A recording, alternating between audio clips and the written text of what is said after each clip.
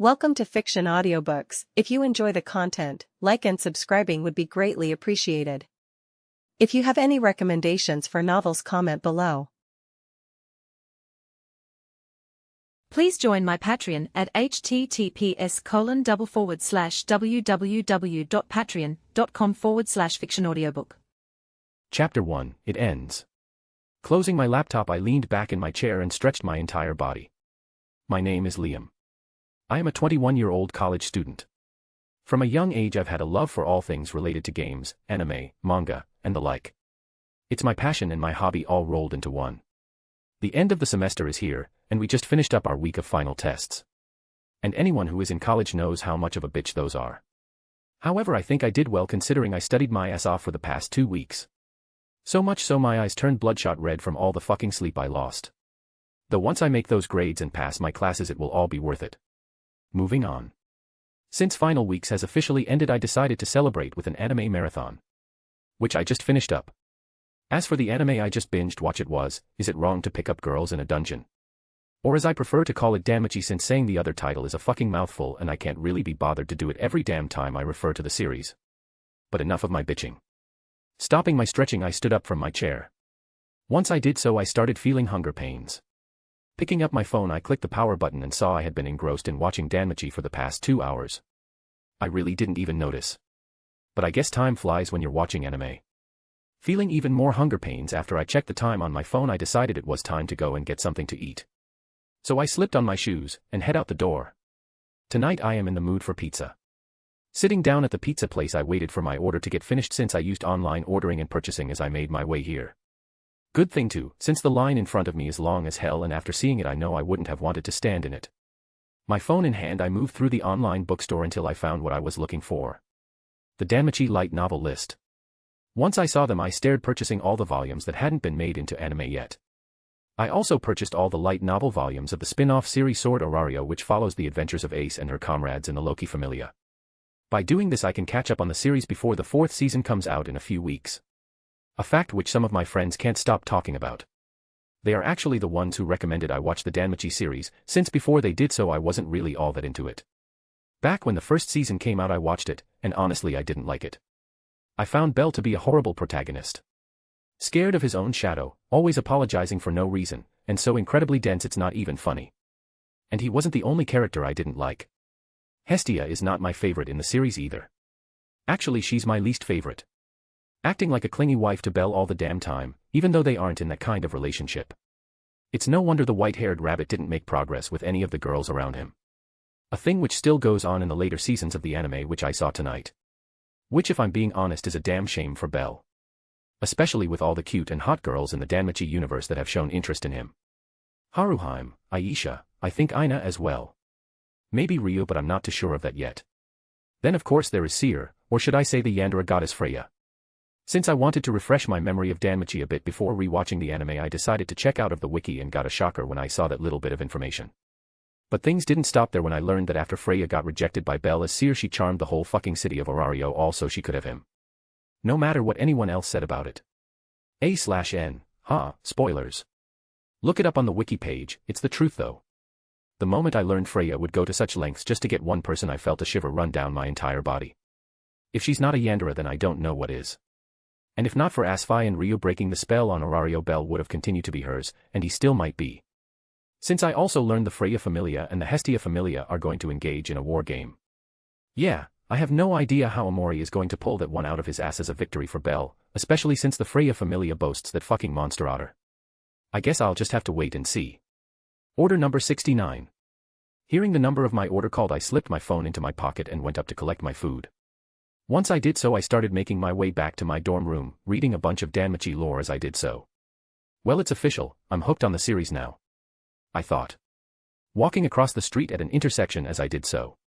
However, the moment I was in the middle of the intersection, I heard a sound coming from my left. Asterisk honk. Honk, asterisk. Seeing a bright light out of the corner of my left eye, I turned my head, only to see a red and blue semi-truck heading straight towards me. The truck coming out of nowhere, since I checked the street before crossing and no vehicles at all were coming down it. So then what the fuck at this? Before I even had time to think, however, the lights of the truck were in front of me, and everything went pitch black in the next second. That's how my life ended. But it's also how my new life began. Chapter 2, then shit starts up again. Fuck. I screamed at the top of my lungs. Hearing my heartbeat in my ears, I began hyperventilating. You would be too if Optimus Prime ran your ass over, and don't say it's not true since you know it is. Shit, shit, shit. I said several times. But as I did so, I noticed something. I was okay. And by that I mean I don't have any injuries at all. Looking down at my body, I don't see a scratch on me. Nor do I feel any intense pain or any pain of the sort. Which makes no sense since I am sure I just got run over by a semi-truck. Curious about my situation, I decided to get to the bottom of it. But first I know I must calm down. Taking several deep breaths and exhaling, I worked to get my breathing back under control. Several minutes passed before I was finally able to do so. But in the end I did. Then once I did, I finally noticed my surroundings. Currently I am in an all-white room sitting in a chair. And I am not alone. Sitting across from me is someone. Actually, now that I have calmed down and am taking a long hard look at them, I know exactly who they are. Ryan Reynolds. Nope. He immediately replied. The truth is I'm God. I just took this form since it's familiar to you. Because if you were to see me in my true form, your mind would break with no hope of repair. God explained to me. As he did so, I simply nodded. Alrighty then. God said. So, to put things simply, you died. Come again. I asked after several seconds passed by. You died. But the big one. God said again. The reason you don't have any wounds over your body since the truck did hit you, as you are sure of, is because now you are just a soul. A spirit. He explained to me. I see. I said. So I'm dead. Man, this blows big time. I had so many things I still had left to do before dying. Namely, seeing the end of One Piece and now Danmachi. But since I am dead now, neither of those things is going to happen. Fuck. Hey now, no need to get depressed. God told me. Really, you tell me I'm dead and say there's no reason to get depressed? I retorted, giving him a deadpan look as I did so. That's right. God said. Because now that you are dead, you can be reborn. What? I questioned. Right, allow me to explain it in simple terms. God said. There have been others like you. People who die before their appointed time. And when that happens, I decided to give that soul a second life. A new life in a new world. So basically you isekai people like in the Japanese light novels? I asked. God nodded. Well, alright then. How do we do this then? I asked. Since I would have to be an idiot to turn down something like this. A truly massive idiot to pass up a chance to live a second life when my first one was cut so short. It's not that hard. God said. He then snapped his fingers. When he did so, a roulette wheel appeared right in front of my face. As soon as it did so, I inspected it and saw the names of several fictional worlds on it for my last life. Marvel Cinematic Universe. One Piece. Avatar. Boku no Pico. Genshin Impact. Horimiya. Strike the Blood. Tensura Slime. Etc. Now then, please spin the wheel. God asked me. Then whatever world it lands on is the world you will live your second life in. Oh, and before you ask me, yes, you will get to keep the memories of your previous life after your reincarnation. Just wanted to get that out of the way since people ask me that all the time and it kind of gets annoying. He explained to me. I nodded. Once I did so, I grabbed hold of the wheel and pulled. It then started spinning. Going around, and around, and around. Until finally it stopped. Danmachi. Well, isn't that a scary coincidence? I thought. The roulette landed on the Danmachi universe, which I was just starting to really delve into before my death. On the list of places I could end up reincarnated into, it's not that bad. Well, if you discount the monsters, gods who enjoy toying with those of the mortal realm, and death being around almost every corner, then it's a great place to live. I'm being sarcastic if you can't tell. Depending on where you are born in the Danmachi world, you can either have a great life or a shit life. As for the life I am going to lead, I already know. I am going to join a familia and become an adventurer, since one thing was made perfectly clear while I watched the Danmachi anime and read the wiki and the other lore. In that world, the strong have all the power, while the weak will get stepped on without any hesitation. I kind of agree with Bet in that regard. Though I am not as extreme as him. Not by a long shot. That Sundara werewolf. Moving on. I can't say there is no reason I am not happy about reincarnating into Danmachi. And that reason is, all the waifus in the series. Danmachi is packed with cute girls. Aina, Reveria, Ace, Chloe, Mikoto, etc. Yes, it's a treasure trove of eye candy, and in particular there is definitely one girl that I will date no matter what I have to do to achieve said goal. She's one of my top 5 waifu ever. And since we're on the subject I might as well tell you my other 4. Since I am a man of culture and all I would be remiss if I didn't. 1. Date Alive, Kurumi Tokisaki. 2. One Piece, Nico Robin. 3. Tensei Slime, Luminous Valentine. 4. Magi, Yamreha. There you have it folks, my other 4 waifus, but I'll never get a chance to actually be with any of them. However the 5th one. As I said I simp for her, and am not ashamed to admit it. That's why I will make her fall for me. This I swear. Alright, your world has been selected. So with that, goodbye and good luck. God told me. Wait a moment. I said. A quick question. What am I going to do about the other gods in the world of Danmachi? I asked him. Since I know in that world you can't lie to the gods, and if one was to ever get suspicious of me I would be in trouble. Oh, don't worry about them. God told me. They only have power in that universe which can't compete with my power, which will be protecting your memories and knowledge of your previous life. God explained to me. Ah, thanks for that. I said, breathing a sigh of relief as I did so. Now I don't have to worry about those gods getting a peek inside my head. Since if that was ever a possibility then things would end up going to shit for me before I could even blink. No problem. Now then off you go. God told me. He then snapped his fingers. Once he did so my soul left the room and started traveling down a tunnel made of pure light. Off to a world that was once fiction where I would live my second life. So say I'm not excited would be a fucking understatement. Chapter 3, A Rough Beginning. Looking at the window where I am sitting, various thoughts are running through my head. 11 years. It's been 11 years since I've been reborn in the world of Danmachi. And it has not been an easy start. Not at all. First off, I was born an orphan. From what the matron of the orphan has told me, I was found outside her doors one morning in a straw basket wrapped in a blanket. A simple note folded up against my chest. Please raise this child. That's all the note said. I know because the matron let me see it a few years ago for myself. She kept it all this time, hoping to be able to show it to me one day like she did. Upon hearing that I smiled. Since I knew despite not knowing my parents in this life I was still loved. Also I have no idea who they might be either. Since although I have had access to the memories from my previous life since the moment I was born, that time period in my life is really fuzzy. I don't really remember faces and I could barely understand the words that were spoken. Though that's not for lack of knowledge. I could understand the matron and the other staff who work and run the orphanage perfectly when I was a baby. No, the reason I couldn't understand anything back then was because my hearing wasn't developed enough. Just like the rest of my body. Which is why I can't recall either of my parents' faces from this world. But since they didn't want me, screw them. We owe each other nothing. They simply brought me into this world, which I am grateful for. But that's as far as our relationship goes. Besides that, we're complete strangers to each other. Moving on from my abandonment issues, let me next explain my appearance. Which I can say with certainty is the one above all fucking with me. Oh, and if you're wondering who the one above all is, it's the god who sent me here, since Danmachi is a world filled with gods already. I gave him that name to distinguish him from the others. Now back to what I was saying. My appearance is that of Zhongli, who is the human avatar of the Geo Archon, Morex Lapis from the game known as Genshin Impact. Which I was really into in my last life before starting this one. In the game, Morex was a god, who disguised himself as Zhongli to walk amongst the people. And now here I am with the appearance of Zhongli. Then there is my new name in this world. It's literally Morex Lapis. That was on the note that was left with me in the basket when I arrived at the orphanage as well. So once again, my name is Morex Lapis and I look like his human avatar. In a world filled with gods who walk among mortals, I have been reborn with the name of a god from a different series with the same appearance he used to walk among mortals. Coincidence? Fuck no.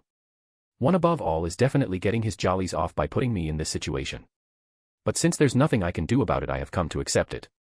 Besides, Zhongli wasn't a bad-looking guy in the Genshin Impact series, and since I will grow up and look just like him, it means I won't look bad either. Meaning I will easily be able to get woman when I am older. If I live to adulthood, that is. Since right now Orario is experiencing what's known as its dark period.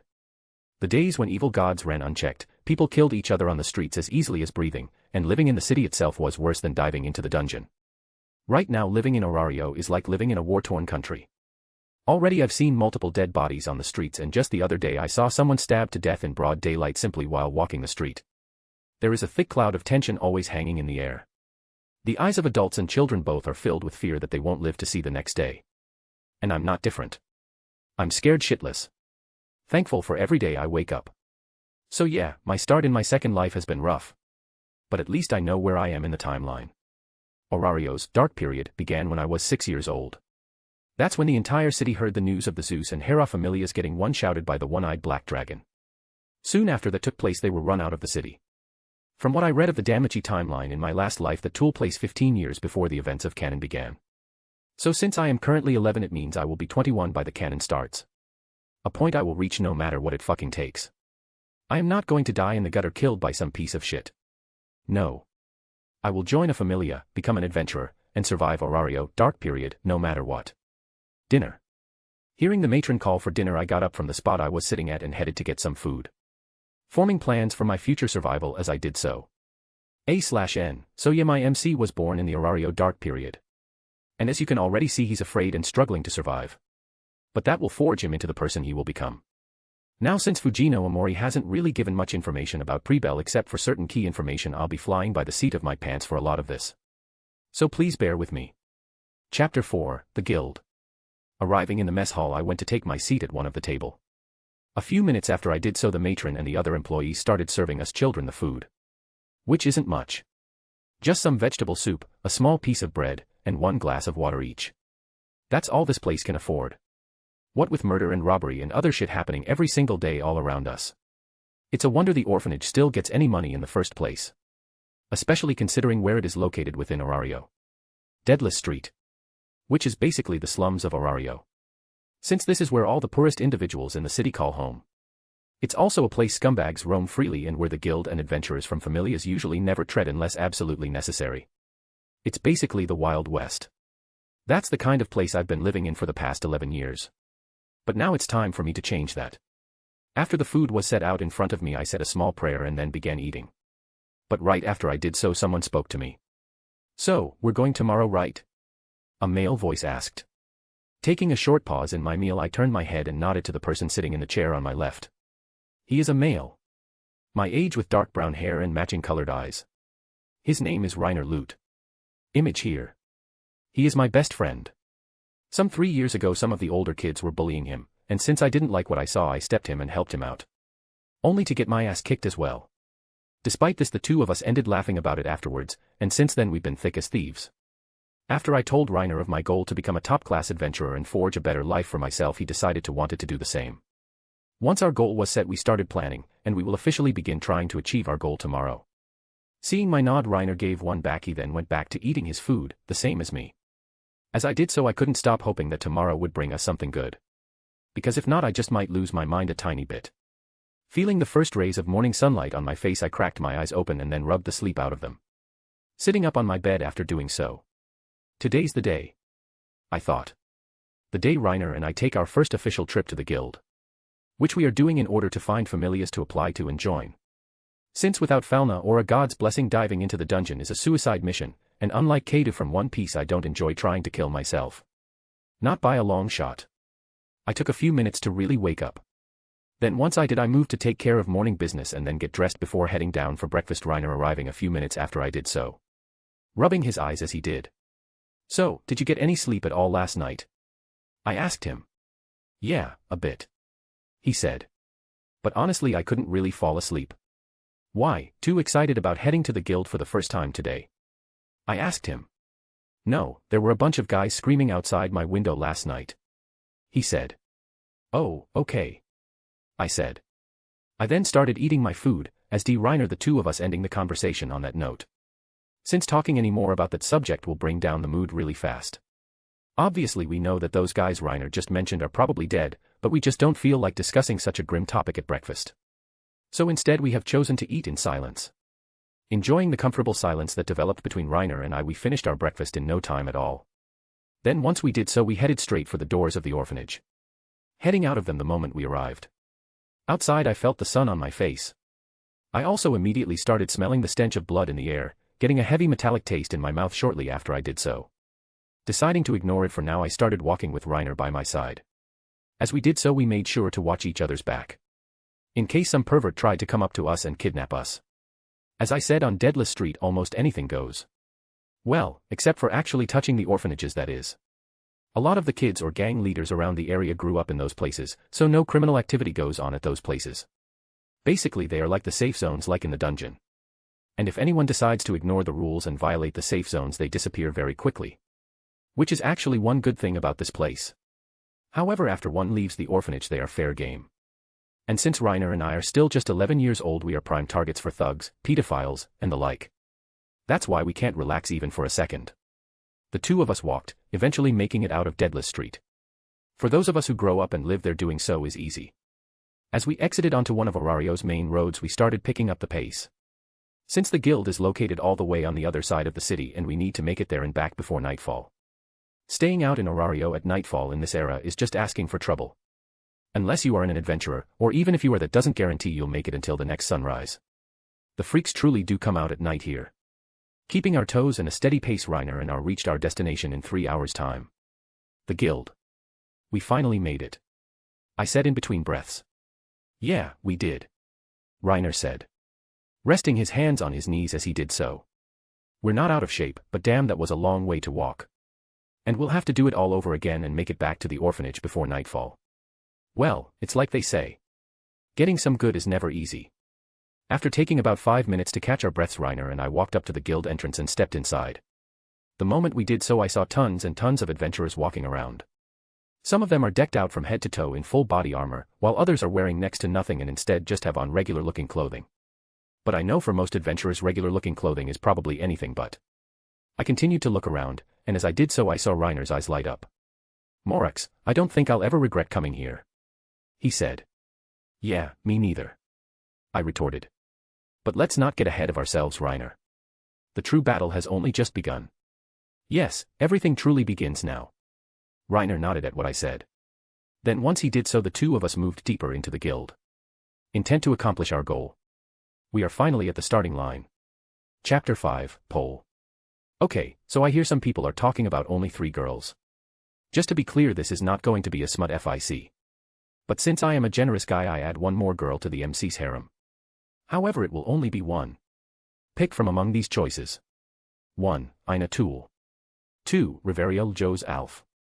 3. Rose Fanet. 4. Asfi El Andromeda. Chapter 6, Chapter 5, Application Process. Reiner and I got in one of the many lines leading up to the front desk. After we did so we steadily moved forward, seeing many adventurers come and go as we did so. Though I have not spotted anyone from the main series yet. Well, I know most of them haven't arrived in Arario yet and will only do so over the next decade, but still I was hoping to at least see someone from the Loki Familia. It is what it is. Since I will soon be an adventurer myself I'll run across them eventually, whether inside the dungeon or out. Of that I have no doubt. Eventually Reiner and I arrived at the front desk. The moment we did so the male guild employee looked at us, a perfect smile on his face. But I know it's fake. Not that I am upset at all. He's a guy who works in public service. If he let his true emotions show he would probably be out of a job. I know, since I worked in customer service one summer back in my last life. I plastered so many fake smiles on my face during that time I'm surprised it didn't get stuck. On that note, concerning my past life I can't remember any personal details about the people I knew. My family or friends. I know I had them, I just can't remember anything about them. The only thing I remember clearly is miscellaneous information. Which is definitely the one above all's doing. Though it's for the best. Thanks to this I can focus on living my second life without any longing feelings about my previous one holding me back. Yes, how may I help you 2 young men today? He asked Reiner and I. We came today to see about becoming adventurers. I told the guild employee. When I did so he looked directly into my eyes. I stared right back, not flinching or backing down in the slightest. He probably thinks I'm messing with him. But I'm not. Not by a long shot. Is there a problem, sir? I asked him. Yes, is there a problem? Reiner added. Looking the male guild employee in the eyes as well. He continued staring at us for several seconds, until finally he shook his head. No problem at all, boys. However, connecting those who want to become adventurers with Familia is not my area of expertise. Wait a moment while I get someone to assist you in the matter. The male guild employee told us. He then walked off. Reiner and I then only had to wait for a few minutes before the male employee returned with another person. She is a female, about 18 or 19 years old. She has fiery red hair and yellow eyes. As well as ears and a tail. Along with big breasts and a resting bitch face. What? It's the truth, okay? The guild employee uniforms hardly leave anything to the imagination, and the girl does have a face that says she wants to be anywhere else but in this situation at the moment. As I looked at the girl, it only took me a few seconds to recognize her. She's Rose Fanet. A werewolf with a reputation for being a bitch in the future. But I know that's really anything but the case. She's hard on the outside but soft on the inside. The only reason she acts cold is because she's seen too many of her assigned adventurers die. Thank you, wiki pages, you are a lifesaver. I thought. Since if I didn't love to read those in my last life, I never would have known who Rose is. Boys, allow to introduce you to the one who will be helping you for the rest of your time here at the guild. An associate of mine, Rose Fanet. The men explained to us. Right after he did so, Rose looked at both Reiner and I, only raising a brow as she did so. Still wearing a mask of indifference. Sup? I said.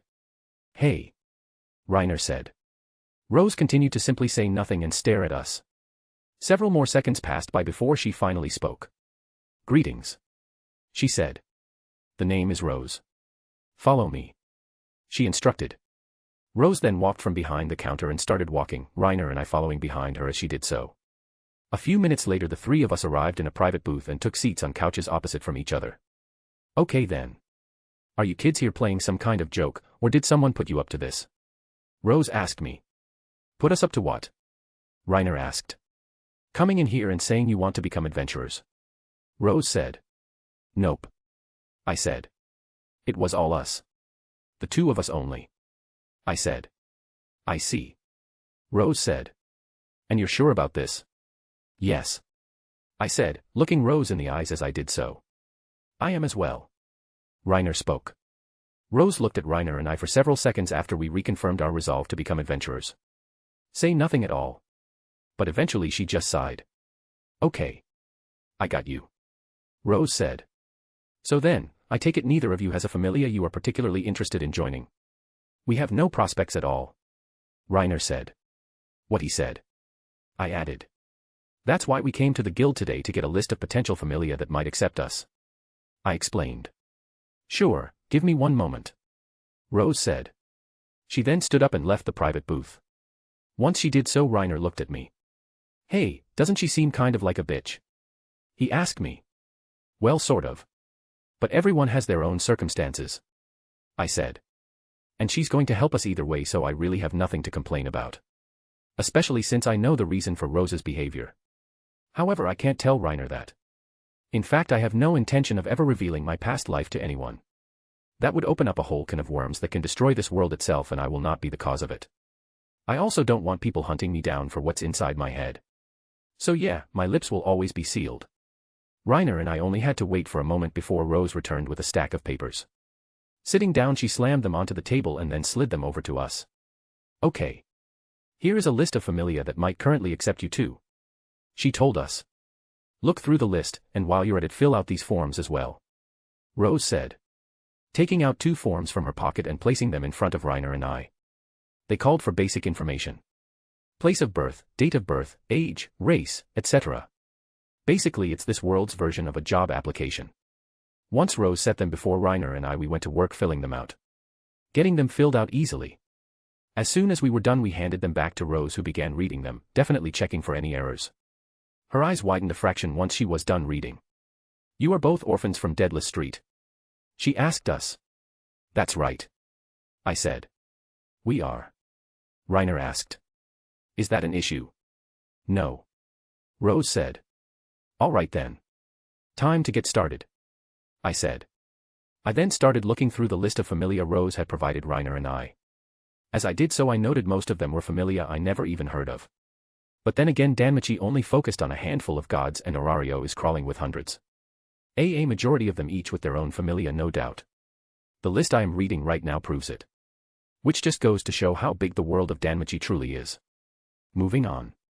I continued reading the list, noting certain familia to try and apply for, but also noting certain ones to stay as far away from as possible. Like the Apollo and Dionysus familias. One is run by a perverted stalker who will do anything to stick it into the hole of the one he desires at the time. While the latter gets his jollies, causing the children in his familia pain. He is also one of the major big bads of the main series, so getting involved with him is a definite no-no. Continuing to read the list of familia, I noted neither the Freya of Loki familia are on it. Well, the former I am not surprised about, but the latter is a group I thought would jump at the chance to get recruits. Or maybe that's only in the future. Since the current Loki Familia is not the same as the one I know. Deciding to stop thinking about that subject for now, I went back to reading the list of Familia and found several I wished to apply for, Reiner doing the same. Once we were done, we handed the list back to Rose. All right. I'll check in with these Familia and see if they are willing to accept you too. She told us. Thank you. I said. Yes, thank you, Ms. Rose. Reiner told her. Sure. Now you may leave. Rose said. Once she did so, Reiner and I left the guild. Today being a good day in my book. A smile on my face, I began running a bit back towards home. Only for a person to round the upcoming alley and for me to crash into them, causing us both to fall over. Though thankfully we have both fallen on our butts. Ow. I said, standing up. Rubbing my ass as I did so. Sorry. I said to the person I bumped into. I got a little carried away.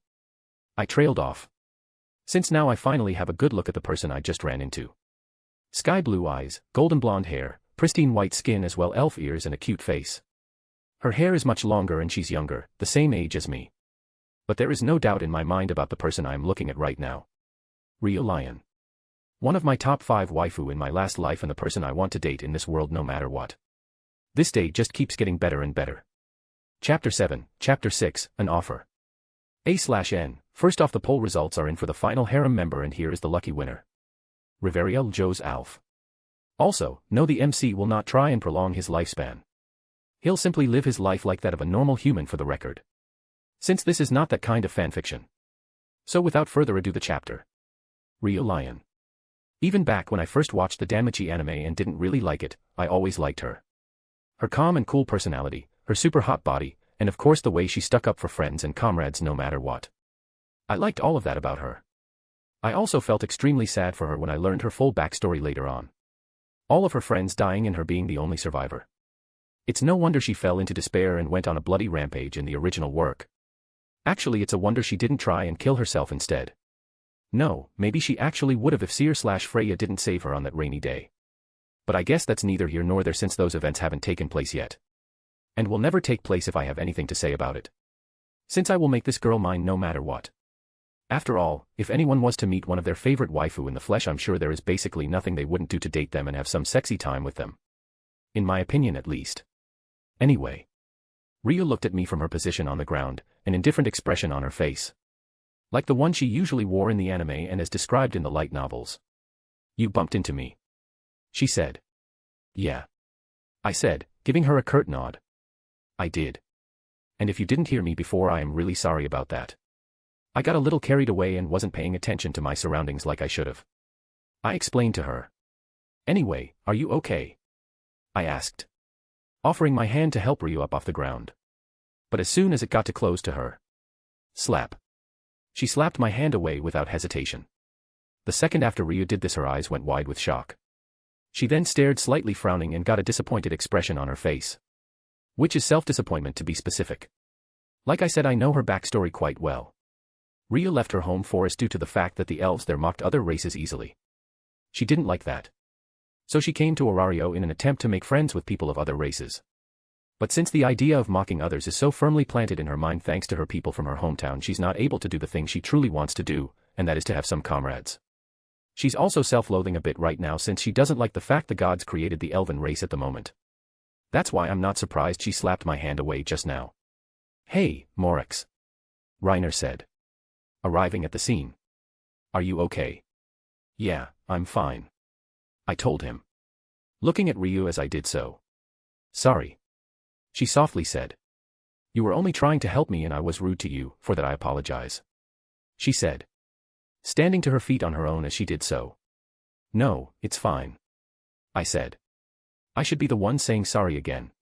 I forgot that those of the elven race do not allow others except for their own kind to touch them easily. My mistake.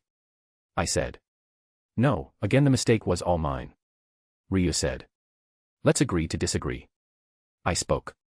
Very well. Ryu said. Well then, if you'll excuse me. No problem. I said. Stepping aside. As I did so, Ryu walked past me and Reiner. By the way, my name is Morix, what's yours? I asked her. Ryu. She quickly said. That's a nice name. I told her. See you around. Yes. Ryu said, continuing to walk away after she did so. As she left the area, so did Reiner and I. Hey, what was that just now? He asked me. You and that elf. It was nothing.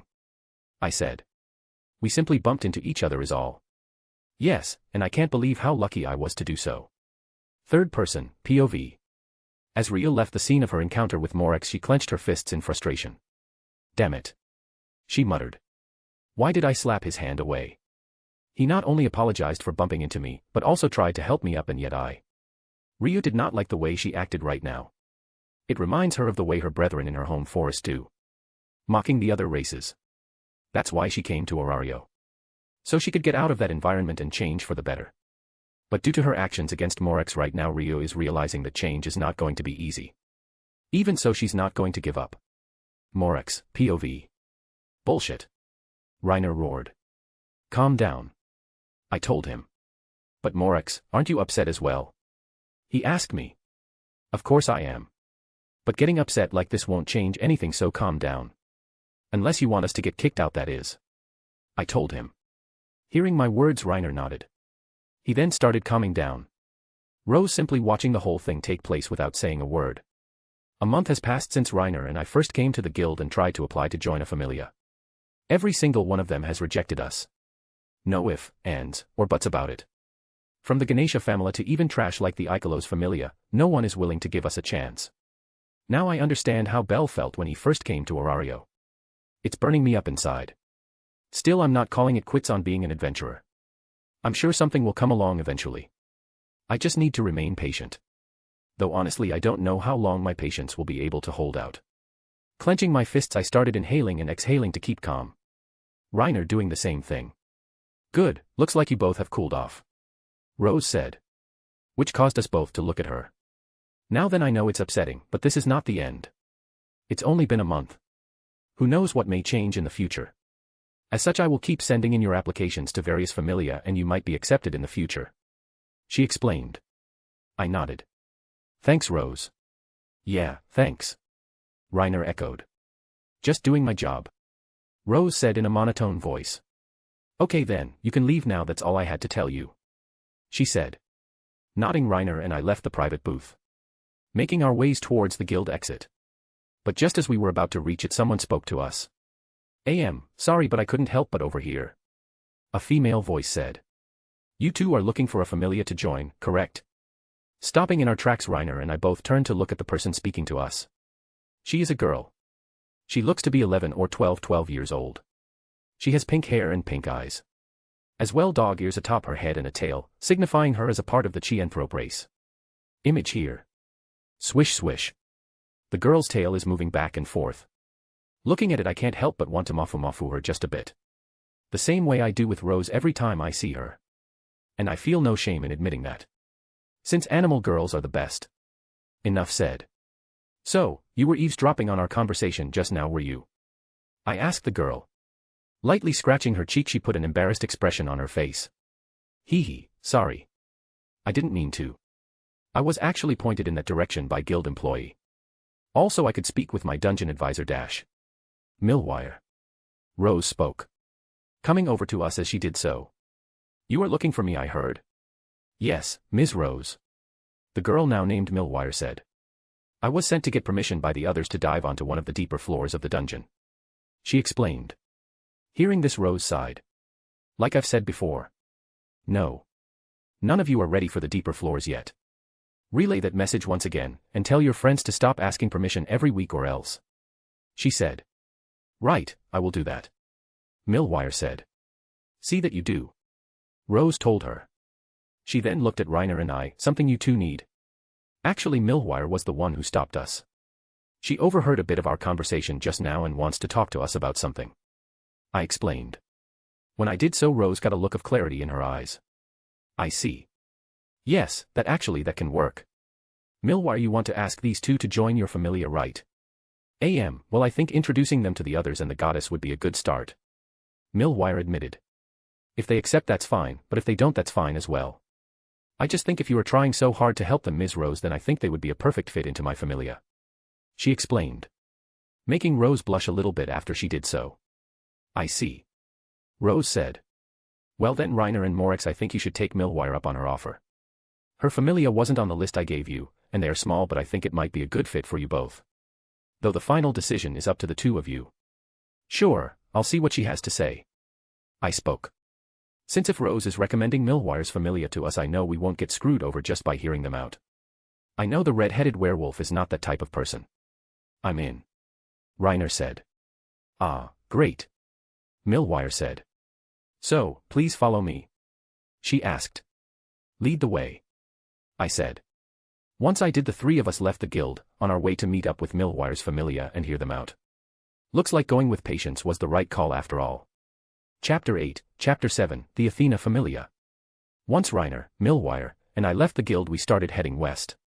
As we did so, I examined Millwire even more. And no, it's not in the way some of you perverts might be thinking. I am still only 11 years old. Puberty won't start again for me for another 3 years or so. Right now I am only interested in becoming an adventurer and getting stronger. Then I can worry about relationships with women. Speaking of which, should I or should I not try and create a harem? That is the question. But back to the point. What I mean when I say I am examining Millwire is that I am examining her equipment. She is wearing armor and has a broadsword strapped across her back. So despite her nice demeanor and relatively docile-looking appearance, I can tell she is a serious adventurer. Especially since her weapons and armor are in pristine condition. They are literally shining as the sunlight is reflecting off of them. The three of us walked for an hour. Until finally Millwire came to a stop. Right outside of a 2-story home that looks big enough to fit a couple of people. Image here. Here we are. Millwire said. Home sweet home. Then the second after she did so, the door to the home opened and a woman stepped out. She is beautiful, with long silver hair and gray eyes. Her attire consists of a white toga dress, golden sandals, a few golden accessories and a dark blue floral crown atop her head like the ones they used to wear back in ancient Greece in my last life. Image here. The moment I laid eyes on this woman, I felt an indescribable aura coming off her. Which means she is one of the gods. I've seen them on the streets of Orario many times, but I've never been up this close with one. Millwire, I'm glad you've returned. The goddess spoke. She then looked at Reiner and I, putting a soft smile on her face as she did so. And I see you've brought company along as well. Greetings to you both. I am the goddess Athena. Athena. The Greek goddess of battle strategy, wisdom, courage, war, handcraft, heroism, industry, and the cities. I was a bit mythology buff in my last life. Anyway. From what I recall, Athena is one of the more agreeable gods from any of the mythologies. So if that holds true even in the Danmachi universe, then I don't think I'll have an issue joining this familia. The Athena familia. I like the sound of that. Greetings goddess Athena, my name is Morex Lapis. I told her. And I'm Reiner Lute. Reiner said. A blush on his face while he is looking at Athena. I can't blame him, she is pretty. Morex and Reiner, such nice names. Athena told us. Well then, welcome to our home. Please come in. She said. Athena then went back inside, Millwire, Reiner, and I following right behind her. Once all of us were inside, Athena closed the door. She then moved to take a seat on one of the couches. Just after she did so, 2 people rushed into the room. Both of them cat people. One of them is a boy and the other is a girl. The former looks to be about my age with short white hair and yellow eyes. Image here. While the latter looks to be about 13 or 14 and has the same hair and eye color as the boy. Only her hair goes all the way down past her butt and she has a single braid with a red ribbon tied around it. As well as a cowlick. Image here. Since the boy and the girl look similar, I know that means they are related, most likely siblings. Millwire, welcome back. The girl spoke. She then sent a glare towards Reiner and I. Who are you two? Ah, Leon, please wait. Millwire spoke up. I brought them here. She said. Millwire then quickly explained how we met at the guild and the reason she brought us here. So Rose recommended them to join our familia, huh? The girl called Leon mused. I don't know, they don't look like much, and they're just kids. You are the same. Reiner said. I'm not. I'm 14. Leon retorted. A young lady. Sure. I said. Giving her a smirk as I did so. When I did, Leon's face flushed red. Why you? Ha ha ha. The boy laughed. Nice one. I can't believe there is anyone around who can get a rise out of sis like that. He told me. Thanks. I told him. By the way, the name is Morex Lapis, I said. And I'm Reiner Lute. Reiner Lute. Nice to meet you both. The name is Gal Galette de Royce, the boy told us. He then pointed to the girl. And this here is my big sister, Leon Michelli Galette de Royce. Gal, don't give out my name so casually. Leon Michelli shouted at her brother. Wow, that's a mouthful, I said, ignoring her protests. Yeah, that's why we just call her Leon most of the time, Gal explained to me. He then got a serious expression on his face. So then, you are looking to join our familia, for what purpose? We want to become adventurers and make better lives for ourselves, I explained. But more than that, I want strength so that I don't die again so easily. And if I have to risk my life to obtain said strength, then so be it. Nothing ventured, nothing gained, as they say. What Morex said. Reiner echoed. I see. Athena mused. Well, if you wish to join us, I have no issues with it. But it's really up to what my children think on the subject. I think we should let them join us. After all, Ms. Rose recommended them once she found out that I wanted to invite them here to meet with us. Millwire spoke. Yeah, I'm fine with it. They seem like okay guys, Gal said. Once he spoke, we all looked at Leon Michelli. The moment we did so, she leveled a serious expression at Reiner and I. If the others agree, I see no problem with you joining our familia. But let me make a few things clear. 1. If you ever abandon anyone in the familia to save your own skin, you're dead. I'll make your life a living hell. 2. We never dungeon dive alone. If you want to go to the dungeon, always bring another member of the familia with you. 3. We never stay out past night, unless absolutely necessary. Follow these rules and we will be good. But screw us over and the consequences won't be pretty. Am I making myself clear? Reiner and I both nodded, sweating a bit as Leon Michelli began excluding bloodlust in our direction. It means she's serious about every word she just spoke. If Reiner and I were to ever betray the familia, she would kill us without hesitation. I can see it in her eyes. For her to have such eyes, I wonder just what her life has been like up until now. Well, since I have decided to join this familia, I'm sure I'll learn about it someday. As to why I have decided to join this familia, it's because they are decent and willing to give me a chance. At the moment, I can't ask for me. Besides, I have this strange feeling the Athena familia is where I am meant to be. Nowhere else. So banking on that, I am going full speed ahead and not turning back. Eventually Leon Michelli stopped excluding bloodlust. Once she did, I looked at Reiner. So, what do you say? Since I have already decided, joining these guys doesn't seem like a bad idea at all. I mean, since they offered, I will accept. Besides, waiting for any other familia to take an interest in us seems like a real drag, Reiner said. When he did so, I put wry smile on my face. Looks like Reiner's true personality is starting to show itself. Most of the time this guy is lazy and really flippant unless it is about a serious matter or something that interests him greatly. Like earlier back at the guild. But now that he's showing his true colors, I know he too has made the decision to join the Athena familia. Excellent. So we're in agreement then? I asked. Reiner nodded. Once he did, I looked at Athena. Please take care of us, I asked her. When I did so, she showed me a soft smile. The smile itself saying welcome. Chapter 9, Chapter 8, Falna, Blessing of the Gods. Please take care of us, I asked Athena. When I did so, she gave me a soft smile. The smile itself saying welcome. It would be my pleasure to accept you two new children into my familia, Athena told Reiner and I. And we are grateful to you for having us, I said. Yes, we are, Reiner echoed.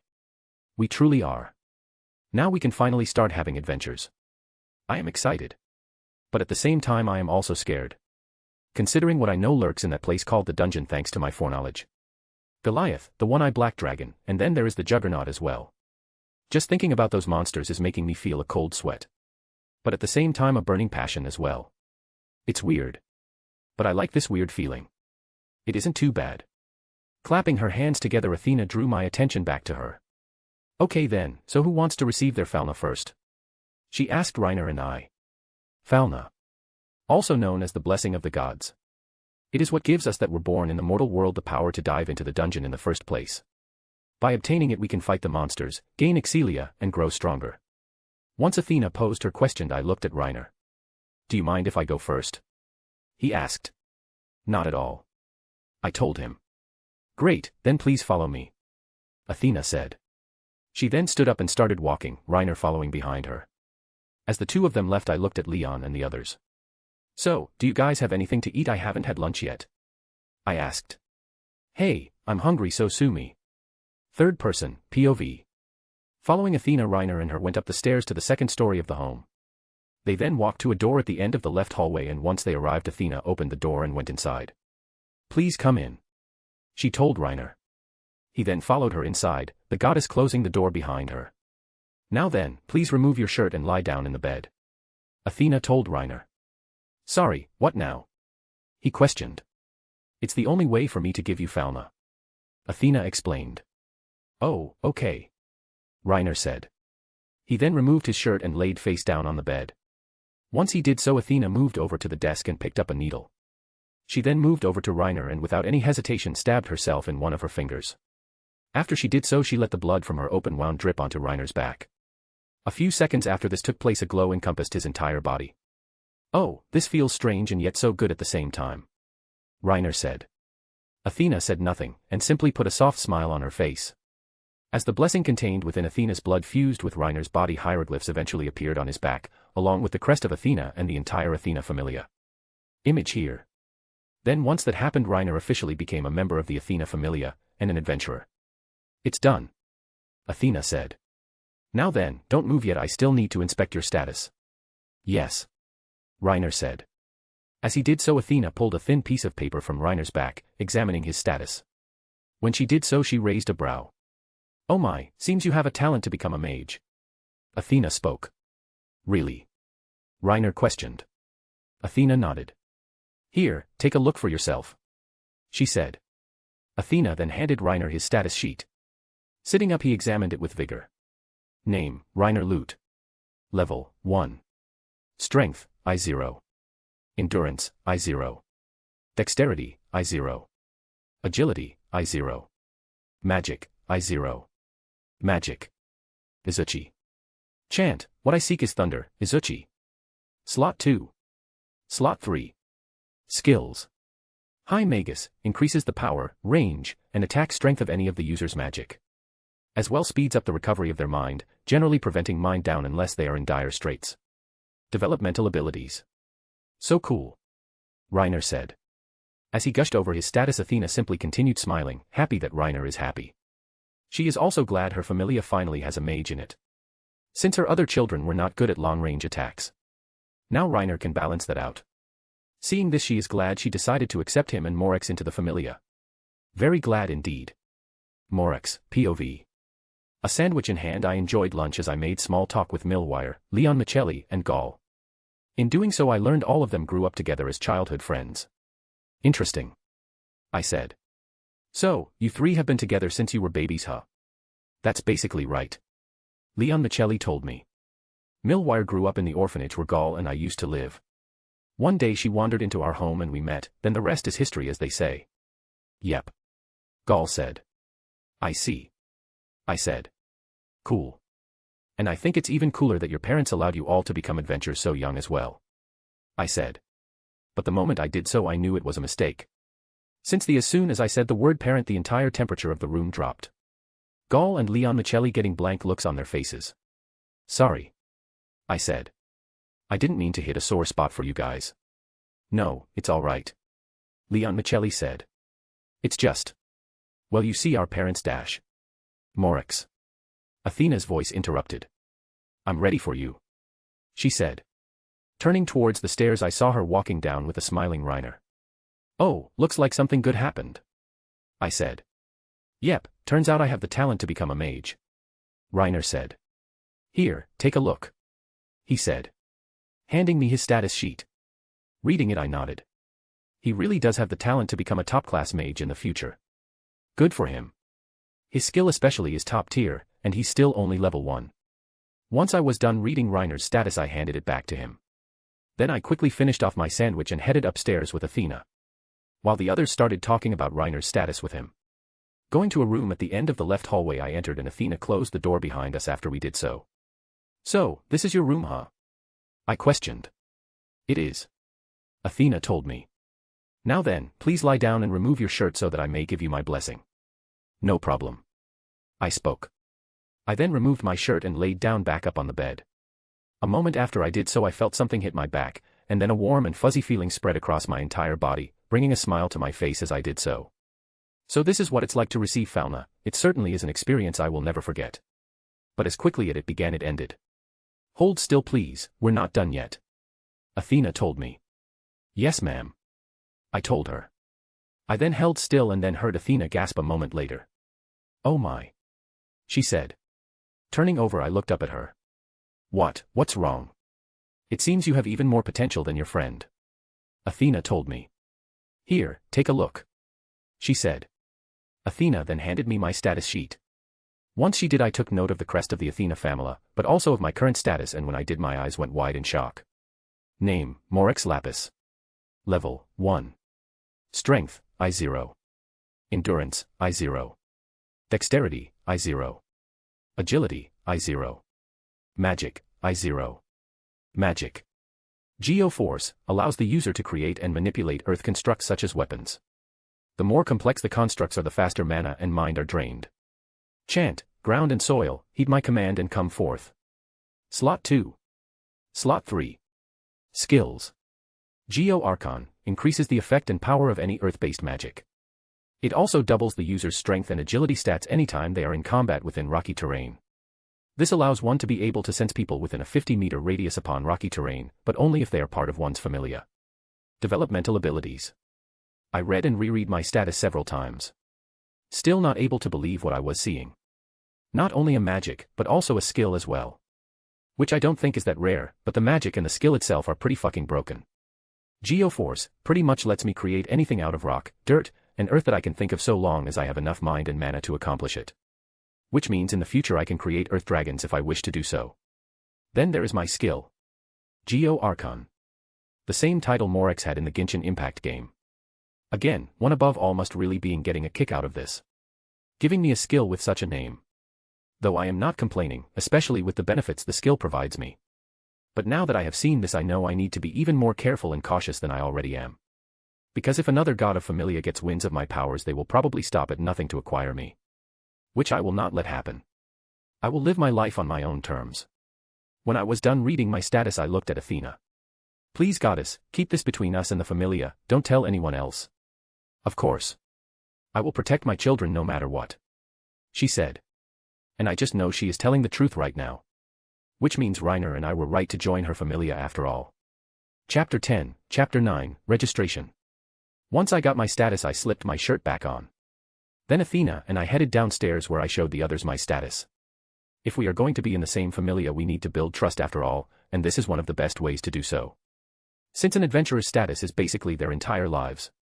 That's the reason adventurers keep such a tight lid on their personal status, because if that information ever became public knowledge, it would be rather easy to kill an adventurer, since you know all their magic, skills, and other abilities.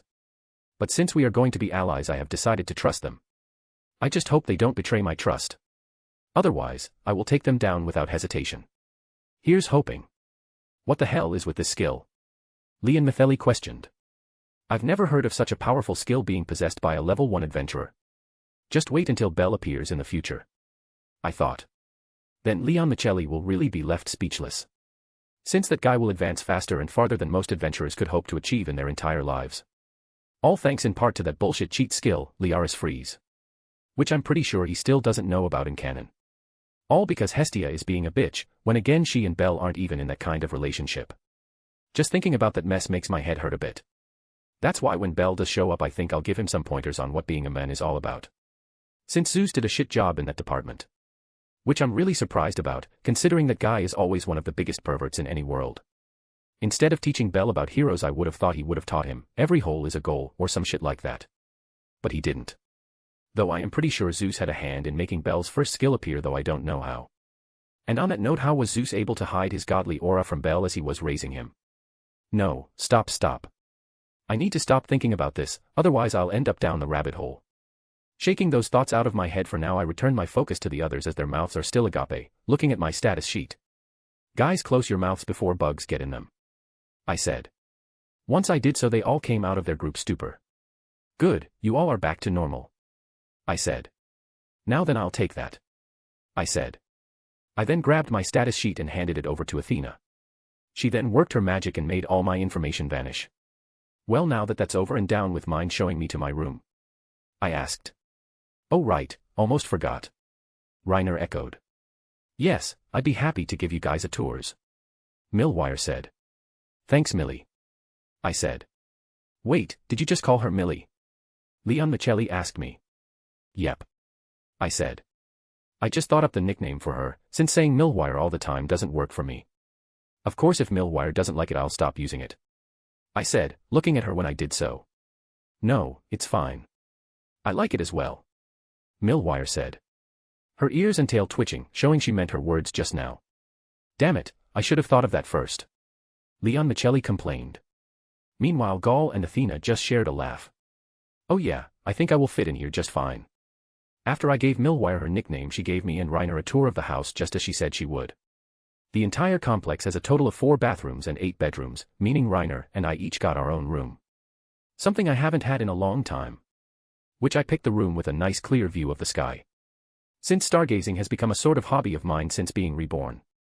Once that was done Reiner and I told the others a bit more about ourselves, specifically growing up in the mean streets of Deadless Street. All of which we did over dinner. Then once that was over each of us headed off to bed. As I did so I gaze up at the night sky, watching the stars as I headed off into dreamland. Entering the guild Reiner and I spotted Rose, walking straight up to her counter as we did so. Athena and Leon Michelli right beside us. Since apparently one has to have their patron god with them when they register as an adventurer. Or they can bring a high-ranking executive of the familia they joined. But since the Athena is familia is so small right now we don't have any executives. Hence Athena had to come to the guild today with Reiner and I so we could officially be recognized as adventurers. Though this is only happening after we returned to the orphanage this morning and informed the matron we had become adventurers. She cried. And the two of us cried as well. The woman had been raising us since we were toddlers after all. So it was a tearful goodbye. But a goodbye nonetheless. After giving her all the details we gathered what little belongings we had and moved them to the Athena Familia home. Then it was straight her to the guild. What a busy day, and we haven't even entered the dungeon yet. The anime never mentioned any of this procedural shit, but then again most of them they never do. Coming to a stop in front of Rose's counter I gave her a wink. Yo. I said. I see you both joined the Athena Familia, so registration is in order I take it. Rose asked. Completely ignoring my greeting. So cold Rose. I said in mock hurt, placing a hand over my chest as I did so. Yet her expression isn't changing in the slightest. Her poker face is something I can respect. Though now I just want to crack it even more. Jokes aside, can you please register these two Ms. Rose? Athena asked her. Of course Goddess Athena. She said. Rose then quickly filled out the paperwork. It's done. Reiner and Morex you are not officially adventurers. But before you even think of entering the Dungan you are going to take a 2-week course about the basics. Do I make myself clear? She said. Sure. No problem at all. I said. What time should we be here in the morning to start? The moment I said this Rose dropped her indifferent mask and actually looked at me with a shocked face. Looks like I finally cracked her armor. Nice. Are you messing with me? Rose asked. I can assure you Morex is not. Athena said. Right, Morex. No ma'am. I said. And since Athena is a god and I can't lie to a god, except about my past life and memories as far as I know, Rose knows I absolutely just told the truth right now. I see. Rose said. Well okay then. Please be here every day at 6 a.m. sharp. She asked. Will do. I said. The same. Reiner echoed. Once we said this we bid Rose farewell and headed home. Getting ready to prepare for the trials ahead.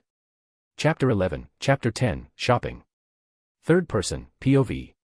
Sitting in front of Reiner and Morex Rose kept an indifferent expression on her face. But on the inside she is smiling just a little bit.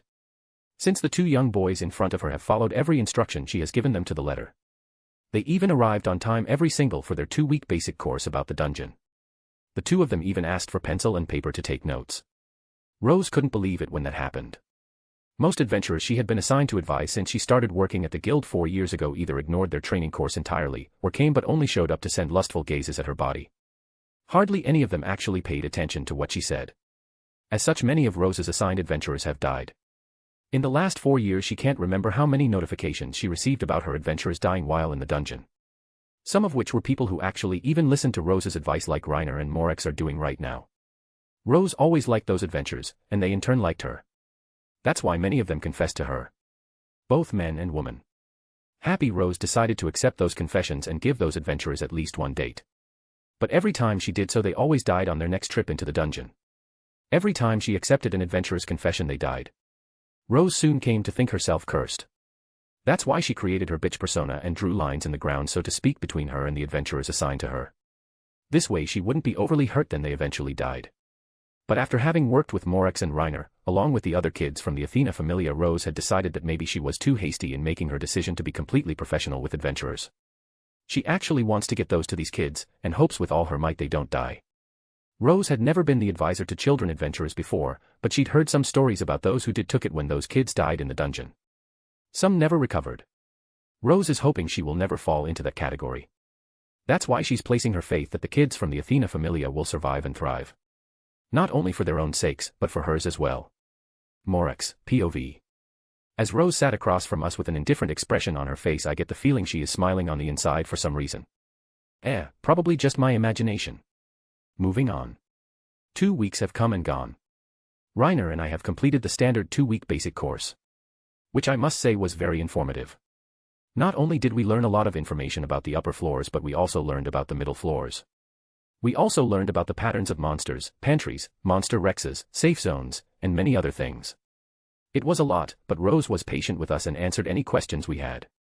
She's a great teacher despite her usually cold demeanor. Though I am hoping that will change over time. You two have completed the 2-week course with flying colors. As such you can now go into the dungeon. Rose told us. As she did so, Reiner and I shared a high five.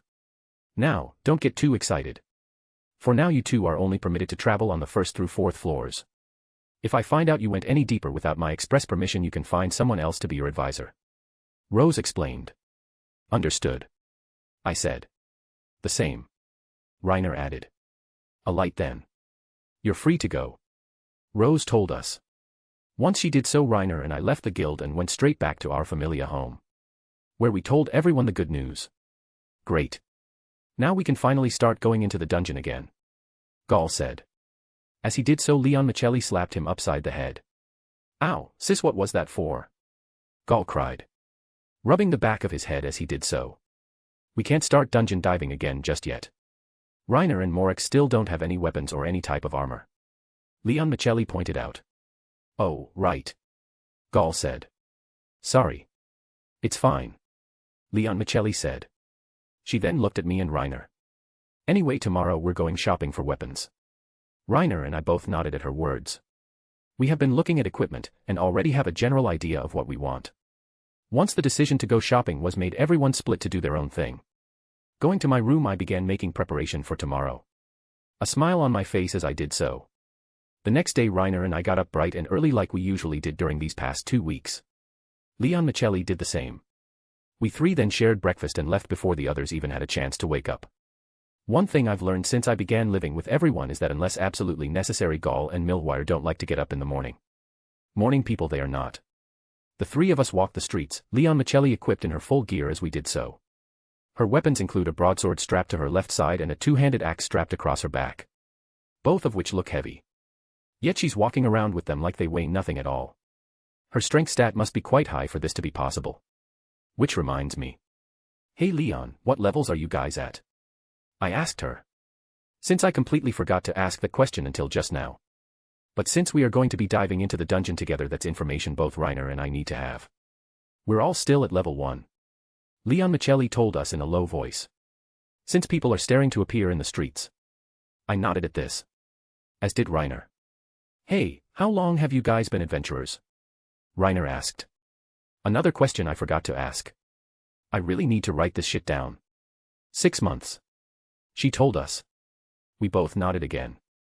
Then we fell into a comfortable silence, continuing unto our destination, which was Babel. Standing in front of the massive tower and the only known public entrance to the fabled dungeon, I felt the air itself shift. There is something about standing in front of this place that gets my blood going. I can't wait to head inside. But not today. Instead we are going to the shops in the tower. Following behind Leon Michelli, Reiner and I arrived in front of one of the many elevators and rode it up. As the elevator came to a stop we exited, and then Leon Michelli led us to a shop without any hesitation. Once inside she turned to face the two of us. This is a shop that caters to beginner adventurers. Their prices are pretty fair across the board. So pick whatever you like. She explained. What's our budget? I asked her. 20,000 Valis each. Leon Michelli told us. Reiner and I both nodded. We then got to searching for equipment. I went straight for the weapons rack, specifically the spears. Since I look like Zhongli, I might as well use the same weapon he did in the game. Besides, after I thought about it for a nice amount of time, a spear just feels like the right weapon for me. Even if I don't formally know how to use it, I can learn. Looking through the racks of spears, I found one that I liked. The price being 6,000 Valis. Grabbing it, I moved over to the knives and grabbed a couple of them.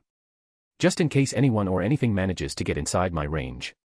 No, I should say when someone or something manages to get inside my range and I can't use my spear to defend myself, they will have a nasty surprise waiting for them. Besides, in the dungeon, you can never have too many options. My main and secondary weapons collected, I started looking through the armors. Specifically the light and maneuverable ones. Taking my Geo Archon skill into account, the build I am going to have is definitely going to be heavily strength and agility based. I'll basically be turning myself into a human cannonball or the like. Which is why I can't wear anything that is too bulky or limits flexibility. Otherwise I will be screwed. Searching, I looked and looked until eventually I found something that caught my eye. Image here. Walking up to the set of light armor, I looked at the price tag and read it. 10,000 Valis. So with this armor, the spear, and the knives, I'll be at 19,000 Valis. I thought. Basically my entire budget. Even so, I'm buying it all. Since this way I can make my own money by raking in magic stones from the dungeon. Grabbing the armor set, I returned to Leon Michelli just as Reiner did. In his hands a set of light armor as well, along with several knives. Looks like great minds think alike. I said. Sure do. He retorted. Looks like you both are set. Let's go then. Leon Michelli said. Once she did, we nodded and went up to the counter to purchase our equipment. We then headed home. As I laid in bed that night, I couldn't fall asleep. For tomorrow I take my fist steps into the dungeon. Chapter 12, Chapter 11, Goblins. Hold my beer. As the rays of sunlight reached into my room, I opened my eyes, a bright smile on my face. Since today is the day. The day I will finally dive into the dungeon for the very first time. After all the preparation, it's finally time to pop my cherry. No, wait, that came out wrong. What I mean is, now it's time for me to finally begin having my own adventures. Getting out of my head, I went to take care of morning business. I then put on the light armor I bought yesterday. Standing in front of the mirror, I examined myself to make sure everything is in place. It is. Which means I am set. Once I was dressed, I headed downstairs for breakfast, finding Millwire already there. Turning towards me, she smiled. Good morning, Morax. Good morning, Millie. I said. Sitting down at the table as I did so. So, looks like you really do wake up early when important matter happen, huh? Since usually you are still asleep right now. I said. A small smirk on my face as I did so. He. Millwire lightly chuckled, a small blush appearing on her face as she did. Bullying Millie so early in the morning, are you perhaps a sadist, Morax? Leon Michelli asked me as she sat down at the table. No, I am not. I told her. Well, actually, I'm not sure. I mean, do I get excited imagining Ryu in bed with me, showing me a messed up face from the immense amount of pleasure I give her, as opposed to her usually cold and stoic expression? Yes, I do. But does that make me a sadist? I don't know, since I would also be a little happy if Ryu were to step on me with a cold look in her eyes or use me as furniture, since that means her ass would be on my body. And since I am an assman, I would really enjoy that.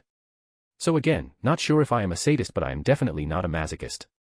Since the only girl I would ever let sit on me or step on me is Ryu. Which might happen one day. One day. Hey, Morax.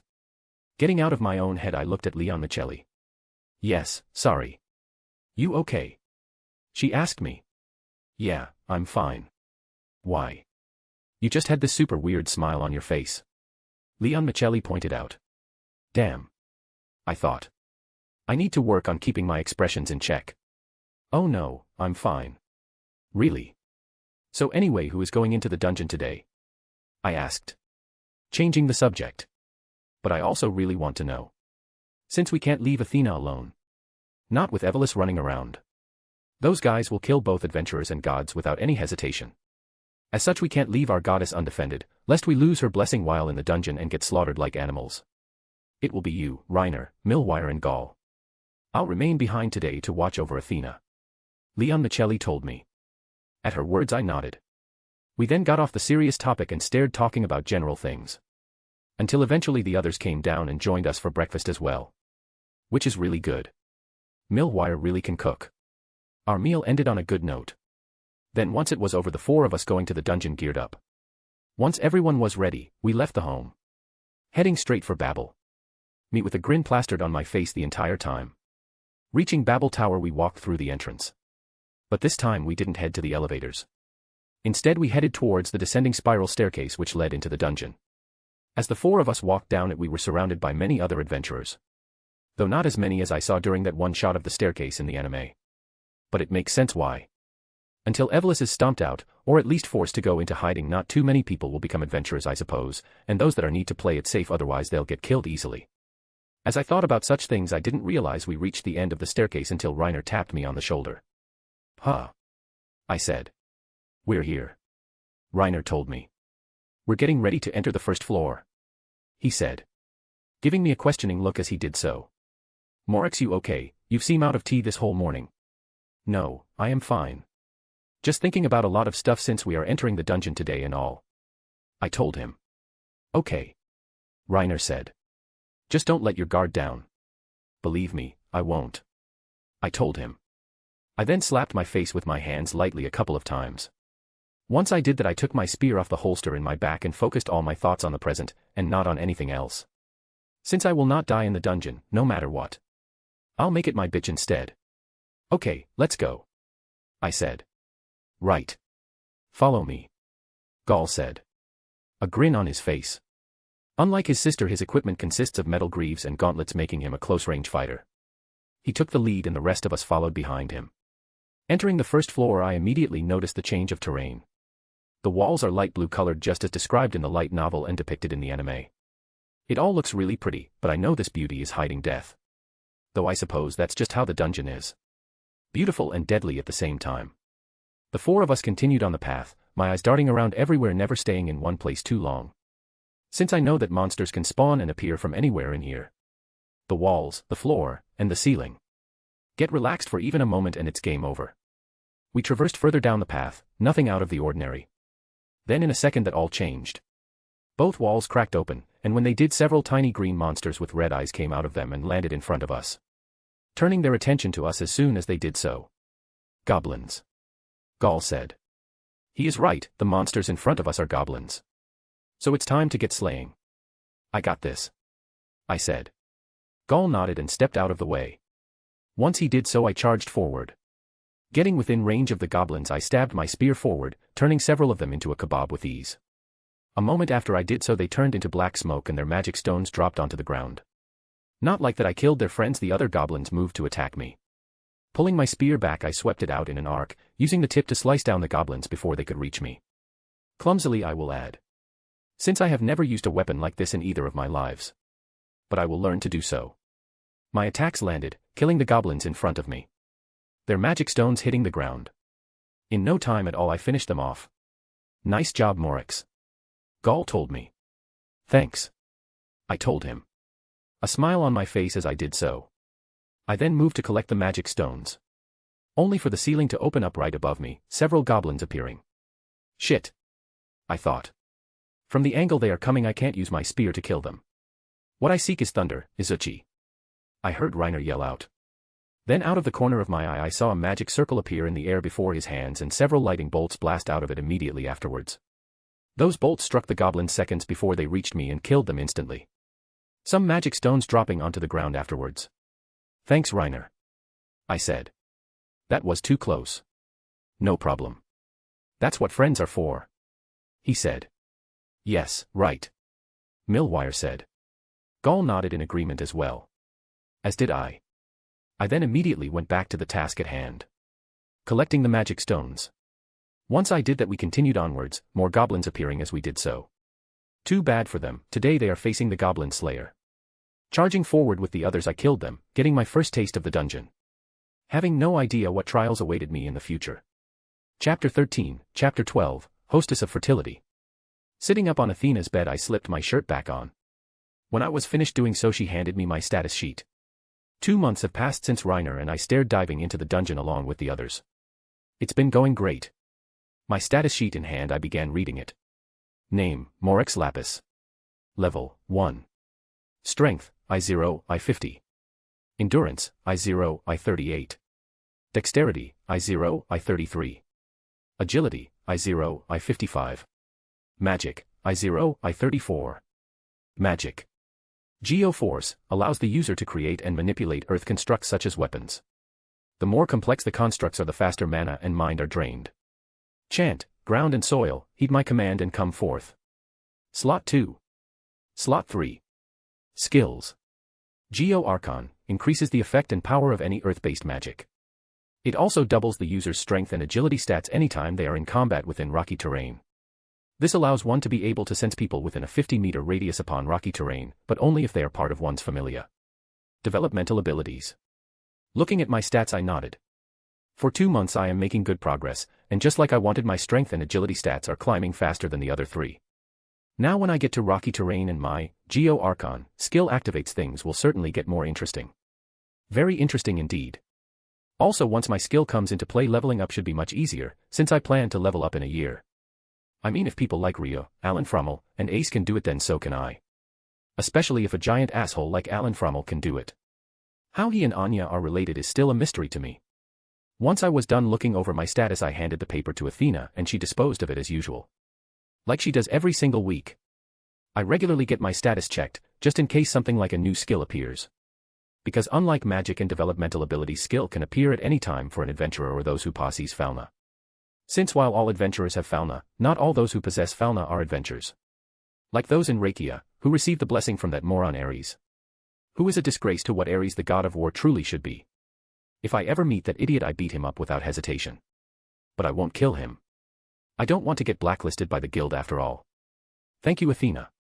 I told her. No problem. She said. Also, I was wondering if you would accompany me through town tomorrow, Morex. That's fine. I told her. Since I am taking 3 days off from dungeon diving starting tomorrow. All work and no play will make me burn out quickly.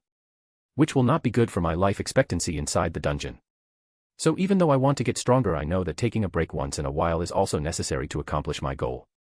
Once I agreed to Athena's request, I left her room and let out a yawn. Now that all the important stuff is done, it's time for some much-needed sleep. Apples, fresh apples here. I've got some fine potions for sale. I heard this and many other things as I walked down one of Orario's many streets filled with vendors selling everything from weapons to clothing. Despite us being in the dark period, it seems that the economy is still thriving. Good, if that started failing, then Orario would really be in trouble. As I walked down the street, I paid extreme attention to my surroundings, making sure no one with ill intent got near Athena. Along with Milhior, who decided to accompany us today as well. Both of us have our weapons with us, despite being in civilian clothing. Since we are adventurers, it's allowed. We 3 mingled with several vendors, and just generally spent the whole day taking it easy. Before I knew it was noon. I can tell by the angle of the sun in the sky. We've sure been out here a while. I thought. Then a moment after I did so, I heard something. Grr. The sound of a stomach growling. Stopping in my tracks, I slowly turned my head to the one the growl came from. Milhior. Who has stopped in her tracks as well, along with Athena. Millie dash. Nothing. She shouted. You misheard just now, Morex. She said again, her face flushing red with embarrassment as she did so. Her ears are even drooping as well. Right, I heard nothing. I said. I may like to tease people, but I am not an asshole and I know when to not take things too far. Like pointing out when a girl's stomach is growling. But you know, we have been walking around since early morning and I am getting hungry. Are you ladies the same? Yes. Milhior said. I am. Athena said. Great, then let's find a place to eat. I said. Actually, I have heard of this place that's in the area. Athena said. It's supposed to have very good food. Then lead the way. I told her. Yes, please lead the way. Milhior said. Athena nodded. She then started walking again, with the 2 of us following behind her. We then walked for about 15 minutes before finally reaching our destination. And the moment we did so, my breath hitched. Since the place we are standing outside of the Hostess of Fertility. I never expected this. I mean, I knew this place existed since according to the timeline I saw of Danmachi in my last Mia started at 15 years before canon, so it was open 5 years ago. But I did not accept Athena to ever bring us here. Sure, I wanted to eat at this place one day, but not right now. The main reason being Seer, also known as the Yandere goddess Freya. I don't want to risk her taking any interest whatsoever in me. Especially right now when I am too weak to defend myself should she send her familia members after me like she does with Belle in the future. But since we are here I guess I'll just have to take the risk and hope she doesn't like me too much. As Athena headed inside I followed her alongside Milhior, saying a silent prayer to the one above all to keep Freya off my ass as I did so. The moment we three entered inside I was greeted by the sight of Mia Grande, also known as Mamma Mia. Two young girls by her side in hostess uniforms. One of them is Anya, and the other one is Seer. Welcome to the hostess of fertility. Mia said to us. Yes, welcome. Seer happily said. Welcome Naya, Anya added. Greetings. Athena said. Hello. I said. Yes, hello. Milhior said.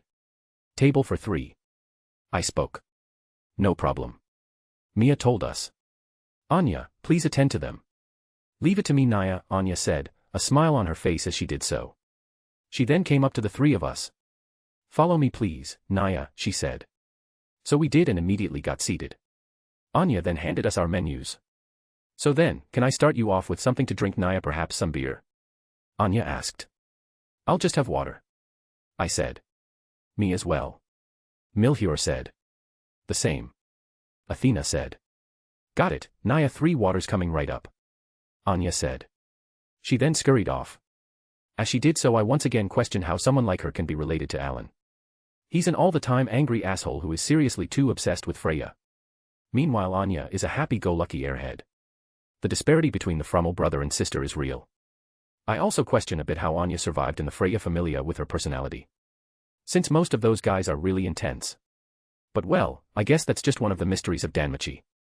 A few moments after we ordered our drinks Anya returned and placed them in front of us. Alright Naya, here are your waters. So then, are you ready to order? Anya asked us. Yes. We three said. We then ordered our food. I got some pasta, Milhior got some kitchen, and Athena got some sort of potato bowl. Within a few moments our food was out, and we were able to enjoy it. Smiles on our faces as we did so.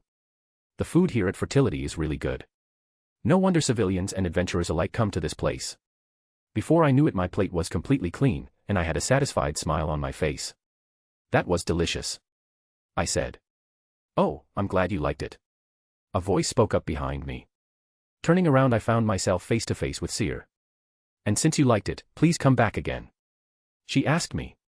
Sure. I told her. I will. I said.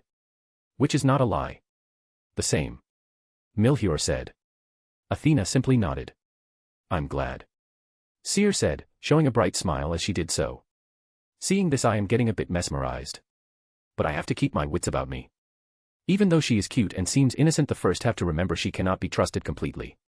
Seer Naya, what are you doing to my customers? Anya asked.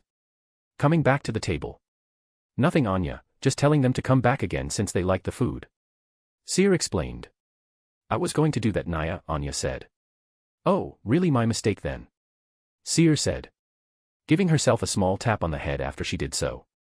Seeing this I can see how she becomes the poster girl for the hostess in the future. After talking with Anya Seer moved in, and we paid the bill and then left. Walking I looked towards Athena. Athena, is there anywhere else we need to go? No, let's head home. She said. Milhior and I nodded at that. But the moment after we did so an explosion rang out from our left. The force of the blast knocking us all to our feet. A ringing in my ears and my left eye covered in red, I saw fire and people running. As well as several black-cloaked figures. One of which is heading straight towards me. Chapter 14, Chapter 13, Shaktivarma. As one of the black-cloaked figures approached me I saw them pull a knife from under their cloak. Reaching me they got ready to drive the blade into my chest. Shit, shit, shit. I thought. Hearing my heart beating in my ears I felt a sense of dread wash over my entire body. This person is about to kill me. I am about to die again. No. I am not dying this like. Reaching into a sheath on my leg I removed the knife I had stored in it and quickly stabbed the cloaked figure standing above me. Ack! They cried out in pain, dropping their knife as they did so. The moment they did I scrambled backwards and quickly located my spear. Lunging for it I grabbed it and then leapt forward, planting it straight in the chest of the piece of shit who just tried to take my life away. Fuck you. I shouted.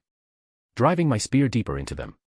I heard a sickening crunch as my weapon pierced through their chest and came out the other side of their body. Blood running down my weapon's shaft and onto my hands after it did so. Feeling the warm and hot blood reach my fingers, I resisted the urge to vomit with all my might. Since I had just killed another human being for the very first time. Killing monsters in the dungeon I feel nothing, but right now that is not the case. Even though they were trying to kill me, taking another person's life is just. Thinking about it, I vomited a little bit. But I quickly wiped my mouth clean and began focusing. Since right now this isn't only about me. Athena and Milhur are in danger as well, and I won't let them die in a place like this. They are people I care about after all. Looking around, I spotted the two of them. Her sword in hand, Milhur stood in front of Athena in a defensive position, despite the numerous cuts and bruises on her arms and legs. Seeing this, I smiled briefly.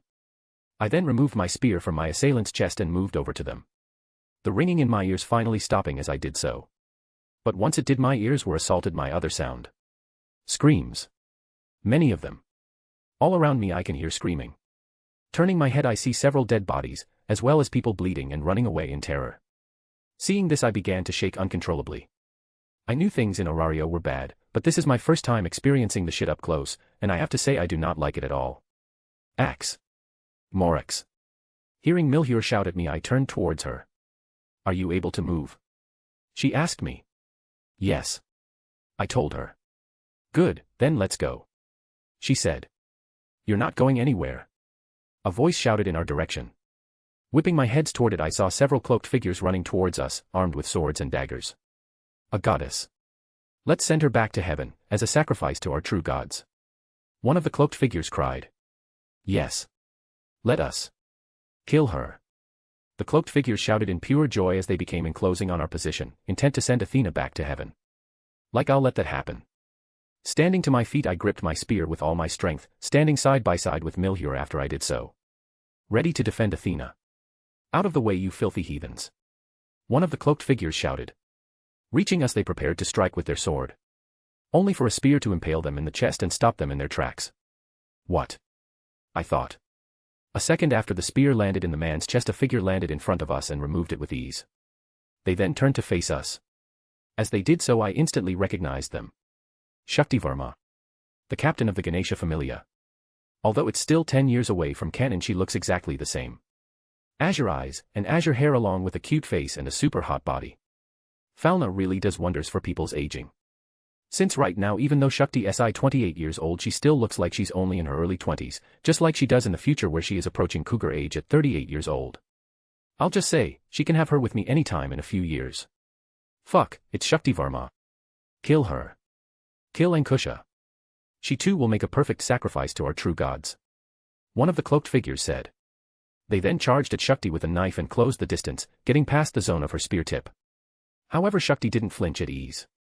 Raising up one of her gauntlet-covered arms, she easily blocked her opponent's strike. She then used her free hand to deliver a punch straight to their gut, sending them flying back and crashing into the street, creating a small crater in the process. Pointing the tip of her spear at the cloaked figure, she looked at them with cold eyes. Evelyn scum, prepare to suffer the consequences of your actions. She shouted. Ganesha Familia, charge. She shouted. As soon as she did so, multiple members of the Ganesha Familia appeared from all over the place. From the allies, from atop rooftops, and even behind the Evelyn members. They then went to work taking them down. Wow, so amazing. Milhur mused. Yeah, she really is. I said. Even though I use a spear-like and have pretty much the same fighting style as Shakti, the difference between us is like night and day. Realizing this, I clenched my fist in frustration. I don't like it. This feeling of being weak. Not one fucking damn bit. If Shakti and the Ganesha Familia hadn't shown up just now, not only I but Milhur would probably be dead and Athena would be back in heaven. Damn it. I muttered. Damn it. As I cursed my own weakness, I suddenly felt a hand on my shoulder. Looking up, I saw it was Shakti. Young man, let's get you some treatment. She told me. What? I said. I then realized the cut over my left eye is still bleeding. Oh, yes. Please take care of me. My friend and my goddess as well. Sure. Shakti said. Thank you. I told her. Once I did so, Shakti led Milhur, Athena, and I away from the battle. Or what is left, since the Ganesha Familia is taking down the Evelyn members with ease. Reaching a place where medical treatment is taking place, Shakti moved us to some chairs and then called people over to attend to our wounds. Being given a potion, I drank it, even though those things taste like chalk. Once I was finished drinking the potion, the cut above my eye stopped bleeding and any other wounds I had were treated. Same for Milhior and Athena. As soon as the medics were done with us, they moved on to others. Some in far worse condition. So, I take it you are adventurers? Shakti asked. Since she hasn't left our side at all. Yes, we are. I told her. I am Morex Lapis. And I am Milhior Biscotti. Milhior said. While I am the goddess Athena. They are my children. Athena explained to her. I see. Shakti mused. Well, nice to meet you all. So, please wait here for a moment. Once the situation is handled, I'll have someone escort you all home. Is that really necessary? I asked. It is. The Evolus organization has begun targeting the gods of smaller familia a lot in recent weeks. Shakti explained to us. That's good to know. All right then. I said. We'll wait. Thank you. Shakti said. She then glanced at my weapon. Oh, looks like you are a spear user just like me. I am. I said. Putting a self-deprecating smile on my face afterwards. But I am nowhere near your level, Ms. Ankusha. Nowhere even close. I told her. A moment after I did so, I started feeling tears streaming from my eyes. Damn, this is really uncool to be crying like this in front of someone like Shakti. Even if I am a kid, I am an adventurer and we're supposed to be tough. Sorry. I told Shakti. Wiping my tears away. I am really sorry. You have nothing to apologize for. Shakti told me. Looking at me with understanding in her eyes and not pity. I greatly appreciate that from her. As I continued to cry, I suddenly felt arms wrap around me on both sides. It is Milhior and Athena giving me a combined hug. Upon realizing this, I smiled and hugged them both back. So happy that they survived and that I didn't die a second death too early. I am truly happy beyond words. Chapter 15, Chapter 14, Aftermath and Apology. A/N, so I noted the comments about the MC crying last chapter, and all I was trying to do was convey his feelings toward the situation. Killing a person for the first time and then coming out of an attack. I wanted to convey emotional turmoil. But it looks like I took it too far. I'll get better at that as the story goes on. So bear with me. Hey, bear pun. Moving, here is the chapter. I just let Athena and Milhior hug me until I got done crying. Enjoying their affection as I did so. 5 minutes passed before I got myself back under control. Once I did, I wiped the tears away from my eyes and broke out of their embrace. Thanks, Millie and Goddess Athena. But I am okay now. I said. Well, I am not okay, not by a long shot. However, I am well enough to make it back home at the very least. Milhior and Athena nodded at my words. Once they did so, Shakti spoke up. Give me a moment to get the situation under control and then I'll escort you home. She said. When she did so, I shot her a curious look. Sorry, Miss Shakti, did you just say you were going to escort us home, like personally? Shakti gave me a curt nod in response to my question. Which is leaving me a bit dumbfounded. Okay. Thank you. I said. Still a bit shaken by Shakti's answer to my question. I mean, I get that we need an escort home. Given the attack and what Shakti just told us about Evolus targeting the gods of smaller familia. But what I don't get is why Shakti herself is going to be the one escorting us. She is the captain of one of the largest and most well-respected familia currently in Orario. Currently she's a level 4 adventurer, of which there aren't many right now. Basically what I am saying is she's an extremely important person, yet she wants to escort me and my companions who are basically no-names right now home personally. I just can't wrap my head around it. Even so, I won't look a gift horse in the mouth. Shakti wants to escort us home, so who am I to stop her? Once I gave Shakti my answer, she walked over to a grouping of her familia members. After she did so, Athena, Milhior, and I just sat and waited for her return. While doing so, I observed everything happening around me. Children crying, adults bleeding from various wounds across their bodies, corpses lying on the ground covered by sheets. Those Evolus fuckers really did a number today, and things are only going to get worse. Seeing all this just strengthens my resolve to get stronger. As well as makes me grateful I survived today's attack. Doing my best to remain calm, I suddenly heard a familiar voice call out to me. Morex. Turning my head in its direction, I saw Rio standing a few feet away from me. When I did so, I put a faint smile on my face. Ever since the day we literally ran into each other, I have not seen her. Orario is fucking huge after all, and I myself have been busy becoming an adventurer and going into the dungeon. Basically, I've had my hands full. Though I have been meaning to look for her. But not to do anything weird, just to make sure she is safe. Since even now at only 11 years old she has a really pretty face, and with all the scum currently running loose in Orario I didn't want a tragic fate to befall her. I mean I know according to my foreknowledge Rio should be just fine until she meets Estrella and joins her familia, but this is not a story anymore but real life. Anything can happen. That's why I was planning look for her in the future. But it looks like now I don't have to. Raising my hand I motioned for Rio to come over to where me and the others are sitting. She did so. As she arrived at our position I noticed she is wearing clothing that is concealing most of her body. Meaning she's reached that point of self-loathing about being an elf already. Damn. Well, this isn't going to last for long. Not on my watch. Rio, how have you been? I asked her. Good. She said. Rio then directed her gaze to Milhior and Athena. Morex, who are the two ladies with you? My fellow familia member, Milhior Biscotti, and my patron goddess Athena. I explained to Rio. Greeting young elf. Athena said to Rio. Who simply nodded. Failing to keep the look of disgust off her face. Looks like she's already run into that pervert Loki and developed a low opinion of the gods as well. Again, hoping to change that. Hello Rio, I am Milhior. Milhior greeted Rio. You are really pretty. She said. When Rio heard this she got light blush on her cheeks. Since her face is one of the only parts of her body she hasn't covered up yet. Thank you. Rio softly said. She then looked at me. So anyway Morex, there is something I wish to say. Sure, go right ahead. I said. Thank you. Rio said. So, I am sorry. She spoke. About when we first met and you offered me your hand to help me up. I want to apologize for my actions towards you at the time. Apology accepted. I said. Seeing relief on Rio's face when I said those words. But like I said before I made a mistake as well. Forgetting how sensitive elves are about allowing those not of their own race to touch them so casually. As such, let's just call it even and put things to bed. Okay. Rio said. Right after she did so Shakti walked up with 3 more Ganesha members behind her. Okay you 3 everything is secure. Now we can go. Shakti said. Glancing at Rio right after she did so. Sorry, is this another member of your familia? No, she is not. I instantly answered. But now that Shakti just said it having Rio in our familia doesn't sound like a bad idea at all. Her talent is no joke. Since in just give years after arriving in Orario she was able to reach level 4 during canon. A feat most adventurers never achieve in their lifetime.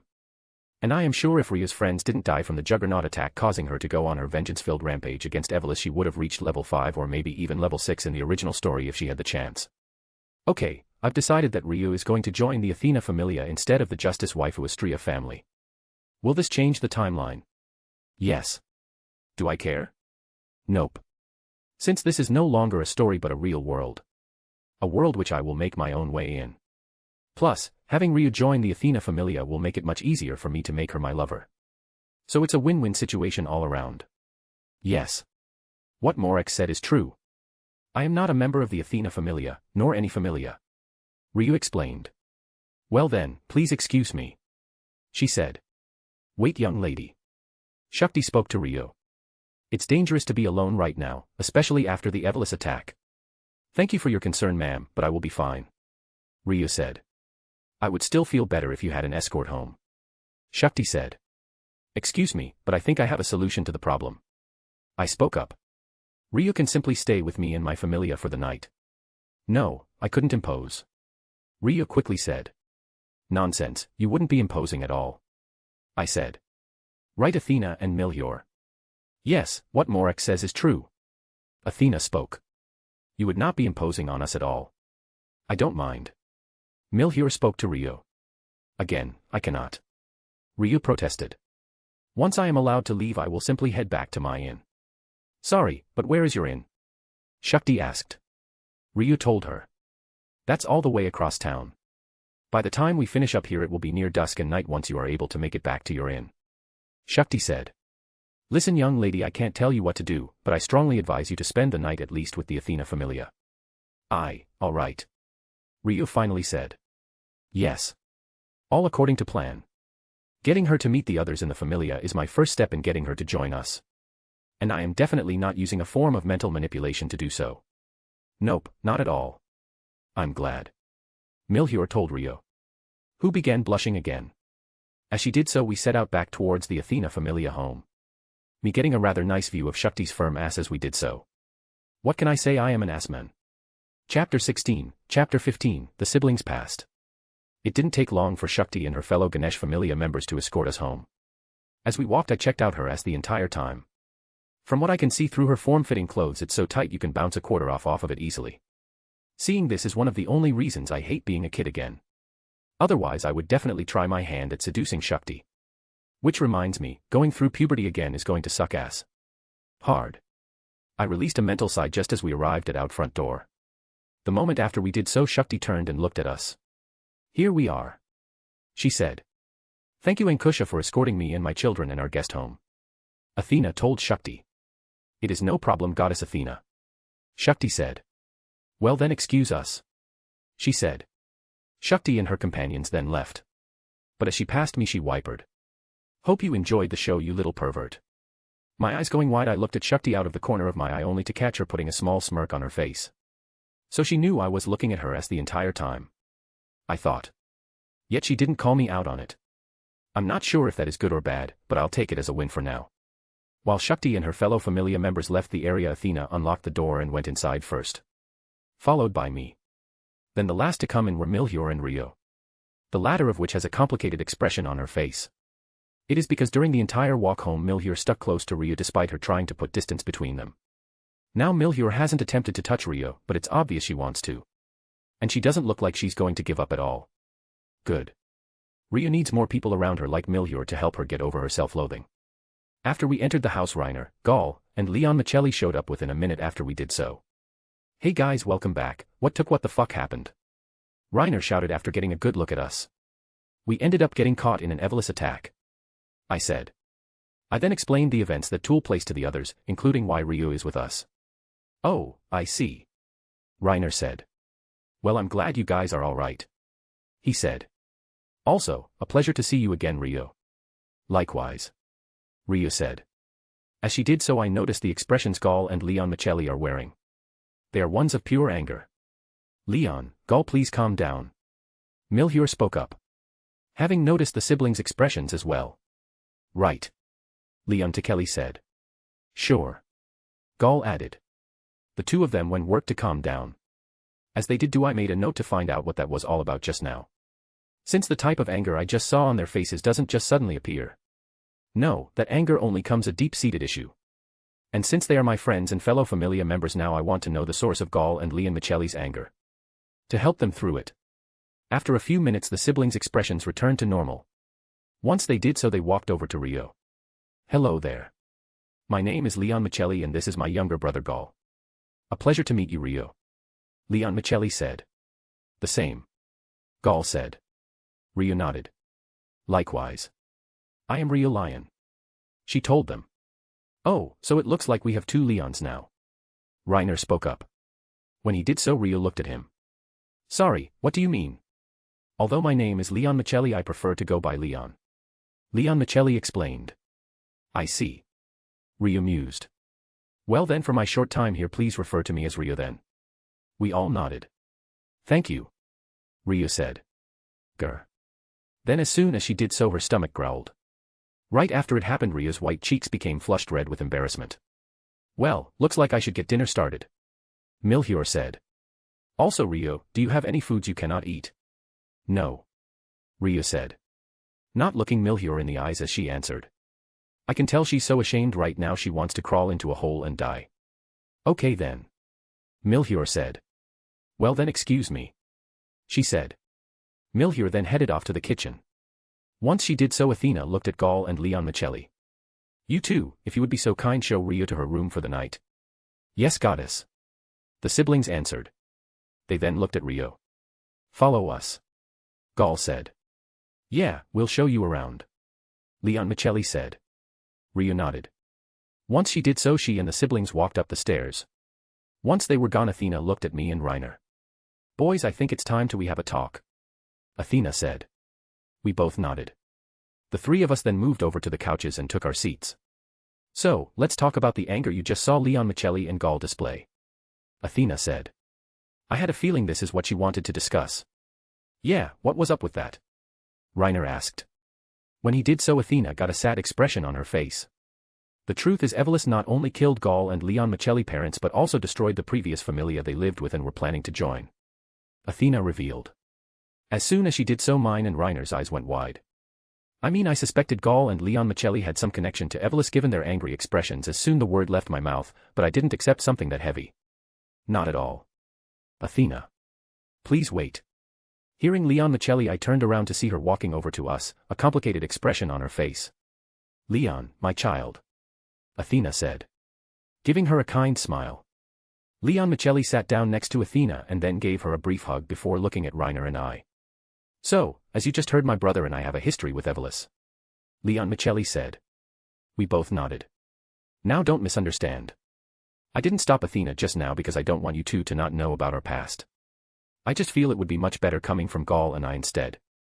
Well, mostly me since Gall is busy guiding Ryu around the house right now. She explained. Sure, it's a good idea to leave them alone. Ryu really does like being touched and Gall as well. He's not an idiot, but he does get overzealous at times. The best way to describe him is hot-blooded. He'll be fine. Leon Michelli said. She then took a deep breath and exhaled. So then, let me tell you our story. She began. Leon Michelli then started her tale. Danmachi Season 4 is finally out. And the opening sung by Seiju no Hana is the best of the series openings so far in my opinion. You should really check it out. Chapter 17, Chapter 16, Resolution. The moment after Leon Michelli sat down and took a deep breath to center herself, she began telling her and Gall's story. Mine and Gall's parents were adventurers. Leon Michelli began. They were both third-class adventurers, belonged to the Bast familia. It was a small exploration-type familia. She explained, putting a nostalgic smile on her face as she did so. The goddess Bast was quite fickle. But she was kind. As was everyone else who was a part of the familia. Leon Michelli explained. They taught me and Gall several things, from stuff about weapons to how to manage money and equipment. Those were fun times. She explained. Leon Michelli then got a dark look on her face. But then in one night everything changed. She hissed out. Her tail standing on end as she did so. The Bast familia was attacked, and all of its members were killed, including mine and Gall's parents. And the culprit responsible were Evelis. Leon Michelli spat out. That's why I won't ever forgive them. Never. And it's also the reason why I have made a resolution to see those scum wiped out. She told Reiner and I. The two of us said nothing. We simply sat there and processed everything Leon Michelli just told us as she worked to calm herself down. Athena assisting as she did so. To think Gall and Leon Michelli had such a past. I thought. Yet, ever since I've known them they've also been so cheery and kind. Yet they were hiding all this anger and pain. It just goes to show me you never truly know what people have on their plate, even if they are friends or family. Eventually Leon Michelli calmed down. Once she did, Reiner spoke up, breaking the silence. So not to be rude, but if the entire Bast familia was destroyed, then how are you and Gall here right now? He asked. I'll admit I'm curious about that as well. Luck. Leon Michelli told us. It was really dumb luck. Gall and I were out playing with Milhior. And like several times before, we didn't notice how late it had gotten. But once we did, we rushed back home, and that's when we saw it. A scene I will never forget for the rest of my life. She said darkly. Third person, POV. Standing outside their home, Leon Michelli and Gall looked on. Paying no attention to the torrent of rain drenching them, nor the bone-chilling cold permeating the night air. No, instead all of the siblings' focus was on what was in front of them. Their home on fire, blood on the streets, and the corpses of Bast familia members littering the ground. Including their parents. As the two Royce siblings stared at this, both of them began to cry without realizing it. Then before they knew it, they were wailing in utter agony. Their cries being drowned out by the heavy rainfall. As if the sky itself wanted to mask the extent of their pain. Morex, POV. That night I cried harder than I ever had before in my entire life. Leon Michelli explained to Reiner and I. After describing the scene of the way she and Gall found their home on that fateful night the Bast familia was wiped out. I don't know how long Gall and I just stood there, but eventually that came to an end when members of the Ganesha familia showed up on the scene. She explained. Once they did, they removed the bodies and made sure all arrangements for our parents and everyone else in the familia was taken care of. We were thankful for that. Anyway, once all that was said and done, we moved into the orphanage with Milhior and then began looking for a new familia to take us in. A month after we began to do so, we met Athena. Yes. Athena said. I had just descended from heaven a week prior. She explained. One night I was out looking for work when some members from Evelys tried to attack me. That's when the siblings and their friend Milhier stepped in and saved me. Once that happened and they told me of their resolve to rid the world of Evelys, I blessed them with Falna and they became my first children. She explained. I see. I said. Well, thank you for sharing this with us. I said. It's no trouble at all. Athena said. Yes, what Athena just said. Leon McTelly added. And just to be clear, we would have shared our plans with you both eventually, but we needed to know we could trust you guys first. Completely understandable. I said. So then, I have a question. Did you only become adventurers to get revenge on Evelys? I looked Leon McTelly dead in the eyes as I said this. Since depending on her answer, Reiner and I might leave the Familia. It's not that I have an issue fighting Evelys. I will gladly do so, since the sooner they are gone, the sooner we can actually explore the dungeon without worry. However, if all Leon Michelli and the others are concerned about is revenge, then I can't stay in the Familia. Not if obsession and hatred are the basis for the Athena Familia's formation. I know Reiner feels the same way. That's why I want to hear Leon Michelli's true thoughts right here and now. Morax, I can tell you right now, we did not only become adventurers to get revenge on Evelys. Leon Michelli told me, looking me in my eyes as she did so. While taking them down is one of our goals, it is not the only goal we have in sight. My brother and I are actually aiming to become first-class adventurers one day, and turn the Athena Familia into a first-class Familia. She told me. Oh, some big goals. I said, putting a grin on my face as I did so. Well, thank you for being honest. And also, I'll be happy to assist you in achieving all your goals. I will as well. Reiner said. Thank you. Thank you both so much. Leon Michelli said. A smile appearing on her face as she did so. Athena is smiling as well. Dinner is ready. Milhior cried. As soon as she did so, we all went into the dining room and sat down at the table. Then a minute after we did so, Ryu and Gaul appeared, the latter having a fist mark over his left eye. Seeing this, I grinned at Gaul. Not a word. He said. Taking a seat next to me. Not a word. I didn't say anything. I said. Raising my hands up in defense. A shit-eating grin on my face as I did so. This looks good. Thank you for the food. Ryu said. Not commenting about Gaul's left eye at all. Lightly scratching her cheek, Athena let out a soft laugh. Yes, no problem, Ryu. Now let's eat before it gets cold. She spoke. Once she did, everyone dug in, enjoying the food without reservation. Even Ryu. Since right now she has a smile on her face. Which is a very welcome sight if I do say so myself. Chapter 18, Chapter 17, Taking the Outstretched Hand. Third person, POV. Stirring from her sleep, Ryu opened her eyes. When she did so, she realized she was in an unfamiliar room. However, the memories of the previous day's events came back to her quickly, allowing her to remain calm. Yesterday, after an attack made by the evil organization Evelys, she happened to spot Morax, and still upset about what transpired between them a few months before, she approached him and then apologized for her actions. An apology which Morax accepted. Ryu felt greatly relieved he did so. Since she still finds her actions at that time unacceptable. Because that means she is starting to act like her elven brethren in her home forest. The last thing she wants. Since it was seeing their behavior that made Ryu travel to Arario in the first place. As to not end up like them. However, her progress in that regard is not going like she wanted at all. Since even after these few months in Arario, she still continues to reject people. Why? Ryu softly spoke. Why can't I? Trailing off, Ryu saw a flash out of the corner of her left eye. Boom.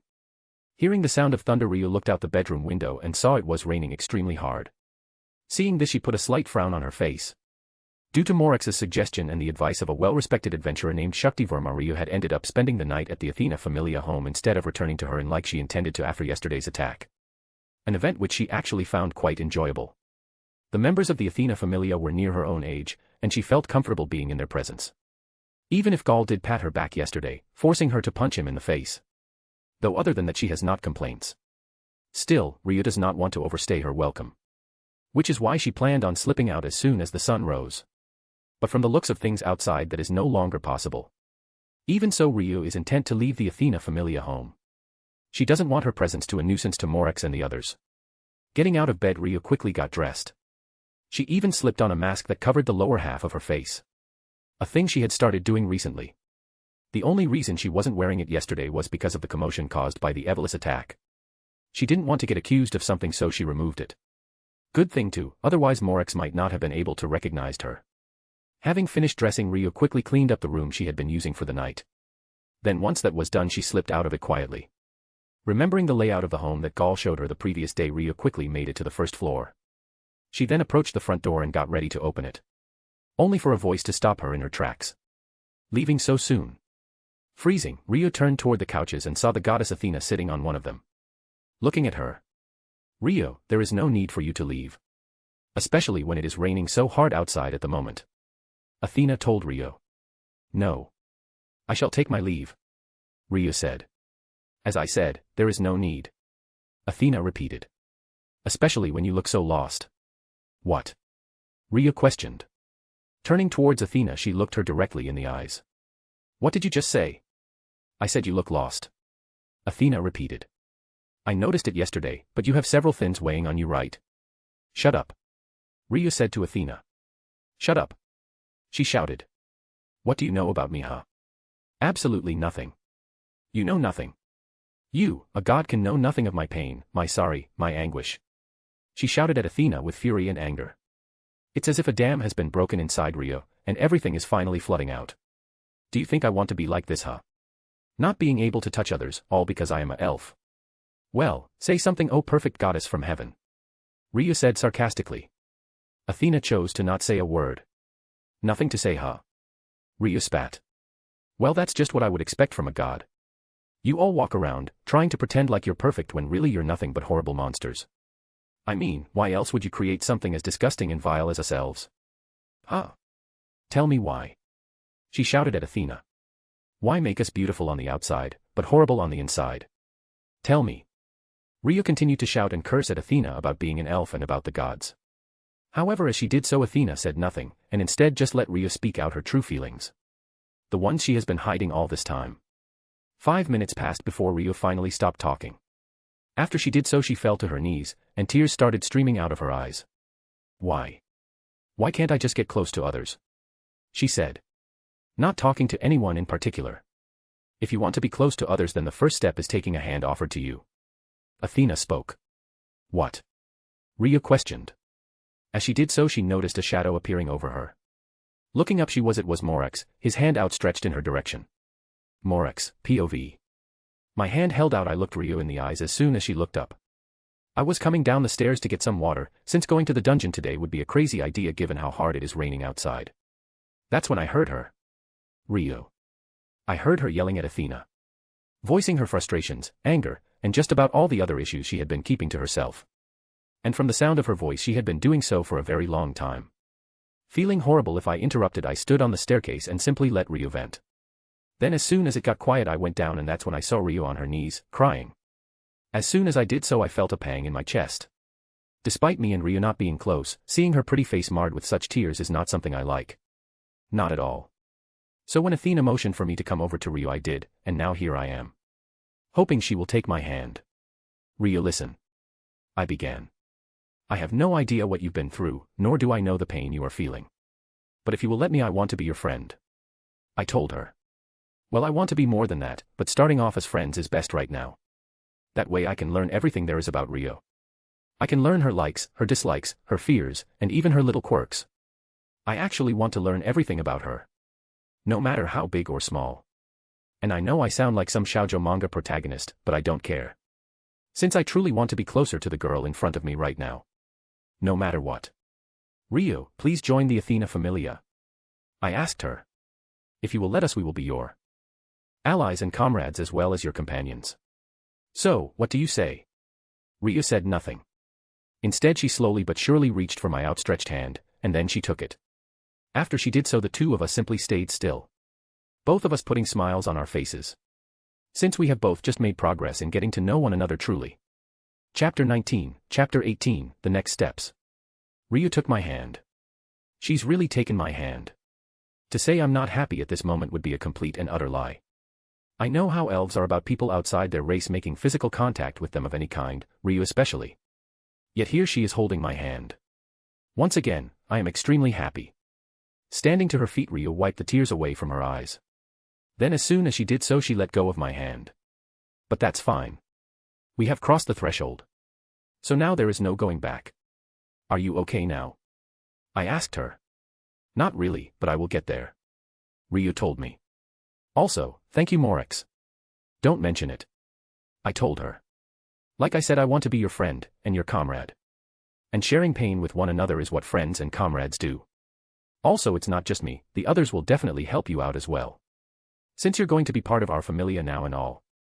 You are, aren't you? Ryu nodded. Yes, I am. I would like that very much. She said. Great. I said. I then turned towards Athena. So then Athena, what do you say? I would be happy to have Ryu join us. Athena said. She then stood up and walked over to us, taking Ryu's hand as she did so. Come Ryu, let's go and perform the ceremony so you can receive my falna. Also, take down that mask, there's no reason to hide your beautiful face. Isn't that right Morex? Yep, exactly right. I said. Okay. Ryu said. She then took her mask off her face, a faint hint of pink coming upon her cheeks as she did so. Seeing this, I took a critical hit in my heart. Normally I am used to seeing a cool beauty type of Ryu, but the Ryu in front of me right now is acting shy and bashful. It's different, but I don't hate it. Not at all. Thank you. Athena told Ryu once she took down her mask. The goddess then started leading Ryu up the stairs and towards her room. After they left, I sat down on one of the couches and simply waited for them to return, humming a tune to myself as I did so. While I did this, Reiner came downstairs and walked over to me. Good morning, he said, stifling a yawn. Morning, I retorted. So, what were those noises I just heard that weren't part of the rain? He asked me. All will be answered in due time, my friend, I cryptically said. Sure, Reiner said. So, whose turn is it to cook breakfast? Gaul, I said. So a meat breakfast.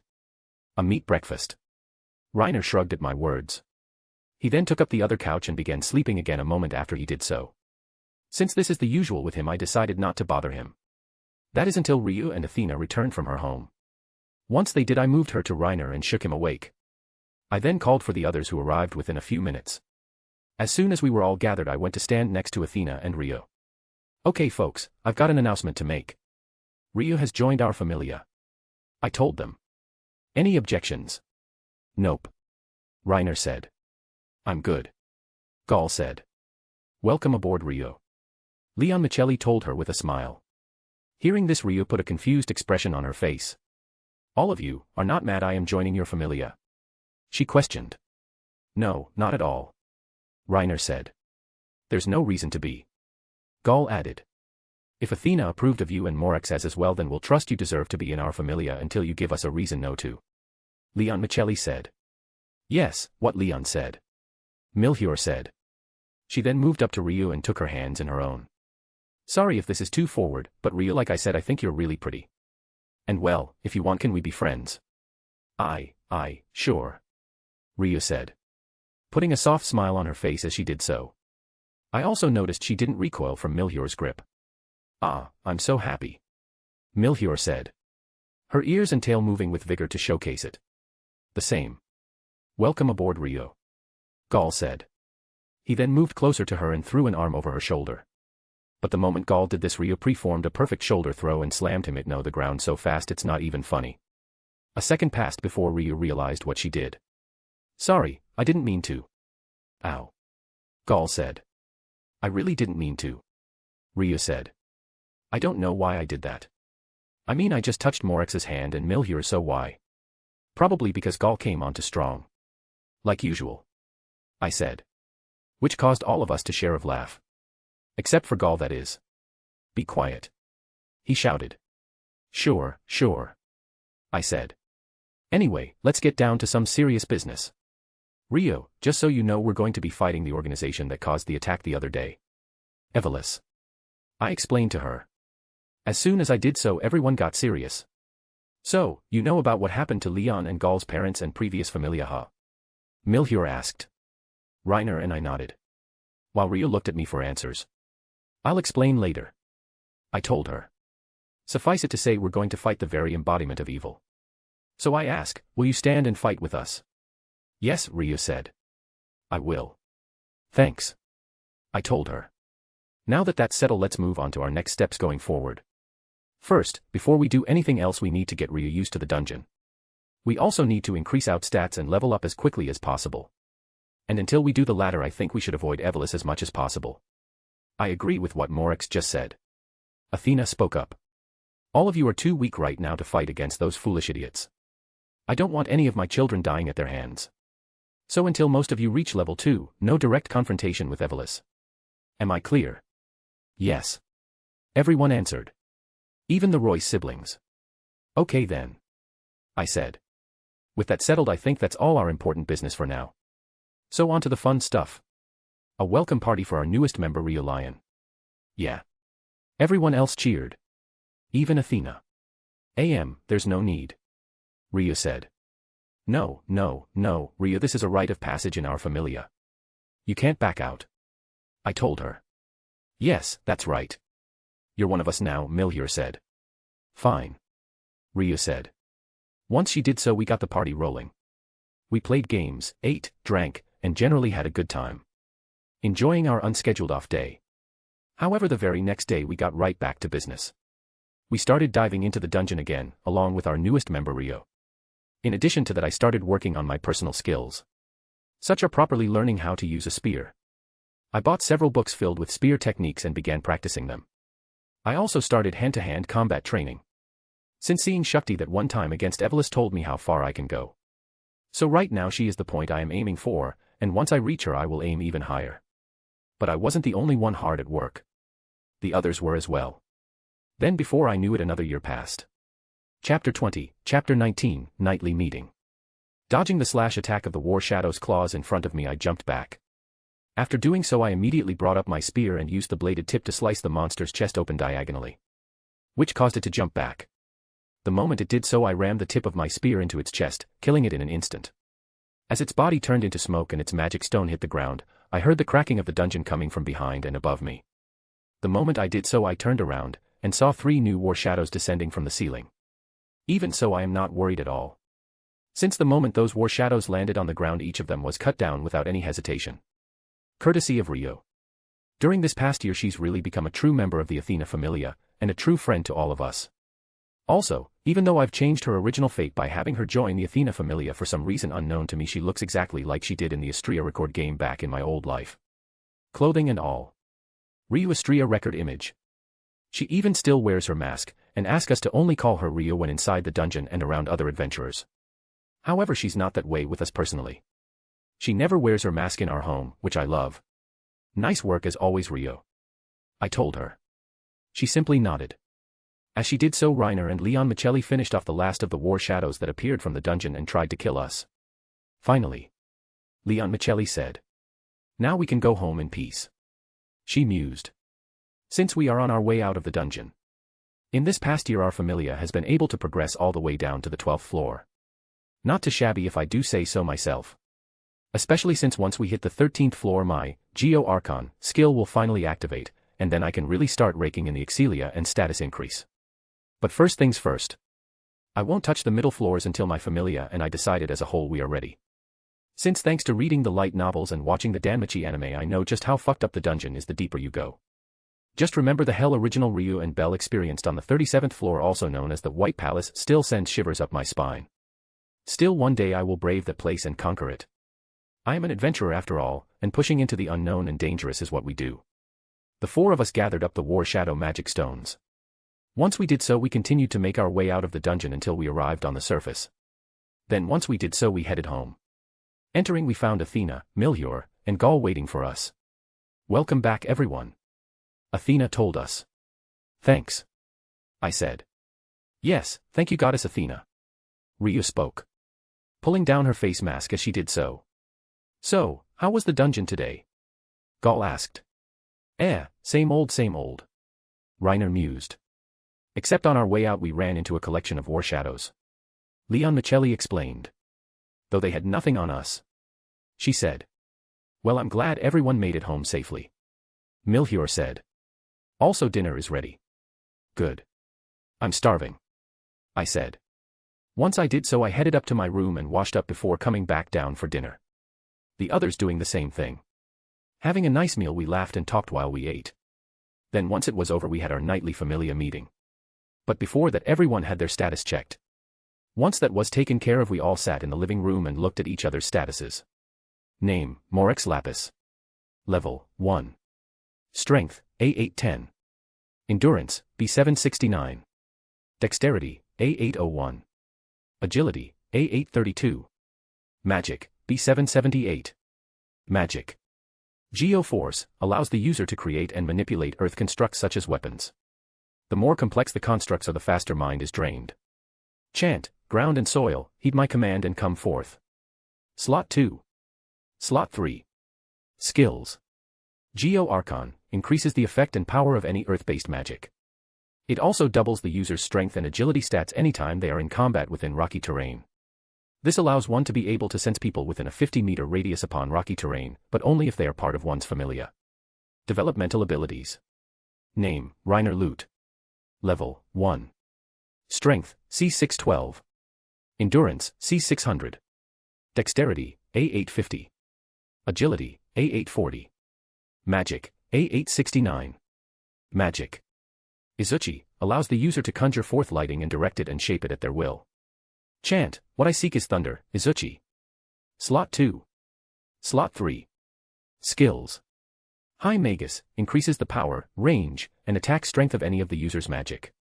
As well speeds up the recovery of their mind, generally preventing mind down unless they are in dire straits.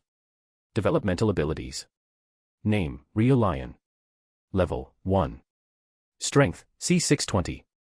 Endurance, C640. Dexterity, B720. Agility, A880. Magic, A810. Magic. Noah Heal, a healing type magic which heals the target's wounds and restores stamina, though it takes time for the magic to take effect. Effect rises in forested areas. Chant, the song of a now distant forest. The nostalgic song of life. Please bring the mercy of healing to those that seek you. Slot 2. Slot 3. Skills. Developmental abilities. Name, Leon Michelli Galette de Royce. Level, 1. Strength, A855. Endurance, A848. Dexterity, A820. Agility, C605. Magic, I0. Magic. Slot 1. Slot 2. Slot 3. Skills. Night vision allows one to see perfectly in dim-lit areas and even pitch-black darkness as if it were daytime. Development abilities. Name, Gal Galette de Royce. Level, 1. Strength, A840. Endurance, A869. Dexterity, B721. Agility, C602. Magic, I0. Magic. Skills. Night vision allows one to see perfectly in dim-lit areas and even pitch-black darkness as if it were daytime. Developmental abilities. Name, Milhur Biscotti. Level, 1. Strength, B740. Endurance, B735. Dexterity, A820. Agility, B766. Magic, I0. Magic. Skills. Developmental abilities. Looking at everyone's status, I smiled, nodding as I did so. This is the fruits of our labor for the past year. Our blood and sweat we poured into grinding in the dungeon. All of it having culminated to now, where everyone can now level up with no issues. Everyone has a status above D rank, now all we need to go is go on some adventures and our entire familia will hit level 2. Not bad. Not bad at all. As usual, all of you look to be doing wonderful. Athena said as she looked at all our status sheets. I am so proud of you all. Thank you, goddess. I told her. Yeah, thanks. Gal said. But damn it, I wish I had some magic so my magic status would increase. Little brother, you know it's not that easy to get magic. Leon Michelli said. She's right. Even if one does receive Falna, there is no guarantee they will ever acquire magic. Even if they do level up. The fact that Reiner, Rio, and I all have magic despite still only being level 1s is pretty rare. I know, but still, I want magic. Gal said. Don't get so down, Gal. There is still a chance for you to acquire magic of your own as you level up. I said. Yeah, and if that doesn't work you could always try to find a grimoire. Reiner added. Right, like I would ever be lucky enough to get my hands on one of those. Gal commented. He's not wrong. Grimoires are that fucking rare. Do not worry, Gal, I am sure you will be able to use magic one day. Rio said. Giving him a soft smile as she did so. Ah, thanks Rio. Gall said. She gave a curt nod in response. Okay, let's move on. I said. All of us meet the requirements to level up, so I think it's time we did so. Who is with me? I asked. Since I know some people like to max their stats before leveling up. Though I am not like that. I don't think I can acquire S-rank stats like Bell, and at the moment I don't care to try. Not with Evolus and its allies getting more violent every single day. Right now I need power to weather the coming shitstorm over the next few years.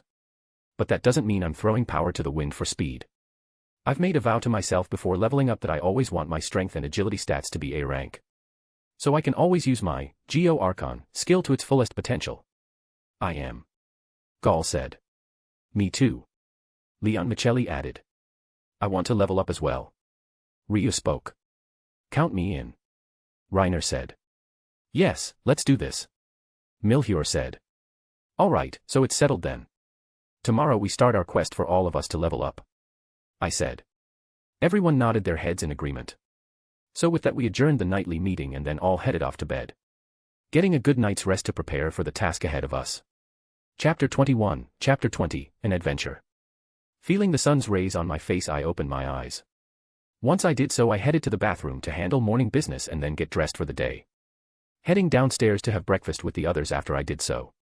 As we sat at the table and ate, I decided to continue the conversation from last night's meeting. Our familiar goal to level up. So, how should we go about leveling up? I asked. Since there are a few ways we can do so. But the quickest way would be fighting powerful monsters in the dungeon, putting our lives on the line in such battles. That would make our containers to overflow with Execlia, allowing us all to reach level 2. Though as we are now, I don't think any monsters on the first 12 floors will help us level up. So that's why I'm asking for suggestions. Should we head to the 13th floor and try fighting some monsters down there to level up? Milhior suggested. She took the words right out of my mouth. I think that's a good idea. I said. But what do the rest of you think? That's fine. But we have to be extremely careful. Leon Michelli said. Our parents told me and Gall something once. The middle floors aren't anything like the upper floors. One mistake and you'll be in hell before you can even blink. She told us. Gall nodding in agreement. Their parents gave them some good advice. I thought. The difference between floor levels is no joke. I no issue going to the 13th floor. Rio said. Me neither. I said. So it looks like it's decided then. I said. Everyone nodded. 13th floor, here we come. Our discussion closed, we all finished breakfast, and then went to gear up for the dungeon. As soon as everyone was ready, we left, bidding Athena farewell. We then started moving quickly towards Babel Tower, hoping to get into the dungeon, level up, and get out quickly.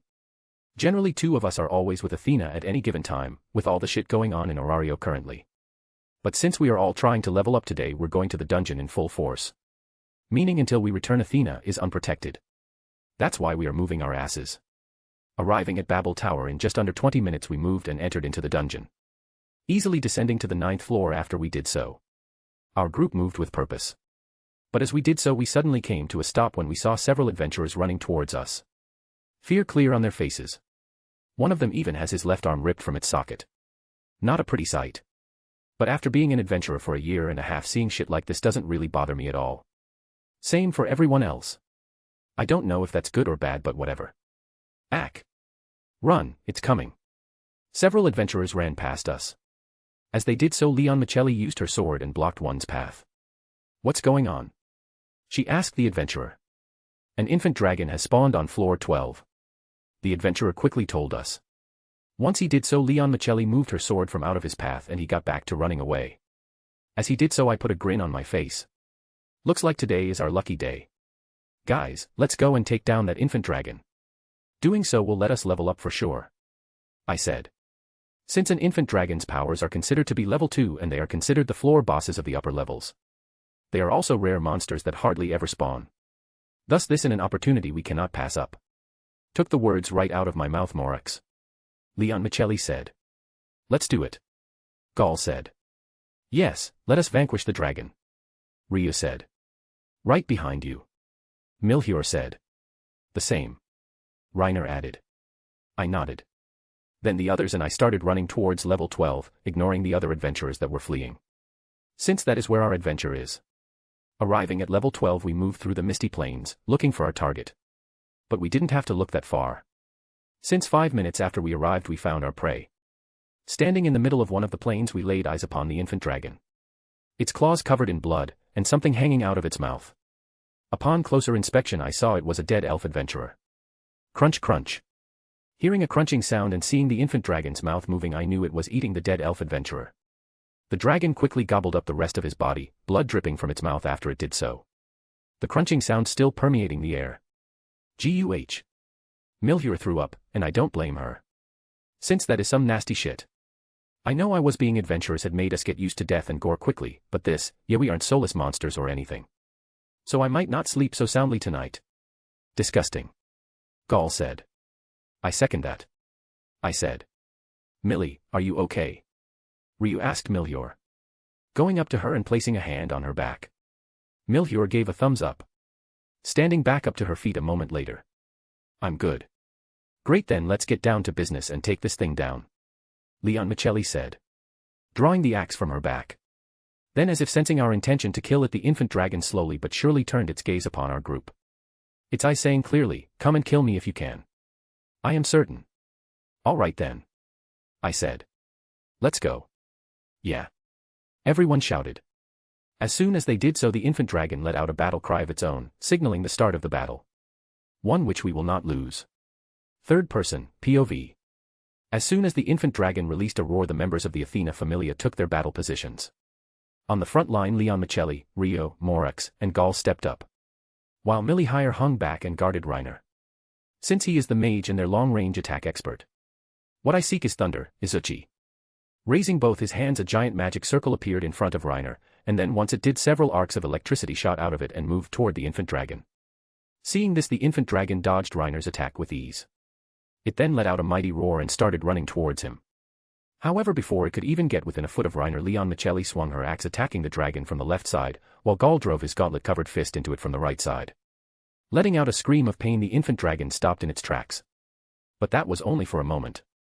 Moving backwards, it lashed out with its tail towards the left, landing a direct hit on Danmachi and driving her into the ground. Sis! Gaul shouted in worry. I'm fine. Danmachi instantly shouted back. Standing to her feet. Worry about yourself. Seeing that Gaul was distracted, the infant dragon moved closer to him and attempted to bite a chunk out of him. But Ryu and Morax would not let that happen. Closing in both sides once more, Morax slashed at the dragon's left side with his spear, while Ryu made her own slash attack on its right side with her sword. Once again stopping the dragon in its tracks. But doing little damage in the process. Since the cuts on the dragon's body barely seeped any blood at all. That dragon hide is tough. It's keeping our cuts from going, attacks from going too deep. Morax thought. Seeing that the infant dragon's skin was keeping its wounds shallow, he switched tactics. Raising his left hand, he chanted the phrase for his only magic, Geo-Force. Ground and soil, heed my command and come forth. Morax shouted with a hint of shame. Even though the incantation for his magic is super chunny. But after using it many times over the last year, he got over his embarrassment of speaking the chant. Mostly. Anyway. As soon as Morax was finished chanting, a magic circle appeared in front of his left hand and several earth spikes shot from it, landing right in the left side of the infant dragon. The earth spikes were able to pierce the dragon's thick skin, but they still weren't deep enough to cause crippling damage. Roaring in pain, the infant dragon flexed its muscles and the earth spikes simply popped out of its body. Once that happened, the beast set its sights on Morax and then raced toward him with vengeance in its gaze. A smirk on his face, Morax charged the dragon head on. Then once he got in close, he maneuvered around the dragon's attempt to attack him with its left claw and then slashed it across the chest with his spear. He then continued doing so, dodging all the attacks aimed at him by a hair's breadth. Is this dangerous? Of course. But right now Morax is having an adventure and enjoying himself, so logic is being thrown out the window.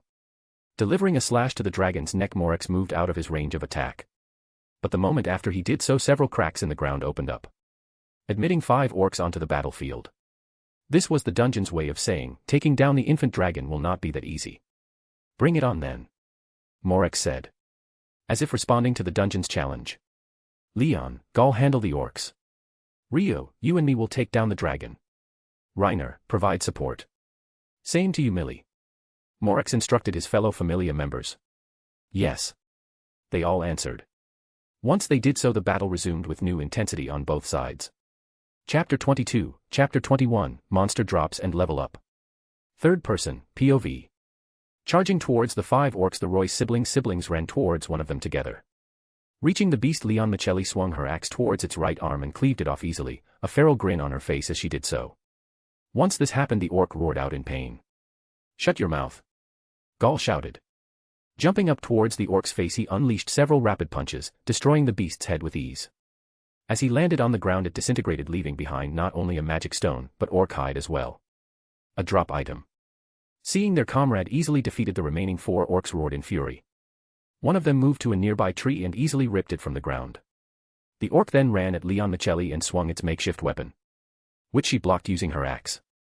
Standing her ground, Leon Michelli pushed back against the orc's assault. As she did so, the remaining 3 started charging towards her. "Keep your hands off my sisters!" Gaul shouted, drawing the orc's attention to him. Right after he did so, several bolts of electricity courtesy of Reiner hit all 3 orcs, which caused them to roar out in pain. Right after they did so, Leon Michelli jumped back, ending the clash with the orc in front of her. Deciding to switch things up, Leon Michelli placed her axe back in its holster on her back and then drew her broadsword. Right after she did so, she charged toward the orc, still wielding the tree as a weapon. Rarg. Roaring in anger, the orc with the tree as a weapon swung it in Leon Michelli's direction, only for her to easily dodge its attack. Closing the distance, she moved to cut off the orc's head, and was able to do so easily. Seeing another one of their comrades killed, the remaining 3 orcs became even more enraged. But the Athena Familia party did not care. Moving up, Milhura reached one of the orcs and used her blade to sever its legs from under it. Then she quickly stabbed her sword straight through its skull, killing it. Reiner moving close behind her, but keeping a good distance as she did so, since both of them needed to gain Excelia to level up as well. And direction confrontation with monsters helped with that. Now filled with rage, the remaining 2 orcs moved to pick up boulders. But before they could, Gaul moved towards one and kicked a hole straight through its stomach. He then quickly moved to the last remaining orc and punched a hole straight through its head, ending the orcs once and for all. As soon as this was done, they moved back to the battle with the infant dragon to assist Morex and Rio. Doting a tail swing from the infant dragon, Morex rushed forward and caused another wound on its neck with his spear. But just like the numerous wounds he and Rio had given the monster in the last few minutes, it barely bleed, since once again the wound wasn't deep enough to cause serious damage. Damn it. All our wounds are still too shallow, Morex thought. Over the past year and a half since he began adventuring, he thought he understood just how dangerous and strong monsters could be. But now he is realizing that was stupid of him. Facing the rare and powerful monster in front of him, Morex is finally coming to understand just how far he still has to go when it comes to the dungeon. Despite his foreknowledge thanks to the memories from his past life, he now understands the meaning of the phrase "seeing is believing," all the more thanks to this moment. Still, he's not going to give up. Jumping onto the infant dragon's back, Rio delivered a slash, only for the monster to smack her off with its tail and throw her into the ground. "Rio!" Morex shouted in worry. "I'm okay," Rio quickly answered, standing back to her feet. As she did so, the others arrived to aid them. "How's it going?" Reiner asked. "We keep peppering its body with wounds, but this bastard just keeps coming," Morex quickly explained. "Its skin is just too thick. Which is why I think we need to focus on one spot and then chip away at it until this creature breaks." Everyone nodded at Morex's words. "Okay, southwest, where should we place this spot?" Leon Michelli asked. "The creature's neck," Morex said. Since he's noticed, it's easier for him to cut the infant dragon's neck area than any other part of its body, meaning that is its proverbial weak spot. "Got you," Reiner said. He then held out his hands in the infant dragon's direction. "What I seek is thunder, Izuchi." A magic circle forming in front of Reiner's palm, several thunder lances took shape and then fired out from it, slamming into the infant dragon's neck. The creature cried out in pain. Ignoring this, the Athena Familia made its charge. Getting in close, Leon Michelli slashed the dragon's neck several times with her sword before backing off. Once she got her turn, her brother Gaul moved in and punched the dragon's neck several times, opening up even more wounds with his metal gauntlets. "Take this, you bastard," Gaul shouted. He then delivered a kick to the beast's neck, forcing it back a few inches. Once that happened, Rio launched her attack, using her speed to shot under the infant dragon neck and slapped upward, creating a rather long wound which began leaking blood as soon as it was made. But Rio managed to step back just in time to avoid being touched by any of it. As the infant dragon began stumbling, Morex suddenly knew it was time to finish things. So he ran forward, and then once he was a few feet away from the infant dragon, he stopped in his tracks momentarily before launching forward with a burst of speed. Getting under the dragon, Morex thrust his spear upward without any hesitation, his weapon piercing the infant dragon's chin and going all the way up through its head. As soon as this took place the beast stopped moving, falling to the ground a few seconds afterwards. The second this happened Morex and his comrades put smiles on their faces. Since they had defeated a level 2 monster and the unofficial floor boss of the dungeon upper levels. As the beast disintegrated a rather sizable magic stone was left behind, as well as a drop item of all things. Seeing this Morex raised a brow. Did that dragon leave behind a drop item? He questioned. Since he wasn't expecting this at all. Yeah, and it's dragon's hide. Leon Michelli said. A super good mate rail for crafting different types of armor and clothing because of its toughness. She explained. My parents told me about it once, but they said since the infant dragon spawns so rarely most never get a chance to get a hold of it. However, it looks like today is our lucky day. Yes, it is. Morex said. A smile on his face. Since he felt something change inside of him the moment he killed the infant dragon.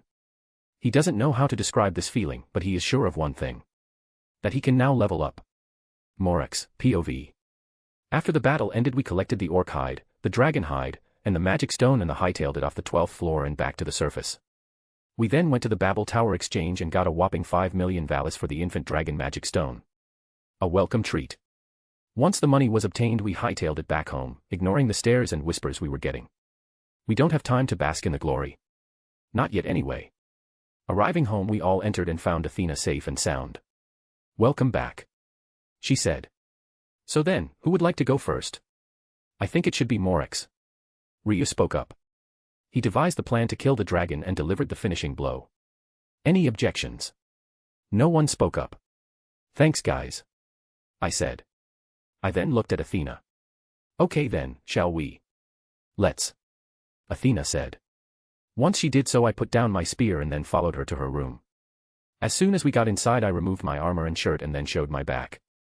A second after I did so I felt a warm feeling like the first time I got Fauna happen. I then saw a faint flow appear behind me.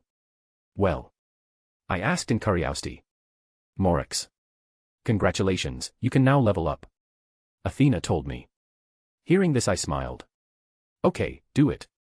I told her. Athena nodded. Once she did so I felt another change across my entire body. I can't put it into words, but a few seconds after I told Athena to level me up I felt stronger, faster, and the like.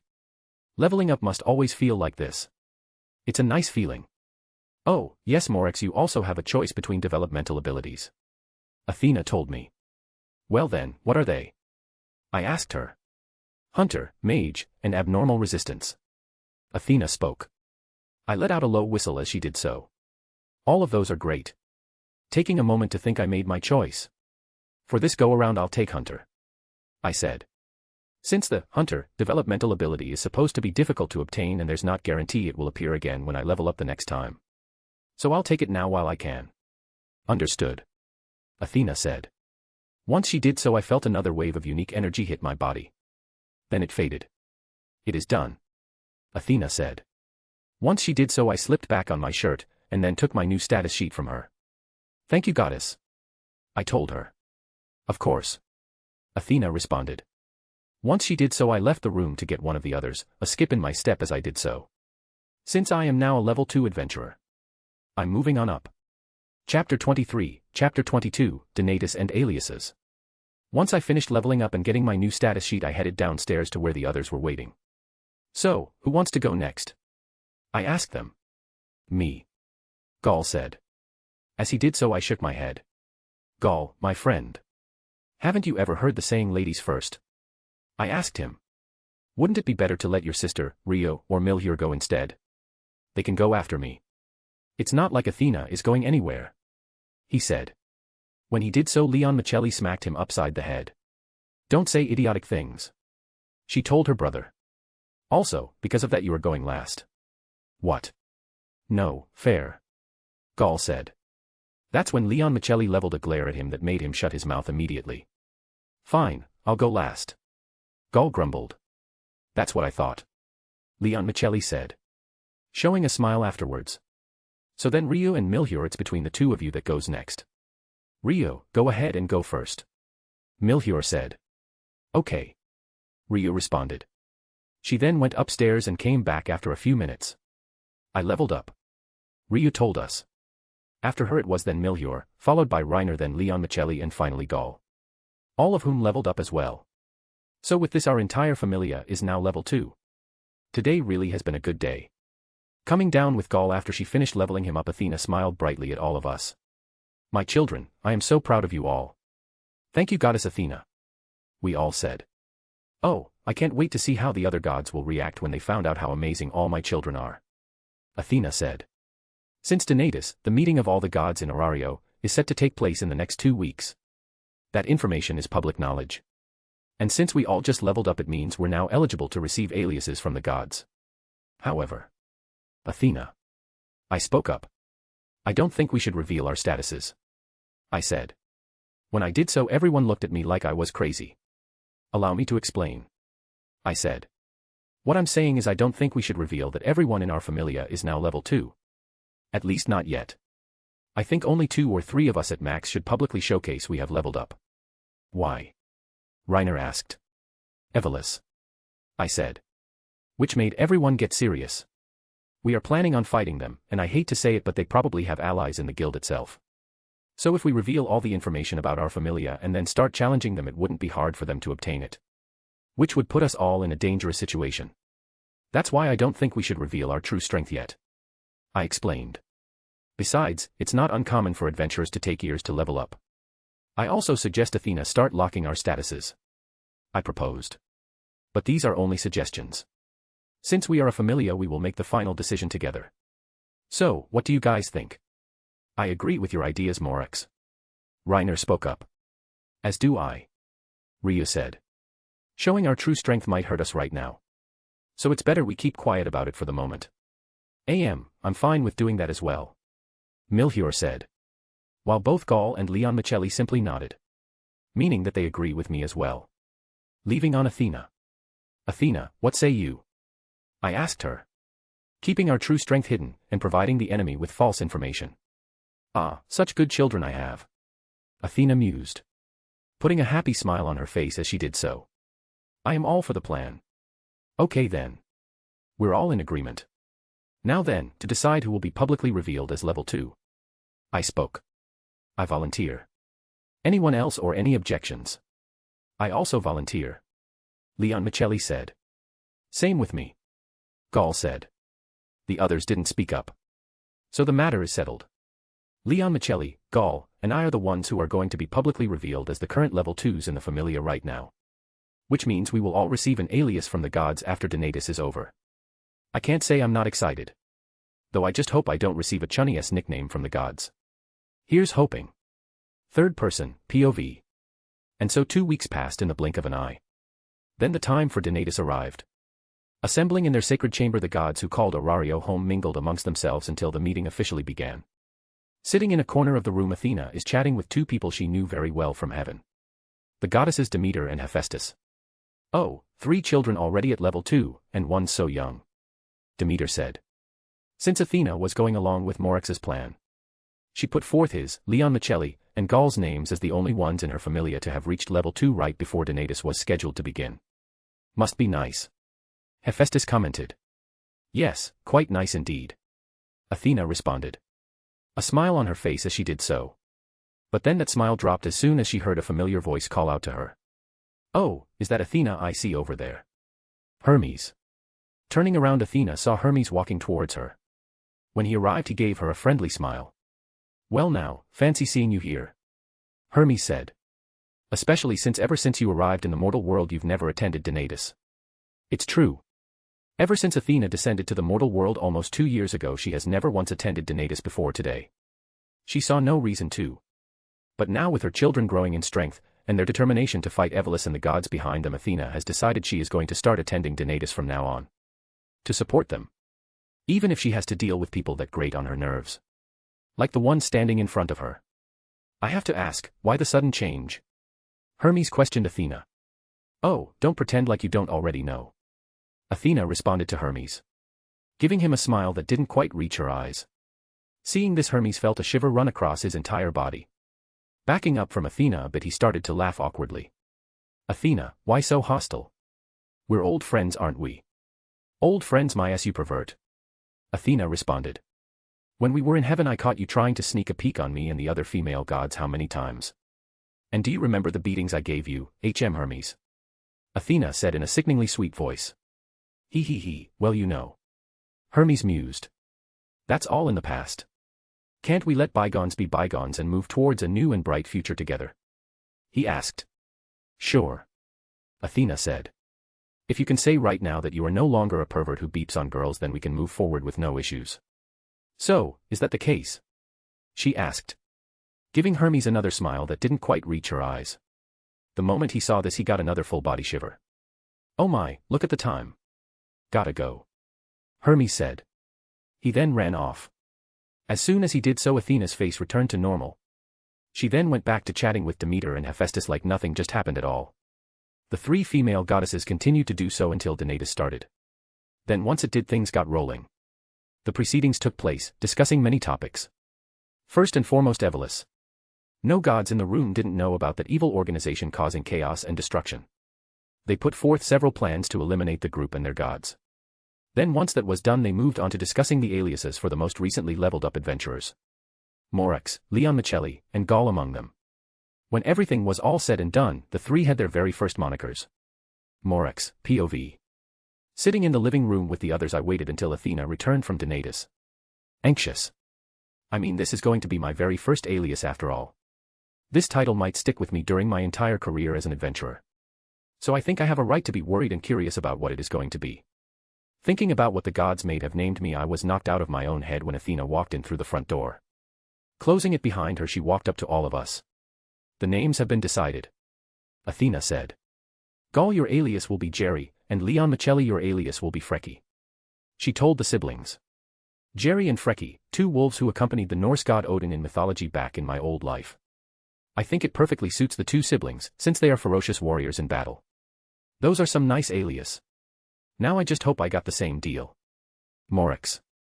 The alias that was decided for you was Glaukopis. Athena told me. As she did so, my eyes went wide with shock for a moment. If I am remembering my mythology right, then Glaukopis is one of Athena's epithets back in my old life. It literally translates into bright-eyed or gleaming eyes. Well, I have golden eyes, and I am a child of the god Athena, so I can see how it works. Glaukopis. I said. Nodding after I did so. Yeah, I can definitely work with it. Jerry and Freki, Norse mythology. Glaukopis, Greek mythology. Chapter 24, Athena Familia Status, I. Name, Athena Famila. Familia Type, Exploration. Familia Ranking, I. Patron Goddess, Athena. Current members. Name, Morex Lapis. Alias, Glaukopis. Level, 2. Strength, I0. Endurance, I0. Dexterity, I0. Agility, I0. Magic, I0. Magic. Geoforce allows the user to create and manipulate earth constructs such as weapons. The more complex the constructs are, the faster mind is drained. Chant, ground and soil, heed my command and come forth. Slot 2. Slot 3. Skills. Geo Archon increases the effect and power of any earth-based magic. It also doubles the user's strength and agility stats anytime they are in combat within rocky terrain.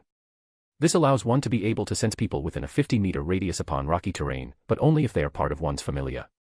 Developmental abilities. Hunter, rank I. Main weapon, spear. Secondary weapon, knives. Name, Reiner Lute. Level, 2. Strength, I0. Endurance, I0. Dexterity, I0. Agility, I0. Magic, I0. Magic. Izuchi allows the user to conjure forth lighting and direct it and shape it at their will. Chant, what I seek is thunder, Izuchi. Slot 2. Slot 3. Skills. High Magus increases the power, range, and attack strength of any of the user's magic. As well speeds up the recovery of their mind, generally preventing mind down unless they are in dire straits. Developmental abilities. Mage, rank I. Main weapon, magic. Secondary weapon, knives. Name, Rio Lion. Level, 2. Strength, I0. Endurance, I0. Dexterity, I0. Agility, I0. Magic, I0. Magic. Noah Heal, a healing type magic which heals the target's wounds and restores stamina, though it takes time for the magic to take effect. Effect rises in forested areas. Chant, the song of a now distant forest. The nostalgic song of life. Please bring the mercy of healing to those that seek you. Slot 2. Slot 3. Skills. Arrow mana, same from canon. Developmental abilities. Hunter, rank I. Main weapon, sword. Secondary weapon, daggers. Name, Leon Michelli Galette de Royce. Level, 2. Alias, Frecky. Strength, I0. Endurance, I0. Dexterity, I0. Agility, I0. Magic, I0. Magic. Slot 1. Slot 2. Slot 3. Skills. Night vision allows one to see perfectly in dim-lit areas and even pitch-black darkness as if it were daytime. Development abilities. Hunter rank I. Main weapon, sword and axe. Secondary weapon, none. Name, Gall Galette de Royce. Level, 2. Alias, Jerry. Strength, I0. Endurance, I0. Dexterity, I0. Agility, I0. Magic, I0. Magic. Slot 1. Slot 2. Slot 3. Skills. Night vision allows one to see perfectly in dim-lit areas and even pitch-black darkness as if it were daytime. Developmental abilities. Fist strike, rank I. Main weapon, armored hands and feet. Secondary weapon, none. Name, Milhur Biscotti. Level, 2. Strength, I0. Endurance, I0. Dexterity, I0. Agility, I0. Magic, I0. Magic. Battle Cry, an attack-type magic which turns Milwire's voice into a sonic scream, able to disorient enemies and rupture their eardrums. As well kill them from the inside out in some cases. Chant, taste my screams of fury my enemies. Slot 2. Slot 3. Skills. Developmental abilities. Lung capacity, rank I. Description, allows one to increase their lung capacity by using their voice for long periods of time such as with activities like singing and others. This in turn allows them to hold massive amounts of air in their lungs for long periods of time. Disregarding the need to breathe in some cases. Main weapon, broadsword. Secondary weapon, none. I will do these chapters periodically. Also, as I said, I am not sure how long with Fan Ficedon will be. But I know it will get to canon. However, I am unsure if I should make up my own ending, or wait until Amori gets a little closer to ending the series himself. Only time will tell. One more thing. I am unsure of whether to add Ace to the MC's harem. So what say you all? 1. Yay. 2. Nah. And here is the MC's current harem in case you forgot. 1. Ryu Lion. 2. Senjuno Haruheim. 3. Shaktivarma. 4. Riveriel Joe's Alf. And Ace if you guys agree. But 5 is the limit. Also, there will be lemons in this story in the future. Concerning Bell, if Ace is put into the harem, I'll either set him up with Aina or Lafia. All I had to say. Chapter 25, Chapter 23, I am the captain now. Entering the guild with Athena and Leon Michelli by my side, I headed straight up to Rose at the reception desks. Yo, Rose. How have you been? I asked her. The same. She said. Wearing her usual resting bitch face expression. Oh come on, can I at least get a smile? I asked her. After all, aren't you happy 3 of your assigned adventurers have leveled up all at once and gotten aliases? 3 days have passed. Mine, Leon Michelli's, and Gall's aliases were released to the general populace of Orario along with the others who were named at Donatus. Some of my adventurers have gotten aliases before. It's not a big deal. Rose retorted. Sure, whatever you say. I told her. So let's get down to business, shall we? Yes, let's. Rose said. She then stepped from behind the counter and guided the 3 of us to private room. Once inside, she left for a moment and then returned with paperwork, placing it in front of us. Please fill these out. She asked us. As soon as she did so, Athena, Leon Michelli, and I got to work. Turns out a familia is basically like a business. There are a bunch of forms and other nonsense that needs to be taken care of. Adventurers can't just go running into the dungeon all the time. Right now is a perfect example. Today we are here completing registration forms for Gall, Leon Michelli, and I to be officially recognized as third-class adventurers by the guild. Doing so allows us to have more benefits as adventurers in the long run. Access to more information, better deals on weapons and potions, etc. As to why Gall isn't here with us today, he's come down with a cold. The other day on our way back from the dungeon, he got drenched when somebody emptied a bucket of clothes cleaning water out of their window. We thought we got home in time enough for Gall to get out of his wet clothes and dry himself off, but it looks like we were wrong. So right now he is lying in bed at home resting up, the others looking after him. Also, I learned a fun fact. While potions, elixirs, and other magical items can restore physical and mental health most of the time, they can do nothing for things that occur naturally like sickness or disease. So when people get sick here there is no instant recovery. Their body has to fight off the disease on its own unless it is caused directly by magic or the like. Learn something new every day. Moving on. The three of us were able to fill out the paperwork pretty easily. Then once we were all done and checked to make sure we had done it right, we handed all of it back to Rose, who checked it herself. A few minutes passed before she nodded. Everything is in order, she told us. Now then, there is one more matter that we need to take care of today. Familia registration, Rose said. I am not surprised at all. Since Athena and the others told Reiner, Rio, and they hadn't registered what type of familia they wanted to be yet. Even though they already knew. Well, it's not like it was required back when they were first starting out, but I learned through my studies with Rose that once a familia acquires someone with the rank of third-class adventurer or higher, they must register what type of familia they want to be no matter what. Politics and logistics, I suppose. Anyway, it's a good thing we're ready to handle this matter. Okay, what type of familia do you wish to be? Rose asked us. Exploration type. Leon Michelli answered with a grin. Okay, Rose said. And who is your captain? She asked. Actually, we haven't discussed that yet, I said. Can we have some time? Sure. But it would better for me to know your decision by the end of the week, Rose explained. That is acceptable, Athena said. Anything else we need to handle today, Ms. Rose? No. Other than the familia registration paperwork, you are all set, Rose told us. Also, good job leveling up, she told us. Tell Gall I said the same. Will do, Rose, I told her, giving her a smile. When I did so, I saw a faint smile appear on her own face as well. Nice.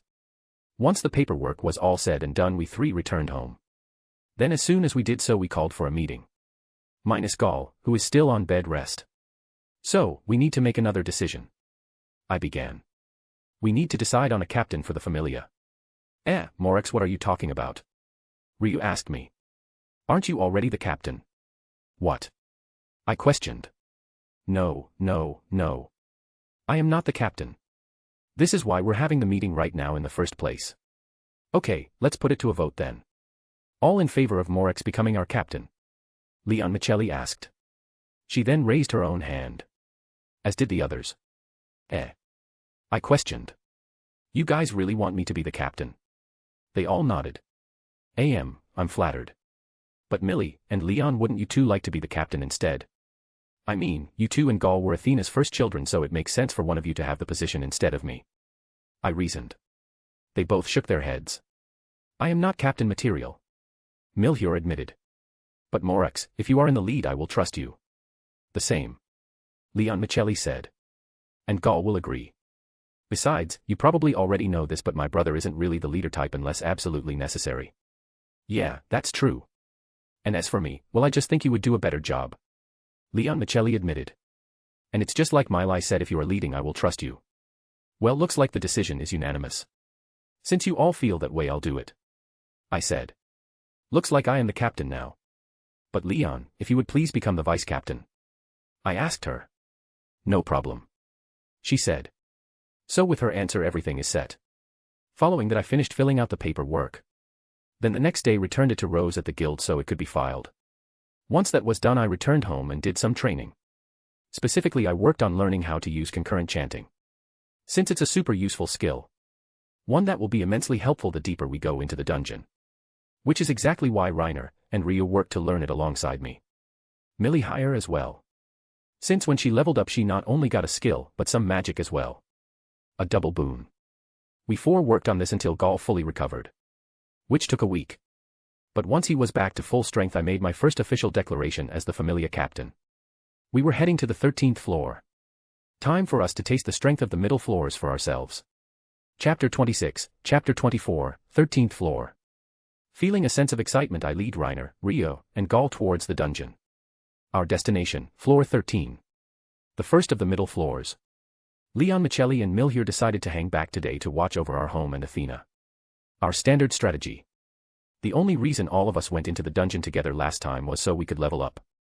But such a thing will rarely ever happen. Not until we are required to go on expeditions by the guild in the future once our familia achieves the status of D rank. When that time comes we'll work something out. But for now we're doing it this way since it works. Entering Babel Tower the four of us descended, our salamander cloaks offering us great protection against the monsters on the first 12 floors. All of which we can handle easily now that we have leveled up. However, we're not getting cocky. Since doing so inside the dungeon will lead us to our deaths. And I don't plan on dying again anytime soon. Easily reaching the 12th floor in just over an hour after we entered the dungeon, we took one of the known passageways and began descending. Eventually we arrived in an area completely made of bedrock, featuring multiple tunnel routes in front of us, letting us know we have reached our target destination. The middle floors, also known as the cave labyrinth. As soon as I stepped into said area of the dungeon I felt empowered. I can literally feel the presences of the others without even looking at them. Which tells me my Geo Archon skill is finally coming into play. Finally. I thought. I've been waiting to break out this skill. To test it and push it. Allowing me to learn all its nuances. A small smile on my face, I continued leading the others forward.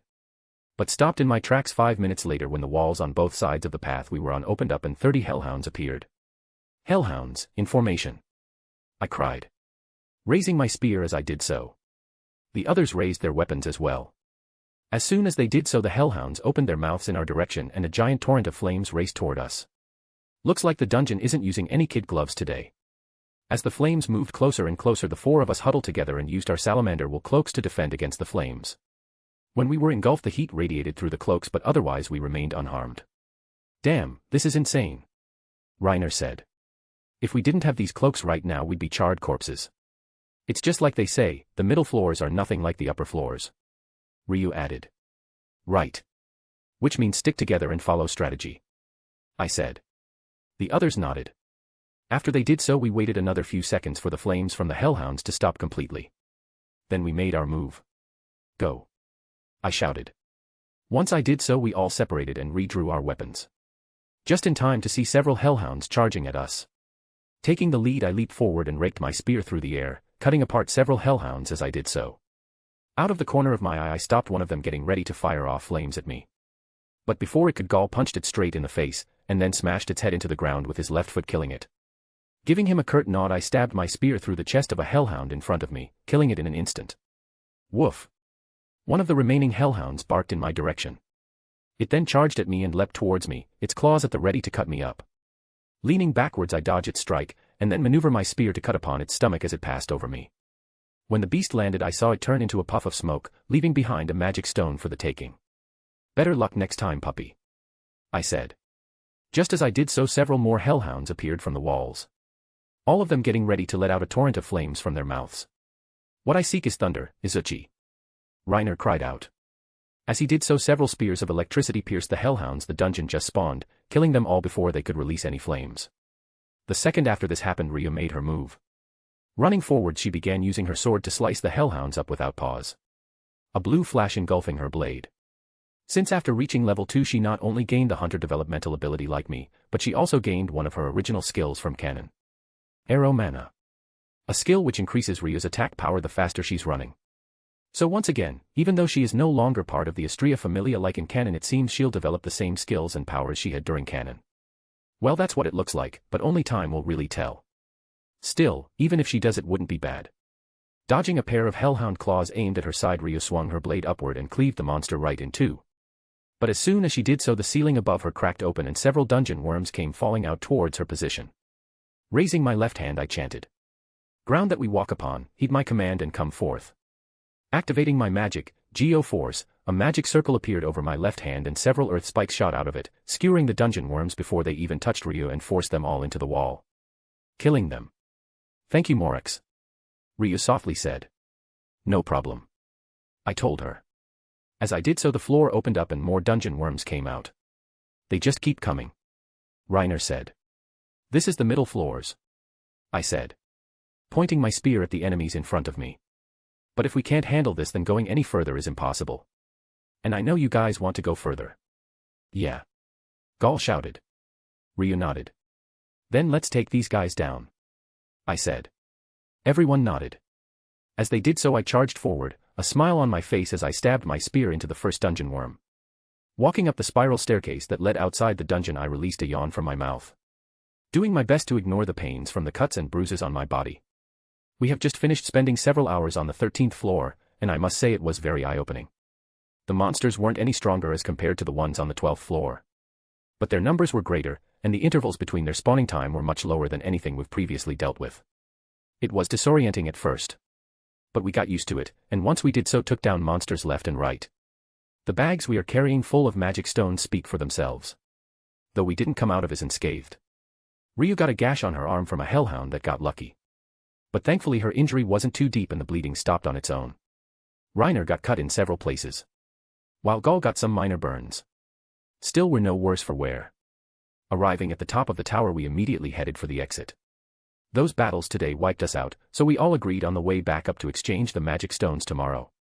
Leaving Babel, we started to make our way home. But as we did so, I noticed eyes on me. "Guys, we're being followed," I whispered to them. No one made any sudden movements, but they got the message. It's about to go down. Rounding another corner, we continued walking, but a few seconds after began on the new street, a figure stepped out of a nearby alley and blocked our path. We all came to a stop when this happened. "Excuse me, but we're walking here, do you mind moving?" I asked the figure. "Is that how you talk to your elders, kid?" the person in front of me asked. Taking him in, I saw he has the look of an adventurer.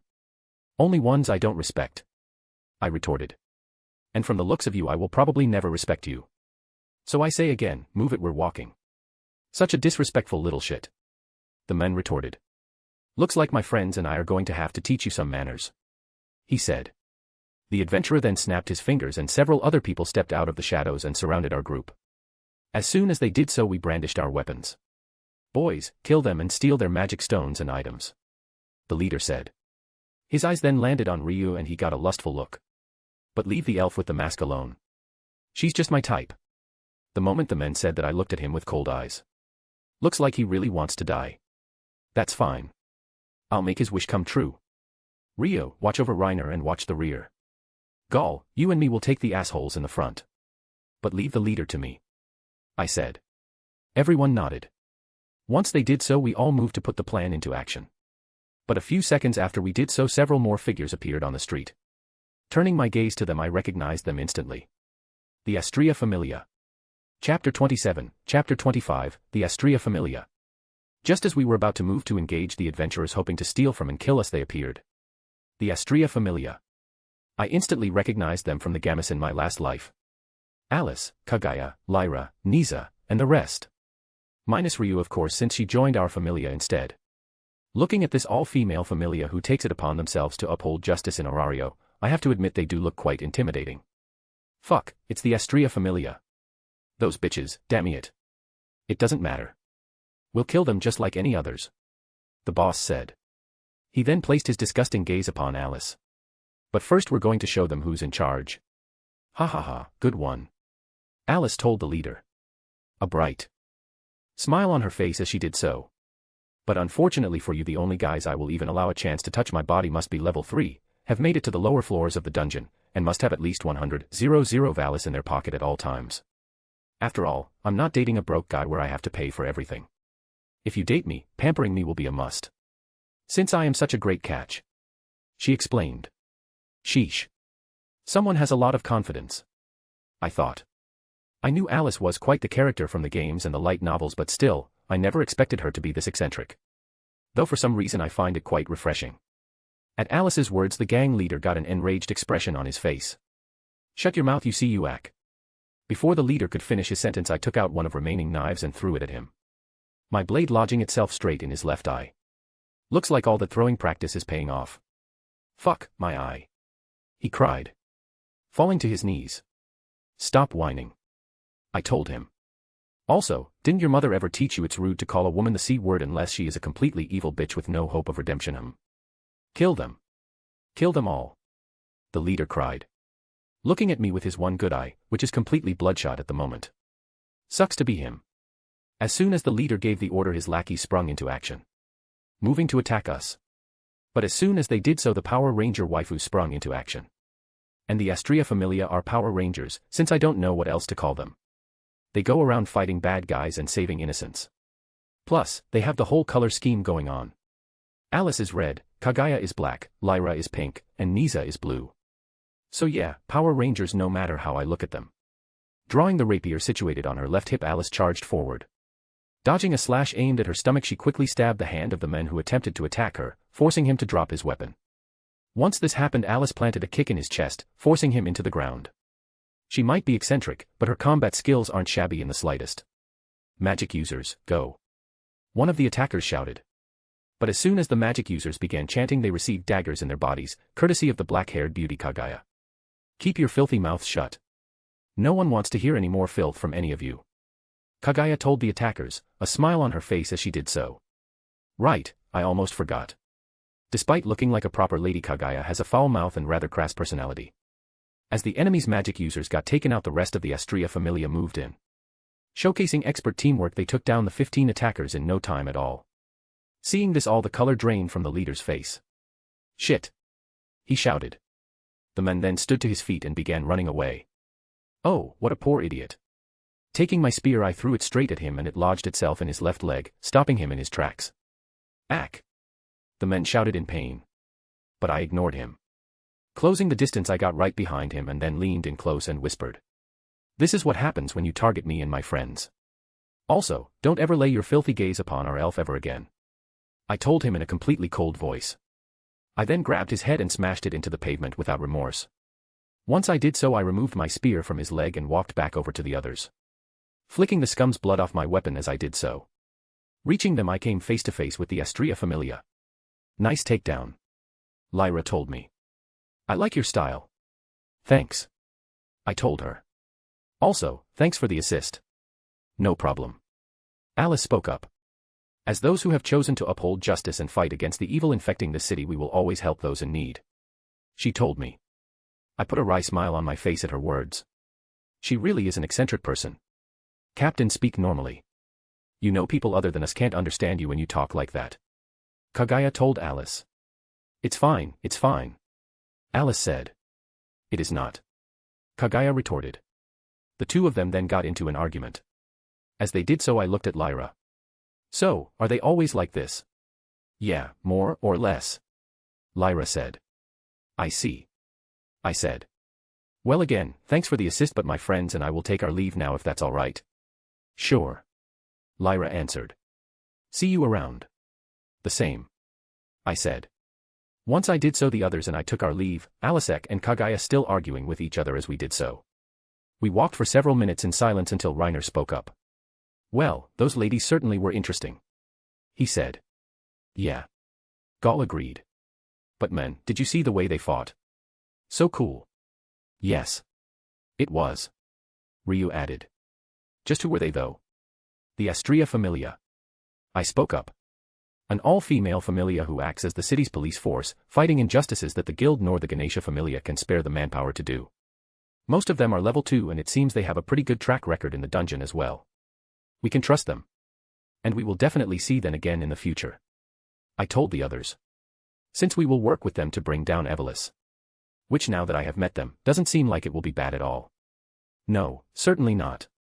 Chapter 28, Chapter 26, First Step in Fighting Injustice.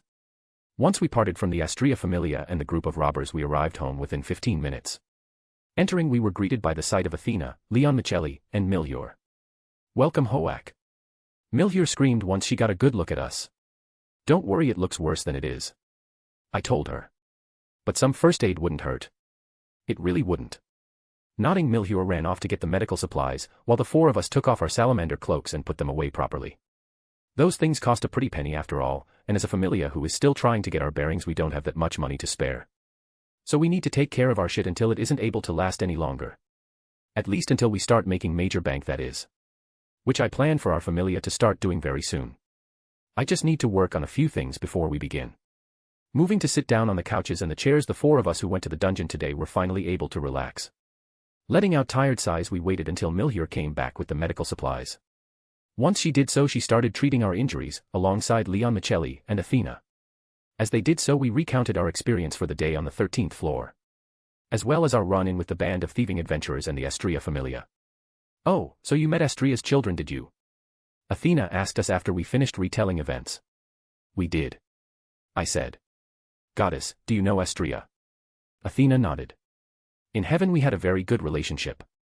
Though I haven't really had a chance to see and speak with her since I came down to the mortal world. She explained to us. Well then it looks like we'll need to arrange a meeting between you two in the future. I said. Since Athena and Astrea are old friends, it would be good for them to catch up. There are also several more benefits I can think of that come out of their friendship. One is that we will be able to form a relationship and work with the Astrea Familia in the future. I think those girls would be willing. Meaning we can take on Evelys together, and probably do some joint expeditions into the dungeon as well. We might even be able to ask those girls to look after Athena and our home while we go on a solo expedition in the future. As various thoughts ran through my head, I waited for my treatment to get finished. Once it was, I thanked Milhur and then headed up to my room. Closing the door, I placed my spear against the wall, and then stripped down to my birthday suit before stepping into the bathroom. I then went over to the tub and turned on the shower. Yeah, they have showers in this world. They were featured in the Sword Orario anime. Only instead of knobs to control the temperature of the water, there are two magic stones in place of them. Adjusting the temperature to hot like I like it, I waited for the water to warm up. As I did so, I untied my hair from its ponytail, allowing it to flow freely. Since I look like Zhongli, I decided to style my hair just like him, and honestly it works. In my last life I kept my hair short since I didn't want the hassle of dealing with caring for long hair. But here I don't mind it at all. Strange, but it is what it is. Once the water was just how I liked it, I stepped into the shower and started washing away the sweat, fatigue, and blood of the day. A smile on my face as I did so. Enjoying the nice breeze, I walked down the street with Ryu and Leon Michelli on either side of me. Today we are not going to the dungeon. After yesterday's series of events, we're going to take a few days to recover. But we are going to the guild to turn in all the magic stones we collected yesterday. The three of us walked down the street and turned a corner. But as we did so, we stopped in our tracks. Since we just happened upon quite the sight. Several men are standing around a flower shop stand, surrounding a woman and a boy. The woman looks pretty. She has dark brown hair and golden eyes. Image here. While the boy doesn't look much older than me. He has dark hair and dark eyes. Image here. Standing in front of the woman, the boy glared menacingly at the men. But all of them just looked at him with smug expressions on their faces. Fuck off. The boy told the men. Didn't we already tell you we wouldn't pay? He said. Kid, show some manners. One of the men said. Didn't your mother teach you anything? He asked, looking at the woman standing behind the boy. Oh, so she's his mother. I thought. Actually, now that I look at their faces, they do have similar features. Don't you dare look at my mother with your disgusting gaze. The boy yelled at the men. It was then the men stepped up and punched the boy in the stomach. Dry heaving, he fell to the ground and clutched his stomach in pain. Kid, it looks like you need to learn to respect your elders, so let me teach you. The men sneered. He then kicked the boy in the side, laughing as he cried out in pain once more. Stop. The woman yelled at the men. We'll pay, just leave my son alone, please. She asked. A few tears appearing in her eyes as she did so. Oh, so it looks like one of you have some brains after all. The men said. He then looked down at the boy. Be thankful, kid, your mommy just saved you. He told him. As he did so, the boy gave him a furious look. But the men ignored it, simply stepping over the boy and moving to his mother. Placing a hand on her shoulder as he did so. So then, as we previously discussed, the rent fee is 10,000 valis a month. The men told the woman. But, we don't make near that much. She immediately retorted. Sorry, but that's the fee. The men said again. And if I let you skimp, then my other renters might feel they can do the same. He explained to her. The men then started eyeing the woman's body, specifically her breasts. However, there are other ways you can pay me. As Rio, Leon Michelli, and I watched this, all of us put looks of utter disgust on our faces. To think these scum would do such acts in broad daylight. I can now see that Evelys isn't the only problem plaguing Orario in the dark period. Sharing a look with Ryu and Leon Michelli, we made our decision on what to do instantly. No hesitation at all. We walked up to the scene. As we did so, all eyes turned on us. Hey, is there something we can help you brats with? One of the thugs asked us. Yes. Leon Michelli said. I was wondering why pieces of shit like you are still allowed to walk around after beating up a kid trying to protect his mother from being touched by the dirty things you all call penises. Explain it to me. She asked. A bright smile on her face as she did so. The moment she said this, all 7 men got angry expressions on their faces. Little bitch, looks like you need to learn some manners. The thug in front of Leon Michelli screamed. But the second after he did so, she kicked him right in the balls. No hesitation at all. Aghai. Releasing a high-pitched scream, the men fell over, unconscious. Wincing, I clutched my boys for a moment, making sure to never have that happen to me. Seeing their friend taken out, the thugs were stunned for a moment. That is until their leader shouted at them. "Don't just stand there, get those brats," he said. As soon as he did so, the men snapped out of their daze and moved to attack us. Once they did so, I dropped the bag with magic stones in my hand and quickly moved up to the leader. I then delivered a palm strike to his chin, before delivering several punches to his body, sending him flying across the street. As I did so, I looked out of the corner of my eye to see Ryu and Leon Michelet take down the other thugs easily. So easily I can tell these guys are not adventurers, just assholes who enjoy bullying the weak. But now the shoe is on the other foot. Moving over to their leader, I punched him in the face, knocking out a tooth as I did so. I also knocked him out. Picking him up by his leg, I dragged him over to his comrades and then used his unconscious body to beat them some more, a smile on my face as I did so. After 5 minutes I stopped, seeing that they were all unconscious. Dropping their leader, I looked towards Ryu and Leon Kelly. "Let's contact the Ganesha Familia to come arrest these scum." They both nodded. Once they did so, I turned back around to the mother and her son. "Thank you," the woman told me. "No problem, ma'am," I told her. As I did so, I caught her son staring at me. "Yes." I asked him. "Hey, why did you help us?" He asked me. "Simply because I wanted to. No other reason," I told him, looking him in the eyes as I did so. "I see," the boy said after a few seconds. "Okay then, next question. Are you guys adventurers?" "We are," I told him, not seeing any harm in doing so. "Okay," he said. "So, what would you say if I asked to join your familia?" As he did so, I raised a brow. To think our first steps in fighting injustice would lead to this. Well, at least it's not boring. Chapter 29, Final Harem List. No chapter today, but I will be back tomorrow. Also, after much deliberation, I have decided not to put A's in the MC's harem and instead leave her for Belle. On that note, I have finalized the MC's harem. Here it is. 1. Ryu Lion. 2. Shakti Verma. 3. Senjino Haruheim. 4. Riveriel Joes Alf. 5. Elise Lovell. No more and no less. Once again, there will be lemons in the future, so be ready. One more thing. If I were to do another Danmachi story in the future, which premise would you prefer? 1. An MC reborn as the son of Tsubaki, captain of the Hephaestus Familia. 2. A half-elf MC who is reborn as the son of Riveriel Joes and joins the Loki Familia. Chapter 30, Correction. Sorry. I made a mistake earlier. What I meant to say was Rose Frennet is the final member of the MC's harem, not Elise Lovell. My computer was acting up, so I typed the wrong name. But yeah. Rose is the final harem member, not Elise. Sorry for the confusion. Chapter 31, Chapter 27, A New Member. I continued to look at the guy in front of me, not saying a word as I mulled over his question. Can he join our familia? From the way he acted just now to protect his mother from those thugs, I want to say yes. But even though I am the captain, I can't. Not unless Athena and the others voice their opinions first. To answer your question, I can't say yes or no right now, I responded to the boy. Not until I discuss things with my fellow familia members and our patron god, I explained to him. He nodded. That's fine, he told me.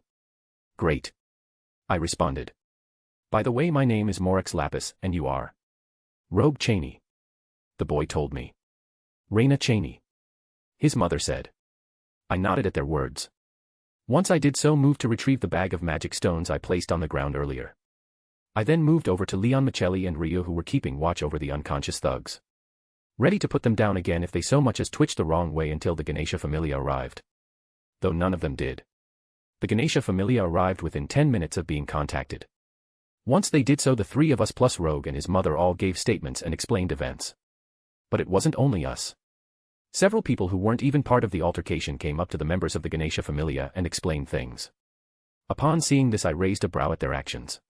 Those are other stall owners who also use this street to sell their merchandise and conduct business, Rogue explained, stepping up beside me. And just like me and my mother, those thugs were extorting them for money, and if they didn't pay, they would get beat up and their merchandise destroyed, he explained. Just like my mother and I were about to before you and your friend saved us. Once again, thank you. Don't mention it, I told him. Also, why don't you and your mother come by my familia's home tomorrow so we can discuss you joining us? Sure. Rogue said. Once he did so, I told him the location of our familia home. Just after I did so, the Ganesha familia members wrapped things up. Having gathered more than enough testimony, the thugs were taken away in chains, the whole street letting our cheers as they were. Seeing this, I put a bright smile on my face. As did Leon Michelli and Rio. Maybe fighting for justice won't be so bad after all. Knock knock. Hearing a knock on the front door, I stood up from the couch and went over to open it. In doing so, I saw both Rogue and his mother Reina. Just like he told me yesterday, Rogue has come by. Please, come in, I said. As I did so, mother and son came in, and I closed the door behind them. We then moved to sit where the others were waiting for us. Since after Leon Michelli, Rio, and I returned home yesterday from the guild after exchanging our magic stones, I explained what happened to the others. Especially about Rogue wanting to join our familia. We discussed it and decided to give him this interview. Athena looked at Rogue and his mother the moment they sat down. Both of them getting nervous expressions on their faces after she did so. Not surprising. Getting up close and personal like this with a god for the first time is an experience. Even I was a bit thrown off when I met Athena for the first time. And I actually met the real god before her. Be at ease, Athena told the two of them. Also, welcome to my family's home, she said. Thank you for having us, goddess, Reina said. Yeah, thanks, Rogue said. You are welcome, Athena retorted. She then focused her eyes onto Rogue. So then, young man, my captain tells me you asked him yesterday if you could join our familia. Yes, Rogue answered. May I ask you why? Athena questioned Rogue. When she did so, he looked her directly in the eyes. Because, I want power. Power to protect my mother, he spoke. Those thugs Morex and the others took down yesterday have been terrorizing that street for months. Yet no matter how many times we reported them to the guild, nothing was done. Nothing changed, Rogue explained, clenching his fists as he did so. I'm tired of waiting for people to get off their ass and do something, so I've decided if no one is going to help, then I'll just become strong and handle things my damn self, he said. I see, Athena mused. You want the power to protect. But is that your only reason for wanting to join a familia? Rogue shook his head. Not at all, he mused. The truth is, I've wanted to become an adventurer ever since I was little, Rogue said. Fufu, don't you mean hero? His mother added. Rogue got a blush on his face as she did so. Mom, he cried. Seeing this, the rest of us shared a small laugh. I see, so you want to become a hero? Athena questioned. Something like that, Rogue grumbled, the blush on his face getting deeper as he did so. But first and foremost, I want to be able to protect my mother and myself, as well as those I come to care about. I see, Athena said. While I understand where you are coming from, I must ask, why do you want to join our familia? There are many others out there, ones that could help you achieve your goal of obtaining strength faster than we can. To be honest with you, the way some of the gods act makes me sick, Rogue said seriously. And trusting my life to them is not something I am comfortable with. Oh, Athena mused. And despite your opinion of us gods, you want to entrust your life to me. Well, I like you, and I can tell you and your familia are good people, Rogue said, looking at all of us as he did so. Mind you, this is just a feeling I have, but I'm deciding to go with it. So if you will have me, I would be most grateful to become one of your children, goddess Athena, he said. Putting a smile on her face, Athena nodded. I would have no issues with you joining our familia. However, my opinion is not the only one that matters. What say you, my children? You know, we're going to be doing more things like we did yesterday in the future. Leon Michelli spoke up. Fighting thugs, and people even more dangerous than that. Are you sure you're up for that? She asked Rogue. Well, I can't say I'm not scared, Rogue admitted. But if we're going to be beating up pieces of shit like you guys did yesterday, then I am in. Hearing this, Leon Michelli put a smile on her face. Okay, you've got my vote. Same with me, Gaul said. I see no reasons not to let you join at this moment, Rio said. Sure, you can join us, Reiner said. Yes, Milhior said. Moving up to Rogue, I offered him my hand. I'm okay with it as well. So then, Rogue, welcome to the Athena familia, I spoke. He moved to shake my hand. Thanks, I won't let you down, he told me. I know he won't. Chapter 32, Chapter 28, Stardust Manor. A few seconds passed before Rogue and I broke our handshake. Once we did so, Athena stood to her feet. Rogue, if will you please follow me? She asked him. Since you are now a member of our familia, it's only right I give you my blessing. Sure. Rogue said. He then stood up and followed Athena up to her room. As he did so, I sat back down and looked at Rogue's mother, Reina. An idea coming to the forefront of my mind after I did so.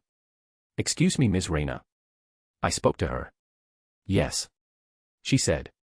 Your follow shop stand, about how much do you make if you don't mind me asking? I questioned her. Usually about 2,500 valis a day if that. Reina told me. But when you factor in expenses such as upkeep of the flowers and what Rogue and I need to survive, the profit I turn is actually very small. She explained. However, I can't say my life is bad. I love what I do and I have such a wonderful son. She told me. Giving me a smile as she did so. Sorry ma'am, but what about your husband? Ria questioned. I don't have one. Reina told us. She then told us Rogue is the product of a one-night stand she had some years ago with a merchant from the Far East, aka this world's version of Japan. Well, that explains Rogue's features. I thought. I see. Sorry. Ria said. No, young lady, it's fine. It's not like I'm ashamed of how I got my son. Reina said. Since no matter what, he is mine and I will love him till I pass from this world. Wow, Rogue really has himself a great mother. Right, so anyway, Ms. Reina, I have a proposition for you. I spoke up. If you're willing, how about working for the familia? I asked her. You want me to become an adventurer? Reina asked me. No. I said, shaking my head. What I'm proposing is for you to become our housekeeper. We pay you 5,000 valis a week, and in return you clean up our home and watch over it while we are doing expeditions into the dungeon. I said. That is if you are willing. This idea just came to me. But I personally think it's a good one. Rogue seems to be a trustworthy person, and his mother looks the same as well. So having her watch our home while we go into the dungeon for an extended period of time is fine with me. This way Athena will never be alone, and all of us can work on getting stronger together as one entire group. Right after I made my proposal, Reina's eyes went wide for a moment. Oh my. She mused. That's quite the offer. I know. I said. I then looked at the others. But of course if you guys are against it then it won't happen. I'm fine with it. Reiner said. Yes, me as well. Milhur added. The siblings simply gave me a thumb up each. While Ryu nodded. Seeing this, I turned back around to Reina.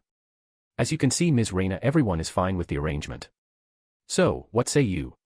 I need some time to think about it. Reina said. Mom, just do it. Turning my head in the direction of the stairs, I saw Athena and Rogue walking down, the latter holding a status sheet in his hand. You are a good cook, and our home is always spotless. Our clothes are always clean and you have kept the flower stand in pristine condition ever since I can remember. You have the skills to look after a home like this. Rogue said. And I think you should. This will be more money in your pocket. Besides, it's not like you'll have to close down the stand permanently, right? Not at all. I said. I would say your mother comes by at least 3 times a week. But we can work out all the details if she agrees to the proposal. I explained. A proposal I don't mind. Athena said. Well, there you have it, Mom. So, what do you say? Rogue asked Reina. Fine.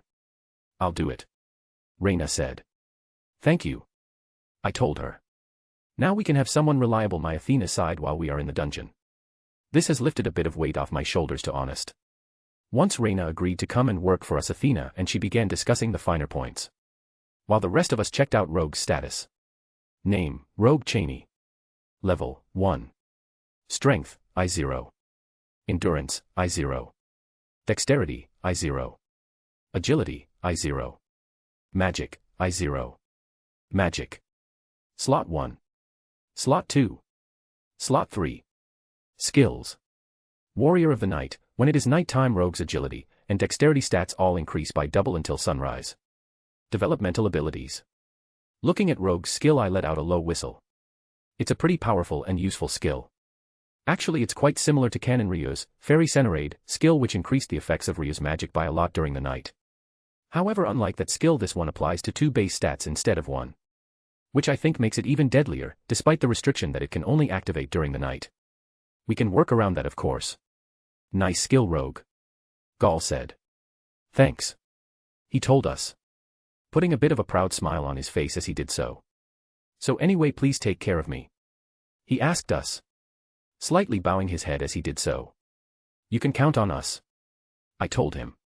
Since now that he has joined the Familia, he is family. And there isn't anything we won't do for family. An entire month has gone by since Rogue joined our Familia. In that time we've been helping him get used to the dungeon, as well training him. Turns out despite never meeting his father, Rogue is in tune with his Far East heritage.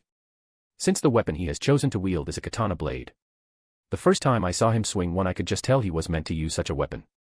A real natural with the blade. Not only that, but he is humble and a hard worker. Whenever we have given him advice inside or outside of the dungeon, he actually takes it into consideration. Thanks to his mindset, he's already able to take down monsters in the dungeons all the way to the 9th floor solo. He's making good progress. His mother Reina is also doing well. 3 days a week she comes by to cook and clean the house for us, while the rest of the time she runs her flower shop stand. The woman is amazing. Especially her cooking. I always look forward to it. As to the others. Yes, things are good. The others by my side, we walked down the street. Athena standing in a protective circle around us as we did so. A necessary precaution considering things with Evelys in the city are only getting worse by the day. Still, we must press on. Which is exactly what we're doing by taking Athena to see an old friend. The goddess Astrea. I heard that the girls in her Familia just returned from an expedition into the dungeon. So now is the perfect time for all of us to meet properly. Our group continued walking for quite some time until finally we reached our intended destination. A beautiful 2-story mansion surrounded by greenery. Image here. The home of the Astrea Familia, the Stardust Manor. Looking at the place, I let out a low whistle. Beautiful. I mused. It really is. Rogue added. Makes our home look a bit plain in comparison. Gaul commented.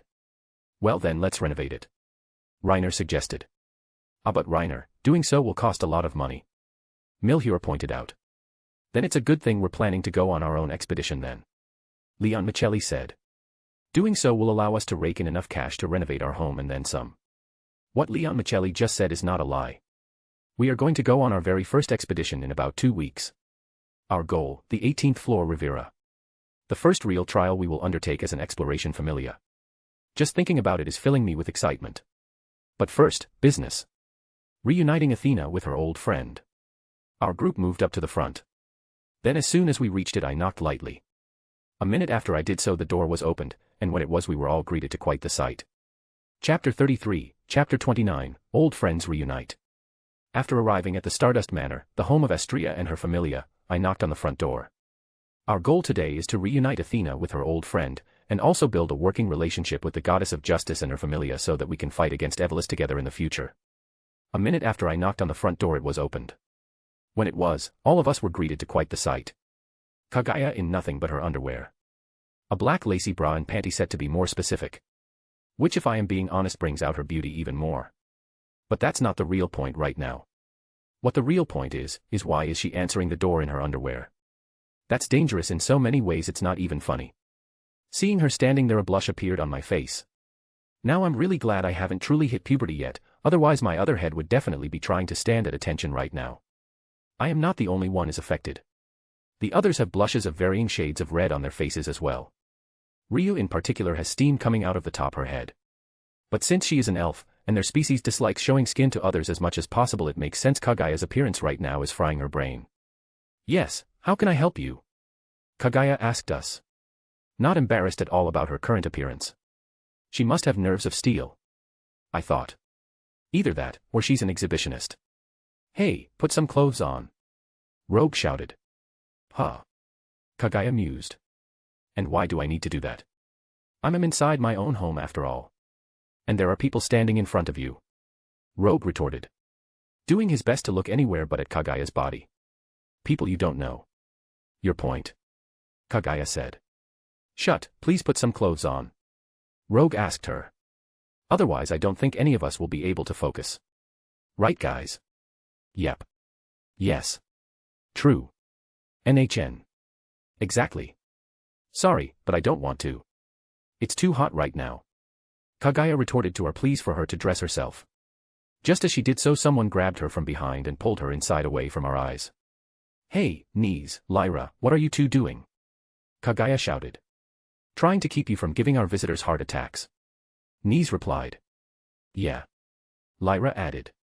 Hey, put me down. Put me down. Kaguya said, her voice getting farther and farther away. As it did so, two new people appeared in the front doorway. The captain of the Familia, Elise Lovell, and her goddess, Astria. Looking at the dark-haired goddess, I have to say she is beautiful, no doubt. Sorry about that, Elise said. Yes, please forgive that girl, Astria told us. A wry smile on her face as she did so. Usually she's a lot more presentable than that. Sure. It's no problem, I said. The heat in my cheeks finally disappearing. Anyway, greetings to you, goddess Astria, I told her. My name is Morex Lapis, captain of the Athena Familia. And the reason I have come here today is because my goddess wishes to reunite with her old friend, I explained. I then moved out of the way, and Athena stepped forward. A smile on her face. Hello, Astria. Ah, Athena, so good to see you, Astria happily said. The two goddesses then shared a brief hug. Astria then beckoned us inside. Please, come in, she asked us. So that's exactly what we did. Once inside the Stardust Manor, Astria and Elise led us to a living room, and everyone took a seat. Then as soon as we did so, Elise snapped her fingers. Hey, aren't you guys the ones from before? She asked us. The ones we helped in dealing with those thugs on that day. Yeah, we sure are, I told her. Again, thanks for that. No problem, Elise said. By the way, the name is Elise Lovell. A pleasure to meet you all, she said. We all nodded at her words. Yes, nice to meet you all, Astria told us. I am the goddess Astria, she said. So, what brings you all here today? Like my child Morex said, it's so we could reunite and catch up. Athena spoke up. She then put a serious expression on her face. But also, we would like to enter in an alliance with you and your familia, in order to fight against Evelis. At the mention of that name, both Elise and Astria got serious expressions on their faces. I see. So you all also seek to fight that darkness? Astria asked us. We do, Leon Michelli said. Yeah, I added. And we're not going to back down, I told her. But we know going at it alone is insanely reckless. So, Goddess Astria, I ask you, will you and your familia work with us? Astria said nothing for several seconds, and simply looked at me. Until she put a smile on her face. It would be my honor to work with you all, Astria told us. But my daughters also deserve their say. I'm fine with it, Elise said. She then came over to me and offered me her hand. Let's get along. Sure, I said. But, shouldn't you ask your other familia members first before making this decision? It's fine. I'll ask them later, Elise told me. As she did so, I simply shook her hand, a wry smile on my face. Well, at least working with her will never be boring. Once the alliance was verbally agreed to, Elise decided to show us around her home while Athena and Astria caught up in private. While we walked around Stardust Manor, we were introduced to the other members of the familia. We even saw Kaguya again, but thankfully this time she was fully clothed. And wearing a grumpy expression on her face. Coming up to us, she let some choice words fly, which ended up getting under Rogue's skin, and thus the two of them got into a verbal spat. Though things didn't get physical, thankfully. If that had happened, Rogue would have had his ass handed to him hands down. Not only is Kaguya a higher level than him, but she learned many different deadly techniques from her family in the Far East, seeing as how they were basically a family of assassins for the goddess Amaterasu. So I will do my best to never make her truly angry. Eventually the two of them stopped arguing, and once they did, Elise mentioned the alliance we formed, which put her into another verbal spat with Kaguya. All of us just let them be. Until eventually they stopped us all. The moment they did, Athena and Astria came to find us, and our familia left the Stardust Manor, heading back towards our own home, getting ready to make the final preparations for our first dungeon expedition. Chapter 34, Chapter 30, First Expedition begins. Seeing the glow of Athena examining my status out of the corner of my eyes, I patiently waited until she was done. 2 weeks have come and gone. Today we leave for our very first expedition as a familia. Our destination, the 18th floor Rivera. The first milestone many adventurers strive for, as they progress deeper into the dungeon. Which is exactly what me and the others are dead set on doing. Going deeper, and exploring the dungeon even more than we already have. We all want to see and experience what's down there with our own eyes. Despite the danger. I especially want to see what's down there. In fact, I have decided something. My goal is to reach the farthest depths of the dungeon, and become the strongest along the way. Nothing else to it. Okay, we're done, Morex, Athena said. I then saw the faint glow coming off my back fade. Once it did so, I slipped back on my shirt, and then Athena handed me my status sheet. A smile on her face as she did so. "Congratulations. Looks like you've obtained a new skill," she explained. Looking at my status sheet, I saw she is right. Name, Morex Lapis. Level, 2. Strength, G230, G268. Endurance, G210, G244. Dexterity, G200, G226. Agility, G234, G271. Magic, G266, F303. Magic. Geoforce allows the user to create and manipulate earth constructs such as weapons. The more complex the constructs are, the faster mind is drained. Chant, ground and soil, heed my command and come forth. Slot 2. Slot 3. Skills. Geo Archon increases the effect and power of any earth-based magic. It also doubles the user's strength and agility stats anytime they are in combat within rocky terrain. This allows one to be able to sense people within a 50-meter radius upon rocky terrain, but only if they are part of one's familia. Gaia's Embrace, when inside of rocky terrain, the user's mind and physical stamina is actively but slowly restored faster than normal. Developmental abilities. Hunter, rank I. Nice, I said. Not only are all my stats increasing at a good pace, but my magic stat has reached F rank, which will be very helpful on the expedition, along with the new skill, Gaia's Embrace, which will help me grow even faster. Once I got a good look at my status sheet, I handed it to Athena, who disposed of it. After she did so, she stood up from her bed and gave me a hug, which I reciprocated. "Stay safe, and make sure all of you come back alive," Athena told me. "We will try," I told her. Since promising anything is just too cruel. Even though I will make damn sure we all do come back alive. The hug between Athena and I lasted for a few more seconds before we broke apart. Once we did so, I left her room and went to my own. Entering, I secured my salamander cloak around my body, got my weapons, as well as my back filled with supplies that will cover me for the next 2 weeks. Since that's how long we planned for this first expedition to be. After double-checking that I had everything, I went downstairs and found the others waiting for me. Their statuses having already been checked, since as the captain I volunteered to go last. "Ready, guys?" I asked them. They all nodded. "Okay, then. Let's move out," I said. I then walked up to the front door and took the first step outside. The others following behind me. Once we were all out, Reyna closed the door. Since she will be leaving at our home for the next 2 weeks with Athena while we are in the dungeon. Our allies, the Astria Familia, will also come by every day to check up on Athena and deter anyone from breaking into our home while we are gone. I need to remember to thank those girls when we return. We made our way to the dungeon and didn't run into any trouble. Arriving at Babel Tower, we entered, then took the descending staircase into the dungeon. Clearing the first 12 floors without any issue at all. Reaching the 13th floor in no time, our expedition officially began.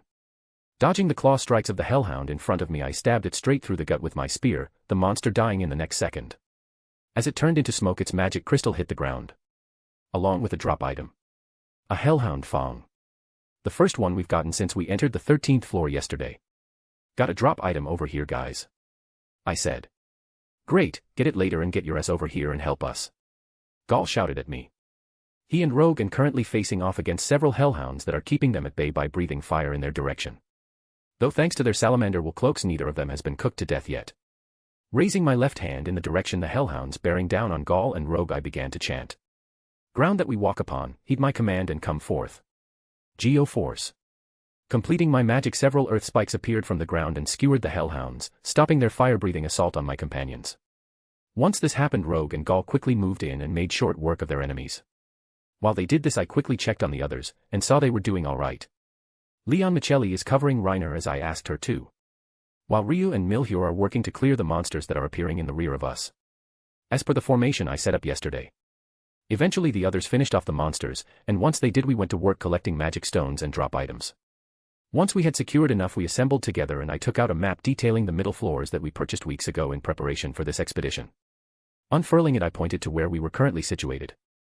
"Okay, so from the looks of things we keep on this path and we will reach floor 14 in just another hour or so," I said. "Before we move on, anyone injured, or does anyone need a break?" "What I need is some magic," Gaul grumbled, holding his lightly singed tail in his hands as he did so. "Yeah, ever since we entered the middle floors, the hellhounds have been using their fire breathe attacks on Gaul non-stop. Which is currently a really bad matchup for him since he is a close-range fighter and doesn't have any magic or long-range weapon to deal with the disadvantage. Of course most of the others are in the same boat as well, but we use weapons while Gaul actually uses his hands and feet to fight, making things a bit more dangerous for him. Though I'm sure once he grows used to the middle floors that won't be a problem at all.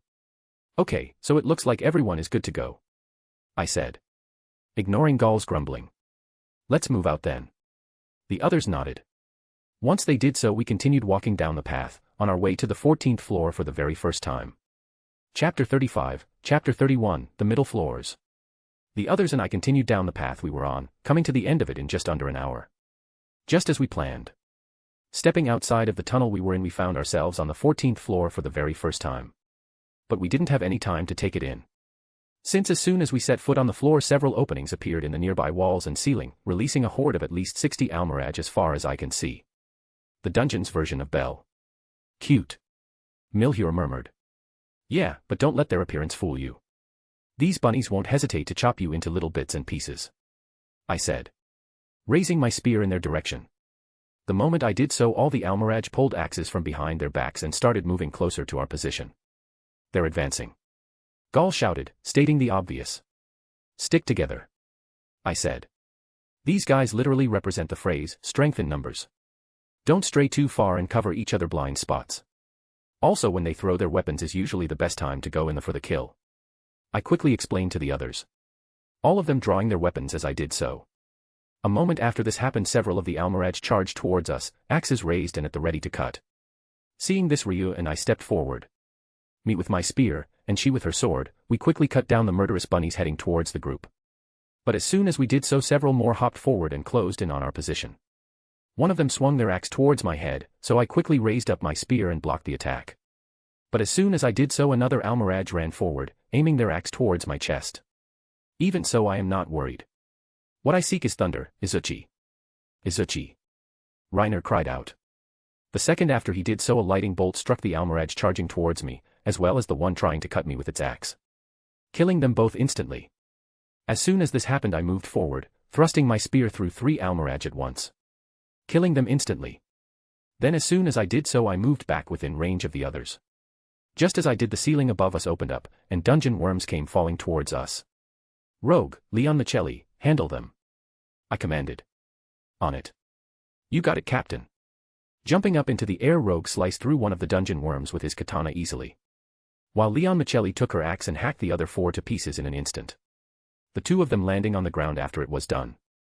Meanwhile Gaul rushed in, taking down several Almiraj at once, delivering 1 punch to each of them, killing them without too much trouble. Once I saw this I refocused on my own efforts. Moving forward again I swept my spear from left to right, killing 5 Almiraj. I then stepped forward and thrust my spear towards another, only for the bunny to jump back, throwing its axe towards me after it did so. Taking my spear I swung it and deflected the weapon into the ground. Just as I did so the floor to the left of me cracked open and even more Almiraj jumped out of it, axes at the ready. All of them coming towards me. Ground that we walk upon, heed my command and come forth. Geo Force. I summoned a wall of earth to defend myself. Then once I did so I jumped back and regrouped with the others. The Almiraj doing the same, glaring at us with their beady red eyes. Shit, we can't seem to break through, Gaul said. Yes, it would seem so, Ryu added. Okay then. Time to change things up, I said. Millie, you're up, I said to Milhur. She nodded at my words. Once she did so Milhur stepped forward and then began chanting. Since thanks to her level up she gained magic, and I must say it's quite perfect for large groups of enemies like the one we are facing. Taste my screams of fury, my enemies. Battle cry. As soon as Milhur finished speaking she screamed, releasing visible sonic waves in the direction of the Almiraj, which killed almost all of them in an instant. And the ones that weren't killed dropped their weapons and held their ears, keeling over in pain. This is Milhur's magic, an attack-type magic known as Battle Cry. It turns her voice into a sonic blast, which can not only disorient enemies but scramble like eggs from the inside out. The moment I learned Milhur obtained this magic a shiver ran across my entire body. Since I could imagine what her power could do if used on another person instead of just monsters. It would be terrifying. That's one of the reasons I'm glad she's on my side. Keeping her magic going for 3 minutes Milhur decimated the Almiraj monster horde in front of us. Then as soon as she stopped Ryu, Rogue, and I moved in to finish off any stragglers. Once this was completed I turned back towards the others, only to see Milhier staggering on her feet. "Millie," Leon Michelli said. She then rushed towards her and steadied her. "I'm okay," Milhier said. "No, you are not," I said, coming up to her. I then reached into my bag and handed her a magic potion. "Drink it," I told her. "And it's not up for discussion. We don't need her getting a mind down in the midst of battle. That would be a horrible scenario." Nodding, Milhier took the magic potion, opened it, and then drank it. After she did so I directed the others and we collected some of the magic stones and even some drop items. We then rested for 5 minutes before beginning to move forward again. Stabbing my spear in the underside of the dungeon worm in front of me I moved it forward, careful not to get myself coated in any blood. Since being covered in monster blood inside the dungeon will attract other monsters to you faster than normal. I learned that in Rose's lectures. Anyway. Once I sliced open the worm's guts I jumped back as it fell on the ground and died. Its magic stone hitting the ground a second later. Moving over I collected it, resting my spear on my shoulder afterwards. I then looked around to make sure everyone else was doing okay. Thankfully they are. 3 days have passed since we've begun our expedition into the middle floors and so far we are making good progress. We're clearing floor 14 and within another day or so should hit floor 15. So if our progress continues as is we should reach floor 18 within another 3 days. Giving us 1 full day before the monster wrecks of floor 17 respawns. The Goliath. A beast which our party is certainly not ready to face. If we were high level 2s or one of us was level 3 then sure, we could beat that rip-off titan. But as we are now, no dice. That's why I made sure to triple check the respawn time for when the Goliath would next appear before we left so we would have no chance to run into it. I mean none of us are Bell with a cheat like one-shot skill like Argonaut in our possession. Which I will admit I'm a bit jealous of. I wonder, just what would I have to do to obtain a skill similar to Argonaut? As I thought about this the others finished up with their enemies. Taking several deep breaths and exhaling after they did so. Damn it, are these monster hordes ever going to let up? Rogue asked. Leaning on his katana blade. Nope. I told him. The dungeon will never be that kind. I explained. So we must push through, otherwise it will swallow us whole without a second thought. Let's take a 15-minute break and then get moving again, sound good? The others nodded. Once they did so I started using my spear to carve up the area, that way no monsters would spawn in our immediate vicinity as we rested. The moment I was finished with that I moved to a nearby wall and sat down, resting my back against it. Taking off my pack I reached inside and retrieved a pouch filled with water, taking a drink from it after I did so. Since killing all those monsters works up quite a thirst. After I had my fill I placed my pouch back in my pack and resecured it. Just as I did so Ryu came and took a seat next to me. Turning away from Rogue's direction she reached into her own pack and retrieved her own pouch of water. She then pulled down her mask and started drinking from it. Seeing this Rogue sighed. But he's not angry mind you. After all he understands why Ryu is being like this. Even though she's pretty much stopped self-loathing about being an elf, she's still not all comfortable around other people. Especially where showing her face is concerned. So even after these past few months neither Rogue or his mother has seen Ryu's face. But I'm sure with a bit more time she'll allow them to see it. She just needs a bit more time to warm up to them. Like she did when she first joined the Familia almost 2 years ago now. Finishing her drink Ryu slipped back on her mask and placed her pouch back into her bag, securing it. Once she did so she got into a comfortable position. But the second after she did so she shot to her feet. Ryu, what's wrong? I asked her. I hear someone crying out for help. Ryu told me. Elven ears are much more sensitive to sound than human ones, so if Ryu is saying this I know it to be true. Guys, Ryu says she hears someone in trouble. I said. As soon as I did so everyone sprung up and collected their belongings, as did I. Once we did so Ryu started leading the way towards where the voice she is hearing is coming from. For 5 minutes straight we ran, thankfully not encountering any monsters at all, until eventually Ryu came to a stop near a rock formation. As soon as she did so I heard a voice. No, stop. Get off me. A female voice screamed. Sharing a quick look with the others we all moved closer towards the rock formation in front of us and peeked past it. In doing so we all saw a scene that made my blood boil. Chapter 36, Chapter 32, Taking Out Some Trash. Following Ryu's words we moved through the dungeon since she said she heard someone crying out for help. Arriving at the area we all heard said cry as well. No, stop. Get off me. A female voice screamed. Sharing a look we all moved to peek over the rock formation in front of us. In doing so we found ourselves looking at a scene that made my blood boil. Several bodies are laid about all across the ground. blood, cuts, and other injuries upon them. One of them is even missing both their arms. Next to them are 5 cloaked figures, one of whom is sitting atop a wyvern, a whip in hand, indicating that they are a tamer. But that's not the end of it. 2 of the cloaked figures are holding down a young girl on the ground, working to remove her clothing, despite her struggling and crying. It's obvious what they intend to do to her. Too bad it's never going to happen. That I can promise. And I'm not the only one who feels that way. Looking at the others out of the corner of my eyes, I can see they are wearing expressions of disgust and anger. Well, all except for Rio. At the moment she has a dead and cold look in her eyes, focused solely on the men in the cloaks. Moving her hand towards her blade, Ryu intended to draw it, only for me to grab her wrist and stop her. She turned to look at me and I shook my head. I then made a signal for everyone to quietly move back down from the rock formation. Which they did. As soon as we were down, I let go of Ryu's wrist. Too risky. I instantly told her. If you had attacked, they would have killed the girl most likely, and we are hoping to save her. I quickly explained. Ryu simply nodded. Sorry. She whispered. No apologies necessary. I told her. Getting a cold look in my eyes as well. I want to kill those scum just as badly as you do, believe me. So then, what's the plan? Rogue asked. Here it is. I said. I then quickly gave the others the plan for saving the girl and dealing with the scum. Once I did so, we moved to put it into action. Time to take out some trash. Third person, POV.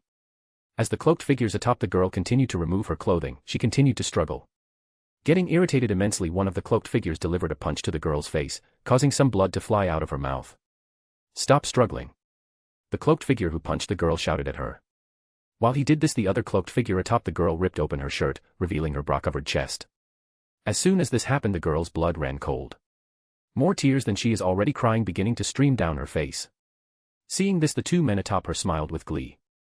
They are the worst kind of scum after all. Since their hobby is raping women, specifically young girls who are virgins. They enjoy feeding off their terror. After the cloaked figure ripped open the girl's shirt, he moved to get his pants off, but stopped mid-action when a rock came sailing towards his head. Noticing this, the men caught the rock and turned his head in the direction it came from. His companions and the girl doing the same thing. In doing so, they saw Morex walking towards them. Yo. He said. So, what is going on here? He asked. Fuck off, brat. One of the cloaked figures said. Walk away right now and forget you ever saw us, and you get to keep your life. He explained. I could do that. Morex mused. But I won't. Since I hate scum who rapes little girls with a passion. So instead, taking your offer, here is my counter. He began. Getting a cold look in his eyes as he did so. Get off that girl right now, and your deaths won't be an agonizing shit show. Instead, you'll go quickly. Am I making myself clear? Ha ha ha. One of the cloaked figures broke out in laughter. His companions following suit. You kill us, nice one you fucking brat. One of the cloaked figures roared in between laughs. Stop joking around. Another of the cloaked figures said in between laughs. Don't try and be some kind of hero. One of the cloaked figures spoke. But despite their laughter, Morex's expression didn't change. You know, heroes aren't so bad. He said. As soon as he did so, the cloaked figures stopped laughing and looked at him once more. However, being a regular hero definitely isn't for me. Morex spoke. Instead, I will be an anti-hero. Which means I will do whatever is necessary to kill the villain in front of me. No matter how dishonorable it might be. He explained to the cloaked figures. Like distracting the enemy with a conversation as my allies move into position to execute you all and end your worthless lives. As soon as Morex finished speaking, he grinned like the devil. A second after he did so, a sonic blast struck the wyvern one of the cloaked figures was sitting on, from behind, as well as several bolts of lighting. Courtesy of Milhior and Reiner. Ack! Screaming out in pain, both the cloaked figure and his tamed wyvern were dying in agony. As this happened, several daggers raced toward the other cloaked figures, some striking each of them. Fuck. Shit. It hurts. The cloaked figures cried out. But Morex didn't give a shit about their cries at all and ignored them. Instead, he started chanting his magic. Ground that we walk upon, heed my command and come forth. Geo Force. Casting his spell, a magic circle appeared under the girl lying on the ground. Then a second after it did so, several earth spikes shot up around her body. But none of them touched her. Instead, they formed a protective shield of sorts around her, which worked like a charm. Since the nearby 2 cloaked figures got skewered in several places on their bodies. The moment this happened, Morex raised his left hand, and then caught his spear, which was thrown to him by Rogue. As soon as Morex had his weapon, he aimed it towards the cloaked figure, who ripped off the girl's shirt and threw it, his attack landing straight in the man's throat. Blood spewed from his wound and he moved to pull the spear out. But before he could, Ryu appeared and swung her sword, severing the figure's hands from his body. As this happened, Gall and Leone Michelli quickly moved in and dealt with the other two cloaked figures, while Rogue sneaked up on the last one and used his katana to sever his head from his body. In an instant the body was over. Once it was, Morex moved to retrieve his spear. He then took some water from his bag and washed off his weapon, hoping the stink of such filthy blood wouldn't remain. As he did so, the others made sure all the enemies were dead and then helped the girl. They also checked to see if any of her companions were alive, but they weren't. She is the only survivor from her party. Once Morex cleaned off his weapon, he looked at the girl who he saved. In doing so, he instantly recognized who she was. Arti Verma, younger sister of Shakti Verma. To say he is surprised is an understatement. Morex, POV. As soon as Arti was safe and covered with a cloak, courtesy of Rio, she started to cry. Thank you all," she said in between sobs. As she did so, we simply listened, not saying a word. 10 minutes passed before Arti stopped crying. The moment she did so, we sat her down. I then sat down in front of her, while the others secured the perimeter. Since we don't know if those cloaked shitbags have any friends in the area. My name is Morex Lapis, and you are? I asked Arti, despite already knowing her name. Arti Verma, she told me. Right, I said. So then, Arti, do you mind telling me what happened before we arrived? Sure, Arti said. She then recounted her tale to me. Arti was on her way down to Rivera with some other level 2s from her familia, to farm some Excelia for the next week or so in preparation for leveling up, which all of them were close to doing. However, just after they defeated a horde of over 50 Almerage, they were ambushed by the cloaked assholes, who are apparently affiliated with Evolus. Being taken by surprise, they didn't stand a chance, and before Arti knew it, all of her comrades were dead. As to the reason she was left alive, it seems those Evolus pieces of shit wanted to give her big sister Shakti a nice surprise by impregnating her with a rape baby. Upon hearing that, my anger spiked even more than before. Now I wish I could have made those bastards suffer for real. Once Arti told me this, her story was done. Thank you, I told her. As I did so, she simply nodded. Once she did, I moved over to the others and told them what Arti told me. Scum, Ryu said.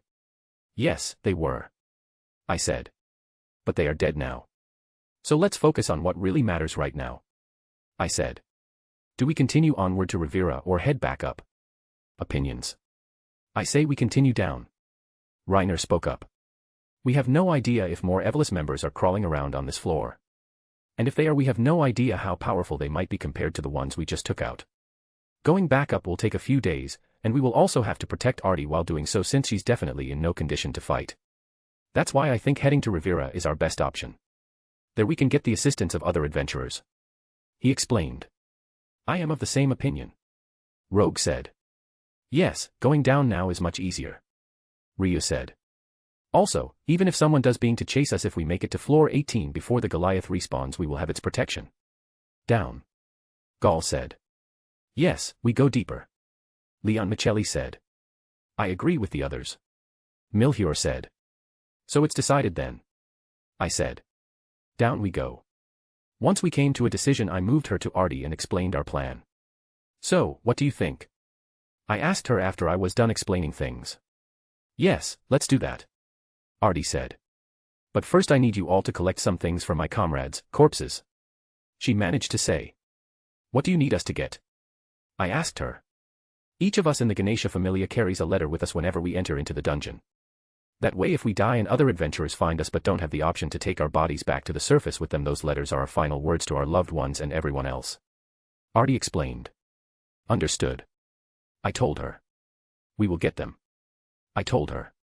After I did so, I told the others about the letters and we went about retrieving them, making sure to not disturb the bodies of Arti's comrades too much. Once we got what we were looking for, we secured our belongings and Arti, and left the area. Me once again, realizing just how cruel this world can be for some. Chapter 37, Chapter 33, arriving at floor 18. Once out of the area where Arti's assault took place, we began moving even faster. Using our map, we found a well-established path and began hightailing it towards floor 15. But that doesn't mean we didn't keep our wits about us. We were on the lookout for monsters, weapons drawn and at the ready. We also kept a close eye out for Evolus members as well, just in case those shitbags we killed had some friends skulking around. But thankfully we didn't see any other people as we moved through the tunnels. We also didn't encounter many monster hordes either. Thus after taking a few rests we reached the 15th floor within a few hours, ahead of schedule. Coming out of the tunnel we were in, we didn't stop to take in the scenery. Instead we continued moving forward. But came to a halt when both walls on either sides of our group cracked open, and a horde of minotaurs came out. 20 in total. Just our luck, I thought. Encountering a horde of one of the strongest monsters on the middle floors now. I guess the dungeon was just messing with us before we didn't encounter any monster hordes on our way to this floor. But it looks like playtime is over. Rarg. The minotaurs shouted in unison. As they did so I noticed Artie collapsing to her knees. Normally she probably wouldn't be affected, but given the trauma she's just went through her mental fortitude isn't strong enough to resist the minotaur's intimidating shout, as I like to call it. Rogue, Reiner, Milhior, protect Artie and watch our rear. Everyone else, start slicing up minotaurs. We're busting through, I said. Right. Everyone shouted. After they did so we sprung into action. Rushing forward I got within range of a minotaur. Once I did so it swung its left fist at me and I leaned back and dodged it, feeling a small but powerful gust of wind as I did so. Just as described, minotaurs pack a powerful punch. So I definitely need to make sure I don't get hit by it. Taking my spear I jammed it straight up into the underside of the minotaur's chin all the way through its head. As the light died in its eyes it turned into dust. Once it did so I moved to another minotaur and used my speed to get behind it. The moment I did so I slashed its back several times and also its heels. This caused the beast to fall to its knees. When it did so I moved back around to the front and used my spear to cut open its throat. As blood gushed out the monster turned into dust. The second after this happened I took in the entire battlefield to check on the others. Dodging a punch aimed at her head, Ryu cut into the arms of the minotaur she is facing. The beast cried out in pain and tried to stomp on her. But at the last second she jumped back and then stabbed her sword through the beast's chest, shattering its magic crystal. Because when it turned into dust one did not hit the ground. Dodging a punch aimed at his Gatgal got in close to the minotaur he is facing and punched it several times in the stomach instead. As the monster fell to its knees Gaul delivered a roundhouse kick to its head, knocking it into the ground, and making an audible pop echo through the area. Telling me he broke the thing's neck. Her axe in hand Leon Mitsulai severed the arm of the minotaur she is fighting. As blood spurted from the wound she paid it no mind and used her weapon to cleave off the beast's head. Okay, keep pushing forward, I shouted. I then ran up to a nearby minotaur and sidestepped a punch, using my spear to slash open a wound along its left arm. Ignoring the beast's wails of pain I created several more slashes along its body before it finally turned into dust. The others also cut down the numbers until only 2 remained. Now, push forward, I cried. As I did so the others and I started running, the remaining 2 minotaur chasing us as we did so. Rounding a corner we ended up in a wide area. Okay, let's take our pursuers out, I said. Since I was waiting until we had a bit more room to do so. Stopping in our tracks we turned to face the minotaurs. Reiner, you're up, I told my best friend. He nodded. What I seek is thunder, Isaac. Izuchi. As Reiner cast his spell several bolts of electricity appeared in the shape of snakes. Once they did so they moved toward the 2 minotaurs and sunk their fangs into their flesh, ripping the 2 beasts apart and frying their bodies as they did so. The entire thing only took 3 minutes. Nice, looks like someone's been practicing, Leon Michelli said. Of course, Reiner mused. I am the only mage we've got right now after all. So if I half-ass it then you guys and I will die, and I don't want that, he explained. Reiner, I can always count on him. He's been studying magic non-stop and ever since he hit level 2 and obtained the mage developmental ability his skills have even further improved. What makes it even scarier is that he's had no formal training in magic whatsoever. Athena calls him a natural, which is rare for human mages. Needless to say I know he's going to be one of the top mages in Auraria one day, and I'm glad he's in our familia and no one else's. Okay, praise later, running now, I said. Everyone nodded. Once they did so we continued moving our asses. Sliding down the smooth rock stairway in front of me I landed on my feet. My guard up even more than usually. Because after another day of non-stop traveling we have reached the end of the 17th floor. Which was not easy. Especially we encountered both minotaurs and Ligerfangs at the same time. We had to pull out all the stops to get out of that situation, and even then we didn't come out unscathed. Feeling a pain in my left side I moved my hands to it, trying not to focus on my wounds. A Ligerfang got the drop on me, and raked its claws through the left side of my chest. Thankfully the wounds were shallow and with a potion my life isn't in any danger. But the pain hasn't gone away since the wound is still healing. Even so, I am not about to stop pressing when we are so close to our goal. Especially since we have reached the wall of grief 2 days ahead of when the Goliath monster Rex is next supposed to spawn. Looking behind me, I focused on the massive crystal wall that is supposed to house and unleash a terrifying monster. It's beautiful. But as with many beautiful things, it's also deadly. Turning away from the wall, I watched as the others slid down the path one by one. As soon as they did so, we moved forward, Ryu coming up to support me with her body. Despite the fact I don't need it. She's been doing this ever since I got injured, namely because she was facing the Ligerfang that managed to injure me. It got away from her. Ever since she's been clingy to me. Despite me telling her I don't need it. She won't budge. I guess we're going to need to have a proper talk once we are properly safe. Which should be in a few moments. Our group quickly moved across the expansive monster Rex cavern, reaching the other end without incident. Getting inside of the tunnel, we followed the light until we reached the other side. The moment we did so, we found ourselves with a view of trees, and a massive crystal hanging high in the air in the center of the floor. Guys, we did it. I said. We have reached the 18th floor, Rivera.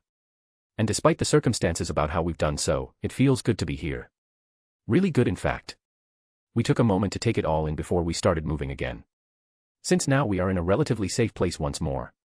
Chapter 38, Chapter 34, Rivera. After taking in the majesty of the 18th floor for a moment, and the fact that we made it here in one piece, our group got a move on again. Heading straight for the town of Rivera. The moment we arrived in the makeshift adventurer city, we headed straight for one of the local bars. Since people in them definitely know where the leader of the city currently is, and we need to talk to theirs urgently. And if they don't know, causing a bit of trouble will get us the same result, just in a different manner. Either way, we get what we want. Arriving at one of the bars, we entered. The moment we did so, all the adventurers inside stopped drinking and looked toward us. Yo. I told them. Anyway, mind telling us where we can find the leader of Rivera? I asked. Piss off, kid. Go back to the surface and come back a few years when you're old enough to stop sucking on your mommy's tits. One drunk adventurer told me. Getting a round of laughs from the others in the bar. Funny. I said. I'll tell your mom that the next time I spend the night at her place. I said. Getting a round of laughs from the adventurers and from my friends. Even Ryu and Artie lightly laughed at my joke. The only one who didn't laugh was the drunk adventurer who badmouthed me in the first place. Little shit. He shouted. Slamming his mug onto the table he is currently sitting at. I think someone needs to show you how to respect your elders. He said. The men then started walking towards our group. Only for Milhur to meet him halfway. She then pulled a one-kill move. The puppy dog eyes. Mister, please don't hurt my friend. She asked. Wagging her tail a bit as she did so. The second after this happened, all the tough adventurers in the bar melted like warm butter. Sure, young lady. I was just messing around. The male adventurer said. A small blush on his face as he did so. Ah, I'm so glad. Milhur mused. One more thing, Mr. Adventurer. Do you know where we can find the leader of Rivera? It's very important we speak to them. She asked. Sure, I do. The male adventurer said. He then started giving out information like it was nothing at all. Seeing this, I put a wry smile on my face. Milhur knows exactly what she is doing. She's got these guys eating out of the palm of her hand. Makes me pray for her future lover just a bit. Since they will have quite a time with her. As soon as the male adventurer was finished telling Milhur everything he knew, she kindly thanked him and then came back over to us. Okay guys, let's go. She said.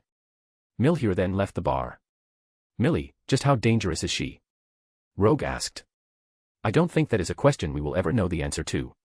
I said. The others nodding in agreement with me. Once they did, we followed Milhur out of the bar. She then led us through town and eventually we arrived at a rather large government-looking building. The moment we did so, a familiar face came out and greeted us. Boris Elder. Looks like even now he is the leader of Rivera. So, what are a bunch of kids doing in front of my office? Boris asked us. We need assistance in getting a message to the surface, it's urgent. I said. It'll cost you. Boris said. Rubbing one of his index fingers and thumbs together. Looks like he's still money grubber even now as well. I thought. Yeah, we probably don't have the money to pay your prices. I said. Then I can't help you. Boris replied.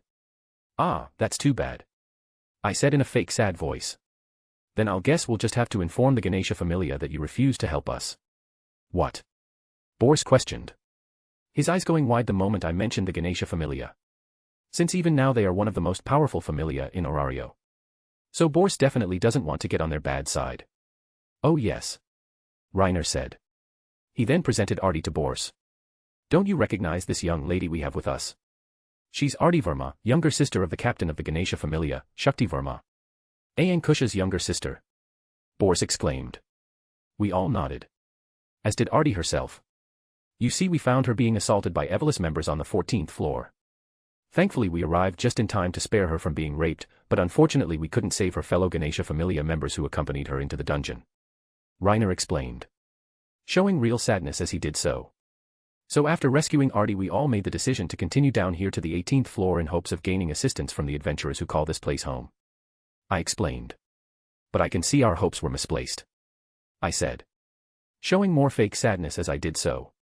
Oh well. I said. Come on guys, let's go and set up camp. Once we are recovered we can return to the surface on our own and explain everything to Shakti and the Ganesha familia ourselves. I said. We then started to walk away. Only for Boris to shout out to us in the next second. Wait.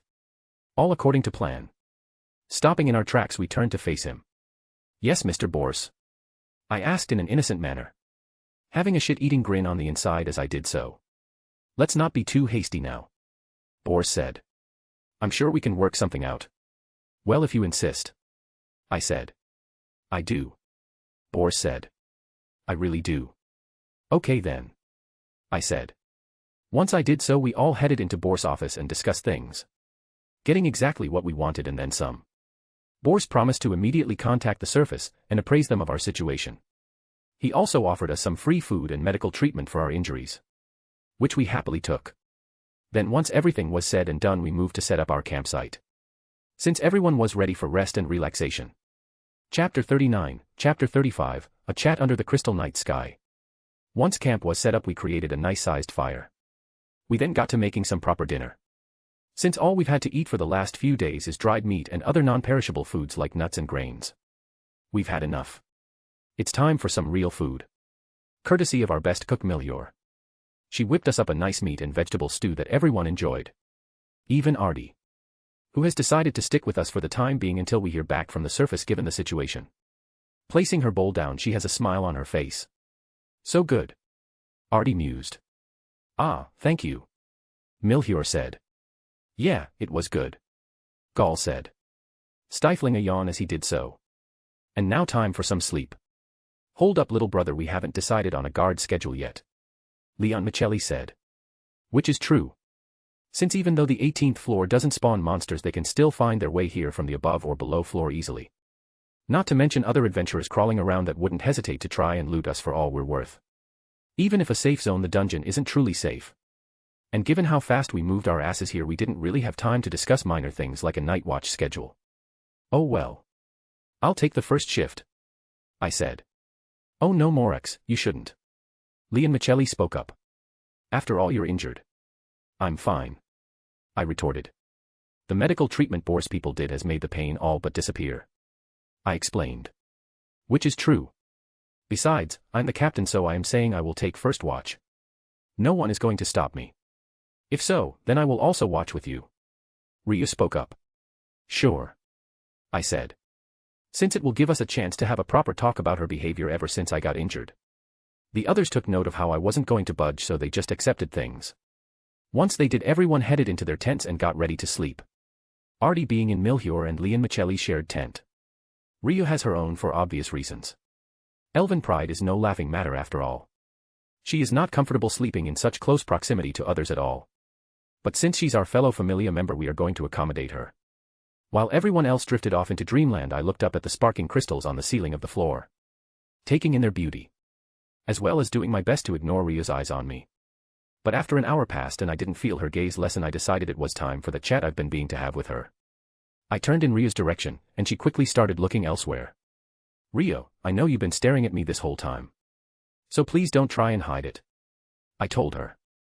You're not very good at doing so anyway. As soon as I said this Ryo looked at me. Okay. She said. Thank you. I said. So, want to explain your behavior?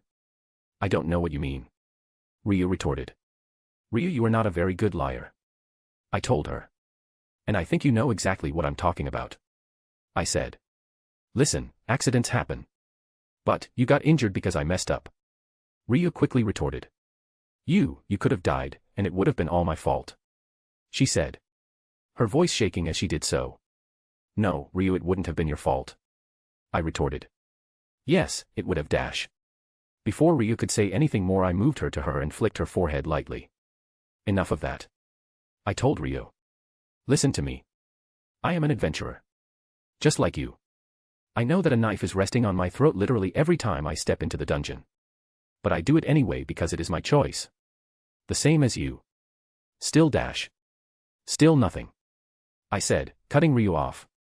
If one day I do die in the dungeon, then at least I will have died doing what I wanted. No one is making come to this place. Certainly not you. So, don't take things all on yourself. It's not healthy and there is no need for you to do so. We're familiar, Ryu, so that means you can lean on me and the others. Understand? Ryu slowly nodded. Good. I told her. So let's put all this behind us. Also, I simply got injured this time. I didn't die. So we can both learn from this and be prepared better for the next time that situation arises, and I know there will be a next time. I said. Sound good? Yes. Ryu said. Great. I told her. So enough with the heavy stuff, let's do some stargazing, or crystal gazing in this case. What say you? Sure. Ryu said. Excellent. I retorted. I then moved a bit closer to Ryu but not too close and started looking up at the crystals atop the floor roof, her doing the exact same thing. The moment becoming a bit magical. Third person, POV. As Morex and Ryu gazed up at the crystal ceiling of the 18th floor, the leader of the Athena Familia had no idea he had just placed a seed in the heart of his elven friend.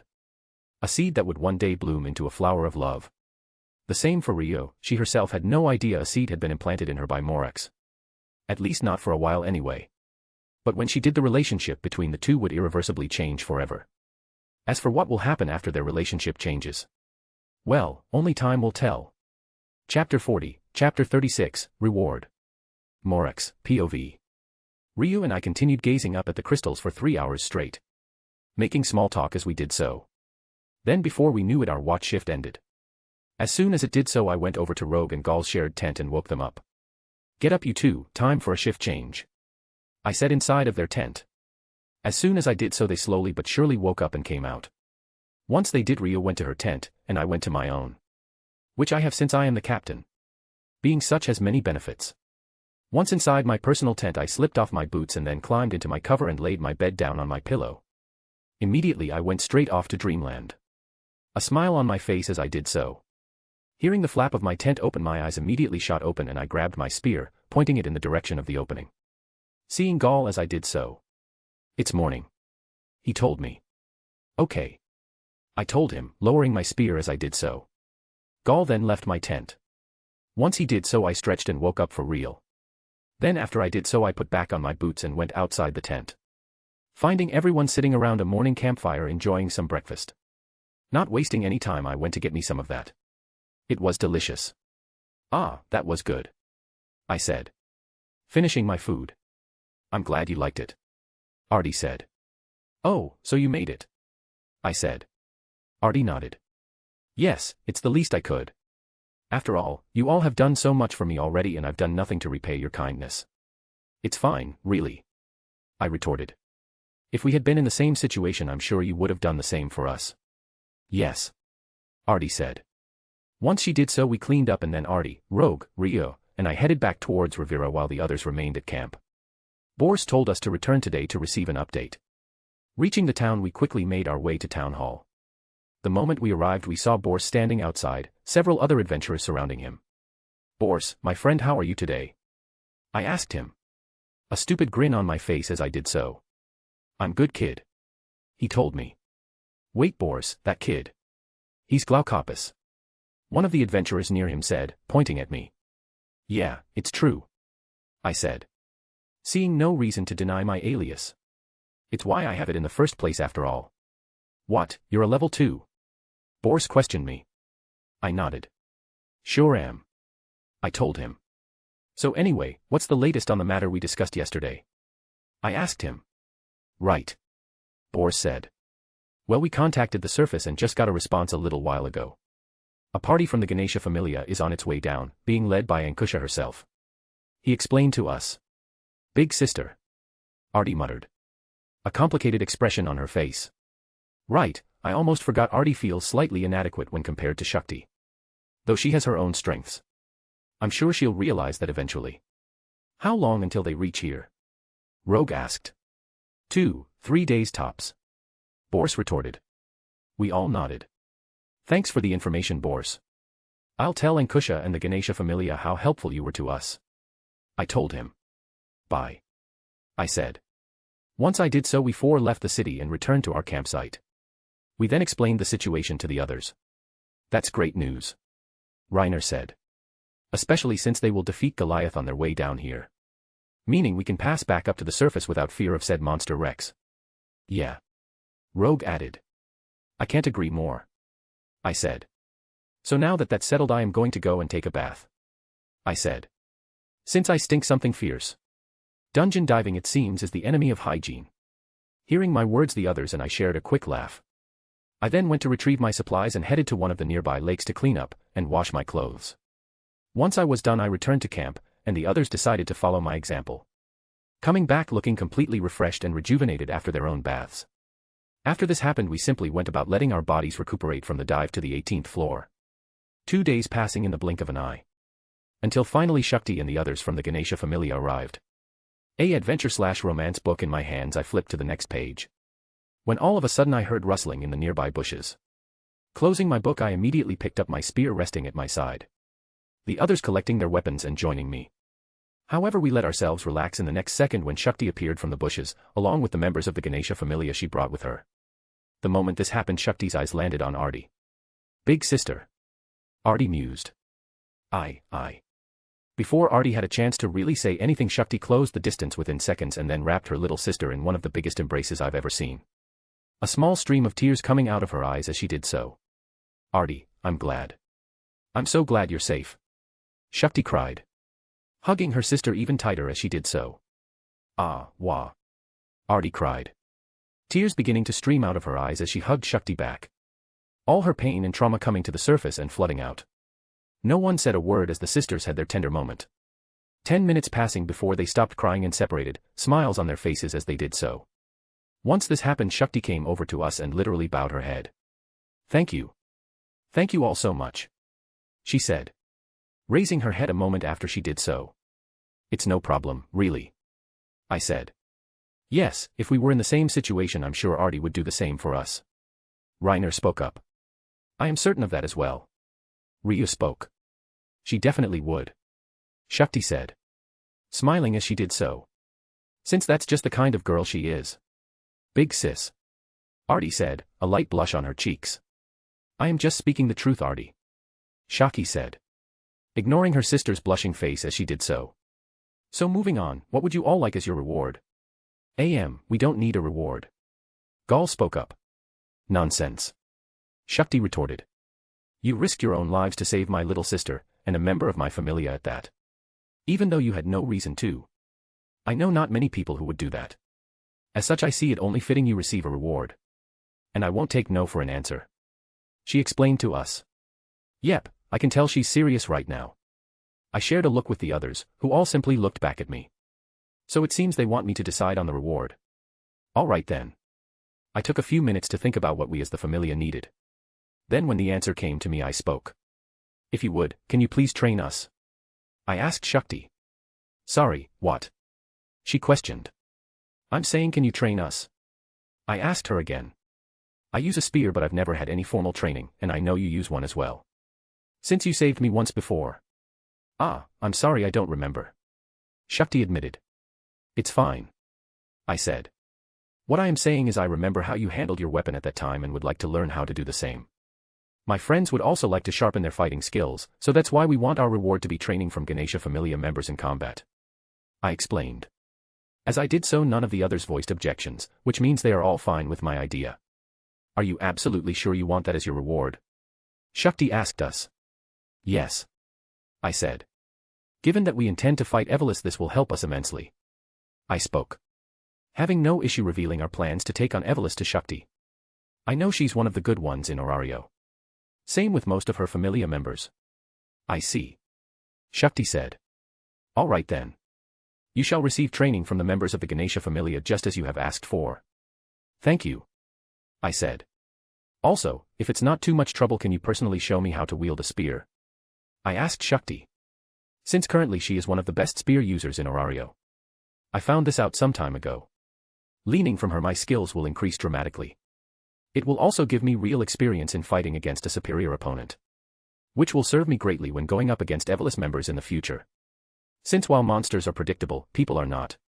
This combat training from the Ganesha familia will help me and my fellow familia members survive what is to come. It will also give me the added bonus of being able to get closer to Shakti. In my last life I quite liked her, and now that she is before me I've decided to make her my woman. While I still want Rio, I also want several other females. I'm going to create a harem. Why, you ask? Ever since I've been reborn I've been asking myself a question. Is it wrong to pick up girls in a dungeon? After thinking about it over these past years I've decided it's not wrong at all. Every single day could be an adventurer's last. That's why so many of them try to live life to the fullest. Which is exactly what I promised myself I would do after being reborn. So that's why I am going to pick up several girls in the dungeon, and go all out before I die again. Enough said. A/N, so here are the ages of some important characters. Years left until canon begins, 9. Current ages of the Athena familia. Morex Lapis, 12 years old. Ria Lion, 12 years old. Gal Galette de Royce, 12 years old. Milhior Biscotti, 13 years old. Reiner Lute, 12 years old. Leon Michelli Galette de Royce, 15 years old. Rogue Cheney, 15 years old. Arti Verma, 13 years old. Shakti Verma, 29 years old. Chapter 41, Chapter 37, Post-Expedition. Stepping out of Babel Tower I felt the sun on my face in what felt like the first time in forever. Even though it's only been 2 weeks. Dungeon diving really messes with your sense of time. I'll have to be wary about that in the future when the others and I go on even more expeditions and dive even deeper into the dungeon. But that will come later. Right now I just want to return home, get a shower, and then get a good sleep in a real bed. As I thought about my plans I noticed Shakti approaching us out of the corner of my eye. We decided to make our way up from the 18th floor with her and her group, just in case we ran into Evolus members along the way. We didn't, thankfully. And we also didn't run into the Goliath because on their way down Shakti and her group killed it. Yet another reason I decided to ask them to train us. An alliance with them in the future wouldn't be so bad. Even if Shakti doesn't become my woman. Though I am definitely going to give my all to make sure she does. Arriving in front of us Shakti slightly bowed her head again before raising it. Once again, thank you for saving Arti. You have my thanks. She said. Again Shakti, it's no problem. I told her. Okay then. Goodbye. Shakti said. She then walked back over to Arti and the other Ganesha familia members. As she did we started making our way towards home. Arriving in front of our home we saw Kagaya and Nis standing outside. Their gazes moving across the immediate area, looking for any potential threats. But as soon as their gazes landed on us they walked over. Welcome back. Nis said. Thanks. Leon Michelli responded. So, how was your first time exploring the middle floors? Kagaya asked. Everything you expected. Yes, and no. I said. Which caused Kagaya to raise a brow at me. I'll explain things later. Anyway, did anything happen while we were gone? Kagaya shook her head. No, nothing at all. Not to your home, Athena, or even in the city itself. She explained. Right. I told her, nodding as I did so. Well again, thanks. Also when you guys get ready to go on an expedition let us know. Then we will watch over Stardust Manor just like you watched over our home while we were gone.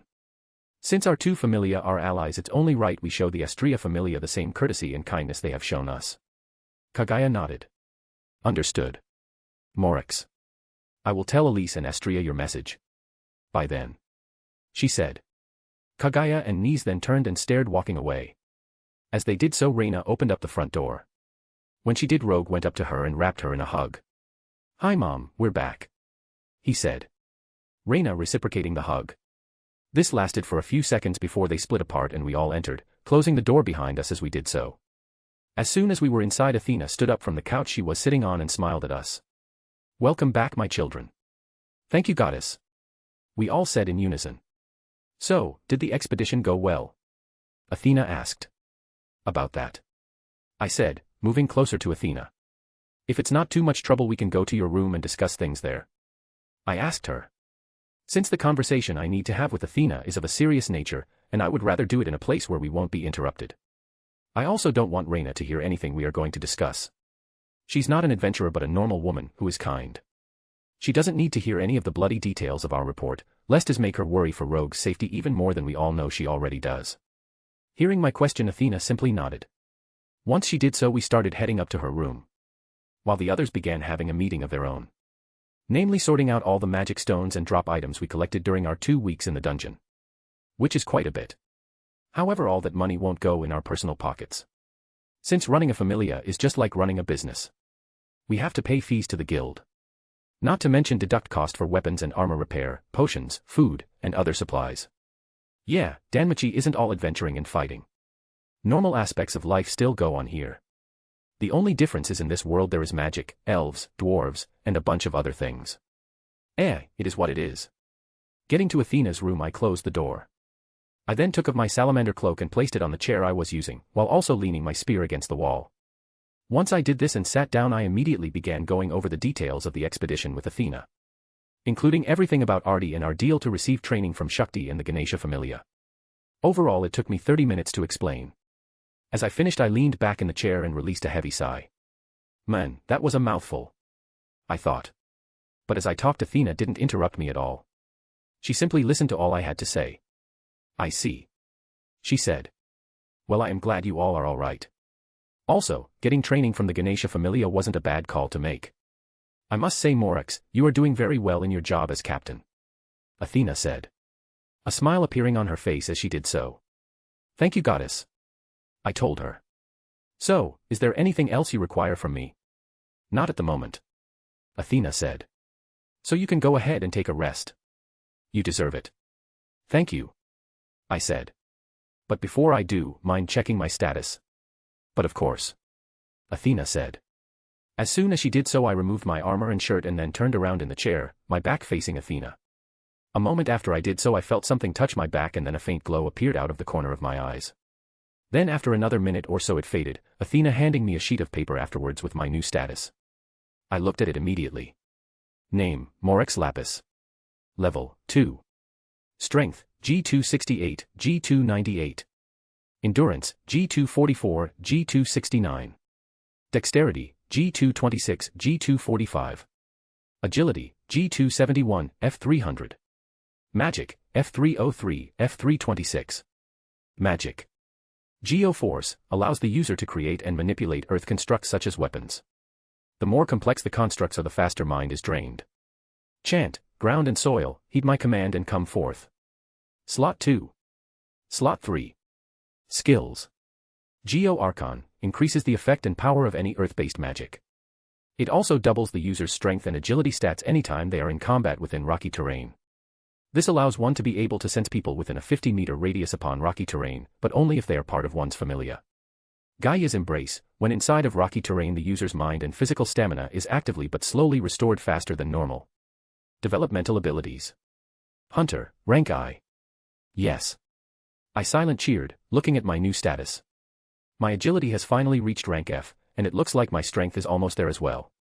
My other stats also look good. After I finished examining my status sheet, I handed it to Athena, who quickly disposed of it. I then got redressed and headed straight for my room, where I then stripped down my birthday suit and jumped into the shower. A smile on my face as the hot water washed all the dirt and grime from the dungeon off of me. Feels good. Chapter 42, Chapter 38, Post-Expedition Part 2. Third person, POV. Sitting in his room, Morex looked over the paperwork on his desk in front of him, in his pajamas as he did so. Night has finally come around. After his shower earlier, he went downstairs to assist the others in doing post-expedition work. With all of them working together, they finished it easily. Even so, as the captain, he has taken it upon himself to double-check everything. So after dinner, that is exactly what he started doing. But now he is almost done. And it has only taken him 15 minutes to go back over everything. That is because Morex has found no mistake so far in his reviewing of the post-expedition work. Meaning he and his fellow familia members did things right the first time around. A fact that has brought a small smile to Morex's face. Placing down the last piece of paperwork, he stacked it neatly and then got up from his desk chair and stretched. Once he was done, he moved over to his bed and then slipped under the covers, heading straight off into dreamland. But while Morex did this, his comrades were having their statuses checked by their goddess Athena. As just like him, they wanted to know where they stood in terms of development and power now that their first expedition had come to a close. Sitting in a chair with her back to Athena, Leon Michelli waited until her status check was done. After discussing things with the others, it was decided she would go first, since she is the vice captain. A position she takes very seriously despite not really showing it. Even so, Leonicelli won't ever disregard the trust her comrades have placed in her. She'll go above and beyond for them. Since she never wants anyone she cares about to die while she is helpless to do anything about it ever again. Not like with her parents and the Bast Familia. As Leon Michelli thought about her personal resolve to protect her fellow Familia members, Athena handed her status sheet. The moment it was between her fingers, she read it. Name, Leon Michelli Galette de Royce. Level, 2. Strength, G288, F313. Endurance, G272, F305. Dexterity, G233, G256. Agility, G229, G243. Magic, I0. Magic. Slot 1. Slot 2. Slot 3. Skills. Weapons Master, increases all of the user's base stats by half when they are fighting against an opponent wielding the same weapon as them. Night Vision, allows one to see perfectly in dim-lit areas and even pitch-black darkness as if it were daytime. Development Abilities. Hunter Rank I. Looking at her status sheet, Leon Michelli put a smile on her face. Not only at the increase of her stats across the board, but also at her new skill. Weapons Master. Unlike her brother Gaul, who prefers to use his fist in battle, Leon Michelli decided to go the opposite route and focus on weapons, learning all she can about various kinds and working to gain some proficiency in them. Now her hard work is bearing fruit in the form of a skill. Yes. Leon Michelli said. Then once she finished looking over her status sheet, she gave it to Athena, who disposed of it. As she did this, Leon Michelli out back on her shirt and left the goddess's room. Sending in the next person after she did so. Her brother Gaul. Moving to take a sit in the chair, he removed his shirt and let Athena check his status. As he did so, he thought about the recent expedition in the dungeon. Specifically when he faced off against the fire-breathing attack of the Hellhounds. Faster, I need to get faster. Gaul thought. Although he grumbled about not having magic, he knew that doing so would change nothing. Either way, he was going to dive into the dungeon with his sister and their fellow Familia members. Facing off against monsters that were a bad matchup for his fighting style time and time again. That's why Gaul has been thinking of ways to overcome his weaknesses, and one of the answers he came up with is speed. Closing in on monsters with long-distance attacks before they even have a chance to launch them. This is one of the answers Gaul has come up with to progress and become stronger to face the dangers of the dungeon. After a minute passed, Athena handed him his status sheet and he looked over it. Name, Gaul Galette de Royce. Level, 2. Strength, G280, F310. Endurance, G275, F300. Dexterity, G225, G241. Agility, G240, G265. Magic, I0. Magic. Slot 1. Slot 2. Slot 3. Skills. Night Vision, allows one to see perfectly in dim-lit areas and even pitch-black darkness as if it were daytime. Developmental Abilities. Fist Strike, Rank I. Looking at his status sheet, Gaul nodded, knowing exactly which direction he wanted to take in his development to get stronger. Once he was done looking over his status sheet, he handed it to Athena, who disposed of it while he redressed. He then left, sending in Milhior. As Athena began checking her status, Milhior thought back to the expedition's first major battle on the 14th floor, where she almost suffered a mind down from using her magic. She does not want that to happen again. So she will work on controlling the output of mind in her spells from now on. Not only for self-improvement but to not drag down her comrades in the future. As Athena handed Milhior her status sheet, she looked over it. Name, Milhior Biscotti. Level, 2. Strength, G278, G299. Endurance, G282, F311. Dexterity, G265, F304.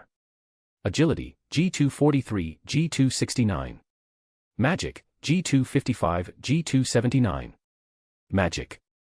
Battle Cry, an attack-type magic which turns Milhior's voice into a sonic scream, able to disorient enemies and rupture their eardrums. As well kill them from the inside out in some cases. Chant, taste my screams of fury, my enemies. Slot 2. Slot 3. Skills. Developmental Abilities. Lung Capacity, Rank I. Description, allows one to increase their lung capacity by using their voice for long periods of time, such as with activities like singing and others. This in turn allows them to hold massive amounts of air in their lungs for long periods of time, disregarding the need to breathe in some cases. Looking at her status sheet, Milhier nodded. And just like the others, she handed it to Athena, who disposed of it before leaving, sending in the next person, Rio. As Athena began checking her status, Rio thought back to the conversation she had with Morex during their first night on floor 18. Just as he suggested, she was going to get better and stronger so that she can protect not only herself but her precious friends as well. On another note, when Rio remembered that night stargazing with Morex, she got another feeling in her chest. A strange feeling that she had never felt before in her entire life. However, just as it appeared, it vanished. So Rio didn't think much of it. Little did she know that feeling would return in the future, and stronger as well. As Athena handed Rio her status sheet, she began looking over it. Name, Rio Lion. Level, 2. Strength, G231, G241. Endurance, G244, G256. Dexterity, G279, F305. Agility, G288, F313. Magic, G275, G291. Magic. Noah Heal, a healing type magic which heals the target's wounds and restores stamina, though it takes time for the magic to take effect. Effect rises in forested areas. Chant, the song of a now distant forest. The nostalgic song of life. Please bring the mercy of healing to those that seek you. Slot 2. Slot 3. Skills. Arrow Mana, increases attack power the faster the user is running. Developmental abilities. Hunter, rank I. Once Rio got a good look at her status sheet, she handed it to Athena, who disposed of it. Rio then left her room and sent in Rogue. As he sat down in the chair and let Athena check his status, he remembered the monsters on the middle floors. Specifically their power, and how he struggled against them. Of course the others struggled as well, but Rogue had an even tougher time since he is still only a level 1. A fact he knew quite well. I can't stay like this, Rogue thought. He doesn't want to drag his friends down, so he is going to level up as soon as possible as to not be a burden. Once Athena handed Rogue his status sheet, he looked over it. Name, Rogue Cheney. Level, 1. Strength, E405, E445. Endurance, E468, D501. Dexterity, E424, E469. Agility, E413, E450. Magic, I0. Magic. Slot 1. Slot 2. Slot 3. Skills. Warrior of the Night, when it is nighttime, Rogue's agility, dexterity, and endurance stats all increase by double until sunrise. Developmental abilities. None. As Rogue looked at his status sheet, his eyes went wide for a second. Noticing this, Athena put a small smile on her face. Surprised? She asked him. Yes. Rogue answered. Since he didn't expect his stats to get such high a jump. Well, that's to be expected. Athena said. This is your first time experiencing the greater quality of excalia you obtain from fighting monsters above your level. Athena explained. And you did so for 2 weeks on the middle floors. So this doesn't surprise me in the slightest. Even so, don't let this sudden jump make you cocky, Rogue. Of course, Athena. Rogue said.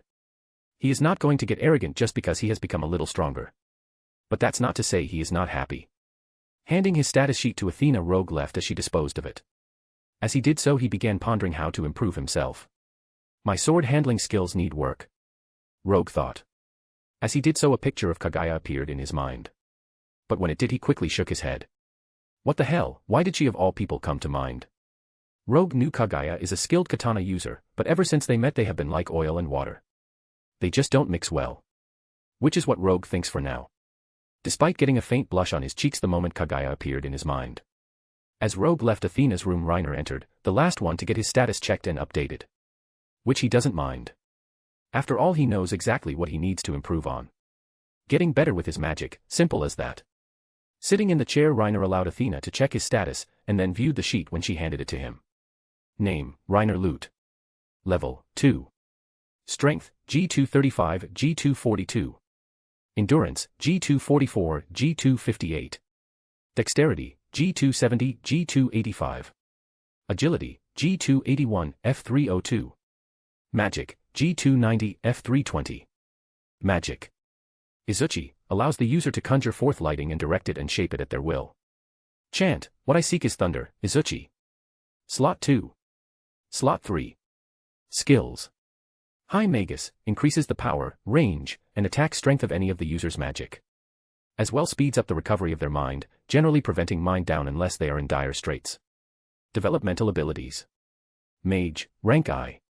Looking at his status sheet, Reiner saw it was about what he expected. Once he was done, he handed it back to Athena and she disposed of it. As he left her room, the goddess leaned back on her bed, a soft smile on her face. Although her children didn't say anything to her, she can all see on their faces they're thinking of ways to get stronger and improve themselves. Which as a goddess is basically all she wants. Looks like coming to the mortal world was the right decision after all. Athena mused. After she did so, she moved to go to sleep. Her familia members doing the same thing. That night the entire Athena familia had sweet dreams. Chapter 43, Chapter 39, Training and Fresh Blood. Morax, POV. Receiving a kick to the face, I briefly flew through the air before crashing onto the ground. Hard. Ugh. I groaned out. Picking myself up off the ground as I did so. My training spear in hand. Since that is what I am doing right now, training. As for my opponent, it is none other than Shakti. 6 months have passed since our first expedition into the dungeon, and a new year has begun. In this time not only have we gone on 2 more expeditions to the 18th floor and back, but Rogue has also managed to level up to 2. Which he did by fighting against and defeating a group of minotaurs numbering 10 all by himself 3 months ago on the 15th floor. I know since I saw it firsthand. Thanks to that he broke past the barrier, and is now level 2 like the rest of us. But that won't be for long. Since despite the training we are receiving from Shakti and the Ganesha familia, as well as several other things the familia is attending to as a whole, the rest of us are close to reaching level 3. And pretty soon we will go on another adventure and do so. I can't wait. But that's for later. Standing to my feet, I turned to face Shakti.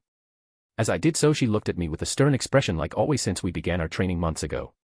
Her own training spear in her left hand, with a whip in her right hand. Since Shakti is a competent monster tamer, and can use the whip easily in battle alongside her spear. A fact which once I learned I asked her to do when we trained together. Since the tougher the training is, the faster I will improve, and the more I will learn. Are you ready to continue? Shakti asked. Yes. I told her. As soon as I did so, Shakti took her whip and flicked it in the direction of my spear, intending to remove it from my grasp. When she did so, I jumped back. That's when she herself moved forward and began sending several thrusts my way using her own spear. As she did so, I parried her blows, while making sure to keep an eye on her whip. Since several times before during training she has literally tripped me up with it when she's gotten in close to fight me spear to spear. I continued parrying Shakti's blows. Then as I saw her right wrist move ever so slightly, I jumped backwards. Avoiding a lash from her whip that would have knocked me off my feet had it connected. As Shakti's whip moved through the air, I stepped forward, and then stepped on the whip itself, stopping it in its tracks. The sudden stop of her attack caused Shakti to move forward, but she didn't stumble in the slightest. Instead she sat perfectly upright and closed the distance to me. As she did, I thrust my spear forward several times, but she used the shaft of her weapon to deflect each of my blows without fail. Reaching me, she moved to swing her shaft into my side, but when she did, I used the shaft of my own spear to block her attack. Standing my ground as I did so. Seeing this, Shakti put a smile on her face. Good, you're improving. Of course I am. And it's all because I have a great and pretty teacher like you, Shakti. I told her. Didn't I tell you to stop that? Shakti said. She's referring to my complimenting her. Which I've done ever since she started training me. Shakti is not a dumb. I've made it pretty clear I'm interested in her as a woman over these past few months. Even if I won't be able to make a move on her physically for another 2 to 3 years. Despite this, she isn't showing any interest in me at all. She won't even blush at the compliments I give her. Which makes me want her all the more. You did. But I'm just speaking the truth. You are pretty. I told Shakti. This time she didn't respond. Instead, Shakti moved her left leg and swept mine out from under me, causing me to land on my back. Just after I did, Shakti placed the tip of her spear on my neck. Do you concede? She asked. Yes. I told her. Once I did so, Shakti took the spear away from my neck. She then offered a hand to me, which I took, and she then pulled me to my feet. My, what soft hands you have. I told Shakti. Not even responding, she took her hand away from me and gave me a stern glare before walking off. Oh, looks like you still aren't getting anywhere with sis. Sucks to be you, Morax. Artie said, walking up to me with a cheeky grin on her face. In these past few months she's become friends with me and the others in the Athena familia. Well, sure. I'm not getting anywhere right now. But in a few years your sister is going to be one of my women. Just watch. I responded to Artie. Yeah, keep telling yourself that. she retorted, her grin getting wider as she did so. Whatever, I said. I then walked over to the training rack and placed my practice spear on it. I then moved to get a towel to wipe the sweat off my body, already making comments about my failed attempts to woo her sister as I did so. But I don't mind. Not at all. Since that's just Artie's personality. Which I find refreshing. As I finished cleaning myself off, I moved to take a seat on a bench and waited until the others completed their training for the day. Right now we are at the Ganesha Familia compound. Looking at them, I nodded. It's clear, all our skills are definitely improving. 15 minutes passed until everyone else finished up their own training. Once they did, we left the Ganesha Familia compound, Artie showing us the way out as usual. She really is a sweet girl. That's why I'm definitely not going to let her get that shitty death like in the original timeline. Besides, if I can't protect the younger sister of one of my future women, then what kind of man am I? So Morax, I see you were trying to seduce the captain of the Ganesha Familia again. Ryu spoke up. Turning to her, I nodded. Yep, I sure was. I said without a hint of shame. But no matter what I do, she won't even blush. I sighed. Looks like I really will have to wait a few more years before she takes my advances seriously. As I said this, Ryu gave me a deadpan stare. Something to say, Ryu? I asked her. No. She replied. Oh. I mused, getting a slight grin on my face. Are you sure? Yes. Ryu responded. Really, you're not jealous or anything like that, are you? I asked her. Of course not. Ryu said. But since she turned her head away from me when she did so, I can tell she's not being completely honest. Ryu can't lie to save her life. At least not in a casual situation like this. Ryu, it's okay to be honest. I told her. If you want, I can start complimenting you as well. After all, while Shakti is the allure of a mature woman, it doesn't compare to the beautiful fairy features you carry. I said with a straight face. And I mean it. Ryu is truly beautiful. Again, she's also totally my type. Since my preference back in my last life was for cool beauties just like her. I also enjoyed older sister and older ladies types as well, since I wanted them to spoil me a little bit. At my words, Ryu's ears became red. Oh, is someone happy? I asked her. No. Ryu shouted. But more in embarrassment than anger. Morax, to think you were a sadist all this time. Rogue commented. How harsh, Rogue, I'm not a sadist. I told him. Then why are you bullying poor Ryu right now? Leon Michelli asked me. I am not bullying her. I am simply complimenting her on her appearance without any hesitation. I retorted. So not a sadist but simply a bit of a pervert. Rogue said. Well, yes. I said. I am a bit of a pervert. But say, Rogue, if we're talking about my relationships, then let's talk about yours. Specifically the one between you and a certain black-haired female samurai from the Astria Familia. I said, getting a grin on my face. I am of course talking about Kagaya. Despite her and Rogue having verbal spats all the time, I can't help but feel there is something else going on between them. No comment. Rogue said. Come on, you can tell us. I said. No comment. Rogue said again. And oh look, we're home. Okay, I'll let you off the hook this time. I said. As I did so, we entered our home. Seeing Athena sitting on the couch waiting for our return as usual. Welcome back, everyone. Athena told us. We gave our greetings in return. So I have some news. We're getting some new members to the Familia. Hearing this, we all stopped in our tracks and looked directly at Athena. Since she definitely has some explaining to do. Chapter 44, Chapter 40, New Recruits. The moment Athena mentioned new members joining the Familia, we all looked towards her, waiting for an explanation. Since this is the first any of us are hearing of this. Athena, please explain. Milhur asked. Sure. Athena said. So for the past month I've been sorting through applications of those wishing to join our Familia sent to us by the guild. She said. Making us all widen our eyes in surprise. Though not about the involvement of the guild. A few months ago we decided to inform the guild we were openly looking for applicants to join our Familia, so they made all the necessary arrangements on our behalf like they do with the other Familia in the city. However, since then we never got anyone wishing to join us. But from what Athena is saying, it looks like things are changing. Wait, so people actually applied to join us? Gaul questioned. Athena nodded. Yes, they sure did. It was not many, but we did get some. She explained. Then why are we only hearing about this just now, if you don't mind me asking? Reiner questioned. Not at all. Athena said. You've all been so busy. Going to the dungeon, training, working to level up and handling other business I decided not to add to your plate. That's why I did this by myself. She explained to us. All right then. I said. The others nodding their heads in agreement. Athena is our goddess, and since she wanted to handle this matter herself, it's not our place to object. Though I do wish she had informed me. I am the captain of the Familia after all. I'll need to bring that up with her later. I thought. So, how many new members are we getting? Leon Michelli asked.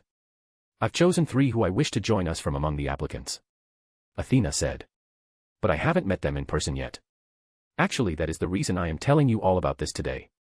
The 3 new recruits will be coming here in 2 days' times for their final interview to see if they truly belong in our Familia. And I would like all of you to be here. No problem. We all said in unison. There is no way we are skipping this meeting. Not only do we need to get a feel for our new potential comrades, but we also need to keep Athena safe. Just in case any of the 3 applicants she picked decided to try something funny should they be rejected. Thank you all. Athena said. We simply nodded. All of us then started heading toward our rooms. But before I made it up the stairs, Athena came up beside me and whispered. Sorry, I'll inform you next time. You are the captain after all. She said. The moment she did so my eyes went wide, and I looked at her. But she only has a smile on her face. Even though she literally just read my mind. Gods truly are scary. I thought. Giving Athena a curt nod, I continued heading towards my room. Wondering exactly what these 3 potential recruits were like. 2 days passed in the blink of an eye. Sitting with the others in the living room, I waited for the selected applicants to arrive. Time seemed to pass slowly, until finally we heard a knock on the front door. Knock knock. Getting up from the chair she was sitting in, Athena moved to answer it. Opening the door, she put a smile on her face. Please, come in. She said.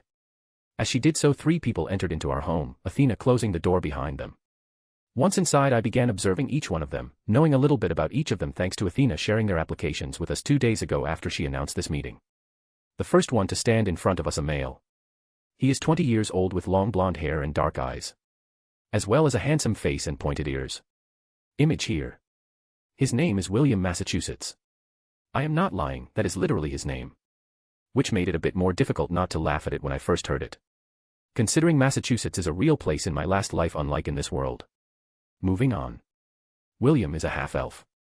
He's never been a part of a Familia before, but growing up he learned archery and tracking. Looking at us, William put a bit of a smirk on his face. That is until his eyes landed on Ryu and he slightly frowned. But it was only for a moment, then his facial features went blank. That is definitely something that needs to be addressed. I thought.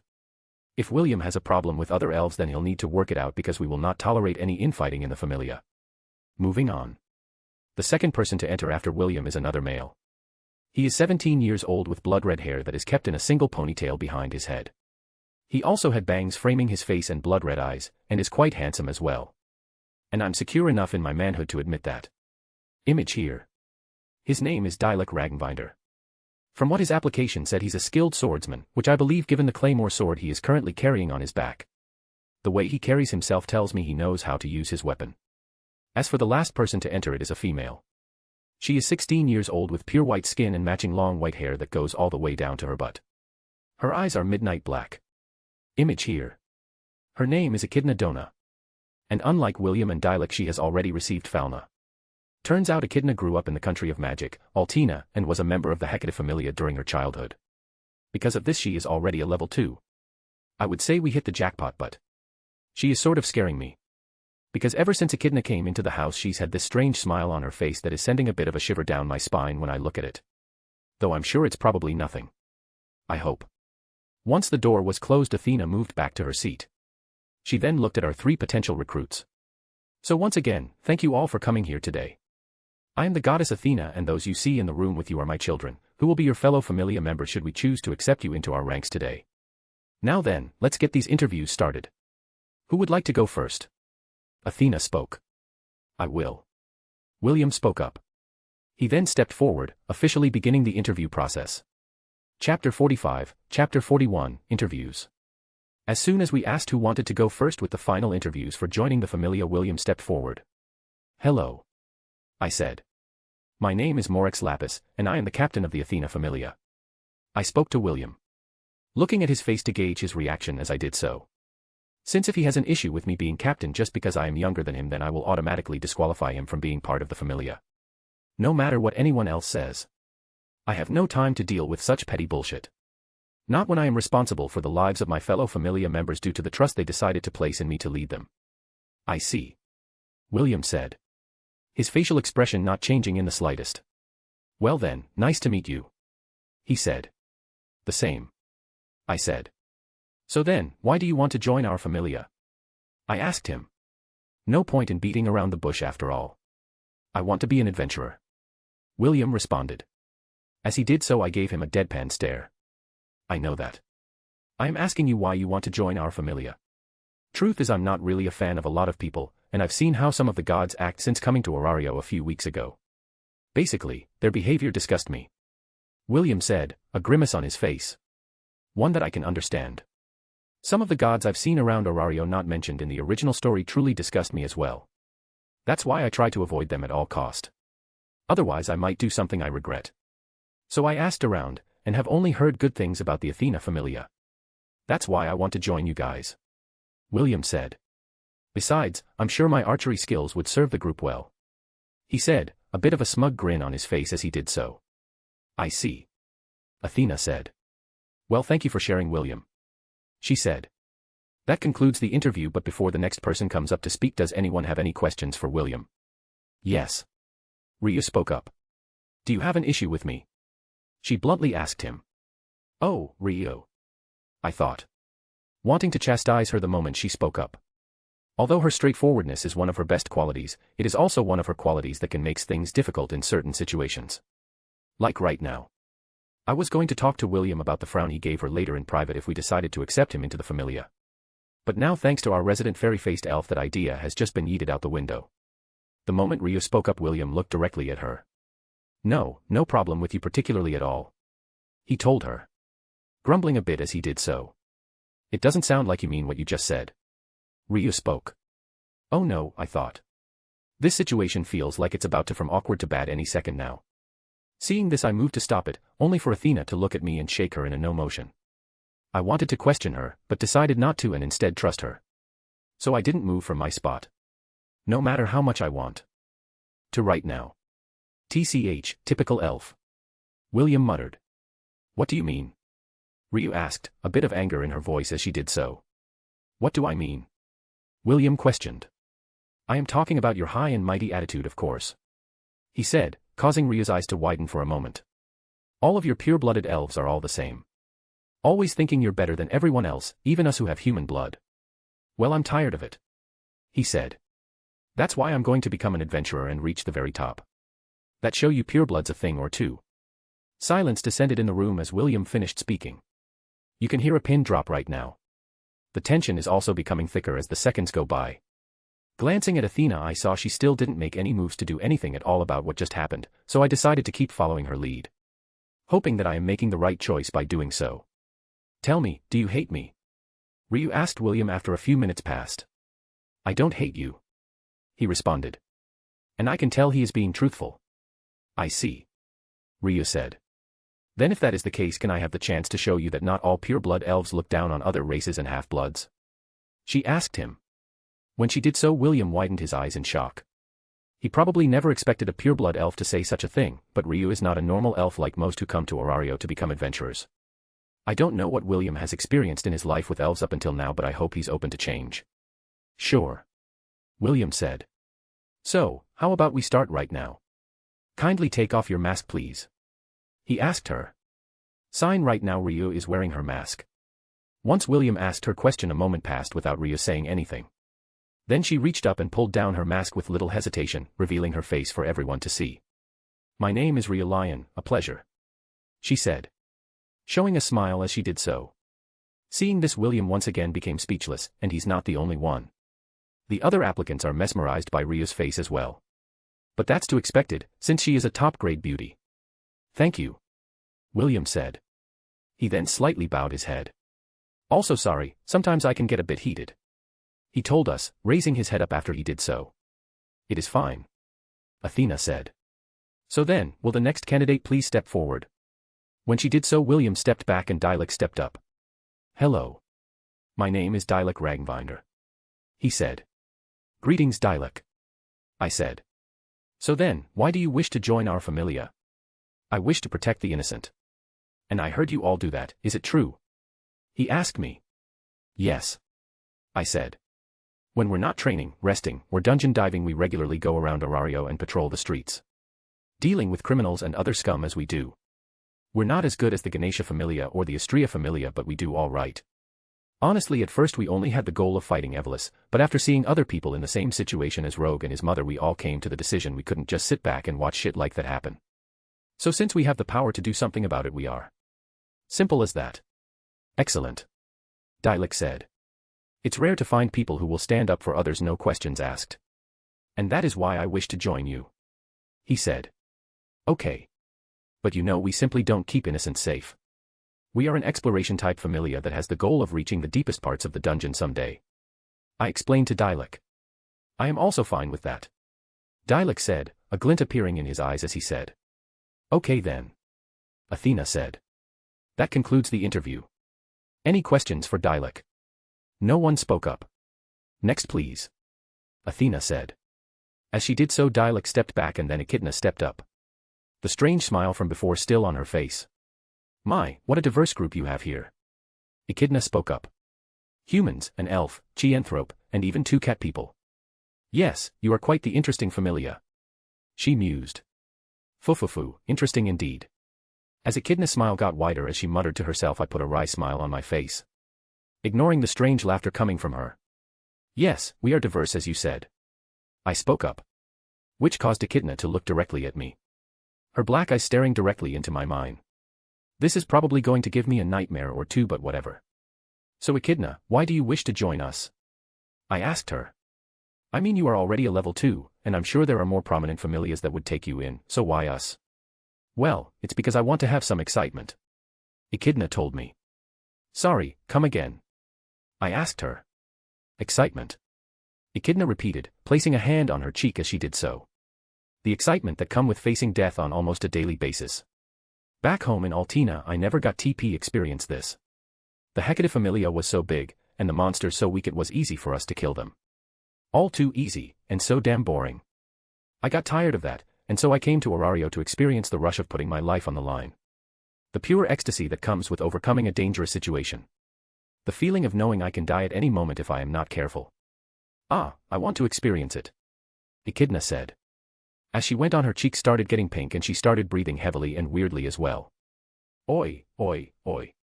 I thought upon seeing this. Just what kind of pervert if she? Although she looks cute, the outside obviously doesn't match the inside at all. Not one bit. This girl sounds crazy from the way she is talking right now. Glancing at the others, I saw them all looking in any direction but at Echidna. Even Dilek and William aren't looking at her right now. The only ones that are Athena and Reiner. Seeing this, I simply sighed and turned my gaze back to Echidna, who finally calmed down from her rant after I did so. Excuse me, I got a little excited there. Echidna said. A little. I thought. But chose not to say anything, since her whole act just now made the mood of the room a bit awkward. It's fine, I said. Anyway, we heard what you said. Yes, we have, Athena added.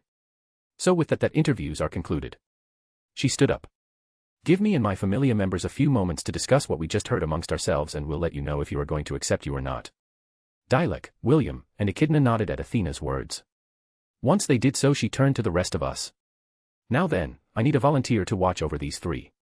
I'll do it, Milhior said. Thank you, Millie, Athena told her. Now then, everyone else follow me, she said. Athena then headed towards the stairs and the rest of us followed her, entering her room a few moments later. As she took a seat on the bed, we began discussions on whether we should let Dilek, William, and Echidna becoming part of our familia. Chapter 46, Chapter 42, New Members. Inside of Athena's room, all of us, besides Milhior who is looking after our guests, began a discussion on whether we should let Echidna, Dilek, and William into the familia. I started things off.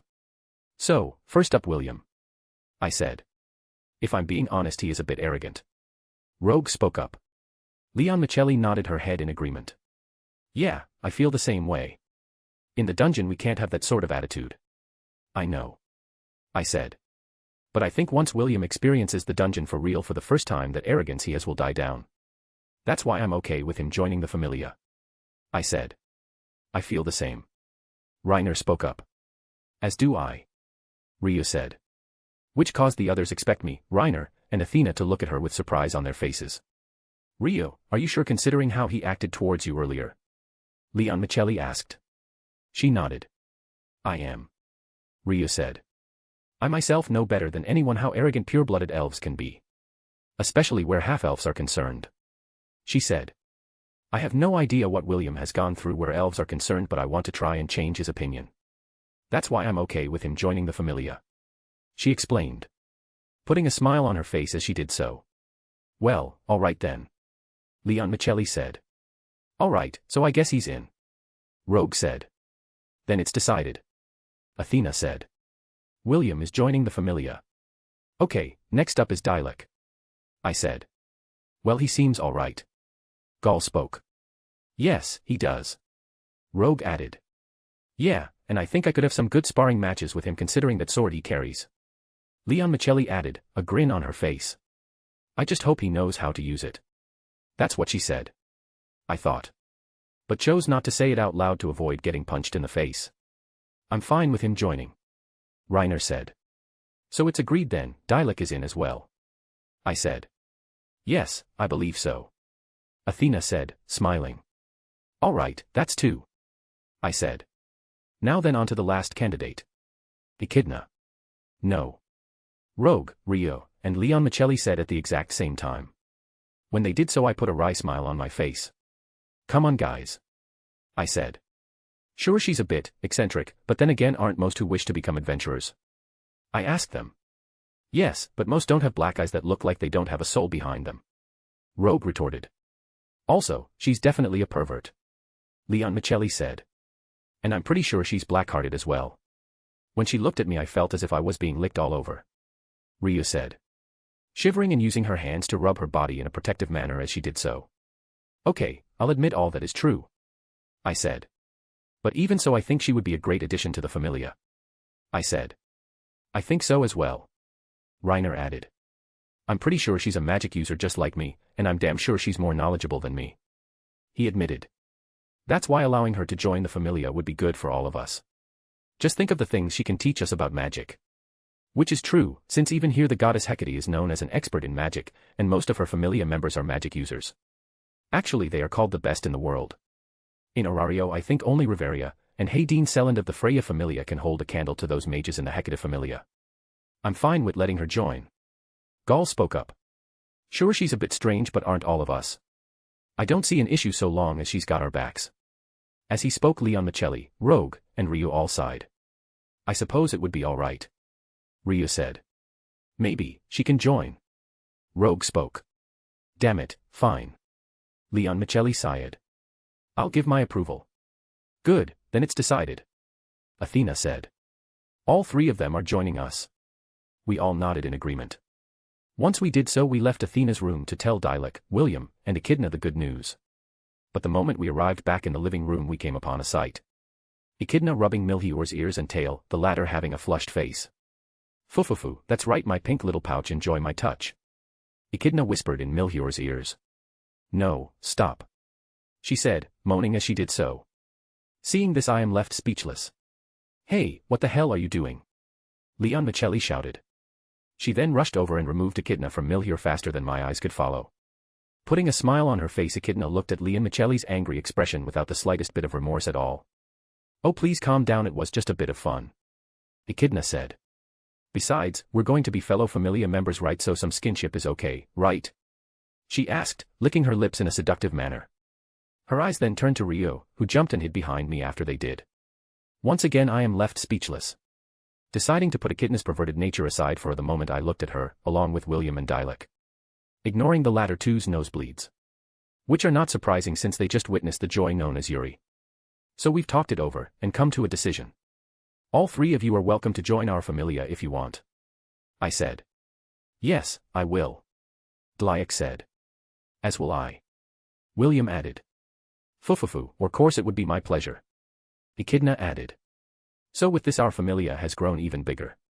Which makes me both happy and scared at the same time. I'm sure it'll be fine. Chapter 47, Chapter 43, The Princess, the Elf, and the Owl House. My spear leaning against my shoulder, I watched the scene in front of me. Echidna, Dilek, and William taking on a pack of 12 war shadows.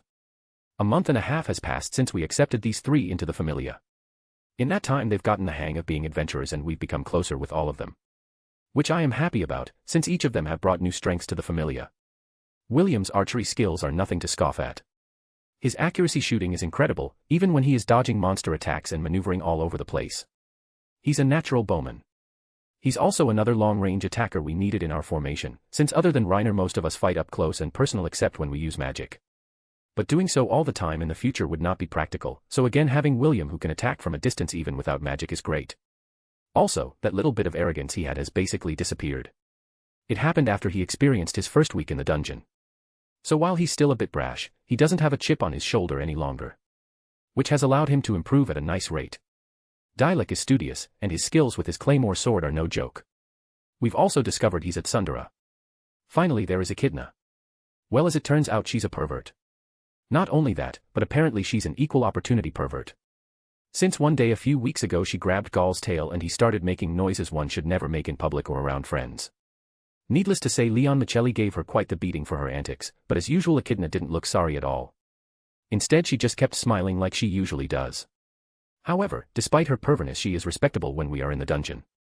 Just like Reiner suspected, she is a mage, and unlike him she already has 2 spells, the second of which she gained after achieving level 2. Both of which are no joke. Also, she can do concurrent chanting. So as soon as we learned this we asked her to teach us. A request she has been more than happy to fulfill. So yeah, these 3 have been great additions to our group. Now then, as to why they are facing a group of war shadows alone, it's because they are working on teamwork. Not only that, it's a way for them to raise their stats in a quick manner. We are doing this because our familia's next expedition has already been set. Our goal is the 18th floor like the times before, but this time our group is going to do something different. On this expedition our familia has decided to fight and defeat the Goliath monster Rex. Not only to gain its magic stone, but also because other than our 3 new recruits and Rogue, the rest of us are ready to level up again. So defeating that rip-off Titan is just what we need to reach level 3. Yes, time for us to go on another adventure. I'm already brimming with excitement about it. As I thought about leveling up again and conquering that rip-off Titan, I noticed Dilek slice horizontally across the chest of 2 war shadows, killing them in an instant. But just as he did so, one approached him from his blind spot. However, before the monster could reach Dilek, William shot an arrow and struck it right in the head, killing the beast in an instant. All right, William said. Don't get excited yet, William, we're not done. Dilek told him. TCH, I know that. No need to tell me. William retorted. Besides, didn't I just save your Red Knight? Hearing William's nickname for him, Dilek's eye visibly twitched. I thought I told you not to call me that. Whatever, William said. Ignoring William's retort, Dilek sliced through another war shadow in front of him. But he gave William a dirty look immediately after he did so. It's not like the 2 of them hate each other, mind you. Rather, they just don't get along. If I had to equate their relationship, I'd say Dilek and William are like Sanji and Zoro from One Piece. They constantly bicker, but when the situation gets serious they work together. Like right now. Which I am fine with. So long as they don't actually try fighting each other. Because if they did I would stomp it out immediately. We can't have that in a familia. Lest people die because of it. Seeing their comrades defeated, the 8 remaining war shadows decided to attack together. Noticing this, Dilek and William moved back into the side, giving Echidna a clear line of sight. Finally, my turn. She mused, putting her trademark smile on her face. Echidna raised her personal staff, gloom into the air. Image here. She then began to chant. Pierce, destroy, and rip apart. Hunt them down no matter where they may run or hide. Obliterate. Jewald. She said. As soon as Echidna finished her chant, an orb of pure white energy appeared at the tip of gloom. Immediately after it did, several high-speed beams left the orb and struck all the war shadows at once, hitting them in vital areas and killing them. This is one of Echidna's 2 spells. Jewald. A precision attack type magic that allows Echidna to fire rays of intense heat from her fingertips or from weapons she wields and control their direction within a 25-meter radius of her person. These beams are so focused they can basically pierce through almost anything. Echidna really is scary. Which is why I'm glad she's on our side. As all the monsters were defeated, Echidna stopped her spell and lowered gloom. But just as she did so, the ceiling above her exploded open and 3 war shadows began descending towards her position. "Too naive," I shouted. As I did so, Ryu, who has been standing on my left, raced forward and killed the 3 war shadows instantly. I brought her along today to help with these 3 training, while the others stayed on the surface to deal with other important matters. Landing on the ground after killing the 3 war shadows, Ryu began observing our surroundings, just in case any more monsters appeared. While Echidna, William, and Dialek came to stand in front of me. "You guys let your guard down too quickly," I told them. "Don't ever do that in the dungeon. Not for even a second. The moment you do, you'll end up dead. Like what would have just happened to Echidna if Ryu hadn't stepped in." "Yes, we understand," Dialek said. "We do," William said. "Yes," Echidna said. "Good," I said. "But other than that, good teamwork in taking down those war shadows. You guys are progressing nicely, and if you keep up this pace, you'll definitely be ready for the next expedition in another month," I told them. "Now then, let's collect the magic stones and drop items. That's enough for today." All 3 of them nodded. They then went to collecting the magic stones and the finger blade drop items. But just as the others did this, several war shadow monsters came around one of the corners. Spotting them, we all immediately got ready to fight. But before we could, 4 figures appeared and killed them all. The moment I laid eyes on them, I instantly recognized them. Raoul Nord, Ainakity Autumn, Achibi Ace Wallenstein, and finally Riveriel Joe's Alf. For members of the Loki familia, and also future important individuals from canon. As well as one of my future harem members. It's Riveria, by the way. She really does it for me, and I'm not ashamed to admit that.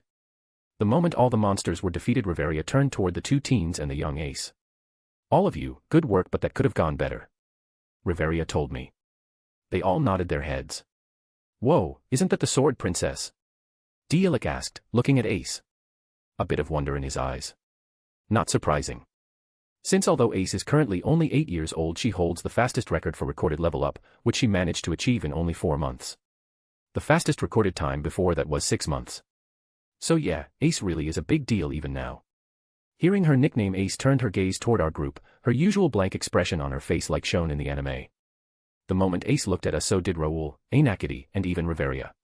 "Hello there," I told them. "Yes, hello," Riveria answered. "Are we interrupting something?" "Not at all, we are actually just leaving," I explained. "Come on guys, let's go," I said. They all nodded. We then quickly collected the rest of the monster drops and crystals and left the area.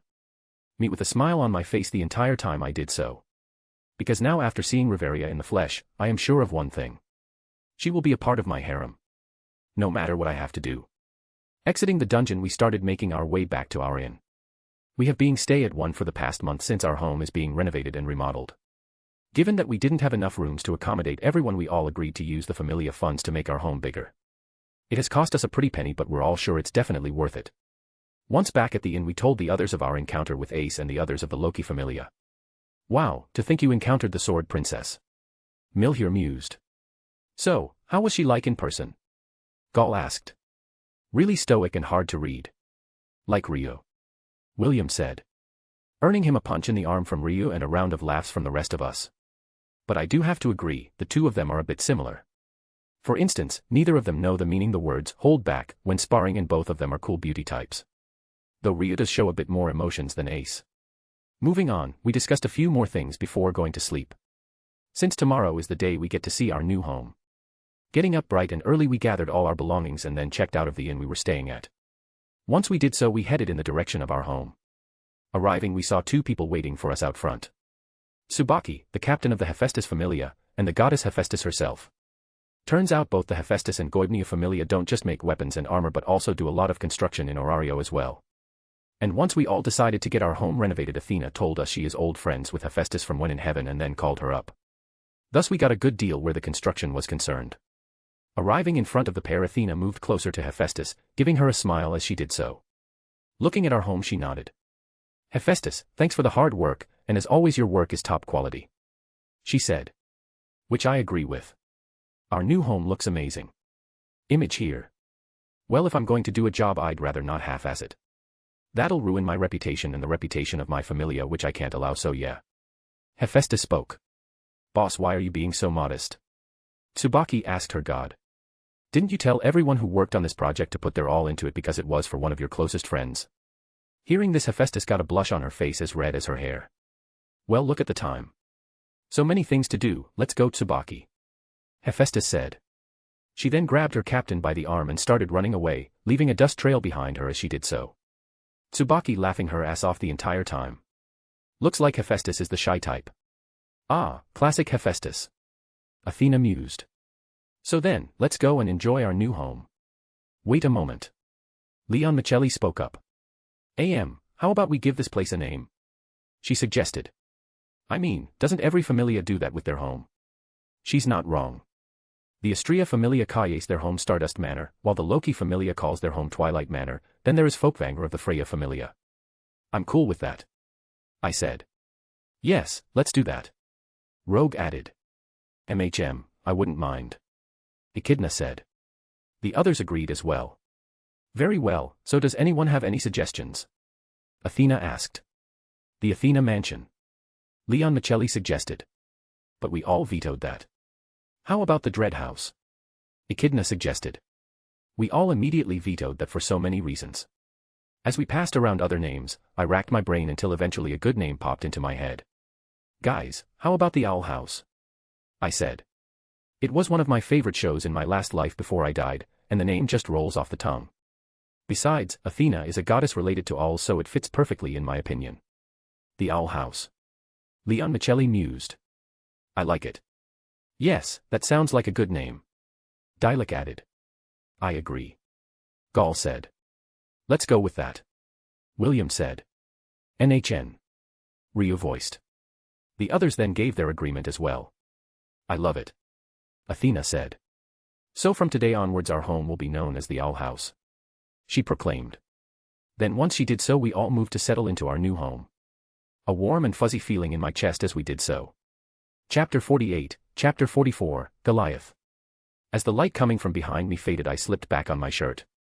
The moment after I did so, Athena handed me my status sheet. When she did, I looked at it. Name, Morex Lapis. Level, 2.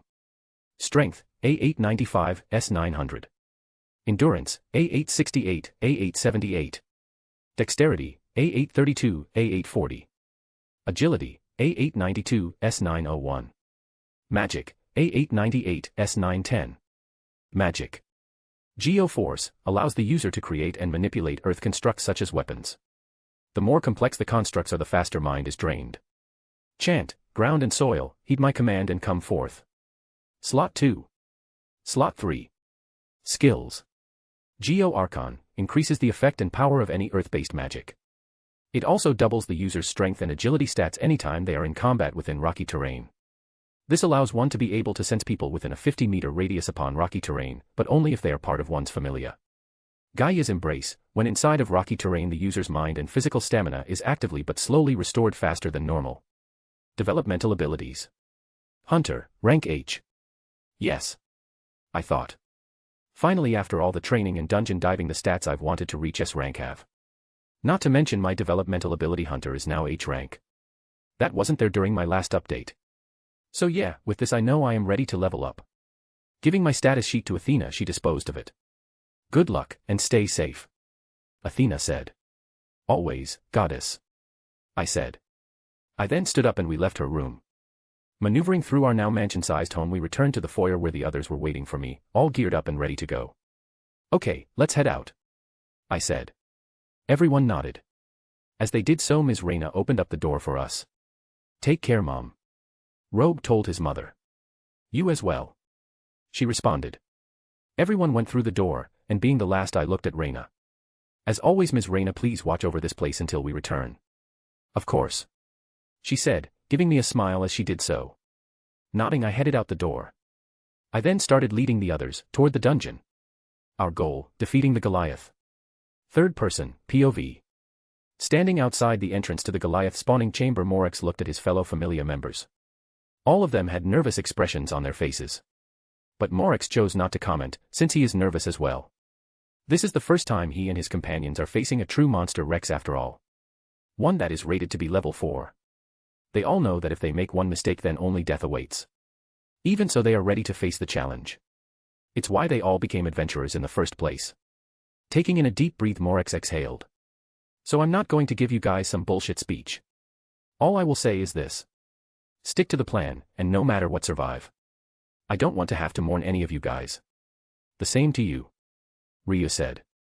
Everyone else nodding in agreement. All right then, let's do this, Morex said. Gripping the shaft of his spear tightly, he led his comrades into the boss room. Sliding down the staircase, they found themselves face to face with the big wall of grief. Moving into the middle of the room, the Athena Familia took note of the wall cracking in front of them.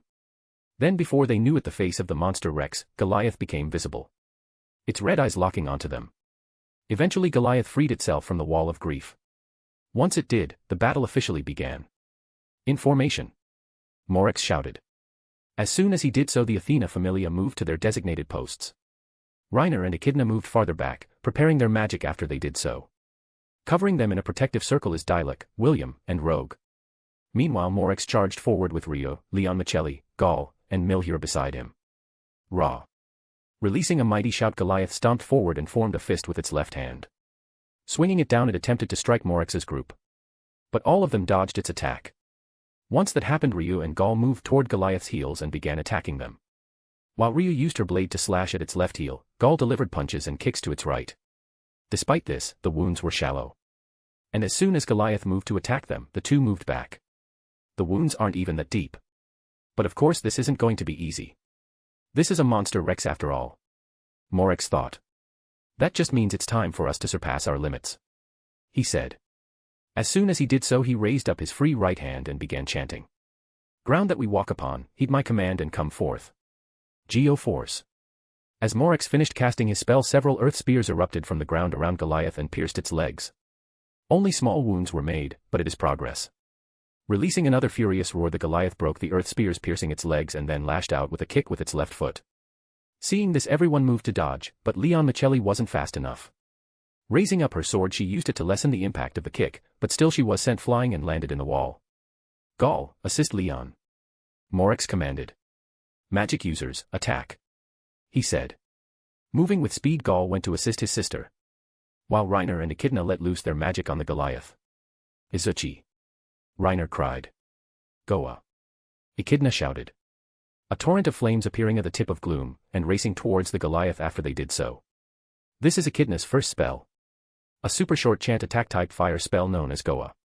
As to why she is using this instead of Jawald, it's because Morex instructed her to save it for when the Goliath is weakened or if other monsters intrude on their battle with the monster Rex. Since that spell can handle multiple opponents at once. Fire and lightning struck the Goliath simultaneously. As they did so, the beast roared as sing marks appeared on its chest. Even so, the beast is nowhere near ready to fall. Reaching his sister, Gaul helped her out of the hole in the wall she was in. Sis, are you okay? Gaul asked her. Wiping some blood from her mouth, Leon Michelli nodded and then stood back to her feet. Deciding to take his sister word, Gaul said nothing. Instead, he followed her and rejoined the battle. Feeling the magic attacks, the Goliath staggered backwards. When it did, Morex dashed forward, Ryu and Milhier following right beside him. Getting in close, they began delivering slashes to the left leg of the monster Rex. Ignoring the blood spraying out from the wounds, the three of them continued to do as much damage as possible, until the Goliath attempted to strike them with its hands. But as soon as it readied its attack, they moved out its range. Hit and run tactics, that is the way to beat a big but slow monster like the Goliath. Ignoring its bleeding leg, the Goliath stood back to its full height and roared. It then picked up several nearby rocks. Following the monster's gaze, Morex immediately knew where it was going to throw those rocks. At Reiner and Echidna. Move now, he shouted at the rearguard. But it was too late. The Goliath threw several rocks at them. Seeing this, Rogue moved forward and slashed one in half with his katana, while William and Diluc moved to get Reiner and Echidna out of the line of fire. All of them making it out without a scratch. Once they did, they began trying to get back into their formation, but the Goliath would not allow that to happen. It began throwing several rocks at the Athena Familia, intending to separate them or outright kill them. As they dodged the onslaught, Morex began thinking of ways to turn the situation around. A minute passed before an idea popped into his head. Well, I'm not that good, but I guess this is make it or break it, Morex told him. He then began to chant. Concurrent chanting. Although Morex and the others magic users in the Athena Familia had been learning from Echidna how to preform this feat ever since she joined 2 months ago, none of them had come close to perfecting it like her. Even with all the training they put into it. Morex himself only manages to complete concurrent chanting 3 out of 10 times, and those were against low-level monsters. To use such a method against a monster Rex is dangerous. He knows this. But if he doesn't do something about the rocks, then his familia won't stand a chance. That's why he's going to move forward here and now. Ground that we walk upon, heed my command and come forth. Geo Force. Morex shouted. As he did so he smiled, since he achieved the desired result. The moment he finished his magic, a large and thick rock wall appeared in front of him, stopping a rock thrown from the Goliath from hitting him. Seeing what their captain summoned, all the Athena Familia members moved to hide behind the rock wall from the Goliath's ranged attack. Nice, Captain. Dialek said, panting. If you hadn't created this wall, we'd be in trouble. Don't think me just yet, Dialek, this battle is far from over. Morex replied. Yeah, so what's the next move? Reiner asked. Magic users, prepare spells. Then as soon as the Goliath moves to reload on rock, strike at it. Morex instructed. Use this rock wall for defense. Then we'll stick with the same formation, except for one change. William, start aiming your arrows for that bastard's eyes. On it. William replied. Good. Break. Morex said. Then as soon as he did so he peeked around the rock wall and saw the Goliath move to gather more stones. Okay, now. Morex shouted. Hearing this, Echidna and Reiner quickly moved from behind the rock wall and cast their magic once more. What I seek is thunder, Izuchi. Izuchi. Incinerate. Goa. Fire and lightning once again moved toward the Goliath and struck the beast in the chest. As soon as this happened, Morex's vanguard went on the attack again. They moved in close and started damaging both the Goliath's legs once more. Stabbing, cutting, and punching, they used all their might to try and bring the monster Rex to its knees. While they did this, William continually shot arrow volley at the monster's eyes to keep it off guard. Swinging its arms widely, the Goliath tried to attack the Athena Familia, but missed each and every time. Even so, it does not mean the vanguard is unscathed. They have various cuts and bruises on their bodies from the debris the Goliath is kicking up with its stomping as they cutting its legs. Still, it is a small price to pay to bring the beast down. The vanguard continued cutting at the Goliath's legs for 5 minutes straight until the beast took several steps back. Once it did, it roared again. The Goliath then stomped with its right foot, creating a mini tremor on the ground. This caused members of the Athena Familia to stagger. As they did so, the Goliath threw a punch right toward Rio. Seeing this, the elf quickly steadied herself and moved to dodge. But before she could, the Goliath managed to hit her left leg. Pop. An audible pop reverberated through the cavern as Rio's left leg was broken, which caused her to let out a blood-curdling scream. Ag. Flying backwards, Rio landed in the wall opposite of the big wall of grief. Rio. Everyone shouted in worry. Except for Morex. He remained completely silent. All sounds faded from his hearing. Seeing Rio thrown into the wall, and hearing her cry out in pain, it caused something in him to awaken. Turning his gaze to the Goliath, Morex felt calm, eerily calm. Despite the burning rage and the urge he has to rip the Goliath apart right now. He had seen Ryu hurt before, of course. It's nothing new to him. They are adventurers after all. But this is the first time Morex had heard Ryu cry out in pain like that. And he didn't like it one bit. Milhior, go and assist Ryu now. He shouted, keeping the calmness in his voice. Seeing their captain like this, no one argued. Gaul and Milhior moved to assist Ryu, while Leon Michelli turned her gaze to Morex. Hey Morex. She called out. Words being left unspoken but their meaning being implied. Are you okay to keep going? I'm fine. He said. I'm just ready to tear this apart. Morex said. Then right after he did so, he felt a change take place inside of him. As soon as he did so, he turned his gaze to Leon Michelli. Move back and protect the others. I've got this. He said. Leon Michelli wanted to refute Morex's words. Yet from the way he spoke, and the change in the air around him, she decided to follow his words. She moved back. Raw. Letting out a roar, the Goliath began stomping forward. As it did so, Morex turned to face it, placing the tip of his spear in the ground as he did so. You shall not pass. He shouted.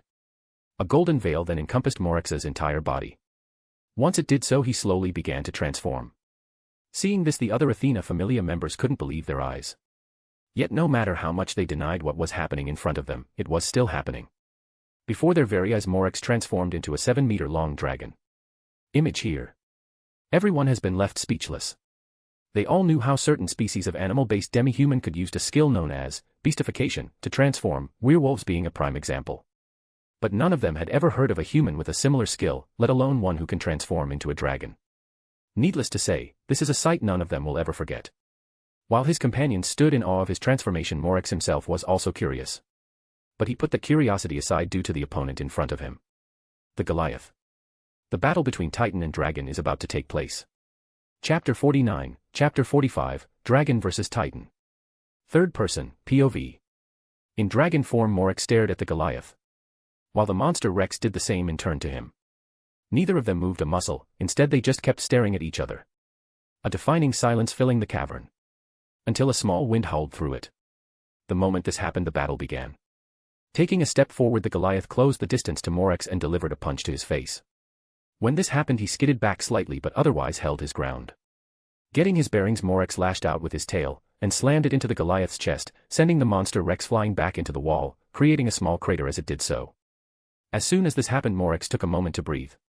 After all, this is the first time he has ever transformed into a dragon and he's still not used to the body he has at the moment.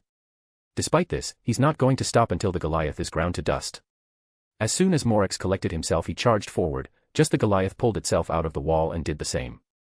Reaching each other, the two became entangled and started an all-out brawl. As this happened, the other member of the Athena familia could only look on in utter wonder. Completely speechless. Ignoring the pain all over her body, but especially in her broken left leg, Rhea pulled herself out of the crater she created in the wall when she slammed into it. As she did so, her gaze focused on the battle between the Goliath and Morax. What? Rhea questioned. Since she didn't see Morax transform. At least not clearly.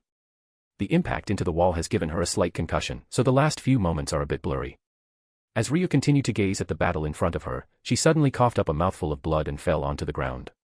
But after she did so, Gaul and Milhior reached her. Rio! They both shouted in unison, their voices filled with worry. Reaching their elven companion, Milhior took out an elixir and immediately opened it. She then pulled down Rhea's mask and helped her drink it. A few seconds after Rhea drank the elixir, the effect started to take place. Thank you, Rhea said, feeling her strength return as she did so. No problem, Rio, Milhior said. Yes, no worries. We'll always have your back, Gaul said. As Rhea heard this, she put a soft smile on her face. Raw. But her smile disappeared a moment later when she heard the Goliath cry out in agony. Turning her head in the direction the monster Rex, Rhea saw gash marks all over its body. All of them courtesy of Morax's set of front claws. He is slowly but surely getting the hang of his new form. A dragon, Rhea said. Actually, that's Morax, Milhior informed Rhea. When this happened, Rhea immediately looked towards Milhior for confirmation once more. She nodded her head. As did Gaul. Seeing this, Rhea knew they were not lying to her. The dragon fighting the Goliath is Morax. Now the question she has is, how? Swinging his left fist, the Goliath landed a punch in Morax's gut. He seethed in pain but stood his ground. Taking his tail, he wrapped it around the Goliath's left leg and then pulled, tripping the monster Rex up. As soon as this happened, Morax went to work using his claws to tear into the beast in front of him. Ripping off chunks of flesh with each strike, he did his best to cause as much damage as possible. Not only to finish off the Goliath, but also because he is running out of time. Morax can feel it. His transformation is coming close to an end. So that means he needs to end the battle before it does. Taking all of Morax's claw attacks, the Goliath got angrier and angrier, until finally it launched a punch and hit Morax in the face. Once this happened, the monster Rex delivered several more punches in quick succession. Due to this, Morax's grip on the monster's leg loosened. The moment this happened, the Goliath jumped to its feet and then grabbed Morax with both its hands. It then picked him up and threw him into a nearby wall. Morax. His fellow familia members shouted just as he crashed into the wall. Fuck, Morax thought. Although the amount of damage he can take has been greatly reduced thanks to his dragonification, as he calls it, getting thrown into a wall is never fun. Picking himself up, Morax saw the Goliath charging at him. When he did, he immediately moved out of the way, and then raked his tail across the monster's back, opening up a huge gash. As the Goliath cried out in pain and fell to his knees, Morax moved closer and then bit into its neck, going for where the jugular vein would be on a human body. Digging his claw into the Goliath deeper, Morax sunk his fangs into its neck, and when he felt they were deep enough, pulled, ripping out a large chunk of the monster Rex's neck as he did so.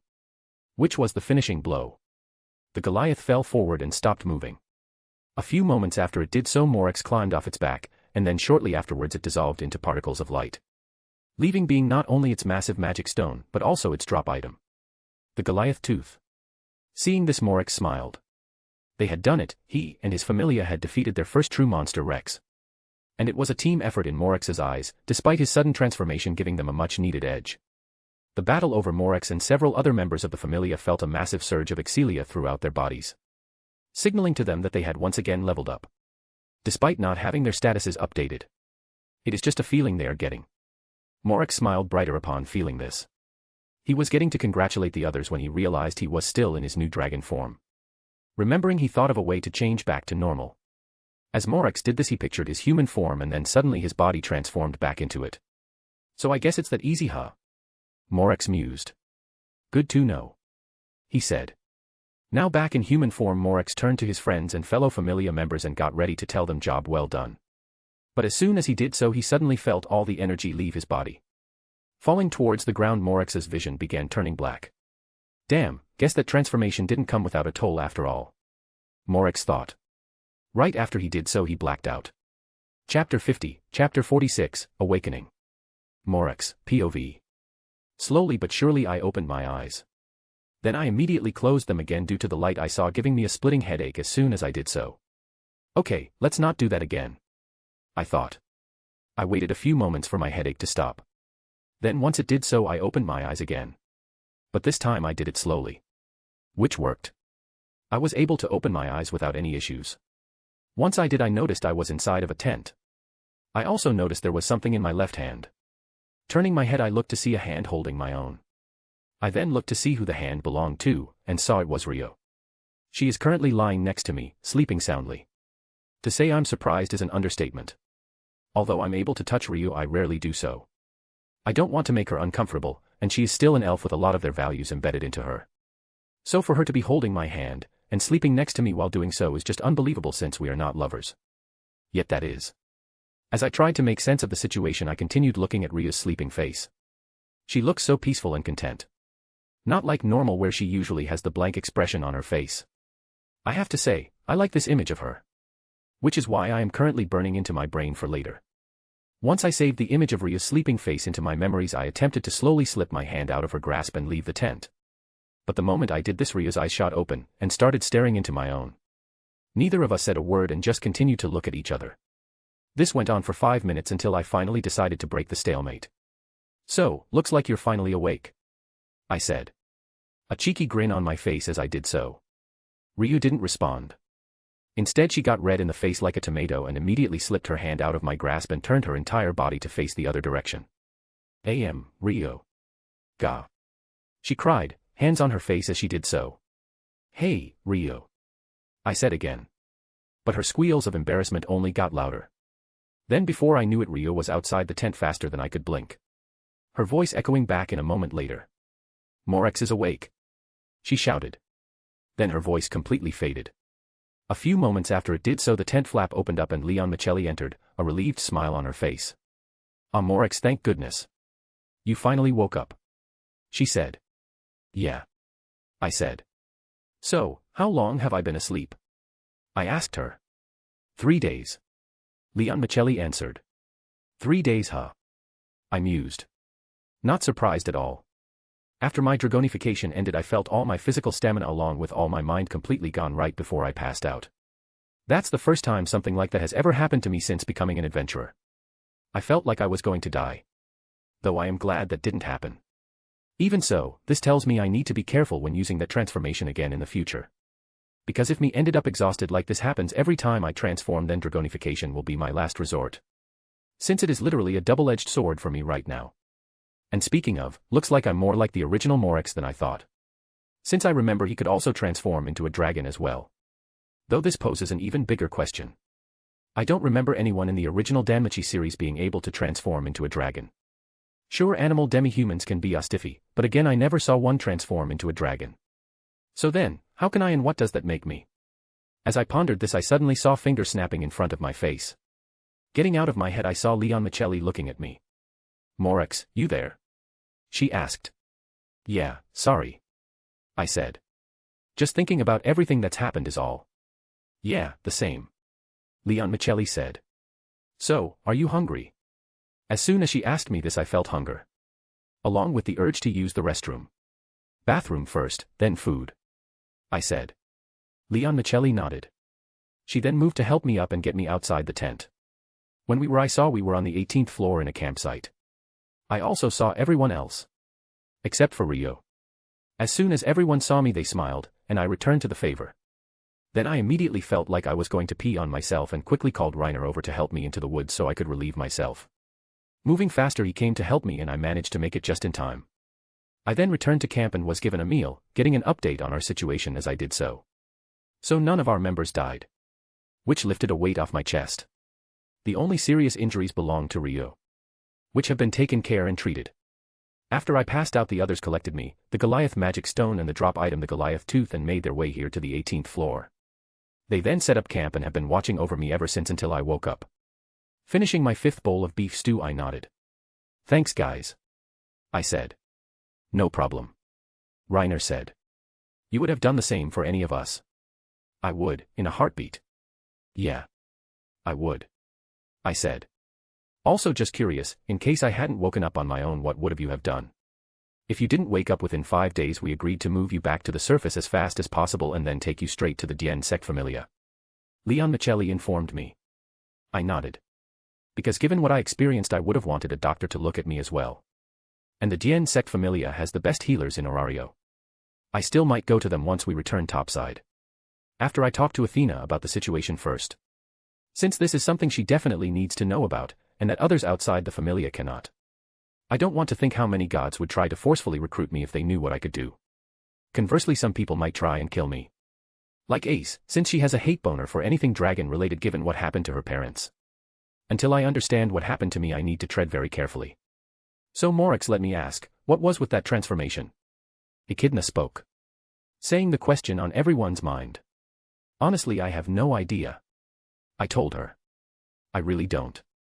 But that's the first thing I'm going to ask Athena about once we return to the surface. Until then, what happened to me doesn't leave the Familia. Everyone nodded at my words. Once they did so I started looking around but didn't see Ryo anywhere. So, where's Ryo? I asked her. In her tent. Dialek answered. Yeah. William added. After she told us you were awake she went in there and hasn't come out. Her face was also a bit red too. It was really weird. He said. Do you think we should check on her? I'm sure she's fine. I said. Since I know she's only like that because she's embarrassed about holding my hand. But if I tell the others that Ryo might die of embarrassment so for now I'll keep to myself. Once the matter with Ryo was settled I decided to head back to the tent and return to sleep. I'm still tired after all. Laying down I drifted back off to dreamland. Third person, POV. As Morix drifted back off to sleep Ryo was in her own tent, her pillow pressed into her face. Her legs flailing about in the air. Why? Because she is embarrassed just like Morix suspected. After they reached the 18th floor and set up camp Ryo had her leg attended to properly through the use of potions and her own magic. It sped up the recovery immensely and they discovered the damage wasn't as bad as they first thought. So Ryo's leg was healed in 2 days. And once it was she decided to help look after Morix. Given all that he went through. So last night Ryo took her first shift, choosing to do the night watch. As the time passed by on Ryo's watch she noticed Morix beginning to twist and turn in his sleep. Seeing this Ryo wanted to calm him down. But thought that holding him down was the worst idea possible given his condition. So when Morix extended a hand in her direction Ryo suddenly found herself grasping it without even thinking. After she did so Morix settled down and slept soundly. Seeing this Ryo smiled. Then before she knew it she herself fell asleep, which led to the situation with Morix earlier. A situation Ryo never intended to have happen. But it did. And now her elven pride is wounded. As well as her pride as a young girl. Ryo removed her face from her pillow and pulled it into her chest, hugging it tightly.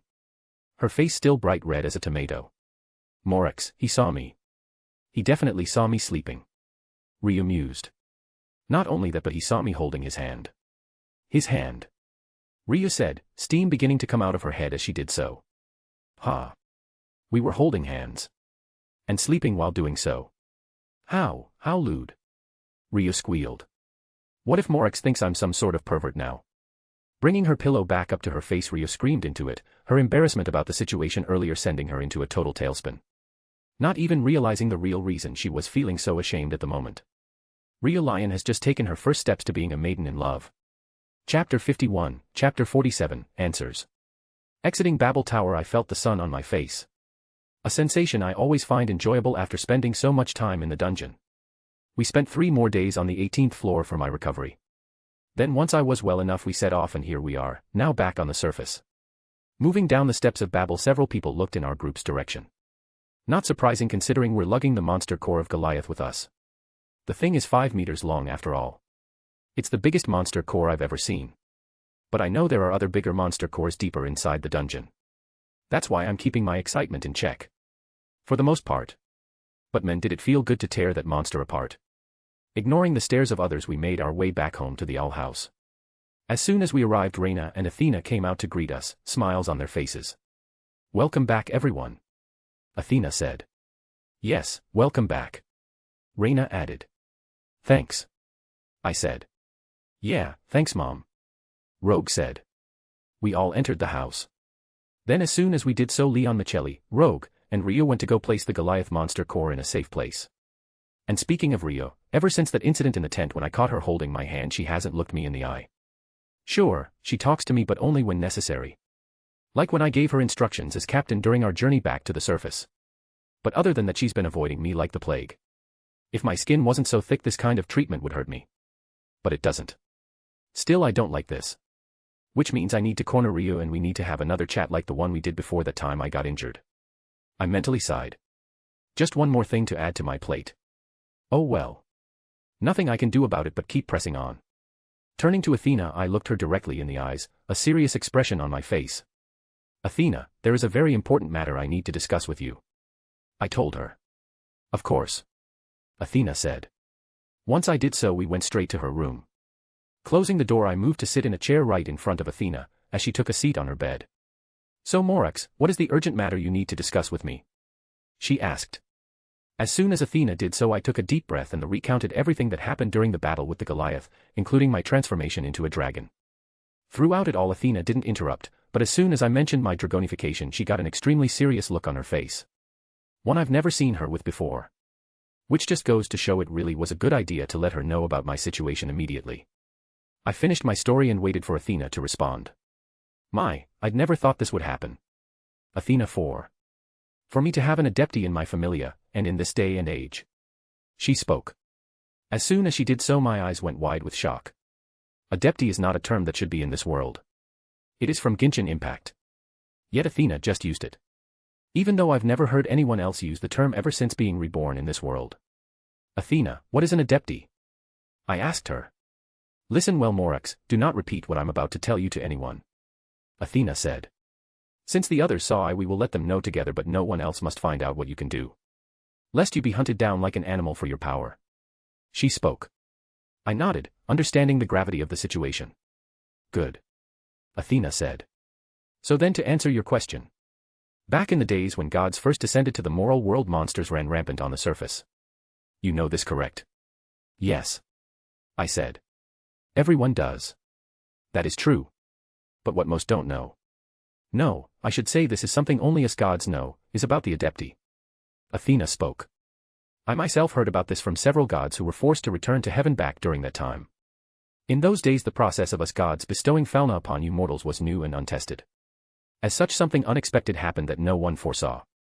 When certain people killed a certain species of monster or beast, the fauna reacted and began to mutate their bodies, giving them the ability to transform into said monster or beast."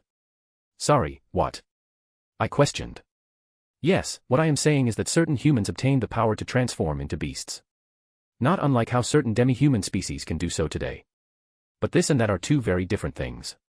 The transformation techniques employed today are vastly weaker than the powers employed by the mortals who obtained them in the days of old.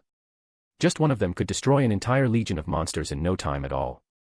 Because of this, and because they could transform between their human and bestial states freely, we dubbed these individual adepti," Athena explained to me. "Whoa," I said. "Like seriously, whoa. My mind is blowing up right now.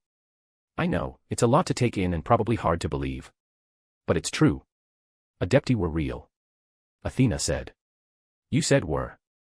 I spoke. "What happened to them?" I asked.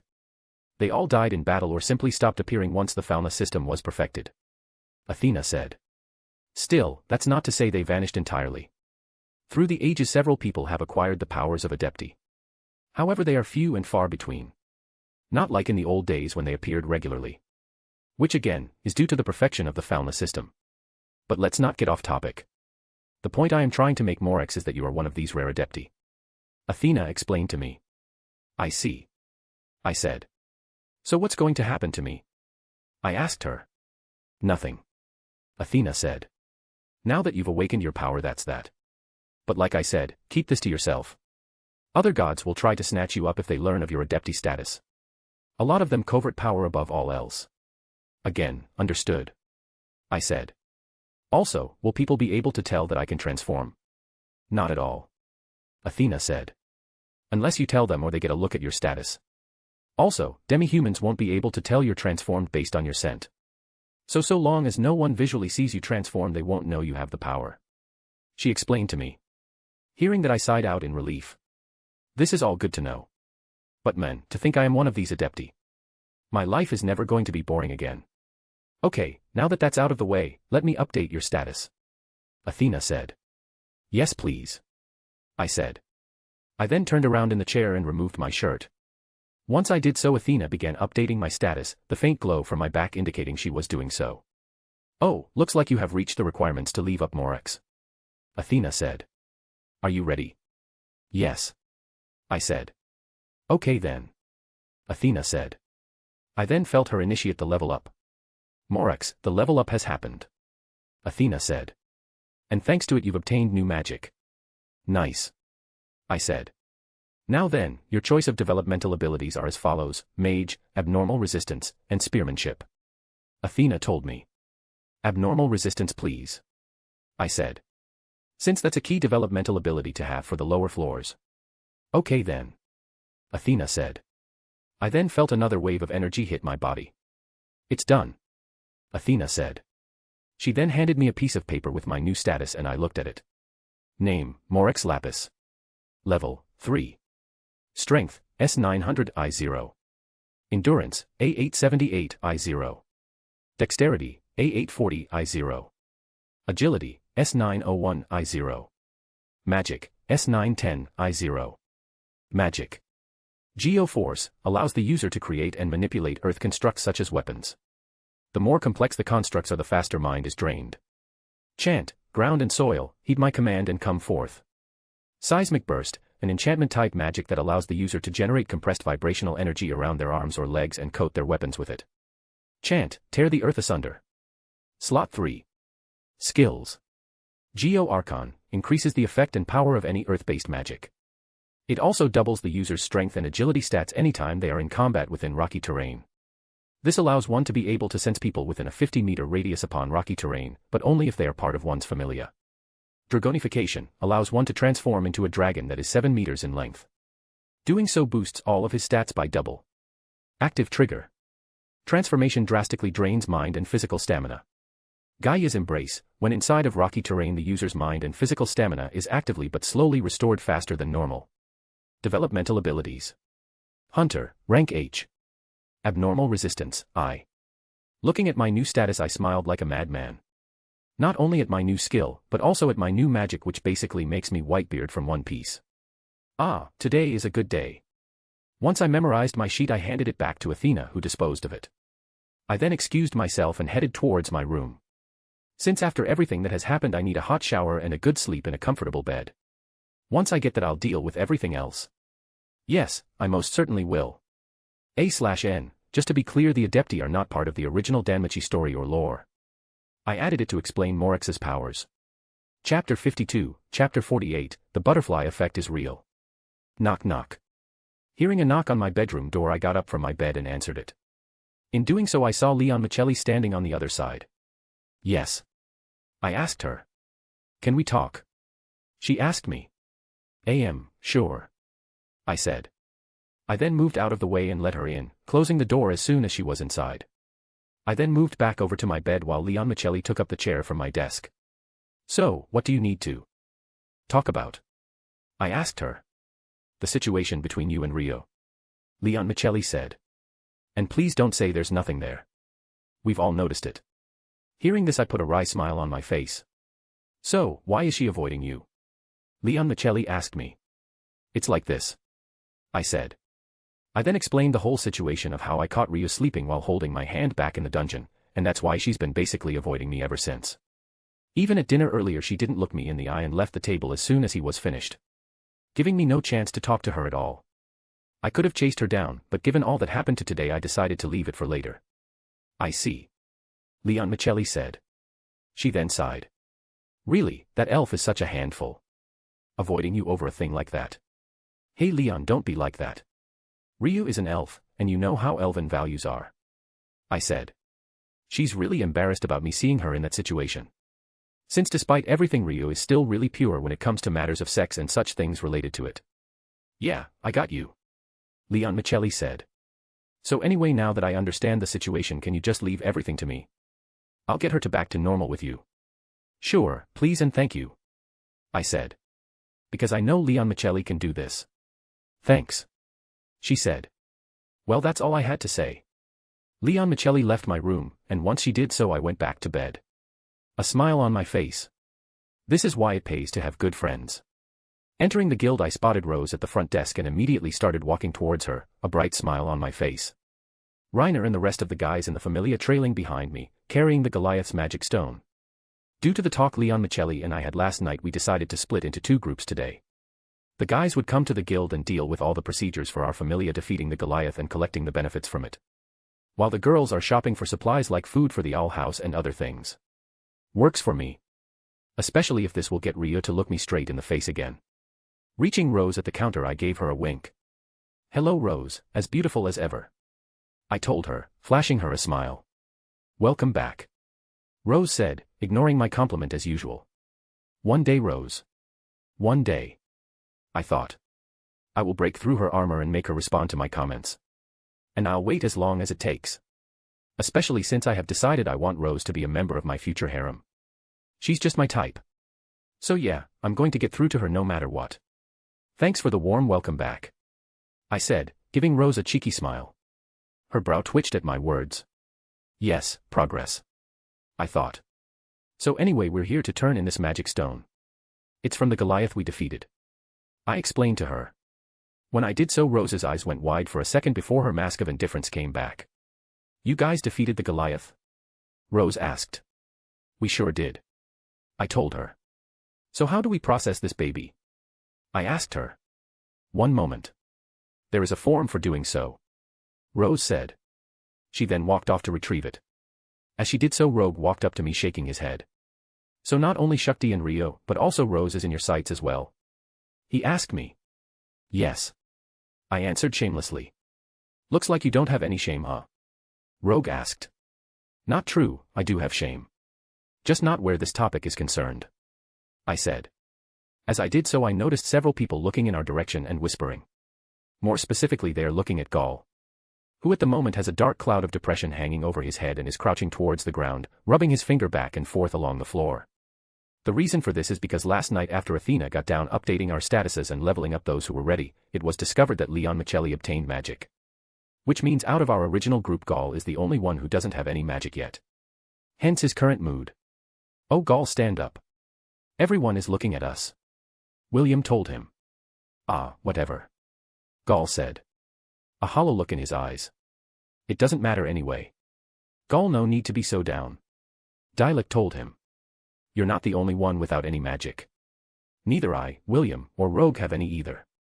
So we're all in the same boat. Yeah, but that's only for now. Gaul quickly countered. After all, you and William are only still level 1 and Rogue is almost ready to level up, so who's to say you won't gain magic when you do? Unlike me, who is level 3 and still has no magic whatsoever. He said. The cloud of depression getting heavier as he did so. Magic, I want it. Looking at Gaul, I put a wry smile on my face, as did Reiner. We can't say anything to him. I gained a new magic spell, and Reiner did as well. So yeah. Us talking to him would only make things worse. I'll have Athena deal with this when we get back. Deciding to let Gaul be for the moment, I turned back around and watched as Rose returned with the paperwork that she spoke up. Once she did, I filled it out quickly and we turned over the Goliath's magic stone as well as the other magic stones we acquired on this most recent expedition. In doing so, we got a total of 2 billion valis. The Goliath's magic stone is worth a pretty penny. Securing our funds, we prepared to leave the guild. But as we did so, we ran into some familiar faces. Elise, Kagaya, and Knees. Along with one other hiding behind them. "Oh hey Morax, fancy running into you guys here." Knees spoke up. "Yep, the same," I said. "So, from the money you have, I take it this most recent expedition went well?" Kagaya asked. "It did," Rogue answered. "It went really well." "Yeah," Reiner added. "Oh, do tell," Elise asked. "To put it simply, we not only defeated the monster Rex Goliath but a lot of us also leveled up." I quickly explained. "I for example am now level 3.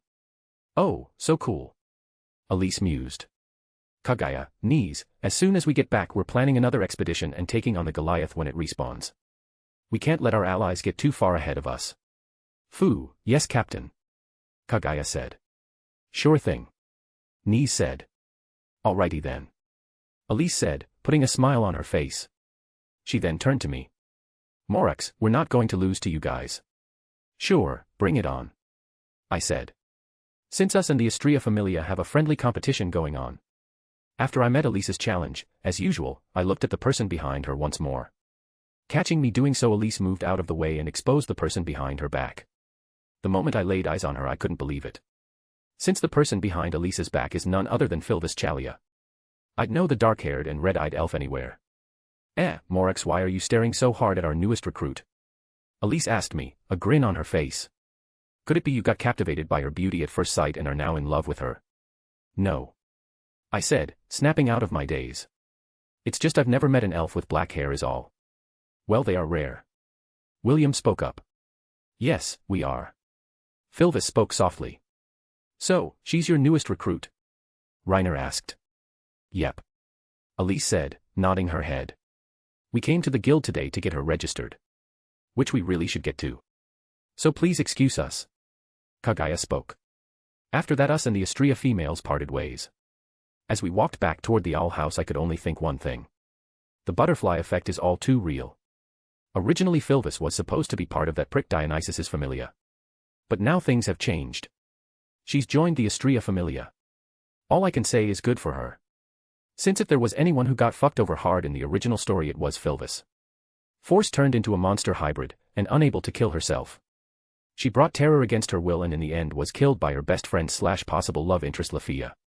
Since I'm pretty sure Lafia might be a lesbian. Given all her intense fantasies about Ace. But back to the point.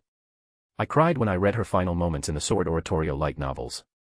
So I'm glad she won't end up that way. Even if she did join the Astria Familia, who is slated to die within a few years. Which is not going to happen. I've come to see those girls as friends, and they're not dying on my watch. I swear it. Since I know now the butterfly effect is real, I'll use it to my advantage.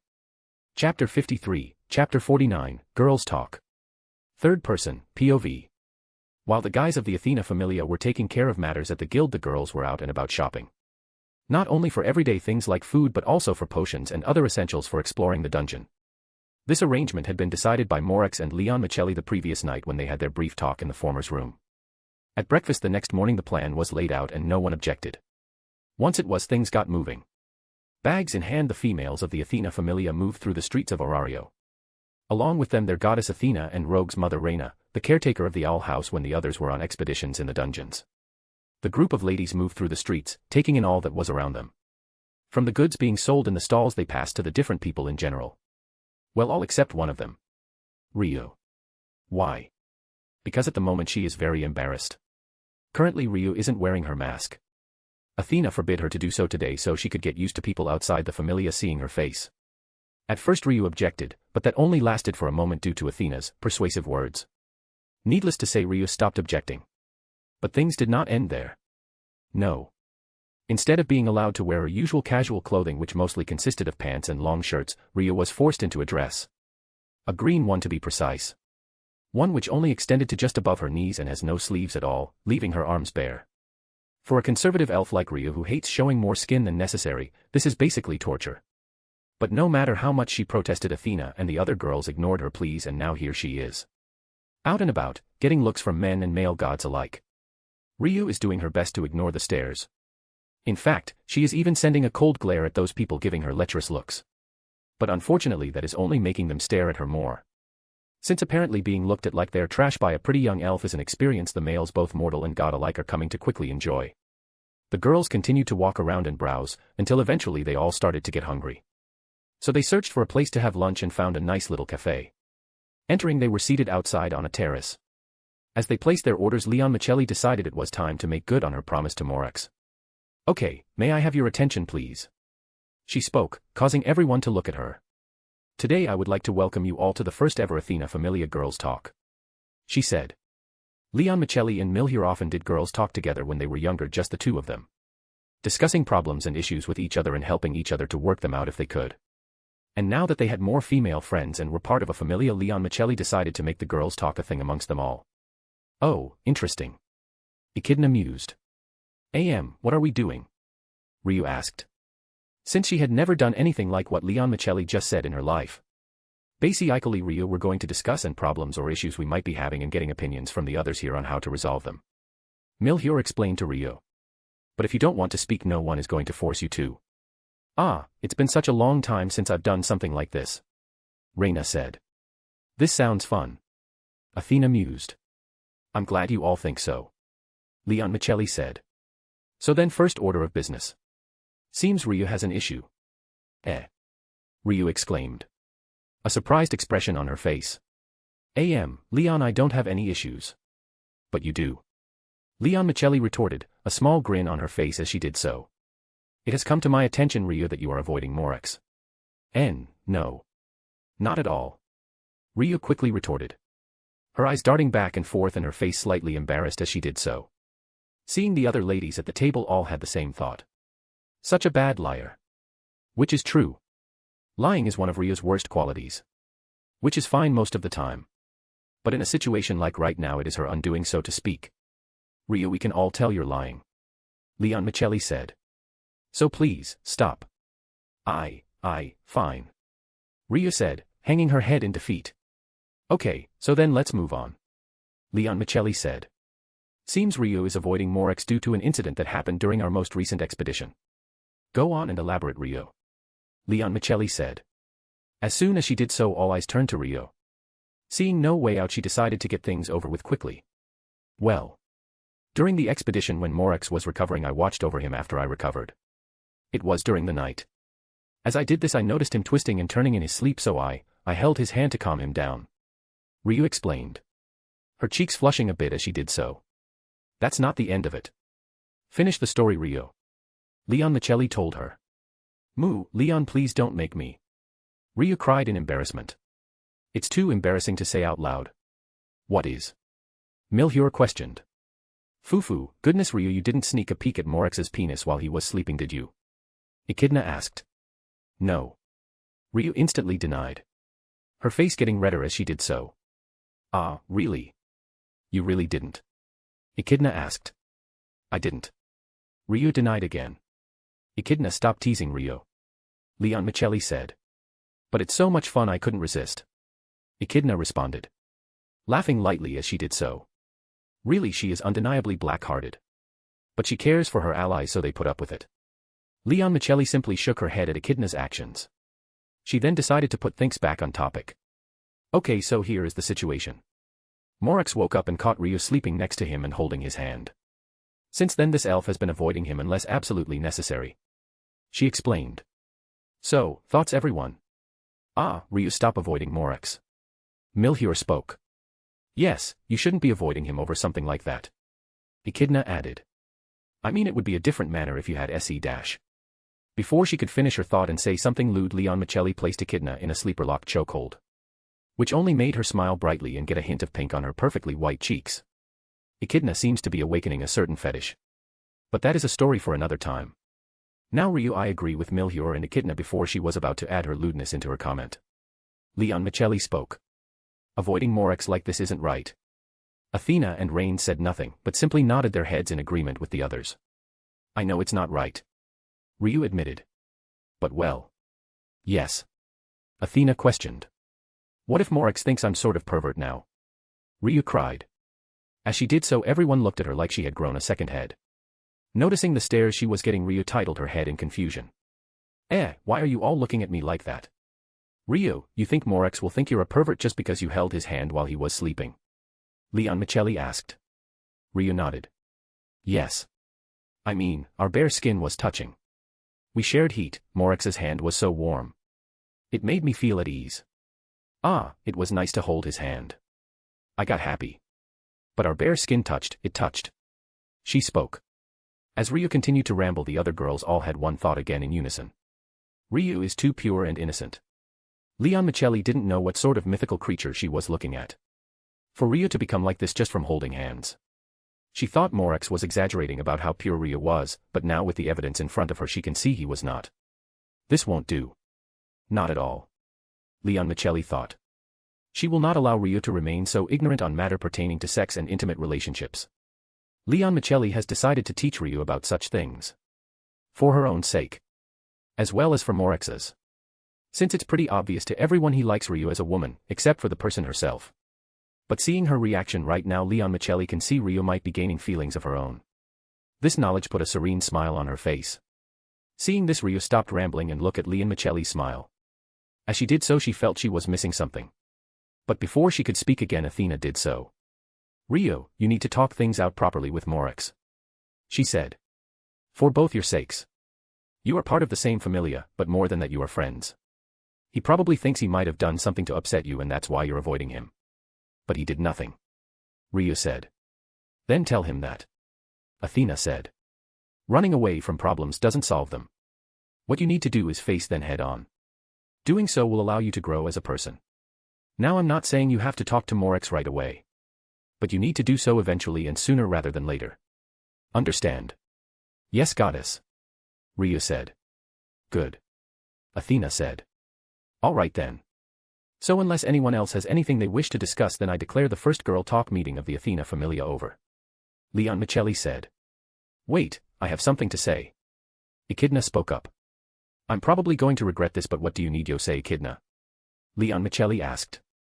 Fufu, Ryu, if you really want to apologize to Morix, I know the perfect way. Echidna spoke. Simply sneak into his room and... As Echidna described her plan in vivid detail, Ryu's face became a tomato and steam started escaping the top of her head.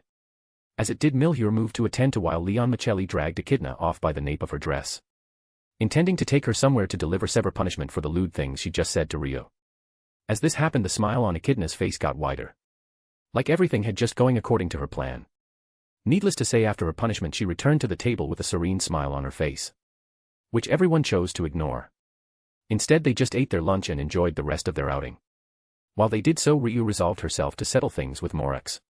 So the first ever Athena Familia Girls Talk was a resounding success. The first of many. Chapter 54, Chapter 50, a step forward in many directions. Morix, POV. Entering the owl house with the other guys, we moved to place the money we got from the guild in a secure room in the house. Banks don't seem to be a thing here. So Familia generally turn one room in their stronghold into their own personal bank vault. Which is what we did as well. Once the cash was secure, we all decided to relax until the girls came back. By playing cards. Even Gal got into it. Getting him out of his depressive state. Having fun, the time passed by before we knew it. Finishing up another game of blackjack, we heard the front door opening. We're back. Leon Michelli said. As she did so, the girls walked in one by one, their arms filled with bags. Seeing this, we decided to help them. But as we did so, my brain froze and the blue EXE screen appeared in my mind. Why? Because Ryu is wearing a dress. Never before I have seen her in a dress. She looks amazing. So yeah, I ended up stuck in place. But thankfully it only lasted a moment before I rebooted. Once I did so, I finished helping the others put things away. As soon as we did, Reina went to go clean and the rest of us converged in the living room to have one of our post-expedition meetings. Okay, so all the money we got from the expedition this time came out to 2 billion valis. I told the ladies. Ah, just think of all the books I can buy. Echidna said. I want a new sword. Leon Michelli said. Yes, yes. We will get all that. I said. But first, here is how we're going to divide the funds. 500,000 will be placed in the General Familia Fund. The rest will be used to buy new equipment, dividing out the personal funds for everyone, of course. Then what's left will go into the General Familia Fund as well. Any objections? No one spoke. All right then. Next order of business. What to do with the Goliath tooth? I said. The drop item of a normal Goliath. Its durability is rather incredible and is great for making armors and weapons. Which is why we haven't tried to sell it yet. When I brought up the tooth, everyone looked at me. Well, while you were recovering during our time on the 18th floor, we all talked about it and decided you should get the tooth. Leon Michelli told me. And we won't take no for an answer. Reiner said. Yeah, after all you did most of the work in defeating the Goliath. So you should have it. Dialek spoke. Exactly. William added. Take it. Ryu said. Morax, please put it to good use. Milhior spoke. Gall gave me a thumbs up. Well, since everyone wants to have it, I'll accept. Okay then. I'll accept the tooth. I said. And since I have, please start trying to find some mithril at a good price, guys. Oh, so you have already put some thought into what you want from the tooth? I nodded. It's time to get myself a proper weapon. The durability of the Goliath tooth combined with the magical conducting properties of mithril will be quite devastating. Okay, next order of business. I said. Actually, I don't. There is anything pressing we need to discuss. Leon Michelli spoke up. Everyone else nodded in agreement. Well then, meeting adjourned. Athena said. When she did so, we all split up. I headed to my room, and as I did so, Rio followed me. Stopping outside my door, I turned to face her. Yes, Rio. Sorry. She softly said. For what? I asked her. Avoiding you. Rio said. It's fine. I said. But it's not. Ryu objected. You are always nothing but nice to me. Yet ever since we met, I've constantly done things to obstruct your kindness. As I said, Rio, it's fine. I told her once more. We're people. And people make mistakes. But that too is a part of life. Everyone has their own worries and insecurities, even me. But working through said issues allows people to gain new experiences. I understand you are going through things. But I am your friend, so know that even if you stumble, I will never abandon you. I explained. And I mean it. I don't abandon friends unless certain circumstances happen. Ah, okay. Thank you. Ryu said. Don't mention it. I told her. Smiling as I did so. Seeing this, Ryu put a smile upon her face. The moment I saw this, a warm feeling flooded my chest and I felt my body heat up. Well then, good talk. See you later. I said. I then entered my room and released a sigh. That was close. Seeing Ryu smile and her in that dress made me want to kiss her. But it's still too early for that. Though in one more year it won't be. Due to my mental age, I don't feel comfortable dating until I am at least 14. Call me pathetic if you want, I don't care. That's a rule I won't break. But once my 14th birthday passes, the gloves will come off and all the girls I have my eye on will fall into my hands. Without a doubt. Putting a smile on my face, I went to lie down on my bed. Happy things between Ryu and I are back to normal. Sitting across from Leon Michelli, I held a quill pen in my hand and attended to bane of any leader in any world. Paperwork. Although we are not a large familia, we still have paperwork to attend to. And by us I mean me, Leon Michelli, and Athena, since we are the leaders. Finishing up one of my last documents for the day, I put it into the completed stack in the middle of the table and stretched my arms into the air.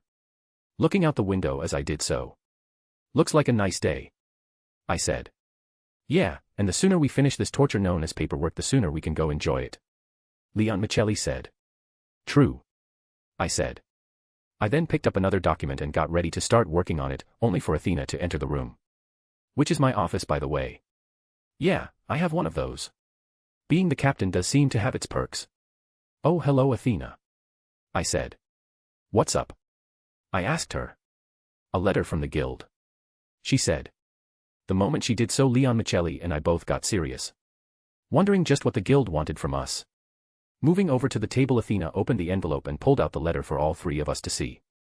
As we read it, I couldn't believe the contents. Apparently the Athena Familia is now being classified as a D-rank exploration type Familia. We also have a direct quest from the guild. Our job, retrieve materials from the 19-24th floors. Also known as the Large Tree Labyrinth. Looks like we just took a huge leap forward in many directions. Well, I say bring it on. Chapter 55, Chapter 51, Prep Work. Athena, Leon Michelli, and I continued looking at the letter from the guild. The three of us still in a bit of shock at its contents. We are now classified as a D-rank exploration familia. Not only that, but we also have a guild-assigned mission already. Collect materials from the Great Tree Labyrinth, also known as floors 19 to 24 of the dungeon. This is a big step for us no matter how you look at it. Still, I'm not upset in the slightest. Rather, I am excited by the task presented to us. Taking on new challenges is how people grow to surpass their limits after all. Which I am more than ready to do. It's one of the reasons I became an adventurer in the first place. As we finished reading the letter from the guild, Athena placed it on my desk. Well, this is quite a surprise, I said. Yes, it sure is, Athena added. Still, what's done is done. So the only thing we can do is deal with it and move forward. I nodded my head in agreement. Looks like our resting time is over, I said. Which is fine, since we've had 2 weeks on the surface to rest and recuperate from our battle with the Goliath. Wait, isn't this a bit too fast? Leon Michelli questioned. I mean, I'm happy we're being recognized by the guild for our efforts, but suddenly being promoted from an I-rank familia to a D-rank one and given a mandatory quest along with it seems to be coming out of nowhere, right? Actually, no. Athena spoke up. Goddess, what do you mean? Leon Michelli asked her. Well, I'm not sure of all the criteria the guild uses to determine a familia's ranking, but there are 3 big factors they always take into account. 1. The number of members in a familia. 2. The accomplishments achieved by a familia. 3. The potential a familia has. She explained to us. Although we only formed 2 years ago, all of you have already leveled up several times. In the public eye we have 3 level 3s and a number of level 2s. And all of you children are still quite young as well. But you've managed to achieve something those who have been adventuring for years have not. We also have 10 members, so we are classified as a medium-sized familia now. Not only that, but we regularly go to the middle floors. And to top it all off, we just took down the first big monster Rex of the dungeon. The guild may not seem like it's watching, but it is, and thus they have used all this to determine the rank of our familia. Hence why we are now D rank. Which I have to say I am very happy about. Athena finished with a smile. Okay, I get it now, Leon Michelli said. I'm glad. Athena spoke. All right. So next order of business. Time for a meeting to discuss this matter, I said. Athena and Leon Michelli both nodded. Once they did so, we immediately began preparations. Since it is the key to success after all. As dinner ended, I called everyone into the living room. Taking a seat on one of the couches, I explained the information we received from the guild earlier in the day. Finishing, I noticed the others' happiness. But I also noticed some tension as well. All right, we are moving up, Gall happily said. Yeah, but doing so brings more responsibility. As you can see by the mission we got assigned, Dilik said. So, all we have to do is complete it and everything will be fine, Gall responded. Easier said than done, little brother, Leon Michelli spoke. Easier said than done. She's right. Although the Great Tree Labyrinth is part of the middle floors, it's a completely different world from the 13th to 17th floors. In this region of the dungeon we are heading into, all monsters are classified as high level 2s and above. Not to mention a lot of them have the ability to induce the poison status effect. Which means the ones in our party without the abnormal resistance developmental ability are going to have the toughest time. By the way, that list only includes Echidna, Dilik, and William. Since when Rogue leveled up a few months ago, he went with abnormal resistance as his first developmental ability. While during this most recent level up everyone acquired it. Even though we didn't plan on it happening like it. It would seem fate guided us towards this decision somehow. Which I am grateful for. Well, regardless of whether it's easy or not, we have to complete this quest. Rogue spoke. So, how long do we have to get it done? A month, I spoke. Well, that's not bad at all, Reiner spoke. It's not, I retorted. Morax, when do we leave? Ryu asked me. In 2 weeks, I told her. The day after the next Donatus concludes. 2 weeks gives us plenty of preparation time, and also I want to hear everyone's aliases before we head out. I'm curious as to what they will be. At my words everyone nodded. Okay then, so if there are no other pressing issues the meeting is adjourned, I said. No one spoke up. Thus the meeting ended and we all went our separate ways for the night. Moving through the city streets I headed toward my destination. Athena by my side. 2 days have passed since our meeting to discuss the guild-assigned expedition. Since then everyone has gotten working on preparing for it. Right now I am headed to the Hephaestus Familia home. I asked Athena to contact them immediately once I was given the Goliath 2 by the others and decided to have a weapon forged from it. Since she and Hephaestus are good friends. It took a bit of time, but now they have found a smith that will be willing go forge my weapon for me, and give me a decent price. Since items from a smithing familia are not cheap. But they're well worth the vallis they cost. Still, since I don't want to bankrupt my familia, I needed a decent deal. Which I am going to get. I hope. Athena and I continued making our way. As we did so, someone called out to me. Morex. Hearing Artie, I stopped in my tracks and turned to my side. I then saw her walking towards me, her usual on her face. Her sister Shakti walking right beside her. Both of them in casual clothing. To see Shakti in casual clothing instead of her usual adventurer garb, it feels good. I am burning this image to my brain. As soon as the two sisters reached us, Shakti looked at me. I gave her a smile as she did so. Yes, Shakti, something you need, my dear? I asked her. She sighed. You know, you should really stop. She told me. Because no matter how many times you compliment me, I will never go on a date with you. I'm not into little boys after all. Ouch. I said, clutching my chest in mock hurt. Harsh, Shakti. But that doesn't bother me at all. I won't give up on you, and I am serious. And for the record, I won't be a boy much longer. Hey Morex, please stop flirting with my sister in front of me. Artie said. Artie, we are not flirting. Shakti said. Really, I think we are. I said. As I did so, Shakti glared at me. But it doesn't scare me at all. Rather, it feels good to have her glare at me. Wait. Oh no. I think I might be a bit of a masochist. I'm fine with that. Furu, my you sisters are certainly quite the breath of fresh air. Athena said. Please forgive me, Goddess Athena. Shakti said. No, it's quite all right, Ms. Varma. Athena said. And besides, it's nice to chat with one of the women my child wants to have in his harem. Harem. The sisters cried out in unison. I just simply nodded. That's right. I said. Oh my Morex, to think you would be too daring. Artie said. Well, I like what I like and I won't apologize for it. I said. Besides, lots of adventurers enter into polygamous relationships. Both male and female. So me forming a harem isn't strange in the slightest. Shakti said nothing at the revelation and instead glared at me even more. It's making me a bit excited actually. Well, although I am enjoying this, we have a meeting to keep, so please excuse us. I said. Oh, what are you up to, Morex? Artie asked me. Getting a new weapon made for an expedition assigned to my familia by the guild. I explained. A mandatory expedition. Shakti mused. I nodded. I then gave the sisters the details. We're allies after all, so I see no issue in doing so. Once I finished explaining things, Artie spoke up. Hey Morex, mind if I tag along with you guys? She asked. I mean, sure. I'm fine with it, and the others will be as well. We are all good friends with Artie after all. But if I may ask, why?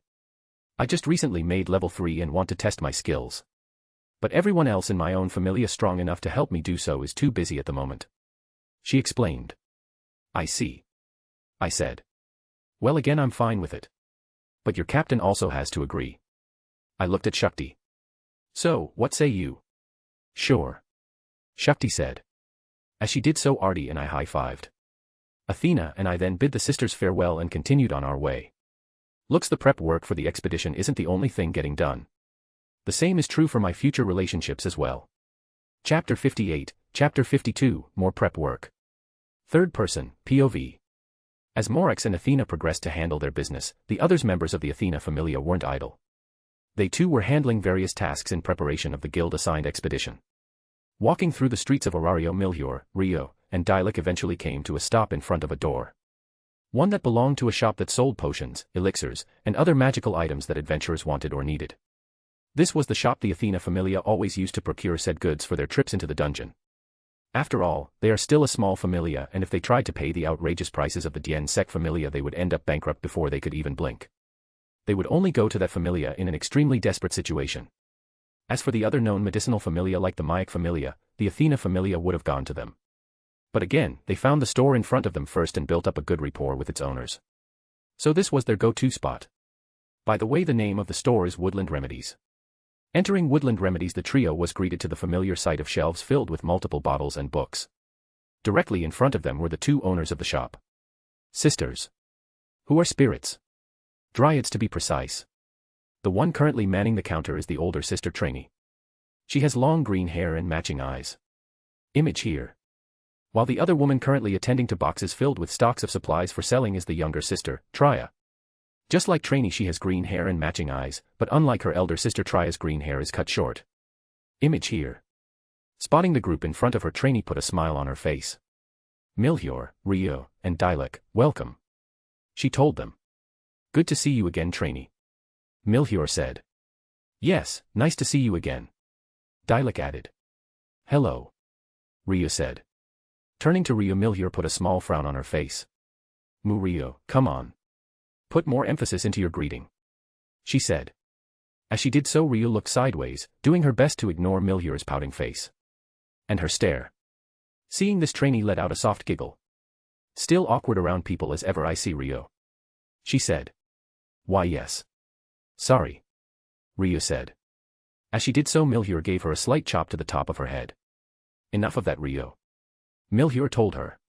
No need to get down in the dumps. After all, you are working on bettering yourself, aren't you? Ryo nodded. She's doing her best to get used to people outside of her familia. Just like the other day when the girls went shopping and she was made to walk around without her mask and wear a dress. It certainly wasn't because the females in her familia wanted her to show off her cute appearance. Well, mostly. No, they were trying to help Ryo get over her social anxiety and phobia of unknown individuals. Which is a slow-going process. But everyone knows that rushing Ryo would definitely do more harm than good. So they are taking baby steps. Seeing Ryo nod, Milhior smiled. Okay then. Now that that's settled, let's get shopping. She said. The three then walked up to the front counter and started explaining to trainee about their recent assigned task from the guild and which area of the dungeon they will be visiting. Hearing this, trainee nodded. The large tree labyrinth, huh? Trainee said. Trya, get a lot of elixirs please. As well as some magic potions as well. Oh, and also some health potions, and several detoxification elixirs as well. Sure thing, sister. Trya said. She then stated gathering the material without delay. Then once Trya collected it all, the sisters packaged it up, and Milhior paid for it. The group of three then left Woodland Remedies, and bid the sisters farewell until the next time. Huff huff. A man breathed heavily and he ran through the streets. A bag of money in one hand and a sword in the other. Running behind him were Gaul and Leon Michelli. Meanwhile, William ran across the nearby rooftops and tracked the men as well. Since they are trying to catch him. Despite getting a guild-assigned expedition, the Athena Familia didn't stop their daily patrols of the city. They simply divided up which days each of them would patrol. Today's group consisted of the de Royce siblings and William. Their current target is a thief who has been terrorizing a small area in the south of the city. He jumps stall owners and beats them within an inch of their life, stealing all their money and goods any chance he gets. No one has died yet, thankfully, but with the men having obviously no intention of stopping his crimes, the Athena Familia decided to step in. Which is a good thing, since thanks to all the reports and eyewitness accounts they gathered from the thief's victims, they concluded he is an adventurer. They have no idea which familia he belongs to, but they know he can't be more than level 1 or level 2 at the most. Since if he was any higher than that, people would probably know his face. After all, adventurers who make their way up to level 3 are celebrities in Orario. Since the number of adventurers who successfully level up and become second class or higher is astronomically low. Only about 4 out of 10 of adventurers ever reach that level. Whether they put in effort or not. But back to the main point. The men they are chasing cannot be handled by ordinary people. So they are on the case. Shit, shit, shit. The man cursed, turning another corner and picking up his running speed as he did so. But it didn't matter. The de Royce siblings and William easily kept up with him, despite his attempts to escape. Actually, the siblings, having recently both become level 3, were closing the distance without even trying. Slightly turning his head back and seeing both Leon Michelli and Gaul closing in on him, the thief started sweating even more than he already was. Fuck. He cried. The men knew the walls were closing in on him.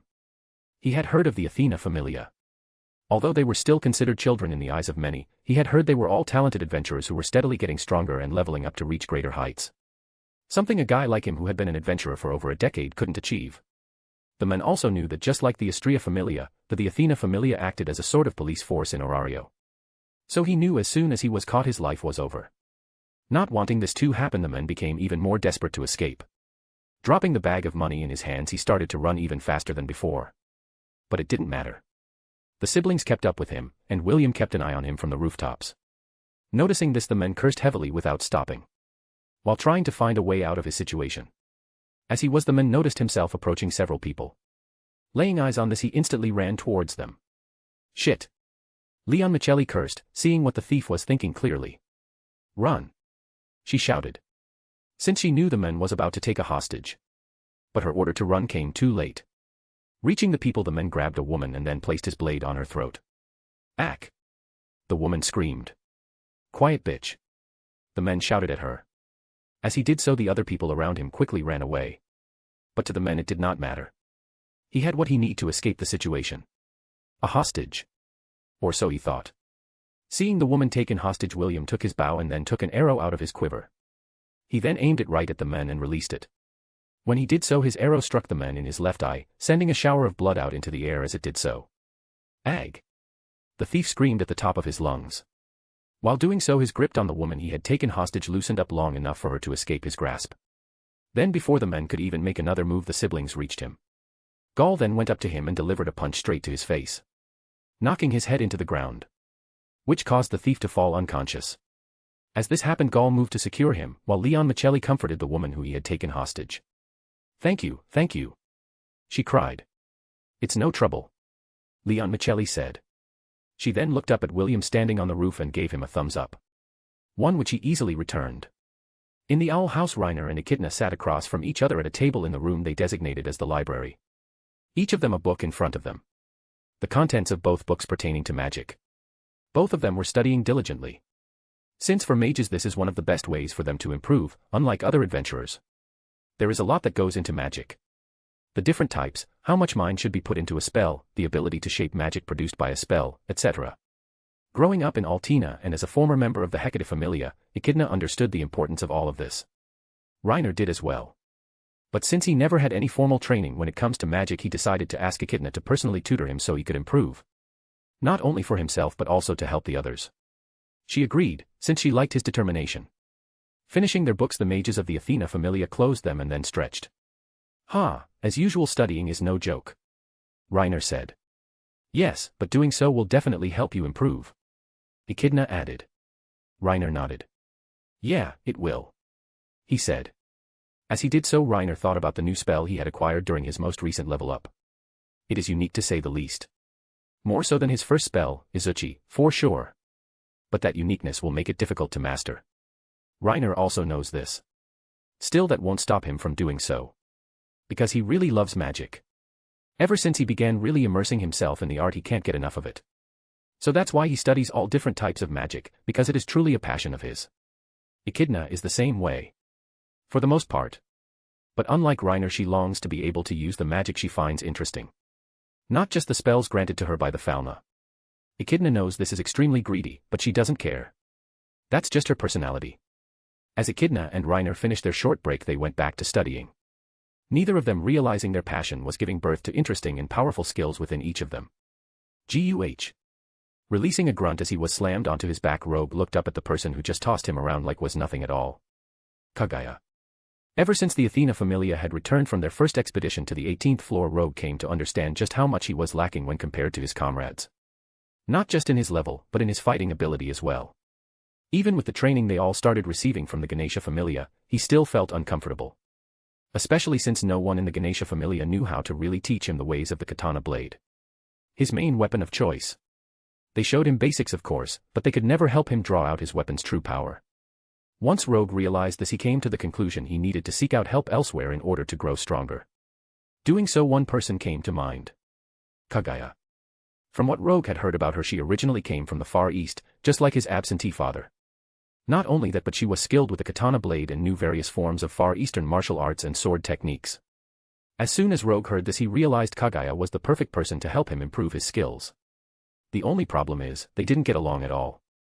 Rogue found Kaguya to be infuriating. Especially when he realized her cute appearance held a really nasty and crass personality behind it. Add to that how they first met with her in her underwear, and well, let's just say their relationship was not the best. The two of them constantly argued with each other almost every time they met.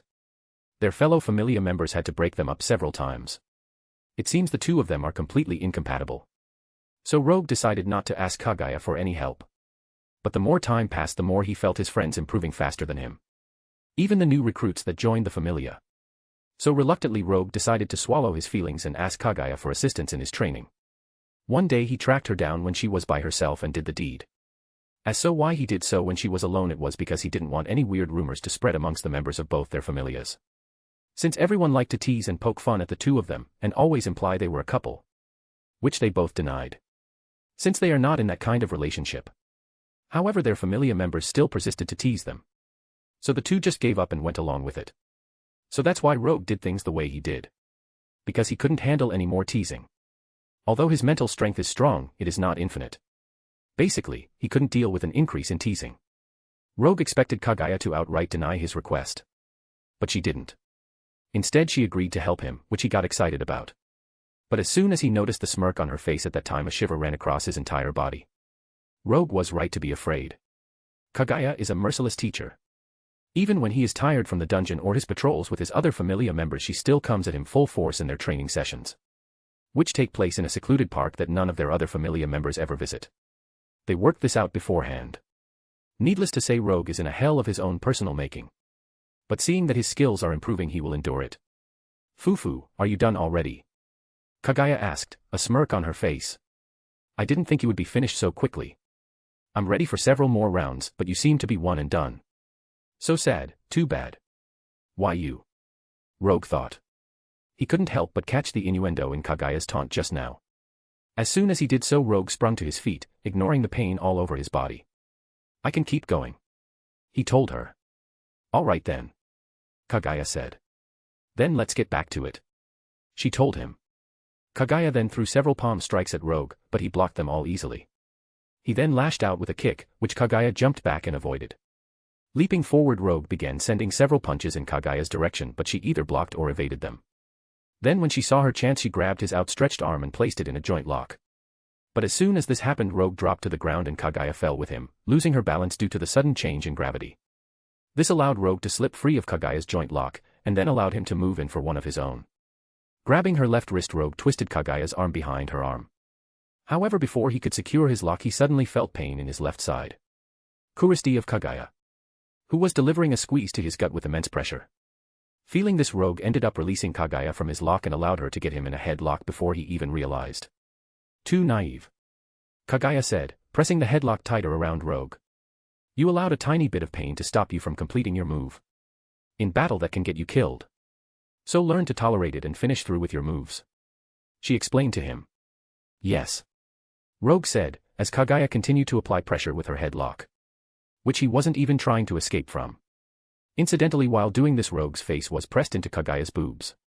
But that's definitely not the reason he wasn't trying to escape from her headlock. No, definitely not.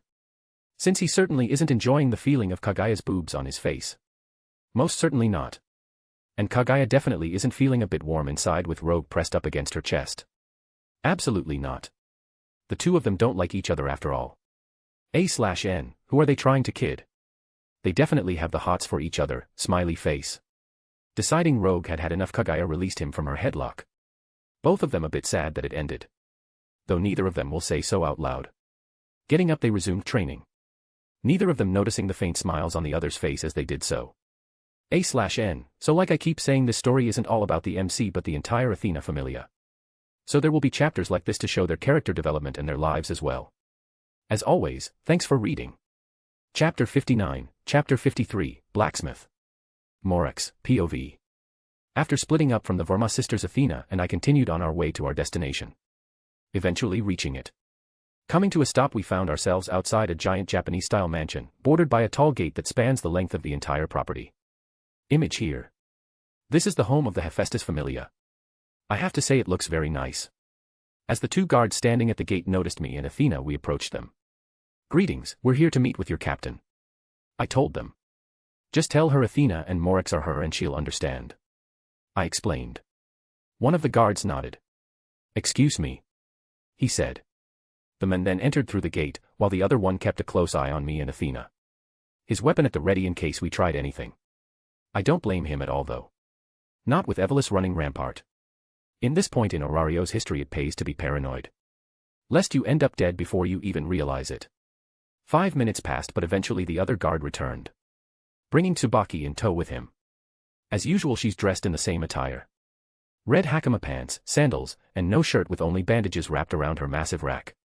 Which I am doing my best not to look at. But it's damn hard when those lethal weapons are bouncing up and down with each step she takes. Even the two male guards are having a hard time not looking at their captain. Reaching the two of us, Tsubaki put a smile on her face. Welcome you two, she told us. Thank you, Tsubaki, Athena said. Yes, thank you, I told her, looking her in her one good eye as I did so.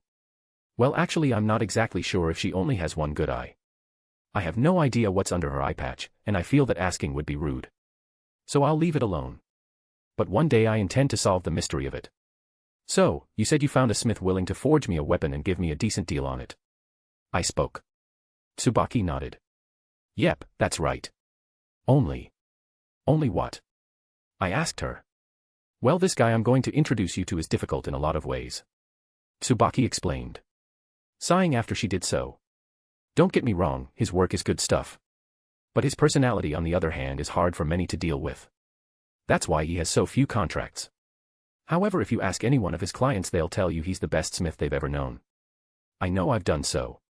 Now then, young Morex, my question is, do you still wish to meet with this smith? I nodded. I do. I said. So he's a bit difficult. Doesn't bother me. If I wanted my life to be easy, I wouldn't have become an adventurer in the first place. Ha ha ha. Tsubaki laughed. What an interesting kid you are. She told me. Well then, since I have your answer, let's go. Follow me, she said. Tsubaki then turned around and we started following behind her.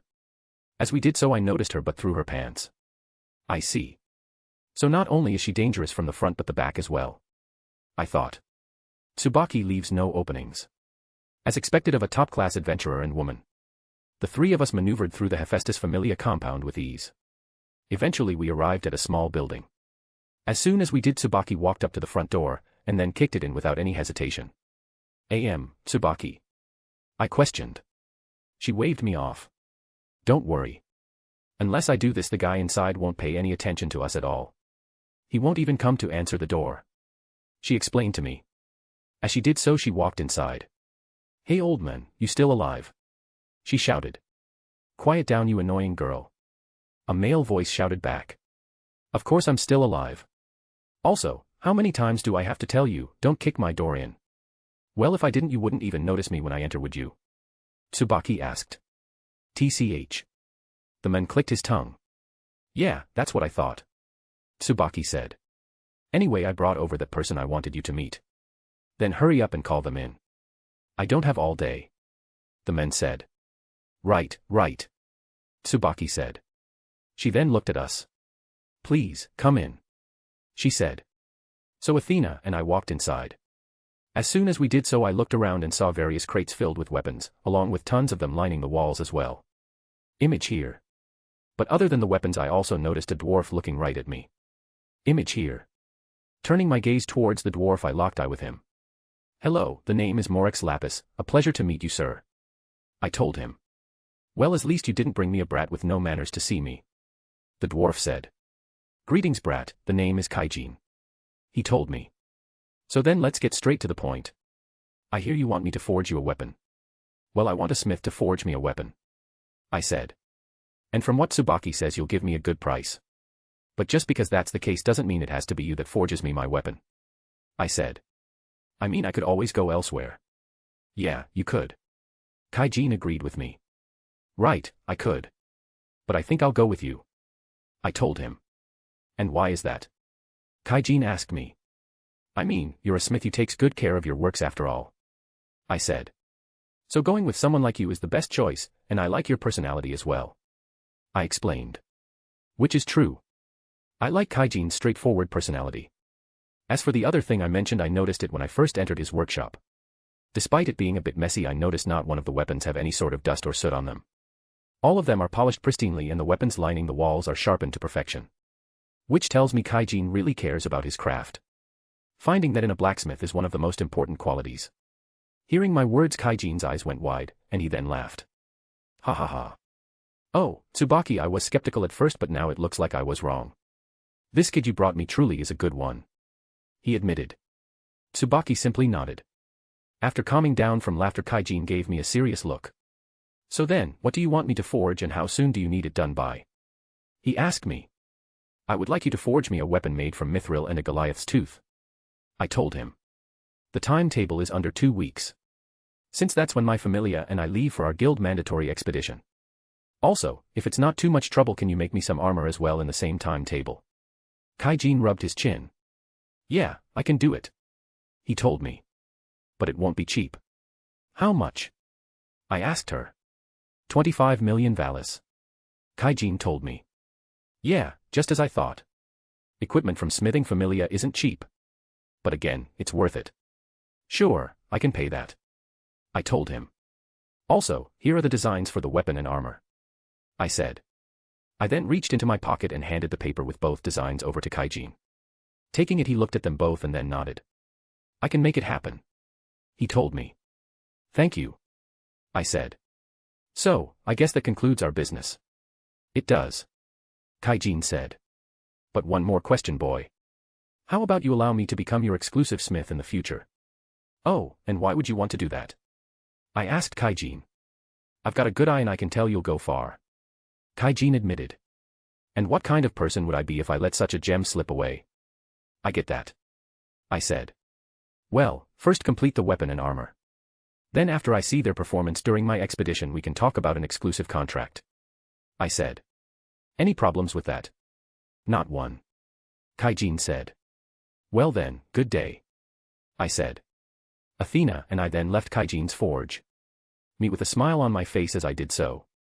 Even though I told Kaijin to wait, I'm probably going to make him my exclusive smith in the future. I have a good feeling about him.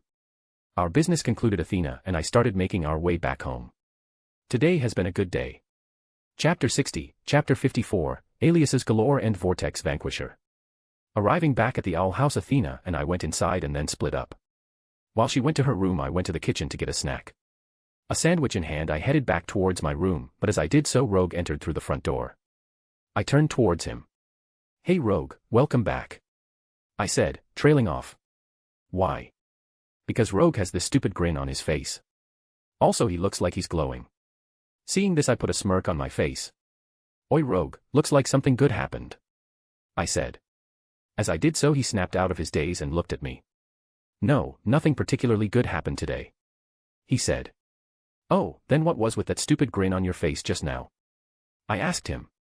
There was nothing, you're imagining things. Gotta go. Rogue said. He then ran past me and headed towards his room. As he did so, I laughed. Yeah, something good definitely happened to him. Well, I'm glad. We are in the springtime of youth after all. So we should enjoy ourselves. I continued onward to my room, thinking about what could have made Rogue just so happy as I did so. Sitting on one of the couches in the living room, I waited with the others for Athena to return from Donatus. These past 2 weeks have flown by in the blink of eye.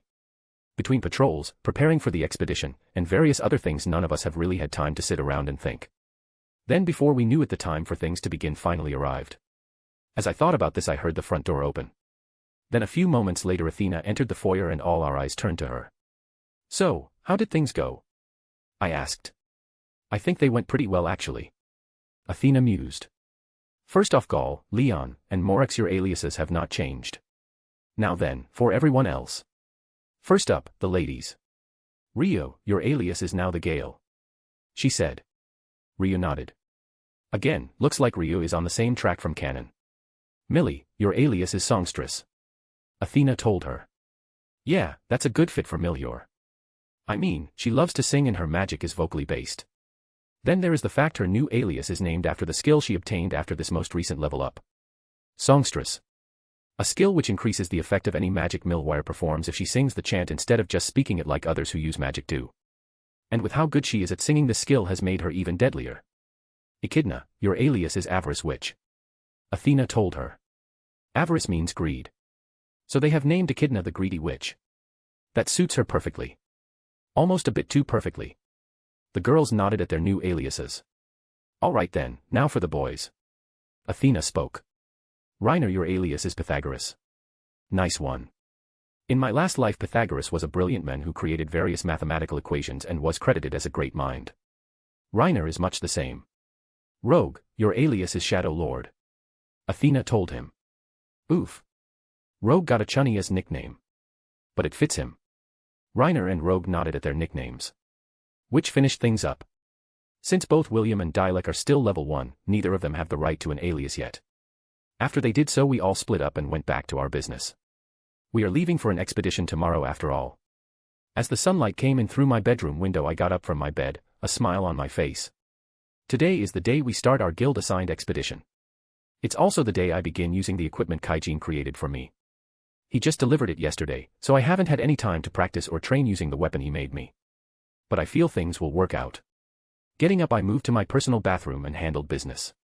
Once it was over, I moved and slipped on the armor Kaijin made for me. It is fabric interwoven with fragments of the Goliath tooth, making it hard and sturdy but still easy to move in. After slipping on my new dungeon gear, I moved to my full-length mirror and examined myself. I nodded. "This is perfect," I said. Kaijin really did an astounding job creating just what I asked for. By the way, my new armor for the dungeon looks exactly like the robes Morex wore as the Geo Archon in the Genshin Impact series. Image here. I mean, since I am basically Morex's most other aspects, I might as well go all the way. Including the weapons I use. Moving over to the weapon case, I opened it. In doing so, I saw a 2.5 meter, 8.2 feet, spear inside. Its tip dyed golden color. Image here. My new spear, which I have named Vortex Vanquisher. Picking it up, I swung it around for a moment, testing the weight and my grip on it. Feels perfect. Closing the weapons case, I secured my room. I then left it and went to meet the others in front of the mansion. When I did so, everyone turned to look at me. "Wow, cool weapon." "Morex." Dialect told me. "Why, thank you," I told him, slamming the tip of my spear into the ground. "Its name is Vortex Vanquisher by Wei," I told them. "Such a cool name," Gaul said. "Yeah, it sure is," I said. I then looked around and saw a certain someone was late. "Looks like Artie's still not here," I said. "So rude. And she's the one who asked to come along," Echidna said. "Fufu, looks like I'll have to give her some punishment when she arrives," she spoke, licking her lips as she did so. We all chose to ignore her. 20 minutes passed before Artie arrived. An apologetic smile on her face as she did so. Sorry I'm late. Shakti wanted to double-check all my equipment and such before I left. Even though she did it last night. Honestly, she's such a worrywart," Artie quickly explained. "Well, all right," I said. Since I know Artie is telling the truth. Shakti acts more like a parent than an older sister from the interactions I've seen between the two of them. But I guess that has to do with the age gap and the fact their parents died when Artie was only 2 years old. Which she told us all a while ago. Raising Artie from practically when she was a baby, it's no wonder Shakti ended up more like a mother than a sister. Wait, does that make her a MILF then? A question that must be answered indeed. Even if what you are saying is true. You were still late, and thus must receive a bit of punishment, Echidna said. She then started moving closer to Artie, her fingers moving about as she did so. "Don't worry, this won't hurt at all," she said. "Leon," I said. She simply nodded. Leon Michelli then moved to Echidna and smacked her on the back of the head and into the ground.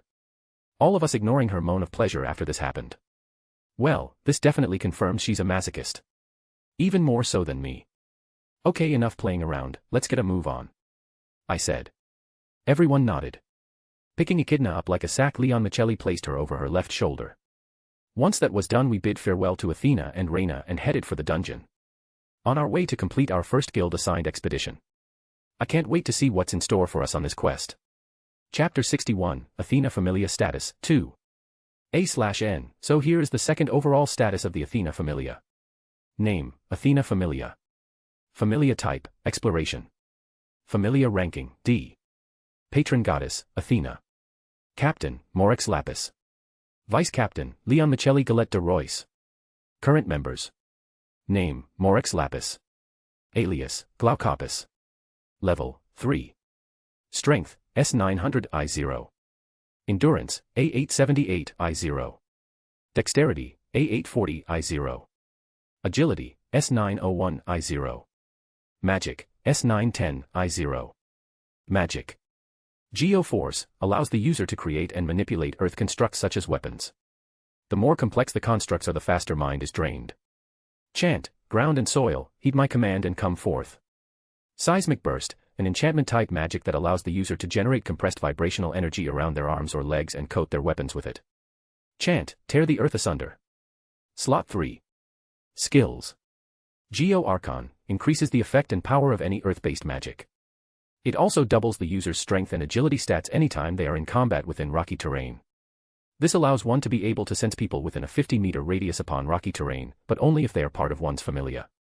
Dragonification allows one to transform into a dragon that is 7 meters in length. Doing so boosts all of his stats by double. Active trigger. Transformation drastically drains mind and physical stamina. Gaia's Embrace, when inside of rocky terrain the user's mind and physical stamina is actively but slowly restored faster than normal. Developmental abilities. Hunter, rank H. Abnormal resistance, I. Main weapon, spear. Name, Vortex Vanquisher. Secondary weapon, daggers. Name, Reiner Lute. Alias, Pythagoras. Level, 3. Strength, E401 I0. Endurance, F366 I0. Dexterity, B710 I0. Agility, A869 I0. Magic, S920 I0. Magic. Izuchi, allows the user to conjure forth lighting and direct it and shape it at their will. Chant, What I Seek is Thunder, Izuchi. Spirit Beast of Light, a multi-purpose spell that can be used both offensively and defensively. By changing key words when casting the spell, the user can either summon a pack of light-constructed wolves to attack enemies, or imbue themselves with increased agility and speed. Offensive chant, I offer up this contract, to unleash the magic beast of light which dances through the skies. Defensive chant, I offer up this contract, to bear the wicked spirit beast which sleeps within the earth. Slot 3. Skills. High Magus, increases the power, range, and attack strength of any of the user's magic. As well speeds up the recovery of their mind, generally preventing mind down unless they are in dire straits. Developmental abilities. Mage, rank H. Abnormal resistance, rank I. Main weapon, magic. Secondary weapon, knives. Name, Rio Lion. Alias, the Gale. Level, 3. Strength, E432 I0. Endurance, D525 I0. Dexterity, S900 I0. Agility, S915 I0. Magic, A825 I0. Magic. Noah Heal, a healing type magic which heals the target's wounds and restores stamina, though it takes time for the magic to take effect. Effect rises in forested areas. Chant, the song of a now distant forest. The nostalgic song of life. Please bring the mercy of healing to those that seek you. Luminous Wind, an offensive wind and light wide area attack type magic. The user summons green stardust to attack the enemy. The stardust gathers in several orbs which the user can release all at once to cover a wide area or keep some near to apply them at a convenient moment. The user can make a single orb explode with the chant, Luvia. Chant, in the sky of a now distant forest. Infinite stars scattered in the endless night sky. Respond to my foolish voice, give me now divine protection of starfire. Give the mercy of light to the one who abandoned you. Come, wandering wind, the wandering traveler. Cross the sky and run through the wilderness, run faster than anything else. Imbue the light with stardust and destroy the enemy. Slot 3. Skills. Arrow Mana, same from canon. Fairy Serenade, same from canon. Developmental abilities. Hunter, rank H. Abnormal resistance, rank I. Main weapon, sword. Secondary weapon, daggers. Name, Leon Micheli Galette de Royce. Level, 3. Alias, Frecky. Strength, S900 I0. Endurance, A841 I0. Dexterity, B769 I0. Agility, C667 I0. Magic, I0. Magic. Hellblaze, an enhancement-type fire magic that summons black flames which can coat Leon Micheli's arms, legs, and weapons. It also has the added effect of draining the mind from anyone it comes into contact with. Chant, Black flames, come forth and burn everything until nothing remains. Slot 2. Slot 3. Skills. Weapons Master, increases all of the user's base stats by half when they are fighting against an opponent wielding the same weapon as them. Night Vision, allows one to see perfectly in dim-lit areas and even pitch-black darkness as if it were daytime. Development Abilities. Hunter rank H. Abnormal Resistance, rank I. Main weapon, sword and axe. Secondary weapon, none. Name, Gall Galette de Royce. Level, 3. Alias, Jerry. Strength, A854 I0. Endurance, S902 I0.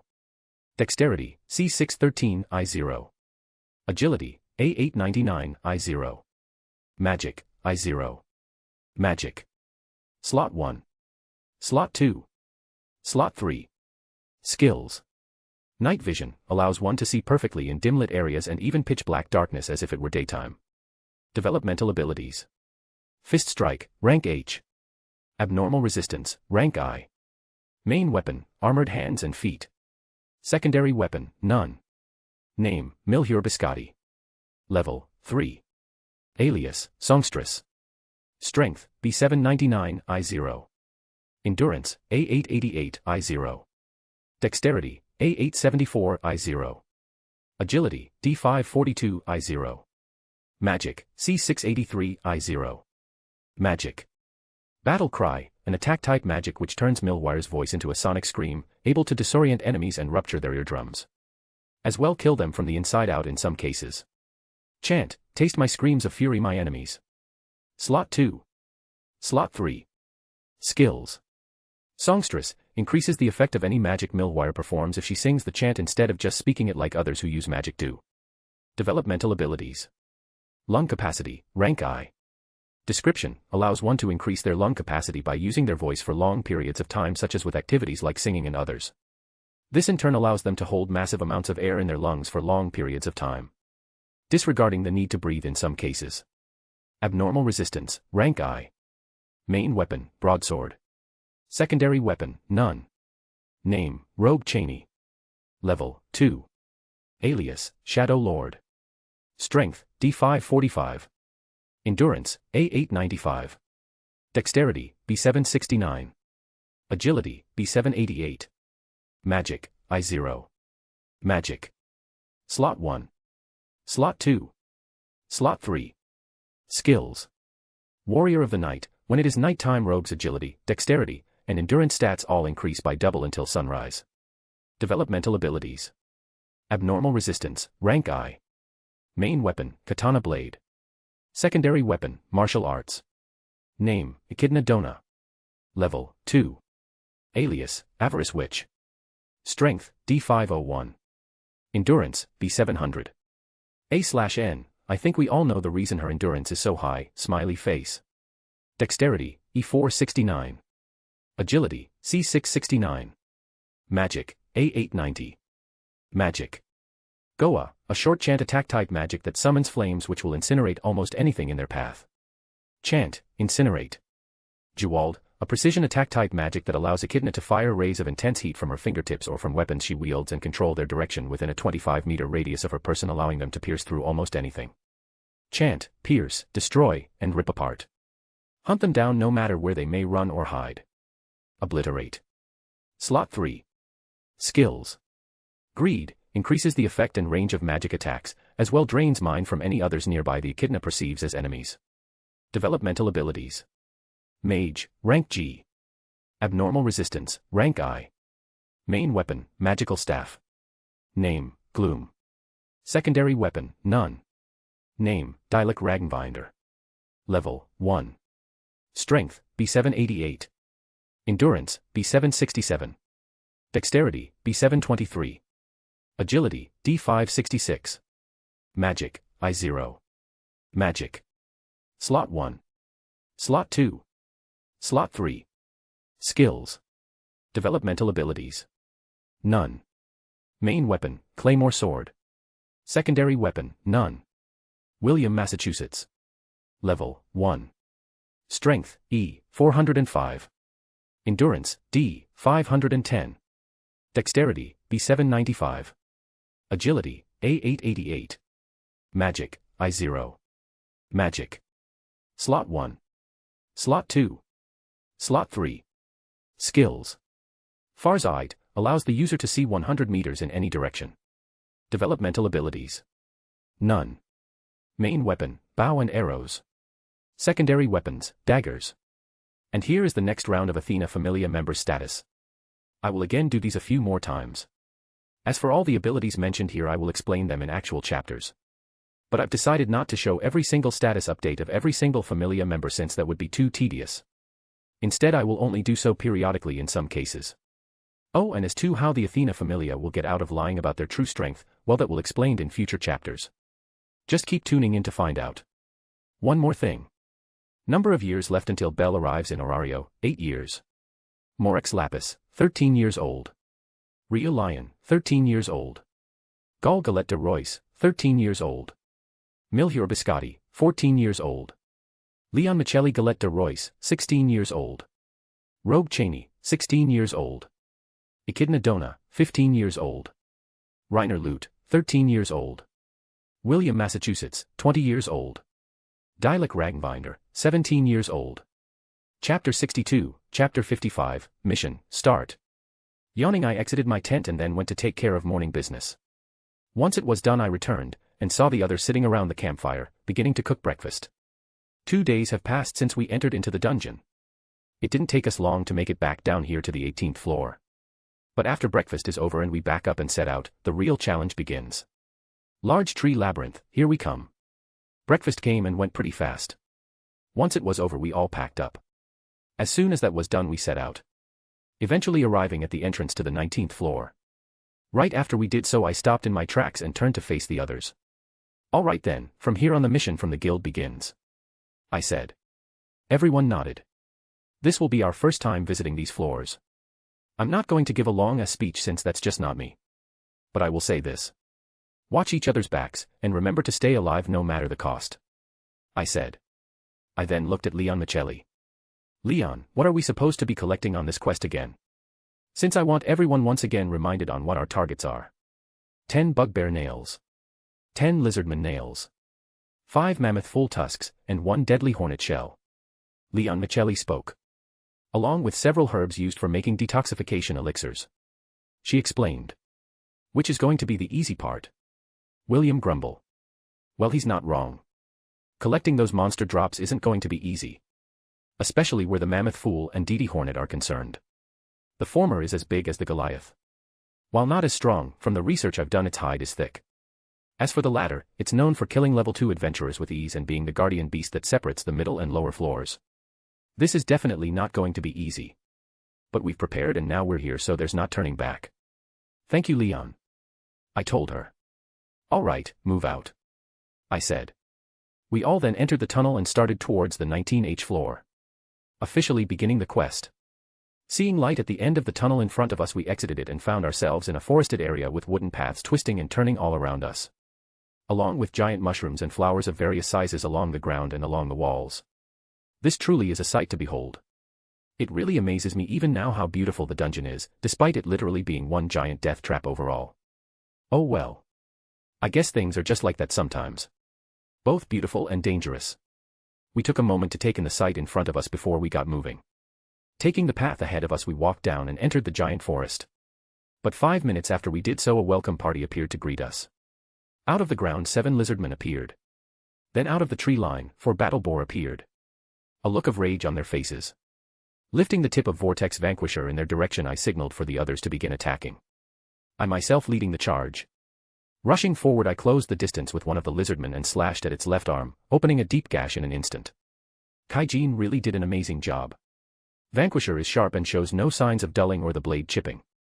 Even when I used it against the minotaurs on the upper floors, it pierced through their thick skin easily and without fail. Yeah, I am definitely making Kaijin my personal smith for sure after this. Ignoring the screams of the lizardman in front of me, I jumped back as it slashed at me with a makeshift sword. Putting some distance between us, I thrusted Vanquisher forward, intending to create a wound on its chest. But at the last second it lifted up its shield and deflected my attack. Not surprising, I thought. The monsters on these floors are rated mid to high level 2 after all. Seeing me thrown slightly off balance, the lizardman charged forward, intending to slash me across the chest. As soon as it did, I quickly regained my footing and used the base of my spear to block its slash easily. This is the results of training with the Ganesha Familia and Shakti. Lifting my foot up, I kicked the lizardman in the chest, knocking it off balance this time. Once it was, I quickly took my spear and stabbed it straight through the throat. As it stood there, blood spewing out of the wound, I quickly removed Vortex Vanquisher and then made a clean cut across the throat, finishing the monster off. Falling to its knees, it disappeared in a puff of smoke, leaving behind its magic crystal and one of the drop items we needed to complete our assigned quest. A lizardman nail. I moved to quickly collect both of them, while also keeping an eye on the others. Dodging a slash aimed at her chest, Ryo quickly used her speed to circle behind the lizardman she was facing and stabbed it right in the chest. She then removed her sword and slashed its body in several different places in quick succession. My eyes barely being able to keep up. She truly moves like the wind, I thought. Her alias the Gale is perfect. Eventually Ryo stopped attacking and her opponent disappeared in a puff of smoke, leaving behind its magic crystal. As one of the battle boars charged toward him, Gaul jumped into the air and then brought both of his fists down atop the beast's head, driving the beast into the ground. Then before it could do anything, Gaul began smashing his gauntlet-covered fists into its head, eventually bashing its brains in. When the boar turned into smoke, Gaul collected the magic stone. The others made short work of the remaining enemies, courtesy of Reiner and Echidna's magic. Eventually all was said and done. Once it was, we regrouped. But just as we did so, we saw 8 bugbears appear from the ground, all of their eyes turned on us. "Back in formation!" I cried. We all then got in a defensive formation. Just as the first bugbear reached us and lashed out towards Artie. Blocking the attack with her sword, she kicked the beast in the chest, knocking it back.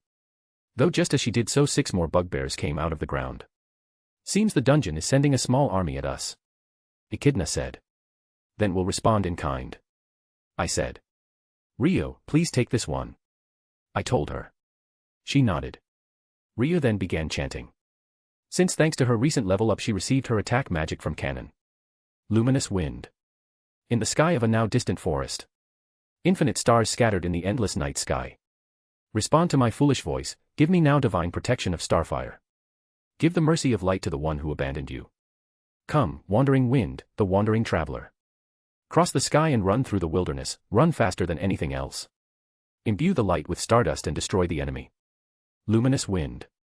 As Rio finished chanting, several orbs of green stardust appeared in the air around her. Once they did, all of them headed in the direction of the bugbears in front of us and landed direct hits. The monsters screamed as they were consumed in blasts of wind and light. A moment passed before silence reigned and all that was left on the ground was magical stones. "Good work, Rio," I told her. "Thanks," she said. As she did so, we moved to collect what the bugbears left behind. In doing, we found we already got 4 bugbear nails and 3 lizardman nails. "We're off to a good start, it would seem," Dialek said. "Yes," I agreed. "But we can't get cocky." "Oh come on Morix, lighten up," William told me. "If what happened just now is all we'll have to deal with on this quest, then things are going to be just fine," he said. "William," I thought. "Why did you just raise a flag?" Sighing, I shook my head. "Let's get a move on," I said. Once I did so, we started moving again. As we did so, I hope the flag William just raised right now won't trigger anything. I really hope it doesn't. Chapter 63, Chapter 56, A Different Kind of Monster. Jumping to the right, I dodged the attack of the mammoth fool in front of me. I then began chanting. "Ground and soil, heed my command and come forth. Geo-force." Several magic circles appeared in the air around me. After they did so, several earth spikes rocketed out of them and pierced the mammoth fool in multiple directions, bringing the beast to its knees. Once it was, I moved in close and sliced it up using Vortex Vanquisher, ending the battle. As the monster turned into smoke, its magic stone and a mammoth fool tusk appeared on the ground in front of me. I moved to collect it. As I did so, I noticed the others finishing up with their battles as well. 5 days have passed since we entered the large tree labyrinth.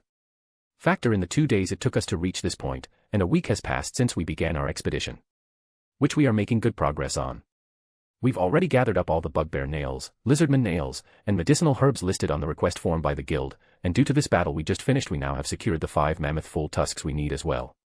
So the only item left we need to secure to meet our requirements is the deadly hornet shell.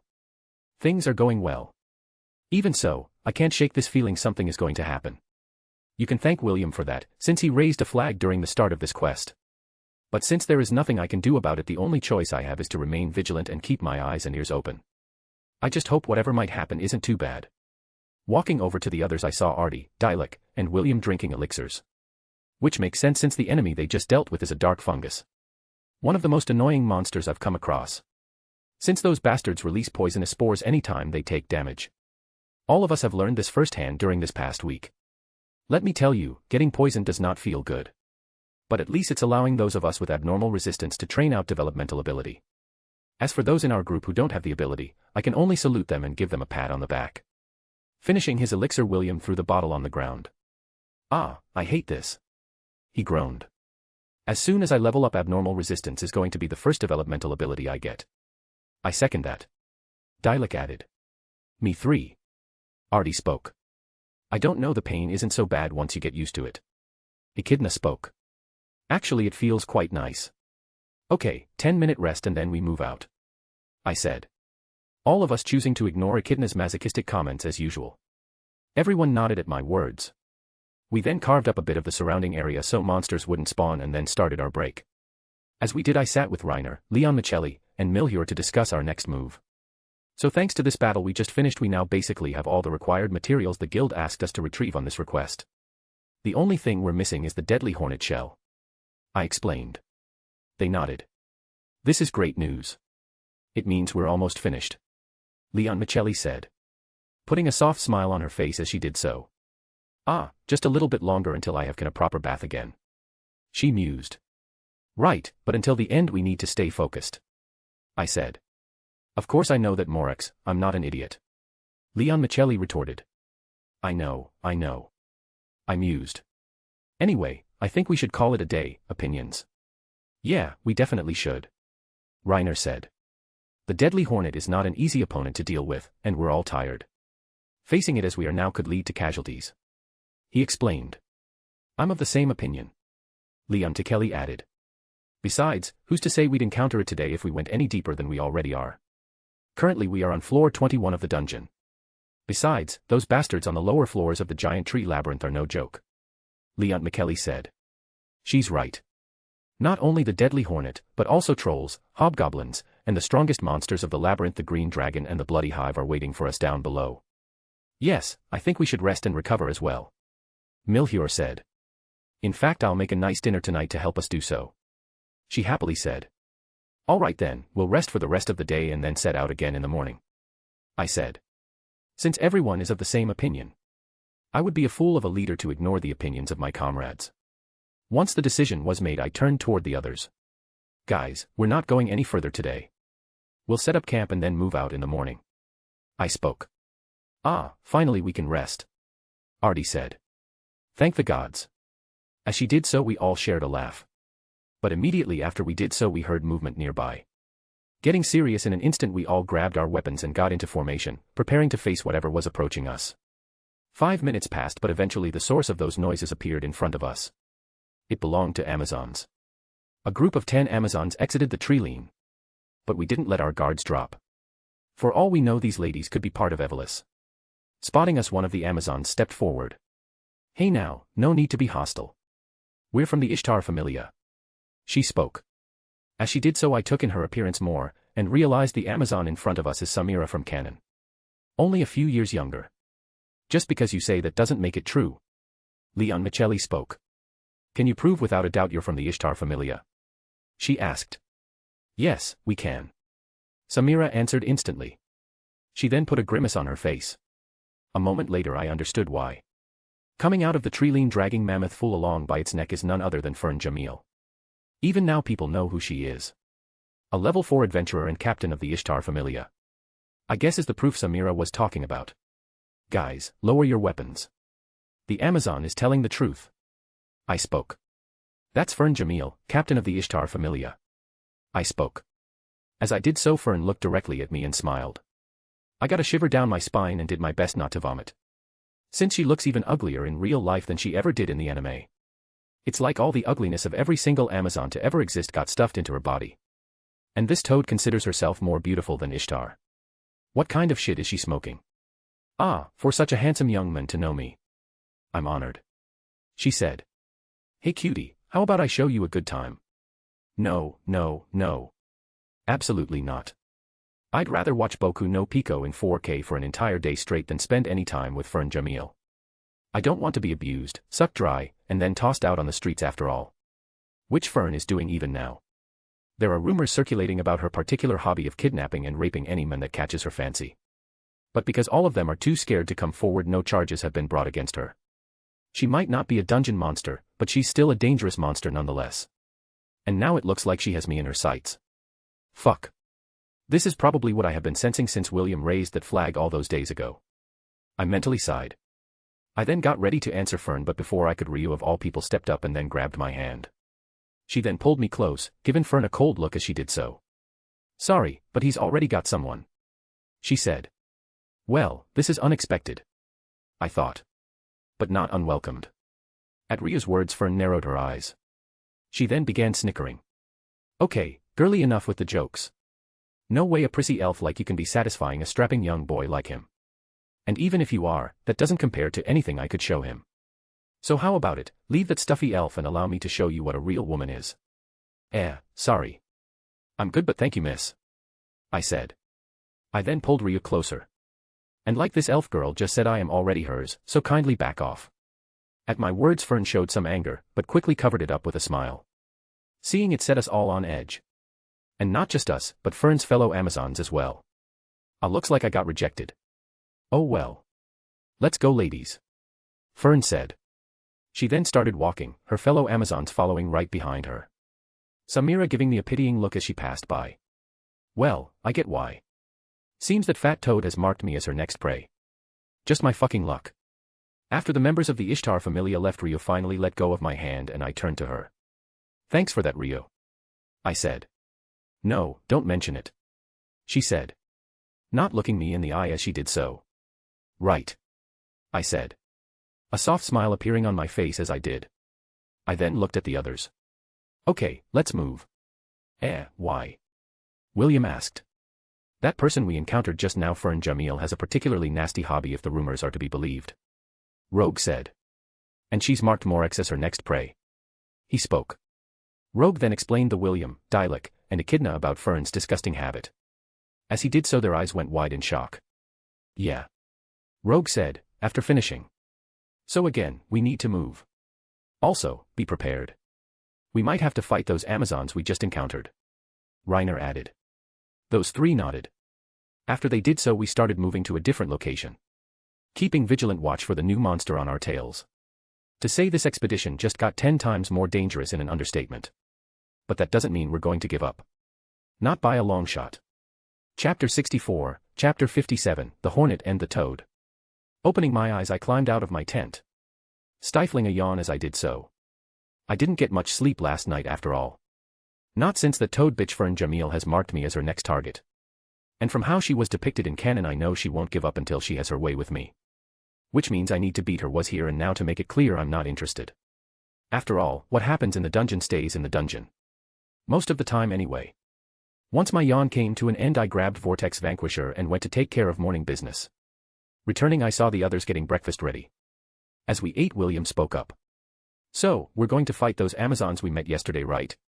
Yeah, we definitely are. I said. Fern Jamil has marked me, so to speak.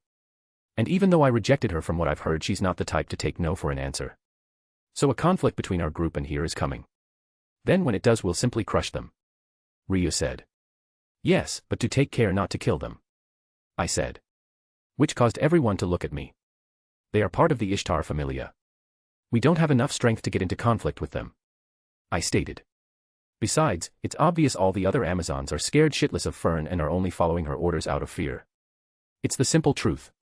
While I want to get rid of that fat toad with all my might, doing so now might cause Ishtar to come after us, and I won't risk the lives of my friends like that. Even as the chance is minuscule. At my words, everyone nodded.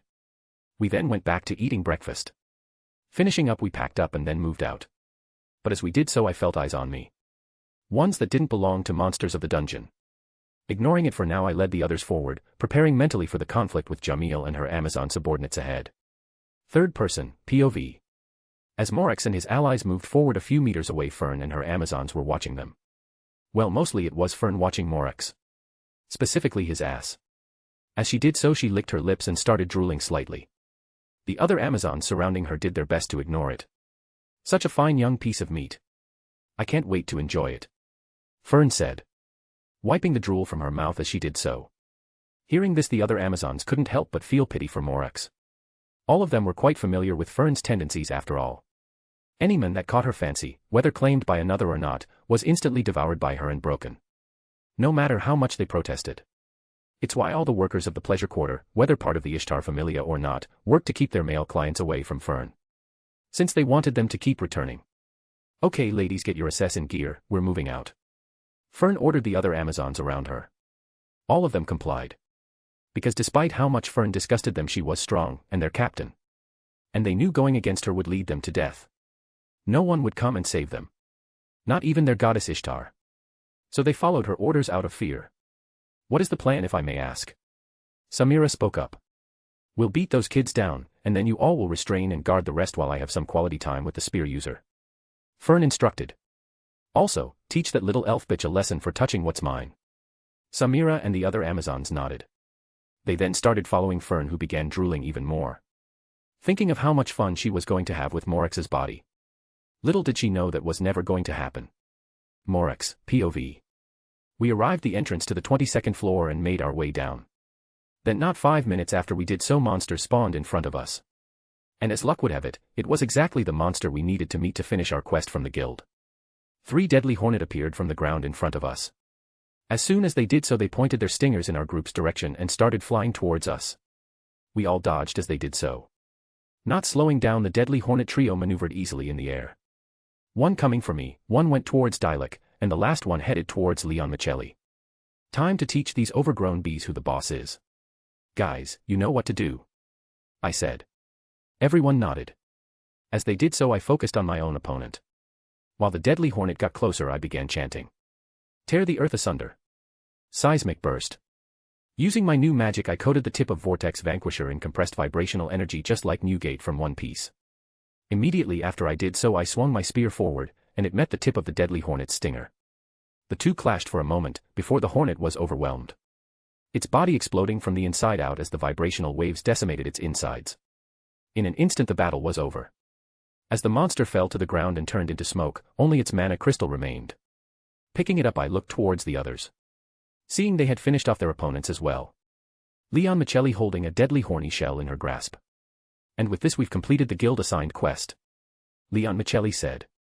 Yes, now then let's deal with our stalkers, I said. The others gathered around me and we secured the shell. We then all drew our weapons and faced forward. Come out, we know you're there, I said. He, nice. Very nice, Fern said. A moment after she did so, she appeared from the tree line, along with her fellow familia members. Their weapons drawn and pointed toward us. Not only a looker but a strong adventurer as well. It only makes me want you more, Fern told me. Listen, like I said before, no thanks. I'm already taken as you saw earlier, I told her. So let's stop here and now before things get ugly. You've got quite a mouth on you, boy, Fern told me. I can't wait to hear it scream my name. Once it does, you'll forget all about that, your little elf or dash. Shut your fucking mouth, you frog-sized cunt, I coldly said, cutting Fern off. As I did so, she looked at me in complete shock. As did her fellow familia members. But I really don't give a shit. Now when this walking tub of lard in front of me just insulted Rio. She's really courting death. What did you just call me, boy? Fern yelled, a vein visibly appearing on her face, showcasing her angry. I called you what you are. A frog-sized cunt who can only get a man to touch you by capturing them and raping them, I spoke. But sorry to say, I will never be on that list. Now then, let's begin, I spoke, pointing the tip of Vanquisher in Fern's direction. You little fucker, Fern yelled, pointing her battle axe Gorda at us. I've changed my mind. Kill them all. Except the elf. I want her to watch as I show her man what a real woman is, she said, getting a disgusting smile on her face as she did so. Guys, take them down. But only kill if absolutely necessary, I said. Also, leave Fern to me and me alone. Morex, that's. Leon Michelli trailed off. I know, I said. I've just become level 3, while Fern is level 4, and from the rumors going around she's close to reaching level 5. Meaning it's going to be a tough battle. But looking at the Ishtar Familia combatants in front of us, I have a sense all of them except for Samira are high level 2 or 3. Which means all the others will need to deal with them. Since if they and Fern fought us together we would surely lose. This is the only chance I can see for victory right now. Well, this and my Dragonificating, but that will only be used as a last resort. Because if it gets out I have the powers of an Adepti, I'm screwed. Trust me, I've got this, I said. Okay, we'll trust you, Reiner said. Yeah, leave everything else to us and go teach that fat bitch a lesson, Leon Michelli added. Right, I said. Once I did so I took a deep breath and exhaled. I then rushed forward and slammed into Fern, driving her into the nearby forest. As soon as I did so I jumped back and pointed Vortex Vanquisher at her, while she grinned like a maniac and pointed Gorda at me. No words needed to be said as our battle began. Chapter 65, Chapter 58, Athena Familia vs Ishtar Familia. Third person, POV. As soon as Morex pushed Fern into the forest, Leon Michelli took command. Stepping forward, she looked at the members of the Ishtar Familia in front of her. In doing so she saw a hint of fear in Samira's eyes. This is why Morex said not to kill them, Leon Michelli thought. All of them were doing this against their will. Hey, we don't have to fight, you know. Leon Michelli spoke. Sorry, but we do. One of the Amazons in front of her said. You don't know Fern like we do. What she wants she gets. Yeah. Another Amazon agreed. Your friend just should have obeyed her and given her what she wanted. But now that he hasn't and even insulted her, there's no going back. She explained. She's our captain. No matter how much we dislike her, we will follow her orders. Samira said. Understood. Leon Michelli said. From the look in the eyes of the Amazons in front of her, she knew they wouldn't back down. Which she could respect. Even if they were doing it for a piece of shit like Fern. So with negotiations finally ending, the battle began in earnest. The Amazons charged forward towards the Athena Familia. Dialek, Rogue, Millie protect Echidna and Reiner. You two begin casting now. William cover the rest of us. Everyone else, with me. Leon Michelli ordered. As she did so, everyone moved in accordance with her commands. While Reiner and Echidna began preparing magic with Rogue and Dialek covering them. William began firing arrows at the incoming Amazons. Meanwhile, Leon Michelli led the charge forward with Rio, Gaul, and Artie alongside her. As the four of them reached the Amazons, they began to clash. Blocking sword slashes from two Amazons with her blade, Leon Michelli held her ground and drove them back. Then once she did so, she quickly maneuvered and slashed at them. However, they both evaded her attack easily. Using her speed, Ryu rushed toward an Amazon and moved to slash her across the back. But at the last second, her opponent jumped forward and dodged. Just as she did so, another Amazon attacked Ryu from her left side, landing a punch which sent her flying a few feet. But due to all her training, she quickly steadied herself and parried a sword slash aimed at her left arm. She then lashed out with a kick, striking the Amazon that tried to attack her in the chest. A look of determination on her face as she did so. I won't lose here. Not to them. Ryu thought. Especially given what Fern said would happen if she did. Her precious friends killed, and her forced to watch as Jamil raped Morax. Thinking about these things set Ryu's blood ablaze. Not only with the need to protect, but also with jealousy as well. Rushing forward, she delivered a successful slash to the stomach of the Amazon in front of her. Dodging a punch thrown at his face, Gaul delivered a kick to the Amazon's arm in front of me, sending her back and into one of the nearby trees. Once he did this, he prepared to move on to another target. Only for Samira to appear before him. Hey cutie, play with me. Samira shouted at Gaul. She then moved to drive a fist into his face, but using his left forearm he easily blocked it. When he did so, Samira let out a small wince of pain. The difference in their power is great after all. At the moment, Samira is only a mid-level 2, while Gaul is a level 3 who leveled up with extremely high stats in almost all categories except for dexterity. The difference between them is like night and day. Still, to protect her fellow Amazons, Samira won't back down. She moved to kick Gaul, but he easily avoided her blow. As soon as this happened, Gaul delivered several punches to Samira in quick succession, the white-haired Amazon barely being able to block them. You're pretty good. Gaul told Samira. But I don't have time to play with you. He said in a serious voice. Though if you wish to fight me again after you get stronger, I wouldn't mind it. Then just as Gaul said that, he delivered a punch right to Samira's gut, before giving her another one to her head, driving it into the ground. Just before Samira passed out, she put a smile on her. Strong. And he's not bad looking either. She thought. Gaul didn't know it, but an Amazon had just taken an interest in him.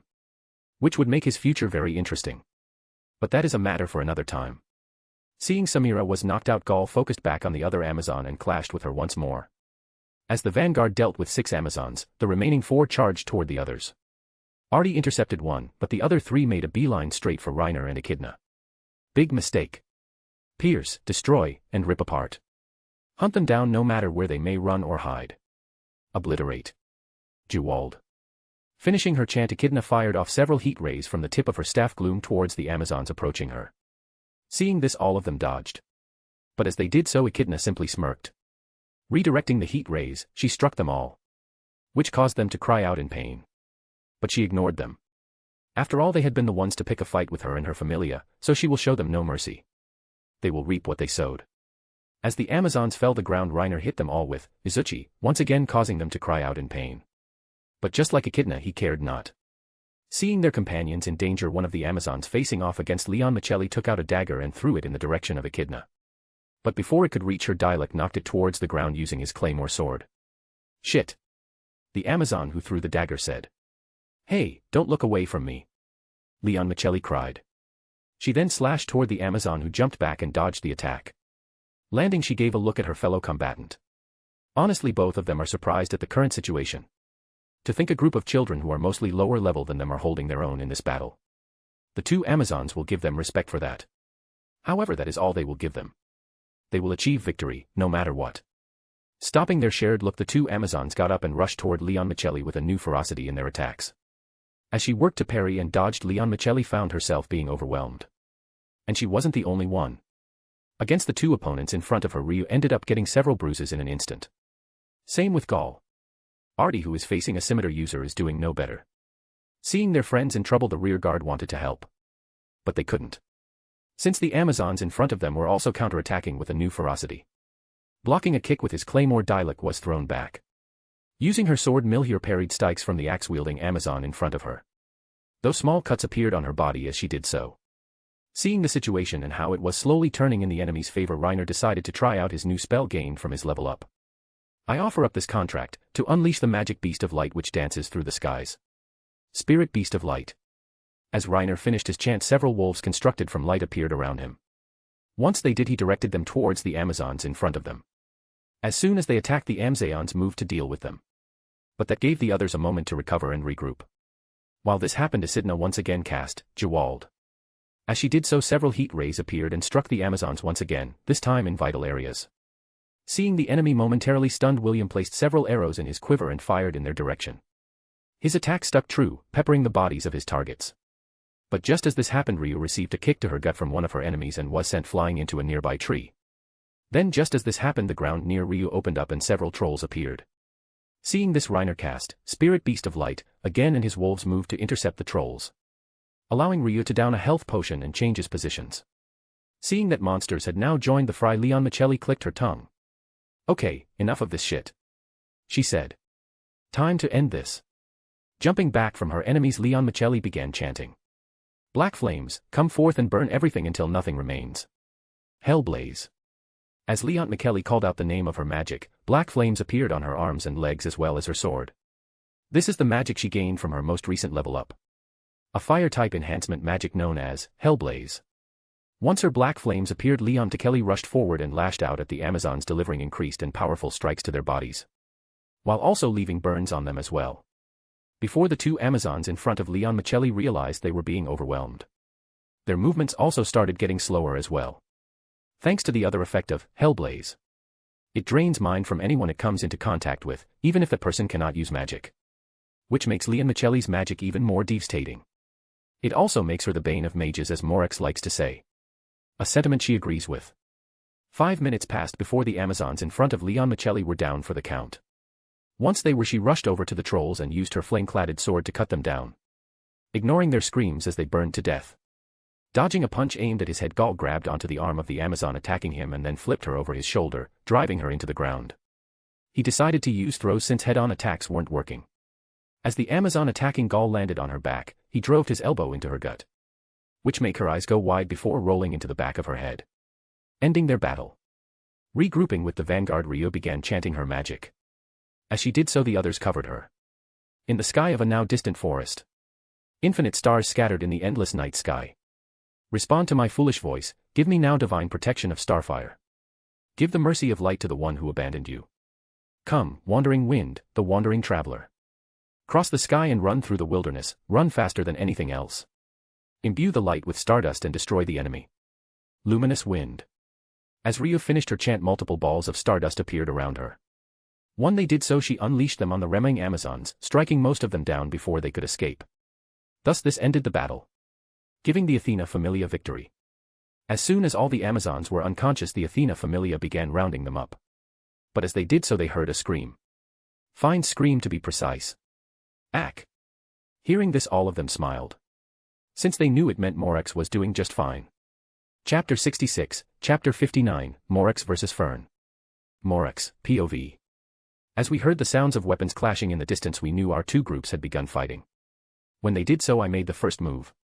Rushing forward, I delivered several slashes with Vortex Vanquisher at Phryne.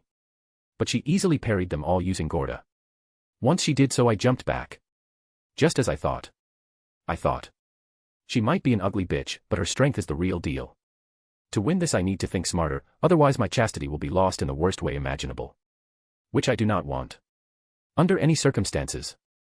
Boy, you really should stop this. Fern told me. Against me you have no chance of victory.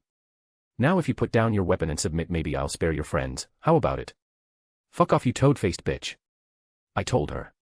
As I did so, several veins popped on Fern's head. I see we're doing this the hard way then, she said. Fine by me. I like doing it rough sometimes anyway. Makes the experience all the more enjoyable. Lifting Gorda over her head, Fern slashed in my direction, sending out a shockwave. I dodged it. But as soon as I did so, she closed the distance and delivered a punch into my gut. As the air was knocked out of my lungs, I flew back into the surface of a nearby tree. Fern closing the distance in hardly any time at all. Pushing myself out of the small hole I made when I landed, I rolled the side as Fern delivered a punch into the spot in the tree where I just was. A second later it cracked, falling to the ground after it did so. Seems just like in canon her focus and stats are on strength and endurance.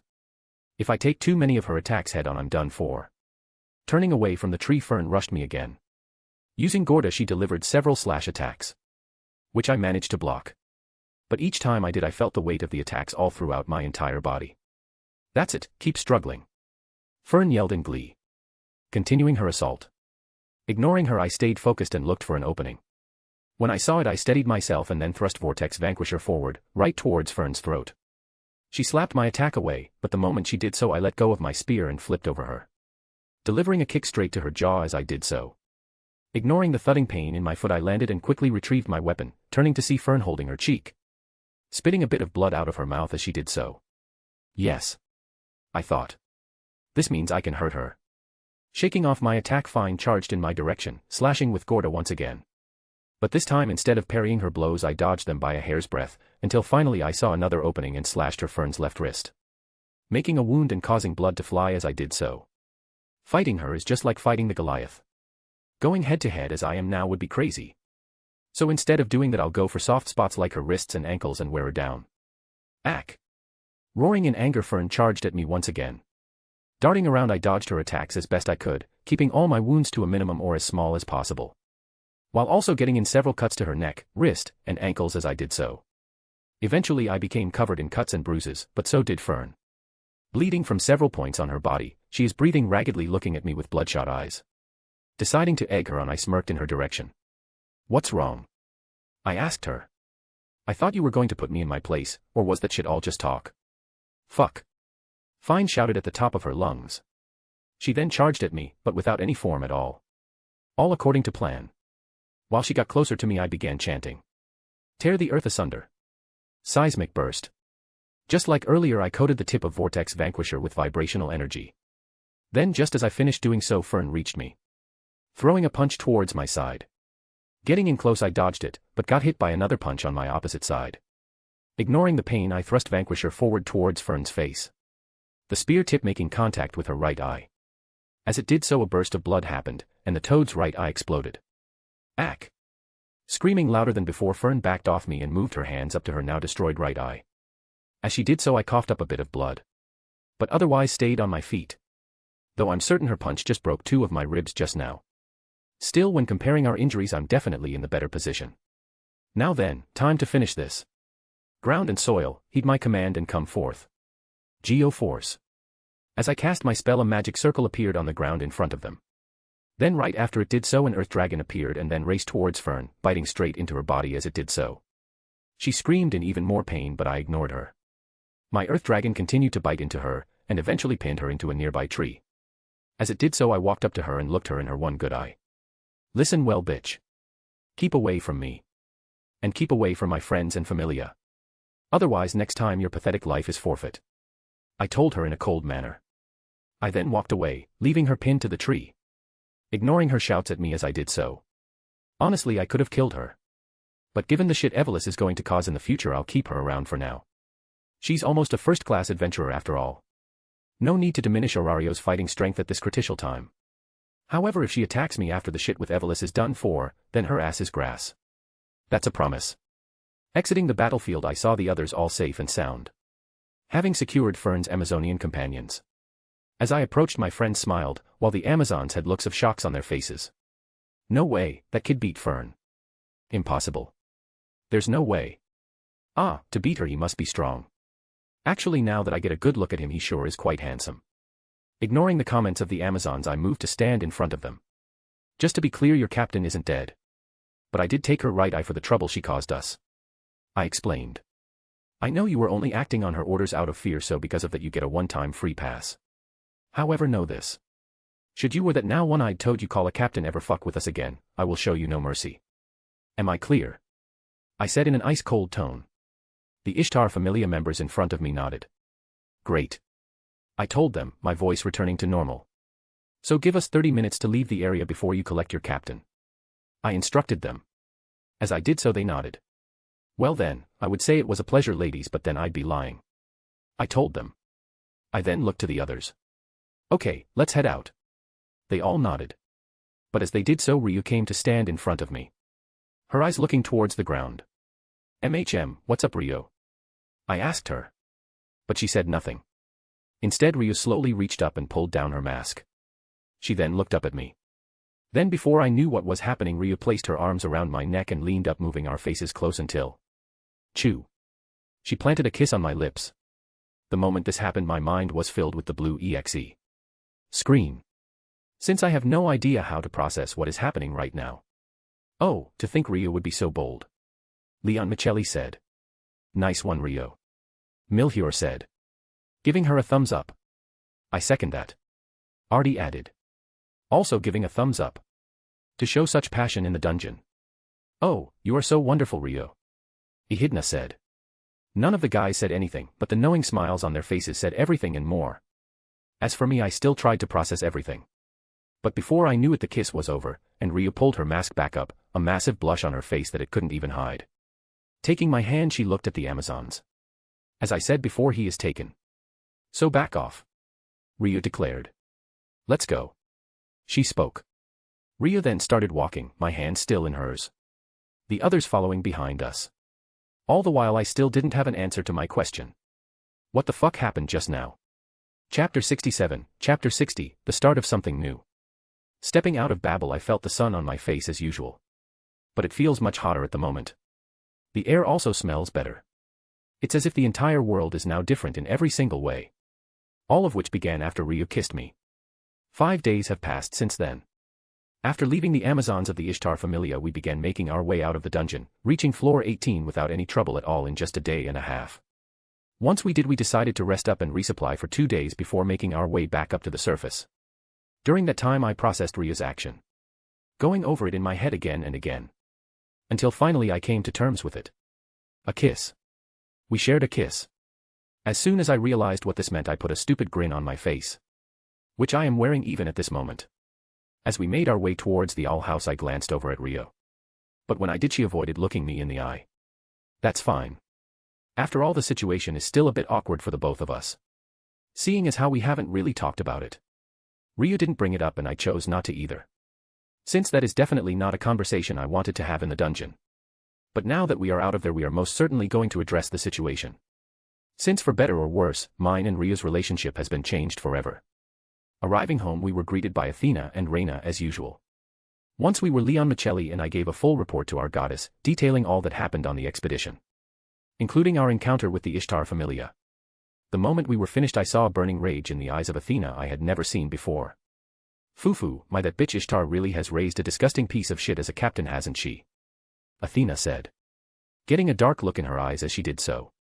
Along with a smile on her face that didn't quite reach her eyes. She won't get away with this. Athena, please calm down. Leon Michelli said. Yes, please. I added. The incident took place in the dungeon. And you know the rule about what happens in the dungeon. Besides, that toad Fern already got a proper lesson. So it's fine for now. At our words, Athena visibly calmed down. Yes, I suppose you're right. Still, be vigilant. This Fern doesn't seem like the type to let things go. She said. Believe me, I know. I said. However, it's like I said before. Once Evelys is dealt with, and if she tries to come at me and my friends again, her fat ass is grass. We'll be careful. Leon Michelli added. Athena nodded. That's all I can ask. Anyway, I'm glad you all came back safely. She told us. We nodded. The meeting then ended. Once it did so, I headed to my room and took off my clothes. Doing my best not to agitate my wounds as I did so. Hopping in the shower, I let the water wash away the stress of the last few days. Once I felt good and clean, I got out and then changed into some comfortable clothing. I then climbed into bed and went straight to sleep for a few hours. Knock knock. Hearing a knock on my bedroom door, I got out of bed and answered it. In doing so, I found Ryu standing on the other side. "Hey," I said. "Hey. So, let's talk," I said. "Yeah," Ryu murmured. She then stepped into my room and I closed the door behind her. Third person, POV. Once Morex closed his bedroom door behind Ryu, he moved to sit on his bed. Meanwhile, she sat in the chair under his desk. As they took their seats, the two of them looked at each other. In doing so, Ryu felt her face heat up. Her shame and embarrassment is no joke right now. As an elf, she was taught to be reserved and usually only show acts of intense affection in private. But that day in the dungeon, her emotions got the better of her. Seeing the Amazon's lust after Morex, Ryu felt a pang in her chest. And thanks to her sexual and intimacy education classes given to her by the other female members of her familia, whether she wanted them or not, Ryu knew the feeling she was having at that time was jealousy. It was in that moment she realized something about her feelings toward Morex. They had changed into romantic feelings. "Ah, I like him as a man." In that moment in the dungeon, this single thought passed through Ryu's mind. Once it did, she got the urge to mark her territory, so to speak. So despite the deep-seated embarrassment she felt her actions would bring, Ryu decided to give Morex a kiss, letting him and everyone else know how she felt. In the aftermath, Ryu felt extremely happy. But she also felt immensely scared, since she had no idea if Morex had the same feelings for her. Ryu is not an idiot. She knows Morex has shown interest in her as a woman. But she has no idea if he is being serious with his advances toward her or not. After all, this is the first time in her entire life Ryu has ever been in this type of situation, and as a young girl turning into a woman, things are even more complicated for her. Basically, she is lost and scared. However, remembering Athena's words from before, Ryu has decided not to run away, but to face her feelings head-on, no matter the outcome. Morex looked at Ryu. "So, we kissed?" "No, rather, you kissed me." Ryu silently nodded.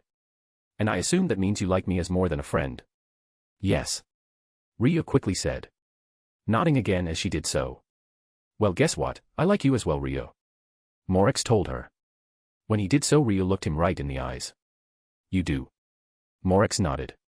"I do," he said. Hearing this, Ryu happily smiled. "But you know, Ryu, I don't just like you," Morex spoke. As he did so, Ryu's smile faded. He expected this. "I'll be honest. I want to make a harem," Morex said. He knew it was better to get this conversation out of the way sooner rather than later, especially before he and Ryu entered into a serious relationship. This way, if she decided not to be with him, the both of them wouldn't feel as much pain if they got together and then broke up later. "But just to be clear, I'm not going to sleep with every girl who looks at me. Not at all. The girls I want in my harem will only be ones I'm serious about, like you," Morex explained. "Which is the absolute truth." "I see," Ryu mused. "So who do you want in your harem?" she asked. Ryu is at least willing to hear Morex out. "Shakti, Artie's sister for one," Morex said. Ryu nodded, understanding, giving all Morex's failed attempts to flirt with the captain of the Ganesha familia. "I also have a thing for Rose," Morex said. Hearing the name of their familia's guild advisor, Ryu gave Morex a pointed stare. "Morex, do you have a preference for older women?" "Well," Morex trailed off, shaking his head slightly as he did so. "Yeah, older women are his thing. It was the same in his previous life as well. But just because that's the case, it doesn't mean I won't be serious in a relationship with you," Morex said. "But again, I want a harem. And you three are the ones I want for now. There might be others in the future. So if you don't want to be with me, I completely understand," he told her. After all, not every woman would be comfortable being part of a harem. Morex won't force any of the women he likes to do so, since they have their own thoughts and emotions. He knows a thing like this is complicated, since he isn't some shounen protagonist MC with plot armor. No, this is real life where shit takes time and effort to make work and get right. That's the reason he's laying everything bare for Ryu about his plans right now, so he can avoid hurting her as much as possible. Because he truly cares for her. As Ryu processed what Morex just told her, she came to a decision. Reaching out, she took his hands in her own. As she did so, they looked each other in the eyes. "I want to be with you, even if you have other women," Ryu spoke, making Morex smile softly. "However, I will not share a bed with another woman," Ryu said. "Of course," Morex agreed. Well, that's not to say he isn't planned to have a threesome with some of his harem members in the future. But that is a matter for the future. Right now Morex is just immensely happy he and Ryu are now lovers. So, we're lovers now. Morex said. Yes. Ryu said. And since that's the case, can AI get a kiss, honey? Morex asked. As he did so, Morex blushed. Moo, Morex, please don't tease me. He lightly chuckled. I can't help it. You're very cute when you blush. Hearing this, Ryu's ears became beet red. Which only made Morex smile brighter. Looks like he's both a sadist and a masochist. So about that kiss? Morex said. Sure, darling. Ryu said. Trying to tease Morex. But it didn't work. She is going to have to try a lot harder to get him flustered. But moving on. Morex moved his hands to either side of Ryu's face. He then leaned forward and pulled her closer at the same time. Their lips connecting in a chaste kiss. The moonlight shining down on them as they did so. Signaling the start of something new. A/N, yes, Morex and Ryu are finally together. A relationship I will try and make realistic as possible. Like how I didn't make Ryu fall for Morex for no reason at all. I want substance in my MC's relationships after all. Another thing, lemons will definitely appear in the future. So stay turned in. Also, here are some other pairings I have decided upon. Rogue x Kagaya. Gaul x Samira x Lunior. Yeah, our boy Gaul gets 2 girls. As for how it will happen, stay tuned in to find out. These are all the pairings I will do for sure. But there will be more. So again, don't take your eyes off the story. Chapter 68, Chapter 61, Guys Talk. Finishing up the mug of beer in my hand, I slammed it down on the table in front of me. A stupid grin on my face. As I did this, the other guys around me applauded and clapped. Seeing as I just finished my 8th mug of beer in under an hour. Currently me and the guys from the Familia are out at a bar. Not the hostess of fertility though. Just a bar that caters to adventurers. After another successful day in the dungeon, we decided to treat ourselves a bit, and since the girls have been going out together and having fun for quite a while now, we guys decided it was time we did something similar. So tonight is guys' night. Ack, that's good. I said. I then turned toward one of the waitresses. MS, another round. I shouted. Coming right up, sir. She said. A smile and a small blush on her face as she did so. Which makes me very flattered. Too bad for her, I've already got the woman I will be with in the future in my sights. I am also in a very committed relationship. For months have passed since Ryu and I became lovers. Things between us are going great. Although we are still in that awkward phase of the relationship. More so to do with the fact that Ryu is an elf, and this is the first ever relationship she's been in. I don't have those concerns thanks to my past life memories, but for her I understand all the worries and fears she's dealing with. We talk about them quite often. Communication is key to any successful relationship after all. So yeah, although it's going slow and steady, I don't mind in the slightest. A few minutes passed before the waitress returned with another round of beer mugs for us. Placing them down on the table, she collected all the empty ones. Here you are, gentlemen, please continue to enjoy. She said. Walking off after she did so. Well, you heard her, guys, let's continue to enjoy. I shouted. Yeah. The others shouted in unison with me. Except for Dialek. Yeah. He mused. Just don't get so drunk you all pass out. I don't feel like dragging you all home by myself. He told us. Dialek then took a sip of his drink. Orange juice. Turns out Dialek doesn't like alcohol that much. He'll drink a bit if necessary, but other than that he stays away from the stuff. Lighten up, Dialek, this is supposed to be a celebration. William said. Lightly patting Dialek on the back as he did so. A stupid grin on his face as he held a new mug of beer in his hand. Turns out William is a rowdy drunk.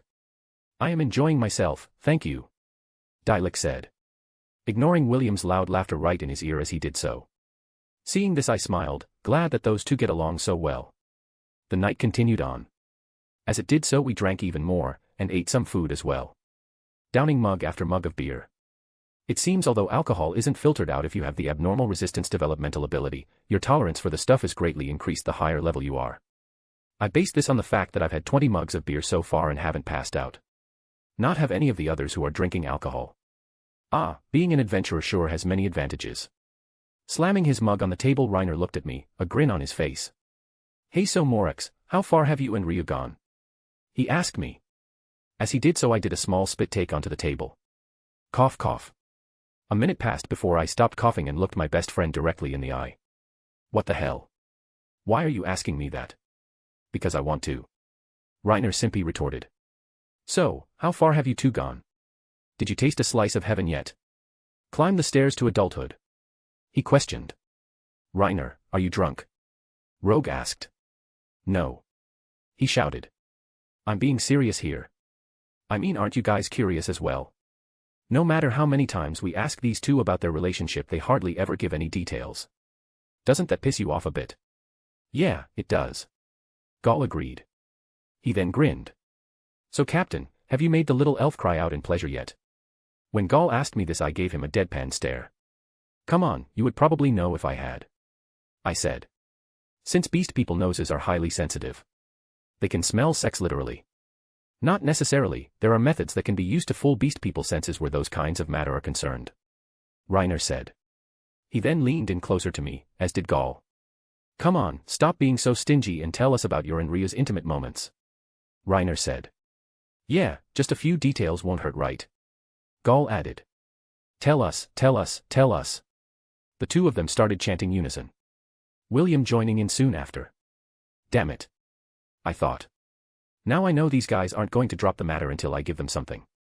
However, if I did, Ryo will definitely beat me to a pulp, and if I lie to these guys, it'll make things 10 times worse. This right here is the most dangerous situation I've ever come across since getting my second life. The dungeon has nothing on this shit. As the three idiots continued chanting, they suddenly stopped when Rogue slammed a fist down on the table, causing all eyes to turn to him.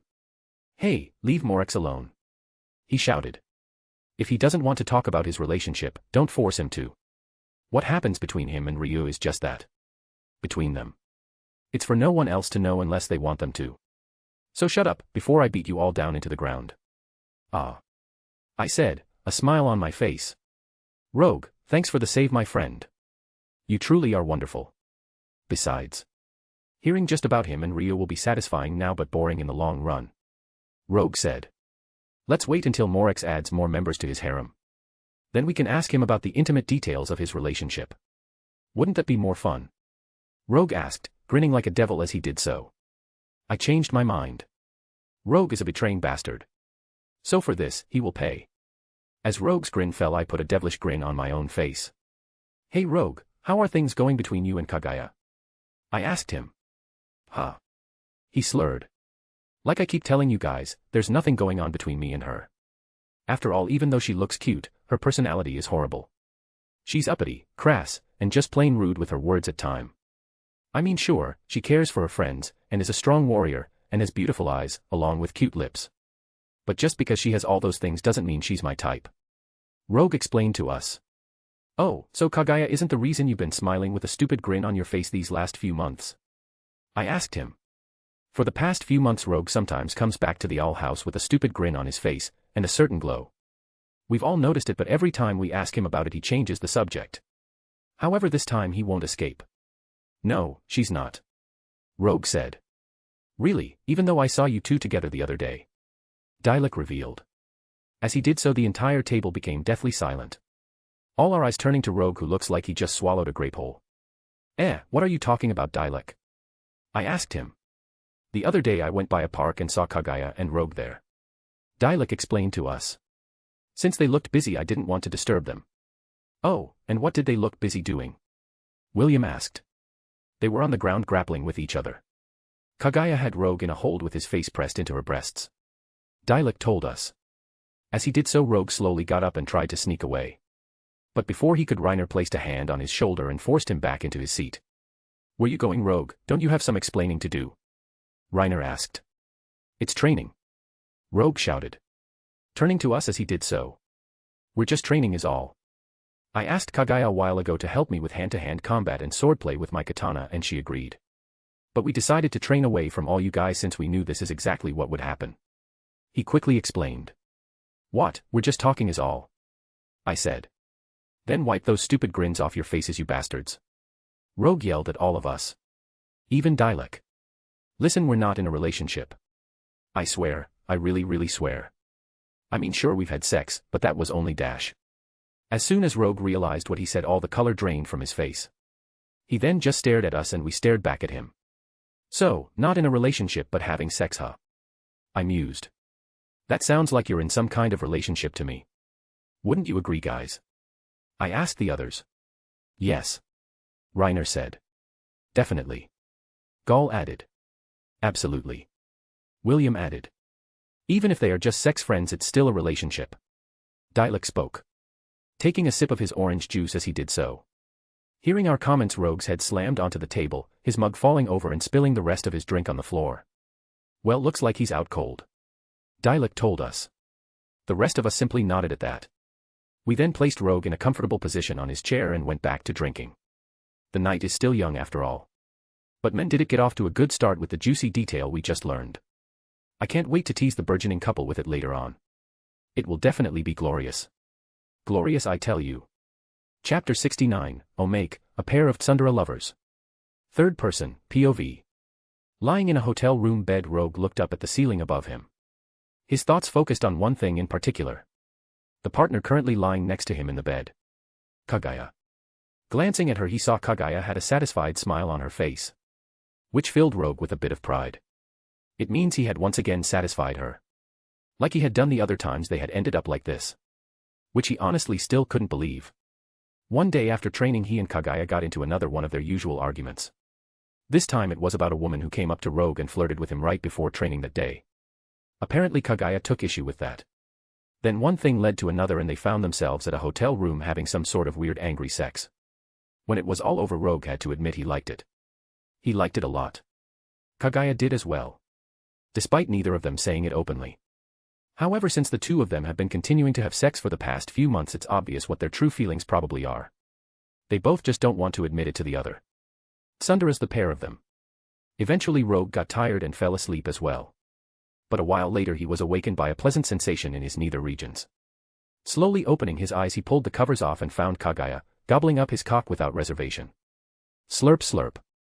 Popping her head up and down, Kaguya gave Rogue immense pleasure, using her hands to fondle his balls. Letting himself enjoy her service, Rogue leaned his head back. Getting faster, Kaguya maneuvered her tongue expertly around Rogue's length. Sucking him longer and longer, her spit mixed with his precum, the pressure in his penis becoming greater and greater. Until finally Rogue couldn't take it anymore.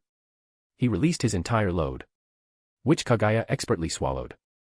As Rogue came down from the pleasure, Kaguya removed her mouth from his cock with an audible pop. She then turned around and got on her hands and knees, wagging her butt in Rogue's direction as she did so. You've had your turn, now it's mine, Kaguya said. As soon as Rogue heard this, his limp cock became erect against almost instantly. Once it did, he moved behind Kaguya and gave her butt a slap. Kaya! She yelped. Hey, when did I say you could slap my a dash? Before Kaguya could finish, Rogue plunged all the way into her pussy, which got extremely wet from the slap he gave it a moment ago. Seems Kaguya is a bit of a sub in the bedroom. Ha! Kaguya cried in pleasure. Yeah, take it, you uppity rich girl, Rogue said. He then moved back before plunging all the way into Kaguya once more, causing her to scream again. Beginning to move in earnest, Rogue moved in and out of Kaguya faster and faster. The two of them drowning in pleasure as this happened. Feeling himself getting ready to blow, Rogue sheathed himself all the way in Kaguya up to the base of his dick. Coming! He shouted. Yes! Kaguya shouted, her pussy clamping tighter on Rogue's cock as she did. That sent him over the edge. Rogue released ropes and ropes of gum into Kaguya, the two of them screaming in pleasure as this happened.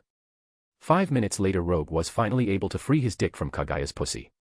As he did so, she fell over, her tongue slightly hanging out of her mouth. Seeing his semen leak out of Kaguya, Rogue felt himself getting hard again. As soon as he did so, he grabbed Kaguya but with both hands. Hey, what do you think you are doing? Kaguya shouted, as Rogue started pounding her again. But she didn't try to stop it after it started. Thus the two of them went several more rounds before everything ended. As the Estrella patrolled the streets of Orario the following day, Elise noticed Kaguya. She was holding her butt and slightly limping. Kaguya, are you alright? You're limping a bit, Elise asked her. Sure, just fine, Elise. Though I did go overboard a bit yesterday, I find, truly, Kaguya explained. Well, alright, but just remember, if you need any help, we're always here for you, she explained. I know, Kaguya said. But on this matter she didn't need any help in the slightest. After all, she didn't want to be teased by her sisters about her and Rogue. Not yet, at least. Until they actually became a real couple in the future. A/N, my first Omake. Hoped you enjoyed it. I will probably do several more in the future. Till next time. Chapter 70, Chapter 62, The Morning After. Morex, POV. Gah. Leaning over the porcelain throne I spat up rainbows. Doing my best to also keep my hair from getting caught up in the shit show that is coming out of my mouth. At least it's not coming out the other end. I continued spewing chunks for several seconds until my stomach decided to finally stop tearing itself apart, giving me a chance to catch my breath. Ugh. I groaned out, my head pounding and my ears ringing as I did so. We guys really went to town drinking last night. Now we're reaping the consequences. Fuck, this sucks, I said. As soon as I did so I felt the familiar tickle in my throat and the dropping in my stomach, telling me another load was about to come out of my mouth. The moment I felt this I leaned back over the toilet and then a second later chunks started flying out of my mouth again, along with everything I ate last night and then some. 5 minutes passed before I stopped throwing up again. Okay, that's it. I'm never drinking again. Oh, who am I kidding? Of course I'm going to drink again. Feeling another round of hurling coming, I flushed the toilet and prepared myself once more, leaning my head over it. A few seconds after I did, the chunks and other such things flew once more. Just like last time, 5 minutes passed before it stopped. But after it did, I started to feel better. My body is obviously telling me I got everything out. At least I hope. Taking a few minutes, I just rested there until my insides untwisted themselves. Once they did so, I carefully stood up and then moved over to the sink to brush my teeth and wash out my mouth. As I did so, I noticed some chunks on my pants and shirt. Seeing this, I removed them. I then left the bathroom and changed into a new set of clothes before putting the dirty ones in a nearby wastebasket. The moment after I did so, the door to my room slowly opened and Ria peeked her head inside. Morex, are you okay? She asked. Not really. But I'm getting there, I told her. Actually, what would really help me get better is a kiss. So how about? I asked, a cheeky smile on my face. And don't worry, I just finished breathing my teeth so none of my mess will end up inside your mouth. Ria looked at me for several seconds before opening the door fully. She then walked over to me and gave me a quick kiss on the lips. As she did so, I smiled. Ah, that's the stuff. Thanks to the power of your Ryu energy, I am already starting to feel better, I told her. Right, Ryu responded, giving me a soft smile as she did so. Well, anyway, the reason I came to check up on you is because Milhier made some soup for all you guys. So, are you up to eating yet? Yeah, I think I can hold something down, I said. That's good, Ryu said. Let's go. Grabbing hold of me, Ryu helped me out of my room and then downstairs to the dining room. Arriving, I saw my fellow drunkards and hangover pals sitting at the table in various states of recovery just like me. Except for Dilek. He looks fresh as a fucking daisy. Eating his own bowl of soup, he looked at the us of guys and shook his head. This is why I told you guys to stop after Rogue passed out. But no, you didn't listen, and now look at you all. No talking, voices are too much for me right now, Gall said, his entire face completely pale. Reiner and William have heavy bags under their eyes. Meanwhile, Rogue has a blanket wrapped around his body. Yeah, seeing this tells me we should hold back a bit next time.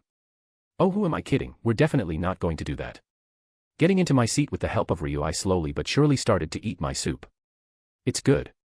Thanks, Millie, I told her, since she and the other girls are watching over us guys right now.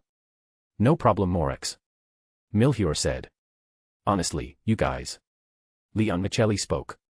Oh, lighten up, Leon, they were having some fun, Echidna said. Yeah, and look at where that kind of fun got them, Leon Michelli responded. These tough adventurers are sitting here barely able to sit up straight and eat a bowl of chicken soup. Sis, when you get drunk off your ass and then get a hangover as bad as mine is right now, don't come crying to me then, Gall said. Fine then, I won't, Leon Michelli said. I'll remember those words, Gall responded. Enough, you two, I said. Yes, Morex is right, Athena added. Boys, you've had your fun and now you are reaping the consequences of it. That said, I'm glad you enjoyed yourselves, she told us. We really did, Reiner said. Yeah, we did, I added. Definitely, William said. And we even learned something very interesting about Rogue, Gall spoke.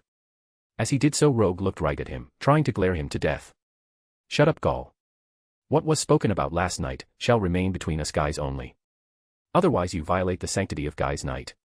Oh, and what might you be talking about? Echidna asked. Nothing much. Just the fact that Rogue told us he and Kagaya are having sex, Dilek casually said. Damn it, Dialek. I'll kill you. Rogue shouted. He then tried to move to strangle Dialek only to fall flat on his face. As he did so, all the girls, Athena, and even his mother Reyna looked at him. So you two finally got together, huh? Leon Michelli said. Congratulations, I'm so happy for the both of you. Milhior spoke. I am the same. Echidna said. Congrats. Ryu said. I have no issues with you dating Kagaya. Athena said. Since dating between members of different familia doesn't happen that often. I mean, that won't apply to me since I'll go after all the women I want regardless of what their god or goddess says. Loki, I'm looking at you. But yeah, generally it just doesn't happen. However, since Athena and Astrea are such good friends, we don't have to worry about anything like that. Lifting his head up, Rogue looked at Athena and the other girls. We're not dating, he said. Rogue dear, stop being so stubborn. Reyna told her son. You like Kagaya, right? I mean, sort of. Rogue said. Let me ask you this then. If another guy tried dating her, would you be okay with that? Reyna asked him point blank. No. Rogue immediately answered. As he did so, Reyna nodded her head like some wise old sage. That confirms it. You like Kagaya, Reyna said. So hurry up and ask her out. That way you will be an actual couple when my first grandchild is born. Seeing as how you two are already going at it and all. She said. It's way too early for that, Mom. Rogue cried. His face getting red with embarrassment as he did so. As he did so, the rest of us laughed. But honestly, I'm happy for Rogue. Since he and Kagaya definitely make the perfect couple. They already argue like one anyway, so at least now things will be official. And now the rest of us can tease them about their relationship to our heart's content. Despite throwing up my guts and what feels like a hammer beating against my head, today has been a good day. A very good one indeed. Chapter 71, Chapter 63, The Birth of a Relationship. A/N. So yesterday I watched the episode where the Juggernaut finally appeared, and I have to say the animation team did it justice. The slaughtering, the carnage, and even the design. The Juggernaut was done to perfection. Which only makes this season of Danmachi even better. But what sucks ass is that they are splitting the season into 2 parts. Which I think sucks. Especially since I wanted to see the risque scene between Belle and Rio. Damn it. Well, if anyone knows when the second 4 of Danmachi is coming out, let me know. By the way, the dub is coming for those interested. Now on to the day's chapter. Third person, POV. Leaning against a tree in the park, Rogue waited for Kagaya to arrive. As he did so, he took several deep breaths in an attempt to keep his nerves calm. After all, today is the day he is going to ask Kagaya to become his girlfriend. In his 16 years of life, he had never done anything like this. So it is making him incredibly nervous. Even more so than the first time he stepped into the dungeon. But Rogue is not going to run away despite his nervousness. After the talk the other day with his mom, Athena, and fellow Familia members while recovering from his very first hangover, he did some soul-searching and came to the realization that he wanted Kagaya to only be his and no one else's. So whether things turn out good or bad, he is going to convey his true feelings today. Also, on a side note, Rogue can't run away even if he wanted to. That is because his fellow Familia members are patrolling the area of the park to make sure that doesn't happen. It's definitely not because they all want to witness Rogue confess and then mercilessly tease him and Kagaya afterwards when they all know they'll officially be a couple. Nope, definitely not. Continuing to work to keep his nerves calm, Rogue noticed the cause of his situation walking towards him from the corner of his eye. One Gujuno Kagaya. Insert image of Kagaya here. Seeing Kagaya getting closer and closer, all the methods Rogue used to calm his nerves immediately failed without question. Feeling his mouth get dry and his hands get a bit clammy, Rogue realized just how much seeing Kagaya affected him now that he finally realized his true feelings towards her. Ha, damn it. Rogue thought. He never expected himself to feel this kind of way. But he can't say he hates it. Kagaya continued walking towards Rogue until eventually she stopped a few feet in front of him. Good morning, Kagaya said. Yeah, good morning, Rogue managed to say, despite his nervousness. So then, shall we begin? Kagaya asked. Since thanks to Rogue's hangover he had missed their last few training sessions. Which Kagaya actually felt a bit sad about. No. Rogue said. What, are you saying you wish to stop training with me? Kagaya asked in a frank manner. That's just the kind of person she is. No, that's not it, Rogue said. So the thing is, Kagaya, I would like you to be my girlfriend. Rogue got out. He then shut his eyes, waiting for Kagaya's response. He expected a punch, a kick, maybe a verbal jab. But when Rogue felt nothing after a minute, he opened his eyes to see why. As soon as he did so he saw Kagaya blushing profusely, holding her cheeks with her hands and looking shy. Seeing this, Rogue's brain temporarily short-circuited and the blue EXE screen appeared in his head. But thankfully that only lasted a moment until he rebooted. As soon as this happened, Rogue went a bit slack-jawed. Because this is a side of Kagaya he had never seen. Usually she's either brash or confident. Rogue has never seen her act bashful or shy since he met her. So seeing that side of Kagaya in front of him right now is stirring various emotions within him. As for Kagaya herself, she couldn't believe what Rogue just asked her. She herself had realized she was starting to develop deeper feelings towards him than just as a sex friend, but she wasn't sure if he felt the same. Now however she was, and this had made her incredibly happy. What brought this on? Kagaya managed to say. Well, the other day during the morning me and the other guys were recovering from our hangover. Dialect told the girls, my mom, and Athena about our relationship. Rogue explained. And how exactly did Dialect find out, Kagaya asked, getting a bit of a frown on her face as she did so. Since she and Rogue had promised each other to tell no one in either of their familias about their sexual relationship. It was nobody's business but their own after all. Well, I kind of spilled the fact we were doing it when I went out drinking with the guys the other night. Rogue admitted. I see. Kagaya mused. So basically you are only confessing because your familia find out about us. Rogue furiously shook his head. Not at all, Kagaya. Sure, them finding out played a part in it, but not like how you think. My mother asked me a simple question after she heard about our relationship. She asked me if I would be okay with you dating someone else. And, what did you say? Kagaya asked. I immediately answered no. Rogue said without hesitation. Because in that moment when I picture someone else with you I got really angry and jealous. So that's when I realized how much I really liked you. He explained. I see. Kagaya said. Her blush getting deeper as she did so. Yeah. Rogue said. His face becoming a tomato as he did so. So Kagaya, what do you say? Be my girlfriend? As Rogue asked his question, Kagaya looked at him and nodded. Yes. So please take care of me, boyfriend. Kagaya said. She then closed the distance with Rogue and wrapped her arms around his neck. Once she did, she planted a chaste kiss on his lips. Which Rogue returned without any hesitation. Giving birth to their relationship as real lovers. While this happened, Morex and the other Athena Familia members looked on. After seeing that Kagaya entered the park, they quickly gathered and then decided to watch the show. Which has not disappointed at all. Ah, I'm so happy for them. Milhior said. Voicing everyone's opinions on the scene. They are all truly happy for Rogue and Kagaya. But also happy they can now tease them about their relationship out in the open. So it's a win-win situation for all involved. Yes indeed. Chapter 72, Chapter 64, Teasing the New Couple. Morex, POV. We looked on as Rogue and Kagaya continued kissing, basking in a pink aura as they officially confirmed their feelings for each other and began a proper relationship. Seeing this, I looked over at Ryu and felt myself getting a bit frisky. So I walked over to her and got behind her. I then wrapped my arms around her waist and pulled me close, nuzzling my nose into her hair. Morex, what are you doing? Ryu shouted in embarrassment. Since she's still not good at all with PDA, public displays of affection. Being an elf and all. However, her flustered reactions when I do demonstrate PDA with her make her all the more cuter in my eyes. Nothing much, Ryo, just with all the love in the air because of Kagaya and Rogue I'd thought I'd get some of my own. I explained. Why, want me to stop? Yes, people are staring. Ryu said in sheer embarrassment. Since the few amount of people currently in the park are giving us serene smiles and knowing looks. All right then. I said. I then unwrapped my arms from around Ryo. But before I moved back I blew in her left ear and then whispered.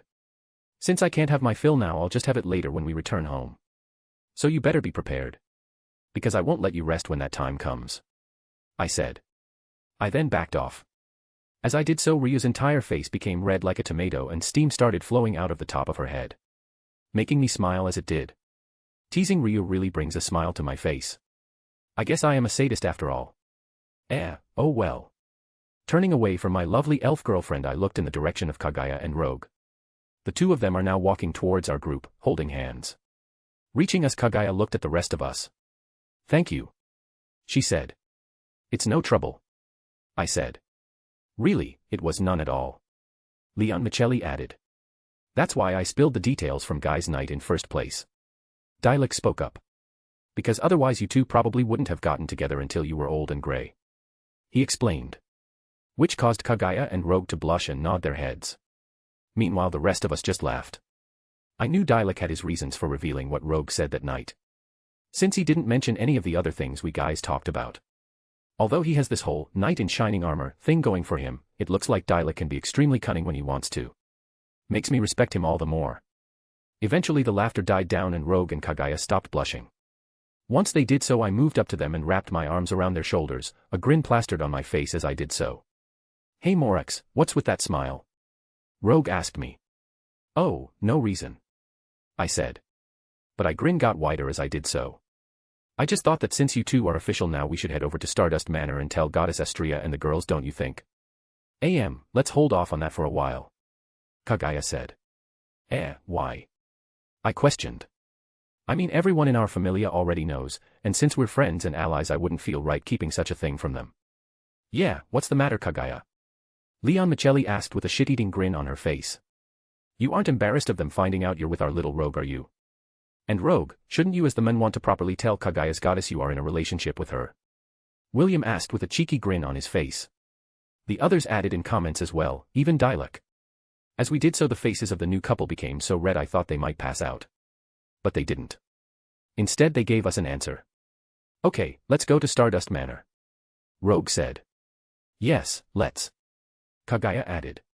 "Wonderful," I said. "Let's go." After I did so we all started heading off in the manor's direction. The rest of us teasing Kagaya and Rogue as we did so. It's what we've all been waiting to do after all. The two of them are usually impervious to this sort of thing. But now that they are in a relationship it's different. Both have opened up chinks in their armor and we are all going to go after it without holding back. I must say, feels good to do so. The smile on my face got even brighter as we left the park, and I started thinking how Elise and the others were going to join in and make teasing Kagaya and Rogue even better. This is the life. Our group reached Stardust Manor in no time at all. As soon as we did so Elise, who was outside practicing her swordsmanship in the front yard, took notice of us. Turning, she came over. "Oh Morex and everyone, what's up?" she asked. "And Kagaya, why are you with them?" I'll explain it what everyone is together," Kagaya said. "So can you please gather everyone in the living room?" "Sure, no problem," Elise said. She then led us all inside, and in only a few minutes Astria and all the girls in the familia were in the living room alongside us. "So, what did have Elise call all of us here together like this for Kagaya?" Astria asked her child. As she did so Kagaya took Rogue's hand and lifted it them both up into the air for all her fellow familia members and goddess to see. "A bit ago Rogue confessed to me and I accepted it. So now we are dating. Boyfriend and girlfriend," Kagaya said. Her face getting red as she did so. "It's true," Rogue added. "So Goddess Astria, please know I will take care of your child. I will do my best not to hurt her," he explained, getting red in the face as she did so. How sweet. I'm getting cavities just looking at these two." Looking at Rogue and Kagaya, Astria happily smiled. "Finally, I am glad you two decided to stop dancing around your feelings and finally take the next step. I am happy for you both and have no issues with your relationship. Congratulations," she said. "Thank you mother," Kagaya said. Since the girls in the familia refer to Astria as their mother. I heard Ryu do it in canon but I didn't think any of the other girls did so. That is until I heard it a while ago, so I was proved wrong. As Astria gave her blessing the other girls in the familia voiced their own opinions. Is this for real? Kagaya has a boyfriend now?" Our Kagaya asked a questioned. The same Kagaya who walks around basically naked when the heat gets to be too much for her. Not caring if guys see everything she has to offer. Iska spoke. The same Kagaya who just the other day during patrol told an elf she would rip off his and shove it up his because he hit on her. Knees mused. Well, this probably explains why Kagaya ended up limping those few times over these past few months. Lyra spoke, giving the couple a knowing grin as she did so. "Rogue, you gave our vice captain quite the workout, didn't you?" At Lyra's question steam exploded from both Kagaya and Rogue's heads. Congratulations Kagaya, I'm really happy for you," Philvis simply said. "Yes, so am I," Elise added. To think our little Kagaya has matured enough to have a boyfriend. I'm so proud," she said, wiping a fake tear away from her left eye as she did so. "Looks like we raised you well." "Elise, I get where you are coming from," I said, deciding to get in on this, since it's too good of a joke to pass up on. "We too worked hard to raise our Rogue into a fine young man. And we're all glad he has now found an amazing woman like Kaguya to be with him. Don't worry, he'll definitely treat her well, I said, putting a proud dad smile on my face as I did so. Moo, enough. Kaguya shouted in pure embarrassment. Iska, knees, don't bring up those embarrassing things. Please stop. Rogue asked. Just please no more. We're begging you, he said. As the couple begged us to stop teasing them, the room filled with laughter. Man, this is definitely never going to get old. This also gives me another reason to save these girls from the Juggernaut attack, which will probably still take place in another 2 years. But even if it does, I won't let them die. I swear in on my own life. No matter what. A/N, just to be clear, I am not dead. But real life stuff happens and shit. So yeah. So anyway, here is a small poll. It's concerning Philvis. Since she's not in the Dionysus family anymore, her magic and skills are not going to be the same. As such, I am asking for help in figuring out new magic and skills for her since she is now part of the Astrea Familia. Give me some ideas. Then I'll incorporate them into the story. Magic ideas. Skill ideas. One more thing. Spoiler alert, I am going to keep the Astrea Familia alive in my story. No matter what. The problem is I'm not sure if I make Ryu go on a rampage against Evelyn like in the original story. It was a pretty integral part if you ask me, and speaks to her character as well. So I ask this question. Should Ryu still go on her rampage against Evelyn despite the Astrea Familia staying alive and being in a different familia? Yeah. Nah. Let me know what you guys think. Chapter 73, Chapter 65, The Next Stage. Sitting at the desk in my room, I took care of some paperwork regarding our latest expedition into the dungeon. This time around we managed to reach the 27th floor. Not bad if I do say so myself. 6 months have passed in the blink of eye ever since Rogue and Kaguya became a couple. The new year has begun. During this time several events have taken place. First off, we've had level ups within the familia.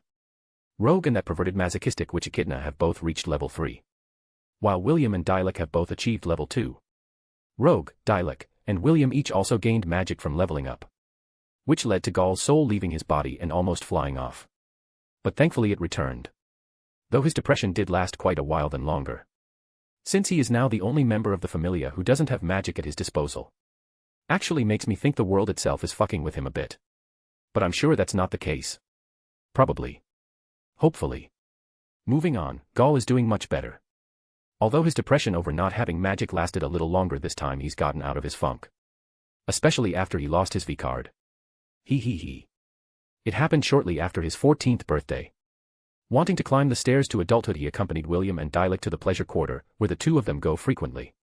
They are grown men with urges and desires after all. Nothing wrong with it.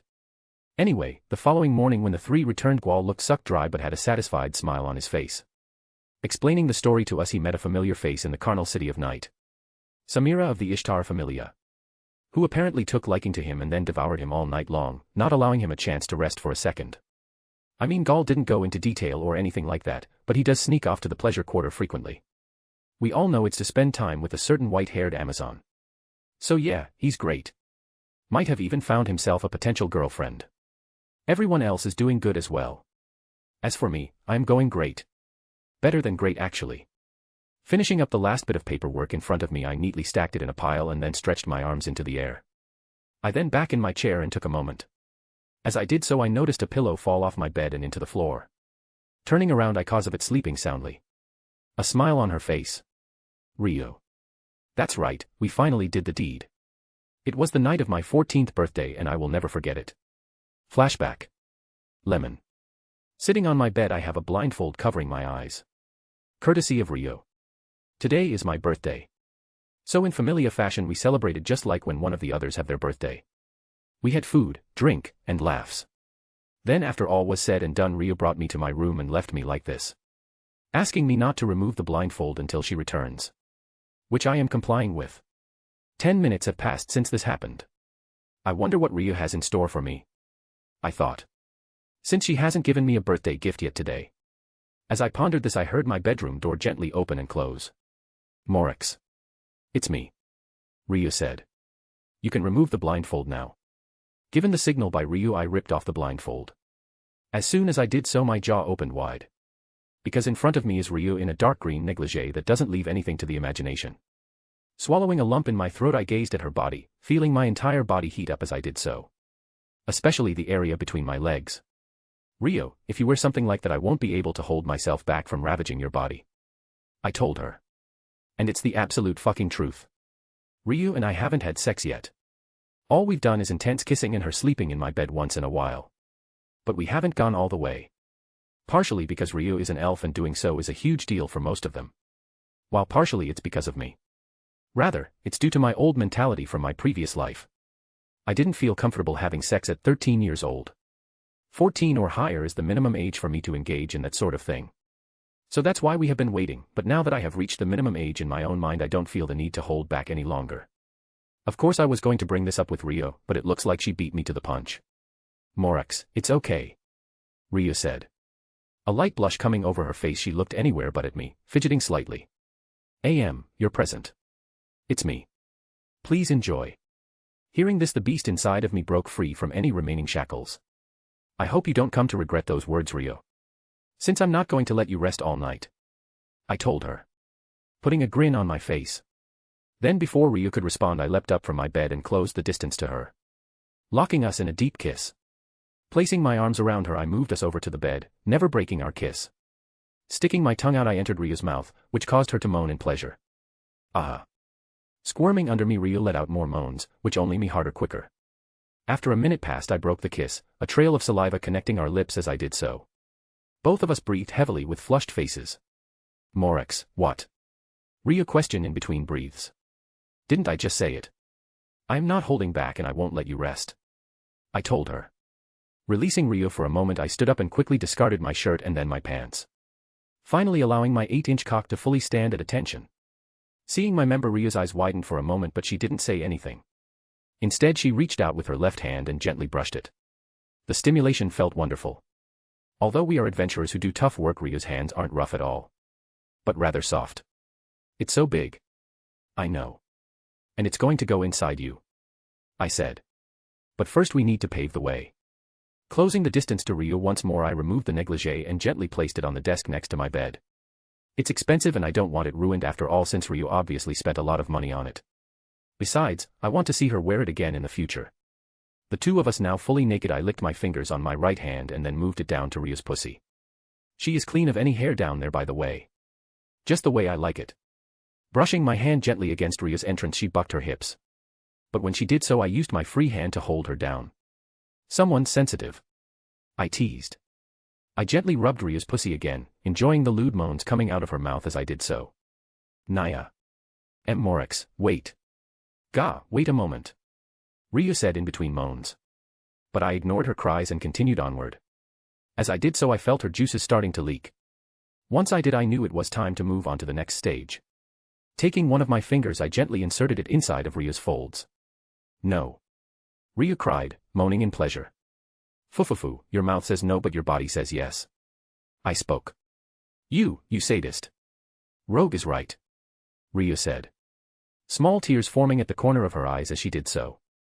Seeing this makes me want to tease Rio even more. I want to see her down in pleasure, I want to see her with a messed up face. I want to hear her cry out my name and beg me to stop pleasuring her.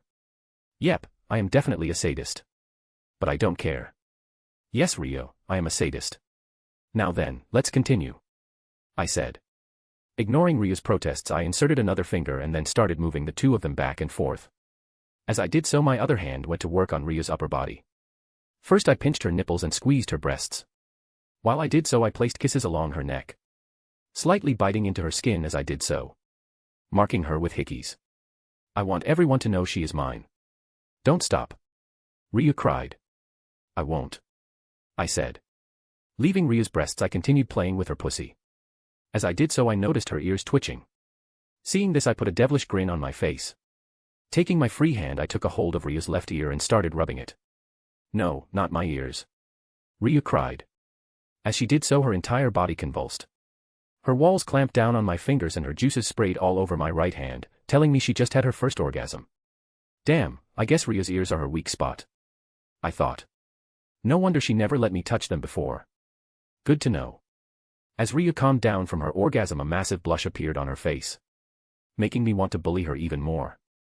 Ah, Rio, I didn't know you were so lewd and dirty. I mean, to come just from me touching your ear. You're such a lewd little elf. I said. Ah, please don't. Ryu cried in embarrassment. But it's the truth. I said. Though it's fine.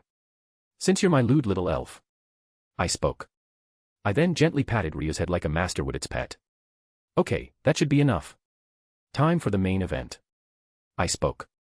I stopped petting Ryu and then lined my cock up with her entrance. This might hurt a bit, but bear with it. Soon the pain will be replaced with pleasure. I told her. Ryu nodded. As she did so, I slowly but surely pushed my cock into her hole. In doing so, both Ryu and I let out moans of pleasure. She's so tight and warm, just like I imagined. But because of this, it's taking all my willpower not to come as I go deeper in. Gritting my teeth, I stayed the course and made it all the way inside of Ryu. Noticing she didn't have a hymen. But I guess with all the adventuring and intense training we do, that got broken long ago. Good, makes things easier in this regard. Wrapping her arms and legs around her, Ryu pulled me close. Just let me know when I can start moving. I told her. Giving Ryu a moment to adjust to my length and size. A minute passed before I suddenly felt Ryu starting to move on her own. I see. So someone wants my cock that badly. I teased. Well then, who am I to disagree? Following Ryu's lead, I began moving back and forth. Leaning in, I kissed her roughly just like before, moving my hips while she moved her own. Ah. Ryu moaned, getting faster as she did so. I moaned as well, picking up my pace. Slamming Ryu into the bed, I heard it begin to creak but ignored it. Driving my cock deeper and deeper into her until I was hitting her cervix with each thrust. Breaking our kiss, Ryu yelled out in ecstasy. Yes, please give me more. Morex. Ryu cried. I know. It feels great for me as well. I said. I then got another idea. Leaning forward towards Ryu's right ear, I gently started nibbling on it. No, stop. Ah. Ryu cried even louder. Looks like she's a screamer. Ignoring her pleas for me to stop, I bit down on her ear even heard, which made her tighten around me. Taking my other hand, I started playing with her left ear. Devastating her ears and her pussy, Ryu lost all sense of reason. Her tongue hung out of her mouth like an animal in heat. Seeing this only made me ram her faster and faster, feeling the heat build up. As I got closer and closer, I stopped playing with Ryu's ears and gently slapped her across the face to bring her back to her senses. Ryu, I'm about to come. Then come. Paint my inside with your seed. Ryu shouted. Ah, to think she of all people could be this lewd. I guess it's true what my mother used to tell me. It's always the quiet ones who are the real freaks in the sheets. Here it comes. I said. Pulling all the way out, I slammed inside Ryu all the way to my base. As I did so, her walls clamped down on me and she came again. While I came as well. Releasing robes and robes of cum into Ryu's pussy, I put a blissful smile on my face to match her own. The two of us drowning in pleasure for several minutes before we finally regained our senses. Slipping out of Ryu, I moved to lay next to her on the bed. Thanks. It is the best birthday gift I've ever gotten. I told her.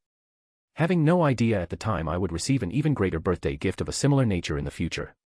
A/N, wink wink. I'm glad you liked it. Ryu told me, a smile on her face. So, can we do it again? She asked. Phoo, of course, my lewd little elf. I told her. Ryu and I then got back to kissing and started another round. Which turned into another, and we went until the sun rose in the morning sky. Lemon end. Flashback end. Ever since that night, Ryu sleeps in my room practically all the time. We also do it every night at least 3 times when not in the dungeon. And the best part is I don't have to worry about getting Ryu pregnant. Since there is a birth control potion in this world that stops women from getting pregnant 100% of the time with no side effects. That's how the Ishtar Familia and workers of the Pleasure Quarter can do what they do every night without worry. There's a version for both men and women. So that's another great thing about this world. Moving to pick up the pillow, I placed it back in the bed and then climbed into bed beside Ryu. Wrapping my arms around her, I pulled her close. Ah, I am truly starting to love this girl from the bottom of my heart. I thought. It's great. And I can't wait to feel the same ways towards the others girls I have my eye on. But first things first. This year we need to survive the coming great feud, where Alfia and Zald will make their appearance. Amori stated that besides A's father Albert, those two are the strongest characters in the series by far. And we'll have to face them down. To say I'm not scared would be an understatement. But to protect everyone and everything I care about, I'll face them down. So bring it on, world, because I'll knock down any obstacle in my path. Burning with determination, I put a smile on my face and slowly drifted off to sleep. Number of years until Belle arrives in Orario, 7. Morex Lapis, 14 years old. Rio Lion, 14 years old. Leon Michelli Galette de Royce, 17 years old. Rogue Cheney, 17 years old. Gall Galette de Royce, 14 years old. Millie Heyer Biscotti, 15 years old. Reiner Lute, 14 years old. Echidna Dona, 16 years old. William Massachusetts, 21 years old. Dialek Ragenbinder, 18 years old. Chapter 74, Chapter 66, and so it begins. Die. A woman with a crazed look in her eyes said to me.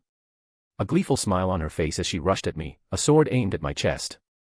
Ignoring her words, I took a step back and then parried her sword using Vortex Vanquisher. Once I knocked her off balance, I took out one of my daggers and got in close. Then I stabbed her right in the chest. Pulling my dagger across her torso, I opened her up, causing her guts to spill out onto the ground. But I care not. She is a member of Evolus after all. As the woman's light left her eyes, I removed my dagger and then backed off. Since there are several more enemies that require my attention. At the moment I am on the 12th floor of the dungeon. Together with Reiner, Dialek, Gall, Rio, and Milior. Currently we are in the midst of combat.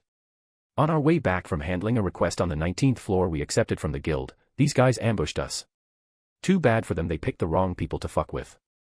Out of the corner of my eye I noticed 2 Evolus members standing, still chanting. Magic inbound from our left. I shouted. On it. Reiner shouted. He then darted in the direction of the enemy mages, dodging daggers and needles thrown in his direction, chanting as he did so. Since he's finally got the hang of concurrent chanting, like many of the rest of us. What I seek is thunder, Izuchi. Izuchi. Reiner held up his left hand and magic circle appeared on it. A second after it did so, several lighting arrows raced from it, piercing the enemy mages, killing them. While this happened, Ryu used her blade to cut down an enemy in front of us. But as she did so, an opponent behind her suddenly held an ominous black sphere in their hands. Then a moment late, said person sent the sphere rocketing right at Rio. The moment I saw this, I began chanting. Ground and soil, heed my command and come forth. Geo Force. A magic circle appeared on the ground behind Rio, and just after it did so, a massive earth wall sprung up, blocking the enemy's attack. Then before the enemy had time to do anything else, Milhior appeared behind him and cut him down without any hesitation. As soon as this happened, an enemy spear user came at me. He just made a huge mistake. Die. He shouted at me. Blah, blah, blah. I said. You Evolus shits really need to get a new line. That is so overused it's not even funny. I said. Parrying all strikes aimed at me using Vortex Vanquisher. The enemy continued pressing his attack, but no matter how hard he tries, he's not breaking through my defense. Not after all the training I've received from Shakti, and from Athena. My goddess is an absolute monster with the spear, and she's also a Spartan teacher. If not for Ryu using her healing magic on me after each training session I've had with Athena, I'd have the bruises and scars to prove it. Despite her relatively innocent-looking appearance, Athena is scary. But then again, considering the version and legends about her in my last life, this didn't shock me too much. That's why I'm glad to have someone like her as my goddess. The Evolus member eventually got extremely frustrated at not being able to break through my guard. As such, he decided to go for break. Gripping his spear tightly, he tried to stab me in the chest, going for a suicide charge. Giving him a flat look, I stuck the tip of Vortex Vanquisher into the ground and then flipped over him in the air, landing right behind him. As I did so, I rammed the tip of Vanquisher right through his chest, pulling my spear out in the next second since the bastard was dead. Flicking the blood off my weapon, I saw the others regrouping after finishing off the last of the enemies. Good work, everyone. I told him. They all nodded their heads. Once they did so, we continued making our way out of the dungeon, arriving on the surface in no time. Then as soon as we did so, we headed straight for the Pantheon, the guild headquarters, to report our encounter with the Evolus members in the dungeon. A standard practice for all familia in these past few months, since the attacks on adventurers by Evolus members in the dungeon have been rapidly increasing. It's brought an even heavier air to Orario as a whole. A perpetual dark cloud is hanging over the city. And I know in my heart that soon things are going to come to a head. As we entered the Pantheon and such thoughts ran through my mind, I was suddenly brought back to reality when I felt Ryu gently grasp my hand. Turning to look at her, I saw concern in her eyes, which made me smile. Don't worry, I'll be fine. I told her. Ryu simply nodded. Once she did so, I let go of her hand and walked up to the counter Rose was standing at. Morex, hello. How are you doing today? She asked. Good. I said. Just came to make a report. We just encountered some Evolus members in the dungeon. As I said this, Rose visibly tensed up. But that's not surprising. Since several of her assigned adventurers have been killed by those fucking piece of shit terrorists recently. I can tell it's weighing on her. I see. Rose said. Please come to my office then, so we can fill out a formal report. I nodded at Rose's words. I then quickly informed the others before following her to her office, where we began doing the procedural shit. 15 minutes passed before all the paperwork was finished. Looking over it, Rose nodded her head. Everything looks in order. Well then, Morax, you can go. Also. Rose bit her bottom lip, getting a bit of an uncomfortable look on her face. Yes, Rose. I questioned. Be careful. She said. As she did so, I smiled brightly at her. Phew, thank you. I said. Really, that means a lot coming from you. You're welcome. Rose said. Then for the first time ever since I've known her, she showed me a smile. It's not a big one, but she's smiling at me nonetheless. And Rose's smile is truly beautiful. Ah, Rose, such a lovely smile you have. I told her. Keep showing me it and I just might fall for you. I said. Then as soon as I did so, Rose put a blank expression on her face. Morax, don't say such things. Rose told me. No, I'll say whatever I want. I retorted. Then before Rose could say anything else, I flashed her a cheeky smile and left her office. I then regrouped with the others and returned the owl house, informing Athena and the rest of our encounter in the dungeon. Evelys is getting bolder and bolder. Athena mused. Be prepared, all of you. Something big is coming. We all nodded at her words. Once we did so, we adjourned the meeting and everyone went to do their own thing. None of us having any idea that war was just around the corner. Running through the streets, I moved side by side with Rogue, Echidna, and Leon Michelli, as well as Shakti and several members of the Ganesha familia. 3 days have passed since the incident with Evelys in the dungeon. Our group was out on patrol when we noticed Shakti and some of her familia members rushing somewhere in a hurry, so we decided to join up with them, which none of them had any problems with. Our group moved through the streets until eventually we came to a stop. As we did so, I noticed several dead bodies, a destroyed factory, as well Elise and the Estia familia. Elise, what's going on here? I asked her. Oh, Morax and Shakti. Elise said, walking over to us, while the rest of her familia spread out into the surrounding area, along with the members of the Ganesha familia, and Rogue, Echidna, and Leon Michelli. Rogue and Kagaya pairing up together like usual. But they are not being lovey-dovey and are strictly business. What happened here, Elise? Shakti asked in her usual serious tone. We stumbled upon Evelys attacking this factory. Elise said. We engaged them, but some of the members managed to slip away. She explained. As she did so, Shakti frowned. What's the matter, Shakti? I asked her. Even though I can already guess. This isn't the first time Evelys has preformed an attack like this. Let me guess, Elise, this is a magic stone factory, and the only thing that was stolen was the hammering system, correct? Shakti said. Yeah, but how did you know that? Elise questioned. Because this is the 4th time in the last few weeks Evelys has done this. Though we still have no idea why. Shakti explained. As she did so, I realized it's finally time. The great feud is here. The 7 days of death. Where Arario will become a sea of flames and the streets will run red with blood. It's finally happening. The time when Artie is supposed to die. I say supposed because I'm not letting it happen. Not by a long shot. Looking up at the sky, I can see literal dark clouds overhead, which is basically an omen of what is about to happen. And so it begins. I muttered. Well then, time to step into hell. Chapter 75, Chapter 67, The Great Feud, Part 1. It's here. The time for war has finally come. I thought. Over and over again as Rogue, Leon Michelli, Echidna, and I made our way back to the Owl House. After we discussed things just a bit more with Shakti, Elise, and their familia members, we all decided to go our separate ways. Once this happened, my group decided to finish up patrol, and now we are making our way back to the Owl House to inform Athena and the others of today's events. Arriving home in no time at all, I called a meeting in the living and then explained to the others what we had learned earlier. This is most concerning. Athena mused. A contemplative look on her face. It seems Evelys is getting ready to execute something massive. But as to what that might be, I have no idea. Well then, all we can do is prepare. I said. Everyone else nodding in agreement. Once they did so, I turned to Milior. Mealy, how's our supply stock? I asked. Since a few months ago I started us having stock up on potions, elixirs, and various other items and have them stored here at our home. Not only in preparation for this coming event, but also just in case shit goes down here in the future and we need a potion quickly. You never know. We're looking good, Morex. Milhur told me. Over 100 potions, elixirs, and a good stock of all the other supplies we've been stocking up for these past few months as well. She explained to me. Good. I said. Well then, meeting adjourned. Unless anyone has anything else they wish to say. I said. No one spoke a word. So with that, everyone dispersed. I went to my room and hopped in the shower. As the warm water ran down my body, my mind wandered back to all the blood and death that is about to occur in Orario. I know all that's about to happen, yet I can't really do much to change it. And if I did, things might turn out even worse.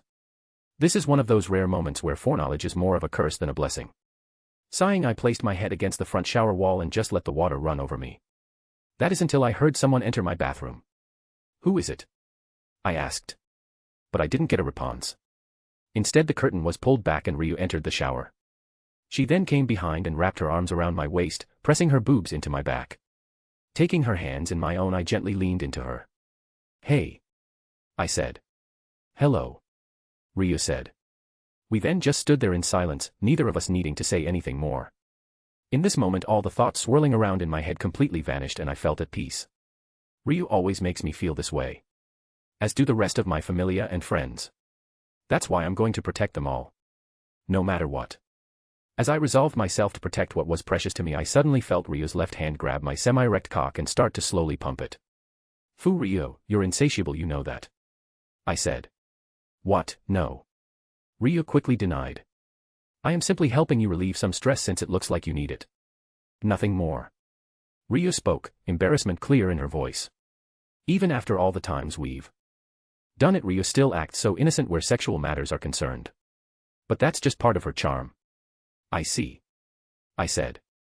Well then, thank you. I said.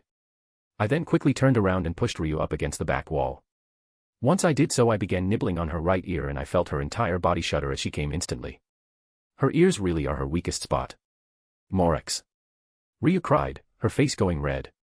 Fufu, didn't you say you wanted to help me relieve my stress? So doesn't that mean I get to ravish your body however I please? I questioned. Laying kisses all over Ryu's neck. No, wait a moment. I'm not Ak. Ryu cried in pleasure as I inserted my fully erect cock inside of her. Then the party really got started. Leading to both of us falling asleep with smiles on our faces. Hey Morex. Why yes, Dialek my friend. What did you do, Ryu? Why nothing. Nothing at all. Really, then why is she glaring at you like that? At Dialek's question I simply put a sly smile on my face. Ignoring the glare Ryu is sending my way right now. Which she has been doing all morning. Even now after she, Dialek, Milhur, and I have gone out on our daily patrol, she won't let up. And I have no idea why. Okay, that's a lie. I do know why. I got a little too rough last night, and today Ryu is showing it by walking with a slight limp in her step. But it's not entirely my fault, since Ryu was really into our sexy time last night as well. She even asked me to spank her a bit, which I obliged. Ryu loved it. To think my prim and proper elf would turn out to be a little bit a sub. Ah, it's true what they say. You know new things each day. Anyway. I decided to answer Dialek's question. You see, Dialek my friend, the reason Ryu is glaring at me is because last night she ow. I yelped as I felt something hard jam into my back. Turning around I saw the culprit is Ryu, who used the scabbard of her sword to do so. Her glare intensifying after we made eye contact. Morex. Not another word. Ryu said in an icy tone. Yes, dear. I said. You two are really great together. Milhur said, a smile on her face. Why thank you, Millie. I said. You know, someday maybe you can have a relationship as great as mine and Ryu's, right Ryu? Sure. Ryu said, giving me a deadpan stare as she did so. Dear, please don't say how great our relationship is with such an expression on your face. I said. It might give people the wrong idea. MHM, and what might that be? Ryu asked. The deadpan looked still on her face. Looks like she's still paying me back for earlier. I thought. Putting a wry smile on my face. Dialek and Milhur did the same. Okay, I'm sorry about earlier. I said to Ryu. Then just as I did so I noticed a man fall face first onto the ground right in front of us. Artie standing above him. The moment we saw this we rushed over to them. Artie, are you okay? Ryu asked. MHM, I'm fine. Just stopping a thief is all. Artie replied. Now then, sir, return what you have stolen. Why the fuck should I? The men shouted at Artie. Especially since I'm only in this situation because of you. He snarled. You fucking adventurers. Always preaching about how you'll protect us and keep us safe, but that's bullshit. If that were the case, why the fuck haven't you stopped Evelis yet, huh? He spat. Because of them I can't find work. So yeah, I steal, but how else am I going to live then, huh? Well then, adventurers, answer me. The men continually shouted. No one spoke up. Especially since we've encountered this thing several times already. Civilians frustrated and wanting to vent their anger. But I get why. They are scared, and when people are scared they need someone to blame. However, that doesn't mean I appreciate shit like this. Though getting angry about it will do nothing, so I simply let it roll off me as best I can. I made sure to tell the others to do the same. Since I know how hot-blooded and headstrong some of them can be. Rogue, William, and the DeRoy siblings especially. After a while the man finally stopped his ranting and raving. Once he did so, Artie walked up to him and placed a hand on his left shoulder, accompanied by an understanding smile. Sir, I understand what you are saying, and where you are coming from. But you stealing is only adding to the problem. Artie explained. So please, don't steal anymore. Well, that's not going to be an issue since you're taking me to prison, right? The man asked in a sarcastic manner. Actually, I'm not. Artie said. As long as you promise never to commit a crime again. Artie.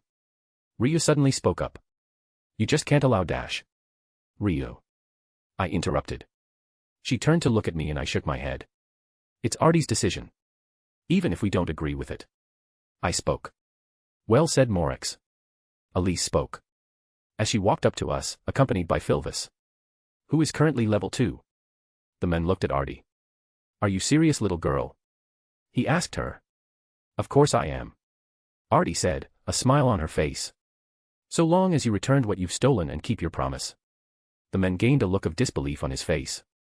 He then took several seconds before he finally came to a decision. Okay then. The men said.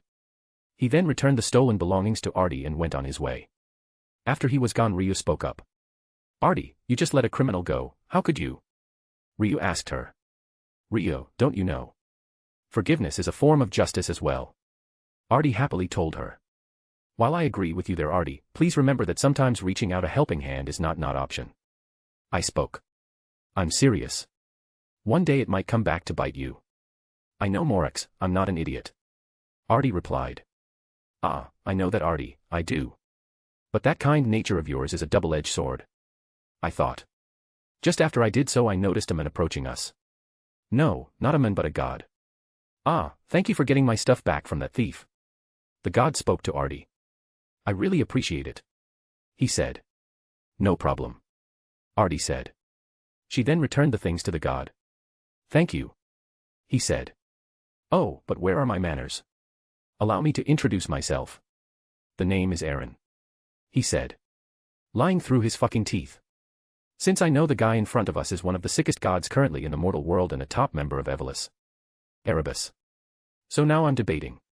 Do I let him go or kill him? That is the question. Chapter 76, Chapter 68, The Great Feud, Part 2. As I looked at Erebus I internally debated whether to strike him down or not. In only a few seconds I came to an answer. No. Killing him right now might save people in the long run, but it would also cause me no end of trouble. The same for Athena, my familia, and my friends. So as much as I want to run Vortex Vanquisher through this guy's gut, I'll hold off. But in the future, should we meet again, I won't hesitate to do so. That's a promise. Noticing my gaze, Erebus looked directly at me. Young man, is there a reason you're staring at me? Sorry, Lord God, you just look very familiar to me. Have we met somewhere before? I asked him. Keeping up my poker face. No, I don't think we have. Erebus said. My mistake then. I told him. It's no problem at all. Erebus replied. So, may I know the names of the people who got my things back for me? He asked. I'm Artie from the Ganesha Familia. Artie spoke. Good to meet you, Lord God, I'm Elise Lovell, captain of the Astria Familia. A top executor of justice. Elise spoke. A stupid grin on her face. Philvis looked away, pretending not to see her captain's outrageous behavior. I gave her a brief wry smile before answering Erebus's question. Morex Lapis, captain of the Athena Familia. And these are my allies. I said to him. I see, well thank you for that. Erebus spoke. To think I would be saved by members of the three familia in Orario who attempt to portray the thing known as justice. Truly, what a day this has been. After Erebus spoke, Ryu looked at him with a confused expression on her face. Sorry God Aaron, but what do you mean by attempt to portray justice? We do represent justice, she said. Well, certainly I understand why you feel that way, but that's just your own personal beliefs, aren't they? Erebus questioned.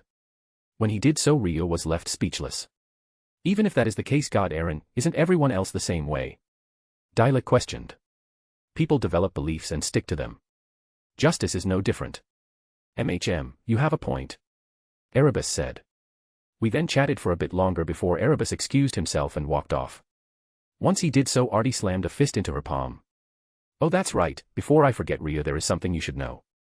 We got some information the other day that a piece of a sacred tree from your home forest was smuggled into Orario. Though we haven't been able to locate it yet. But don't worry, once we do I'll take it back and bring it right to you, she explained. No need, Ryu said. I left that place a long time ago and cut all ties with the people living there. So you have no reason to bring me that piece of the sacred tree, she said. But Milhior, Dialek, and I can all tell Ryu is lying through her teeth. She still cares for her homeland, even though she left it. Ryu, it's not good to lie like that, you know, Artie said, giving her a pat on the shoulder. I'm not Dash. As I said, I'll bring you the piece of the sacred tree once we've retrieved it. Artie interrupted Ryu. Well, see you all later, she said. Artie then ran off before Ryu could say anything else. Once she did so, I moved over to Ryu and gently patted her on the head. I then leaned into her and whispered. It's okay to be a bit more honest, you know. At my words, Ryu nodded.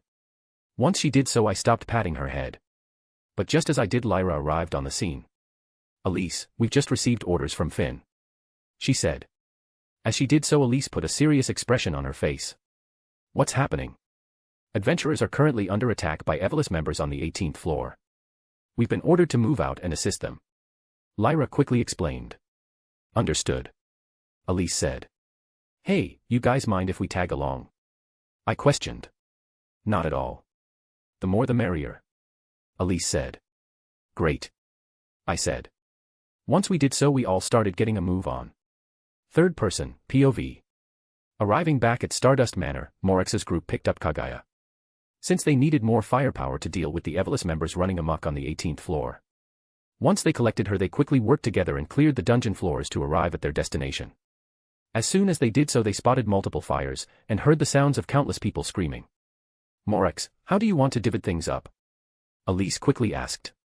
Milhior, Dialek, Ryu, you three go with Filvis and rescue any survivors. I'll tag along with Kagaya, Lyra, and Elise, Morix said. Any objections? No one spoke up. All right then, let's go, Morix said.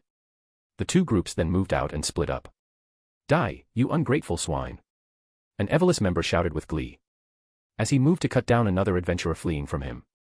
But before his blade could reach his target, Dialek appeared and parried the strike. He then launched a kick to the Evolus's member's chest and sent them flying backwards into several of his allies. Everyone over here, Dialek shouted to the survivors. All of them then ran in his group's direction, as did the Evolus members as well. Milhior, Filvis, protect the survivors, Ryu with me, Dialek instructed. The ladies followed his instructions without question.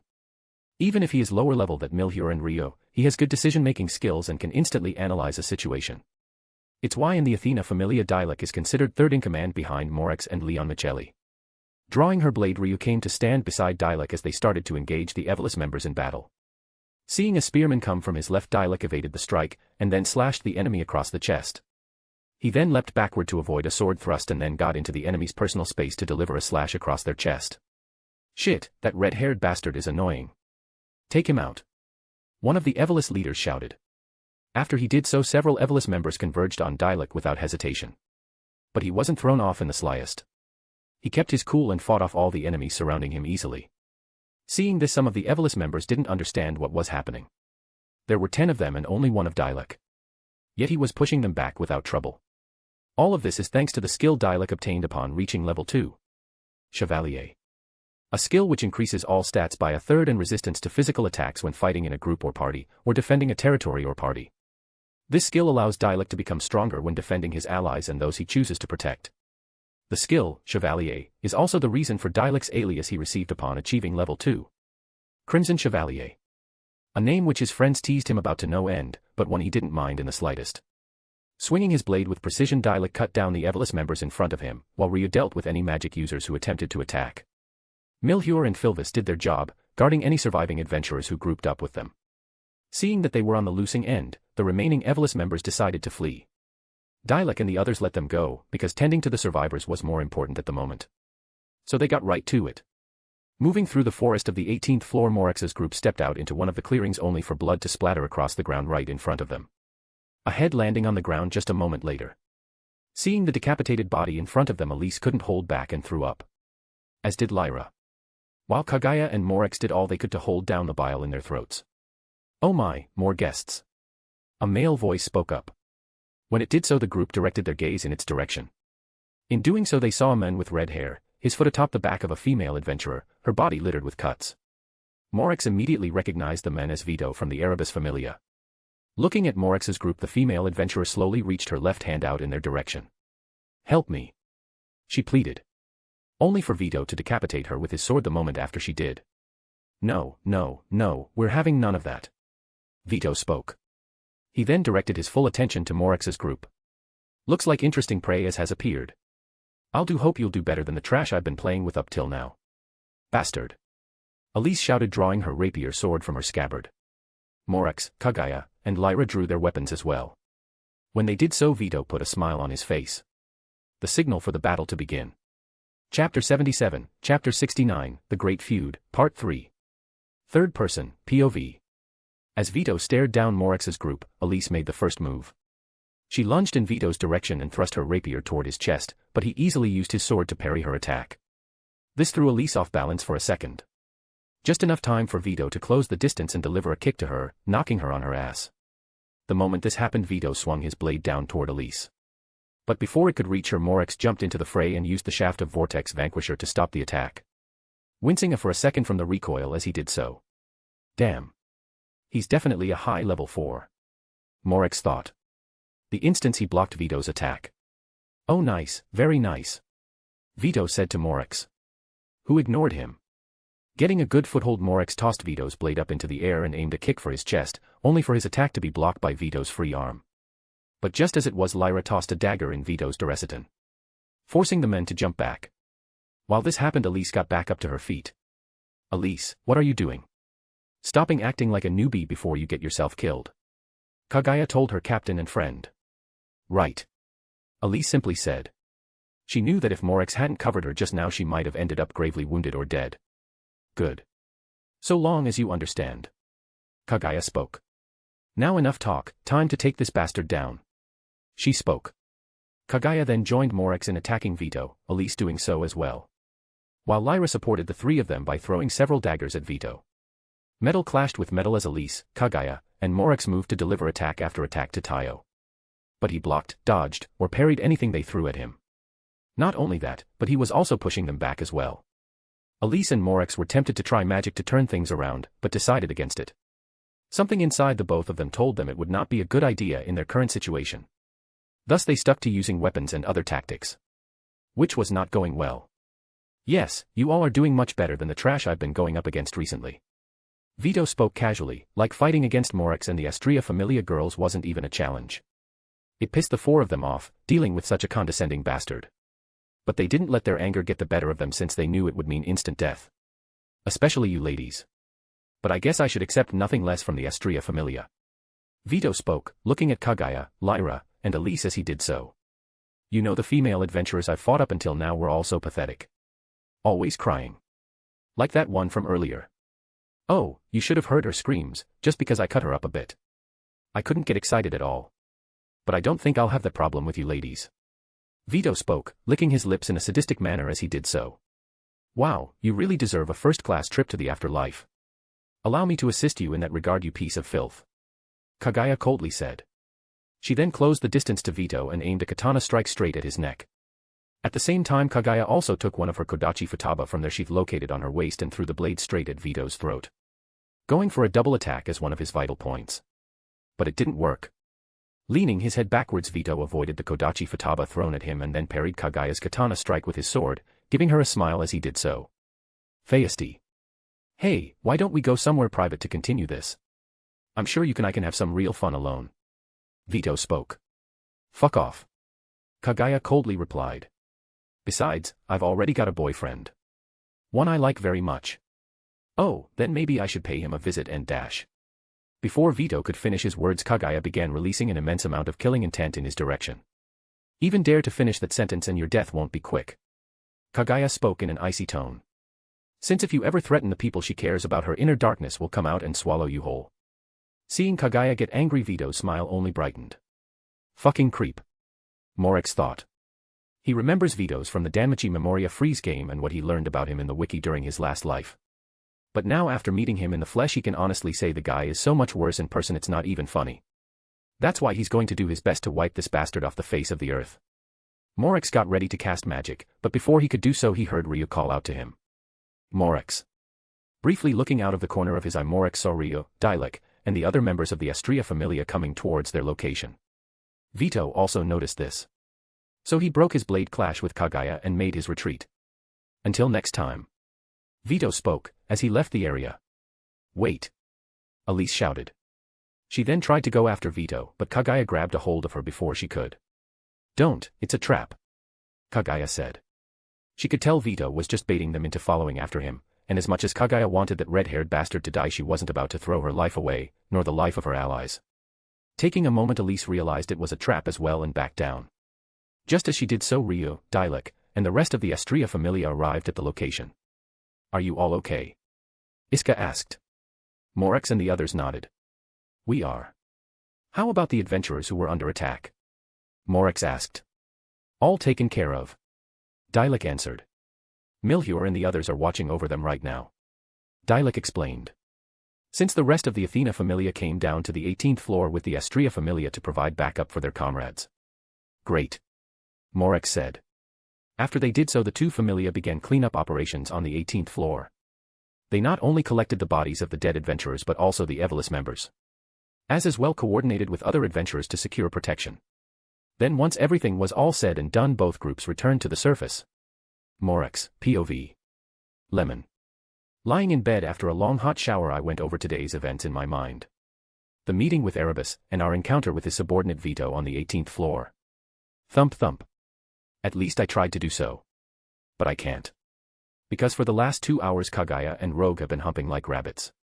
I know this because after we got back from the dungeon, Kagaya decided to accompany us back to the Owl House and spend the night, and Rogue's room is located directly to the left of my own. Plus, I know what kind of sounds come from sex, and those are definitely it. Thump thump. Really, those two must be going really hard. I thought. Since the walls of the Owl House are quite thick, so when one of us engages in sexual activities the others don't hear it. That's why even though Ryu and I do it several times a night, no one ever comes to interrupt us to tell us to quiet down or the like. Thump thump. But right now I have half a mind to go tell Kagaya and Rogue to tone it down.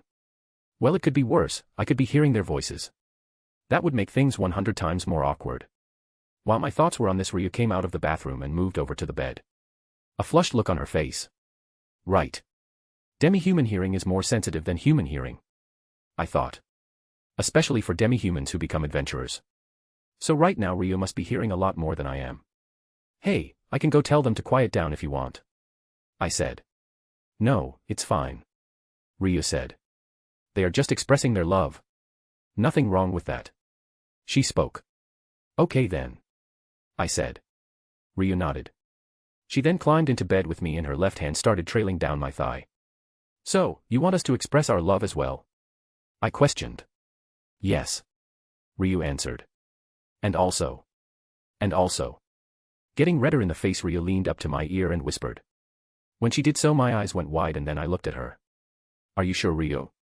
I questioned. Yes. Ryu answered. Okay then. I said. As I did so, Ryu and I stripped off our pajamas. Once we did so, Ryu began stroking my cock, getting it fully erect in no time at all. As precum began covering her hands, she moved it across my entire length. While I put 3 fingers from my left hand into her pussy and started moving them around. Eventually Ryu's juices started coating my fingers. Once it did, I removed them, and she stopped stroking my cock. Ryu then got on all four and turned to face me. As soon as she did so I placed my dick at the tip of her pussy and started rubbing up against her. Ack! Ryu moaned in pleasure. As she did so I grabbed hold of her breasts and started playing with them. Pinching her nipples I lathered my cock in her juices, until it was completely soaked. I then removed my tip from her entrance and lined it up with her other hole. Because just now Ryu told me she wanted to try anal sex. Apparently that's what Kaguya and Rogue are doing right now, and Ryu heard it all with her hearing. So she decided she wanted to try it as well. I can't say I haven't thought about asking her, but she is an elf and again their values and all. But since she suggested it I won't say no. Ryu, here I go.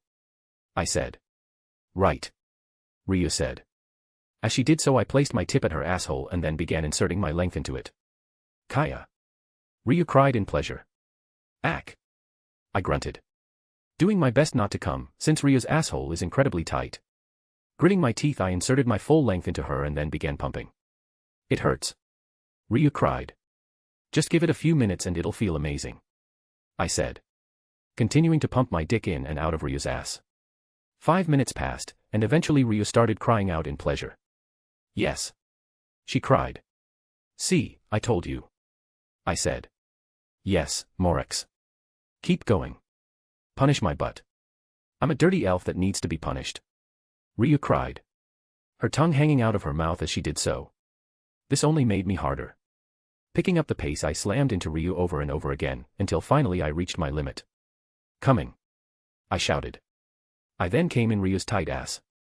We both moaned in pleasure as I emptied my tank into her. Falling on the bed we fell asleep in each other's arms shortly after. It was a long day after all. Lemon end. As Ryu and I went down for breakfast the next morning I noticed she was slightly limping, but this only made me put a proud smile on my face. Reaching the stairs we saw Kaguya and Rogue, and I noticed Kaguya was slightly limping in the exact same manner Ryu was. Rogue smiling just like me. Looking at each other Rogue and I clasped hands, a mutual understanding passing between us. That earned us both smacks to the back of our heads from our girlfriends. But was definitely worth it. Chapter 78, Chapter 70, The Great Feud, Part 4. Moving through the streets of Orario I had Echidna, Reiner, and William with me. After breakfast Kaguya left to return home. As she did so I decided to leave with today's patrol group. While the others remained back at the owl house with Athena. Not only to do a bit of inventory but also to make sure Athena and our home weren't left unguarded. Since I know those Evelus bastards aren't above using a tactic like that. The four of us observed our surroundings as we walked. In doing so we noticed hardly any vendors set up on the streets, and those that were carried makeshift weapons with them. Looking ready to jump at a moment's notice. Man, the tension is so thick I can barely breath. William murmured. I have to agree with you on that. I said. Me as well. Reiner added. The same. Echidna said. A serious expression on her face. That's how bad things are, since usually our resident greedy witch has a mischievous or playful smile. But right now she is not smiling at all. Which actually makes her even more terrifying than usual. As we continued our patrol Echidna suddenly spoke up. Over there. She shouted, pointing gloom to an ally located on our left. The moment she spoke the rest of us turned our heads in that direction. Immediately after we did so we saw a cloaked figure being pulled back into the ally after they had just taken a step out of it. Ack! Then a moment later we heard a cry of pain, and blood splattered onto the ground. Seeing this nothing needed to be said. We moved toward the ally without wasting any time. Arriving in a moment we saw 3 big and burly men working to tie on a cloaked figure. Who is struggling with all their might to escape. Stop struggling you bitch. One of the men shouted. He then smacked a fist across the cloaked figure's face, sending drops of blood flying. Hey, what the hell do you think you're doing? I asked the men in a cold voice. Releasing killing intent in their direction as I did so. The moment they felt my presence they all froze up. Then they turned their heads in our direction. One of them moved to speak, but before he could I raised up my left palm. Ah, no need to explain. I understand the situation perfectly. William. I said. As soon as I did so I resident's archer shoot the 3 arrows he had notched in his bow as the men, hitting them all in vital points. Ignoring their cries of pain I rushed forward and used the blunt side of Vortex Vanquisher to knock them all out in an instant. Once I did so I focused on the cloaked figure they had been assaulting. As they stood up their cloak fell off, allowing us to get a good look at their person. The person under the cloak is indeed a female, and not only that but she is a dark elf as well. And I won't lie, she's beautiful. Clear skin, deep purple hair, bright golden colored eyes, and her chest is quite generous as well. She also has curves in all the right places. Image here. No matter how I look at her, I can't help but think of her as beautiful.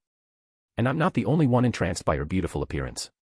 Out of the corner of my eye I can see the others are speechless as well. Not that I can blame them. The four of us snapped out of our trance, however, when the woman spoke. Thank you. She said. It's no problem. I told her. So, these guys were trying to kidnap you, correct? Yes. The woman said, getting a furious look on her face. And for that they shall pay in blood. She spoke. The woman then unsheathed the blade situated on her left hip and turned to one of the men lying on the ground. Then without any hesitation she swung her blade down and removed his left arm. She then went and did the same thing to the others, before sheathing her weapon. Which none of us have any problem with.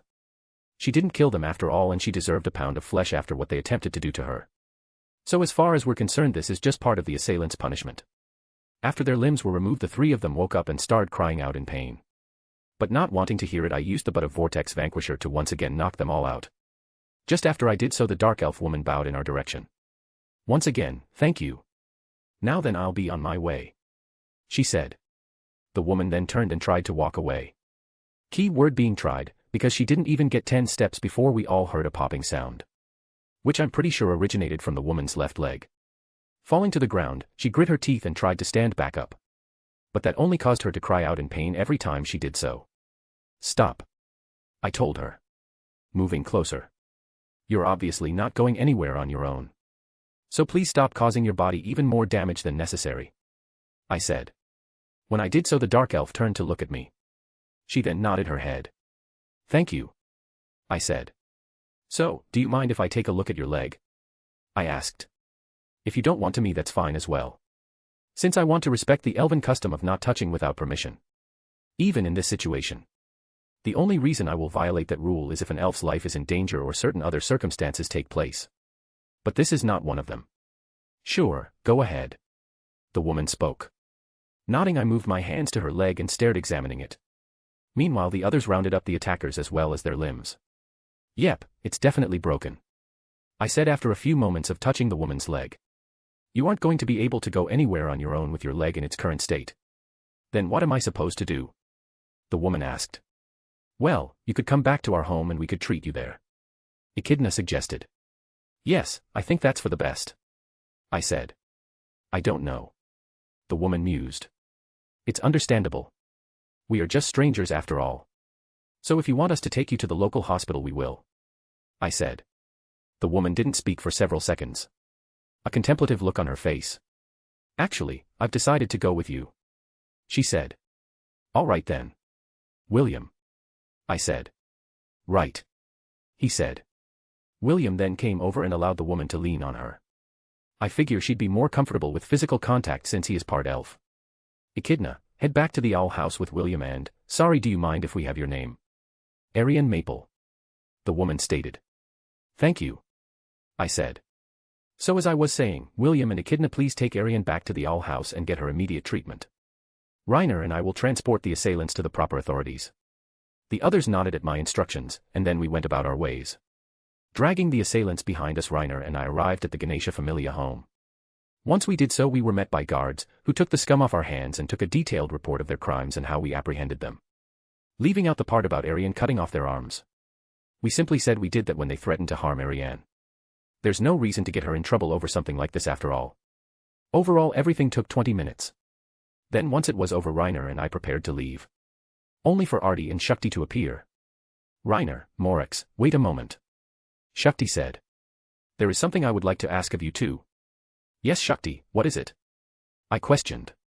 Tomorrow we are planning to raid a confirmed Evolus base, and I would like your familia's assistance in doing so.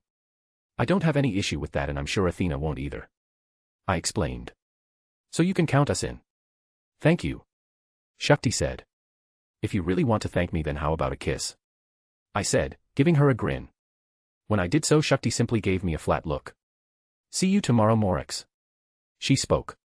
Shakti then walked away. While Artie came over and gently gave me a pat on the back. There, Morix. My sister will answer your advances one day. She spoke. Shut up, Artie. I said, throwing her arm off me. But she simply responded with one of her trademark grins. Reiner has a similar grin on his face. Whatever. I said to the two of them. I then started making my way home, Reiner walking right beside him. His grin never leaving his face. Yeah, laugh it up now. But I'll be the one who's laughing when Shakti is mine. I thought. And she will be. One of these days. My stubbornness will outlast hers in this matter. I guarantee it. But more importantly, tomorrow I might come face to face with the woman known as the incarnation of talent. And I'm certain that will not be a boring meeting. Not by a long shot. I can't wait.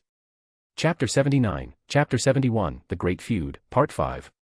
Reiner kept the same smug smile on his face our entire way home. I wanted to wipe that smirk off his face, but decided that doing so would only make things worse.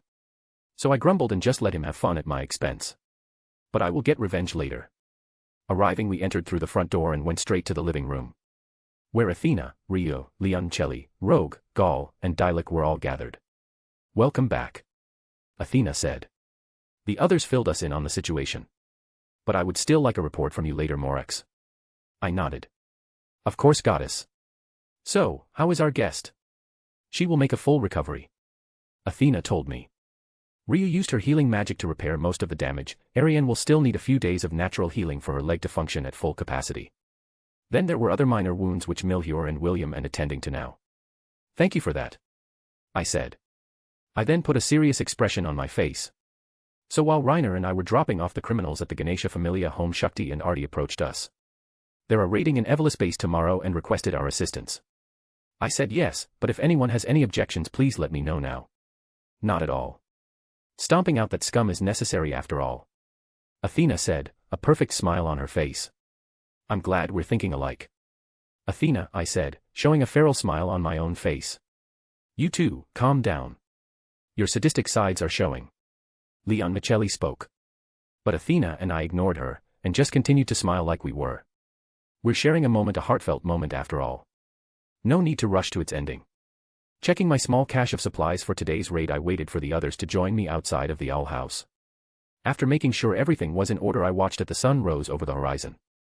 No matter how many times I see it, it never gets old, I thought. I guess this would be considered one of life's small pleasures. As the sun fully ascended into the sky, the others who were joining me and the Ganesha Familia on today's raid came out. Rio, Leon Michelli, Gaul, Reiner, and Rogue. Looking at them, I tapped Vortex Vanquisher against my left shoulder. Okay, let's move out, I said. The others nodded. Once they did so, we left the grounds of the owl house and quickly made our way to the Ganesha Familia home. Arriving, we met up with Artie and Shakti and the rest of their assembled raiding party. Then once we did, our combined party moved out towards our intended target. As we came closer and closer to the place, I soon realized something. The church we are going to raid is the exact same one Bell and Hestia used as their base of operations before the war game with the Apollo Familia in canon. Coincidence? Definitely not. But besides that, I realized something else. There is a powerful aura permeating the air. Before I even realized it, I was gripping Vortex Vanquisher with all my might. My entire body, tighter than a drum. And I wasn't the only one experiencing this sensation. My fellow Familia members and even the Ganesha Familia members were feeling the exact same thing. Rio has her sword drawn and is clutching onto it for dear life. Same with Rogue and Leon Tekeli. Reiner and Gaul are constantly checking their surroundings. Yeah, safe to say that woman is up ahead. In no time at all, we reached the church doors. As soon as we did so, Shakti ordered her Familia members to spread out around to make sure no one escapes. Once the entire outer perimeter of the church was covered, Shakti threw open the door and was the first one inside. Artie and several other Ganesha Familia members following bedding her, while my Familia members and I brought up the rear. Immediately after entering, we all spread out and prepared for battle. Only to find all the Evolus members unconscious on the ground, some with devastatingly severe wounds. And standing in the middle of them all was a singular woman wearing a black dress and a shawl over her face. I knew this could only be one person. Althea. One of the strongest characters in the Danmachi series according to Amori, and also Belle's aunt. Seeing her in the flesh instead of a screen, I have to say she is even more terrifying. Just looking at her makes me barely unable to move. So fighting her, forget about it. I'm so far out of her league it's not even funny. She can crush me like a bug and there isn't a single fucking thing I can do about it as I currently am. Even with Dragonification up my sleeve. Now I think I finally understand how the Zeus and Hera Familia reigned supreme for as long as they did if they had people like Althea within their Familia ranks. It also tells me just how fucking overpowered the one-eyed black dragon is if he was able to defeat those two groups. But all this also makes me want to go farther in my own strength and surpass where I am now. It's contradictory, but then life generally is. Alfea didn't make a move after we entered the church. Instead she simply just stood in place. Eventually though Artie stepped forward. "Hey, why did you do this?" she questioned. "Because, these people sought to desecrate and disrespect this place which my sister was fond of. They need to be punished for their actions. So I did just that. Nothing more." Alfea spoke. "But now that that's done it's time for me to get back," she said. Alfea then turned towards the door and started making her way towards it. That is until Shakti pointed her spear in her direction. "Wait. Stop moving, do you really think we'll just let you walk out of here?" she questioned. "Noisy. Shut up," Alfea said to Shakti without stopping. "If you don't stop we'll restrain you," Shakti warned. But Alfea simply kept walking. "Fine then. Apprehend this Woma dash. Gospel. Satanas Virion." As his name of Alfea's spell finished coming out of her mouth I felt something slam into me. Hard. Without even a second to react I was blown out of the church and onto the ground. Rolling several times I eventually came to a stop, my entire body in pain. Not being able to hear anything or anyone due to the ringing in my ears. Fuck. I thought. As I got double vision I did my best to get my bearings back, but it was slow going. Then before I realized it someone was standing above me. Looking up I found myself staring at Alfea. As she returned my gaze I heard her mutter something but with the ringing in my ears I couldn't make it out. Then after she spoke she simply stepped over me and continued on her way, leaving me to lick my wounds in peace. Over 30 minutes passed before my hearing returned and my body was able to move again. As soon as it was I went to check on the others, finding thankfully that all of them were basically okay. Rogue did get blown into one of the church walls and got some minor cuts and scrapes on his back, but compared to how worse it could have been if Alfea had gotten serious I'd say we got off lucky. And the really scary thing is if not for a chronic debilitating illness Alfea would be even stronger.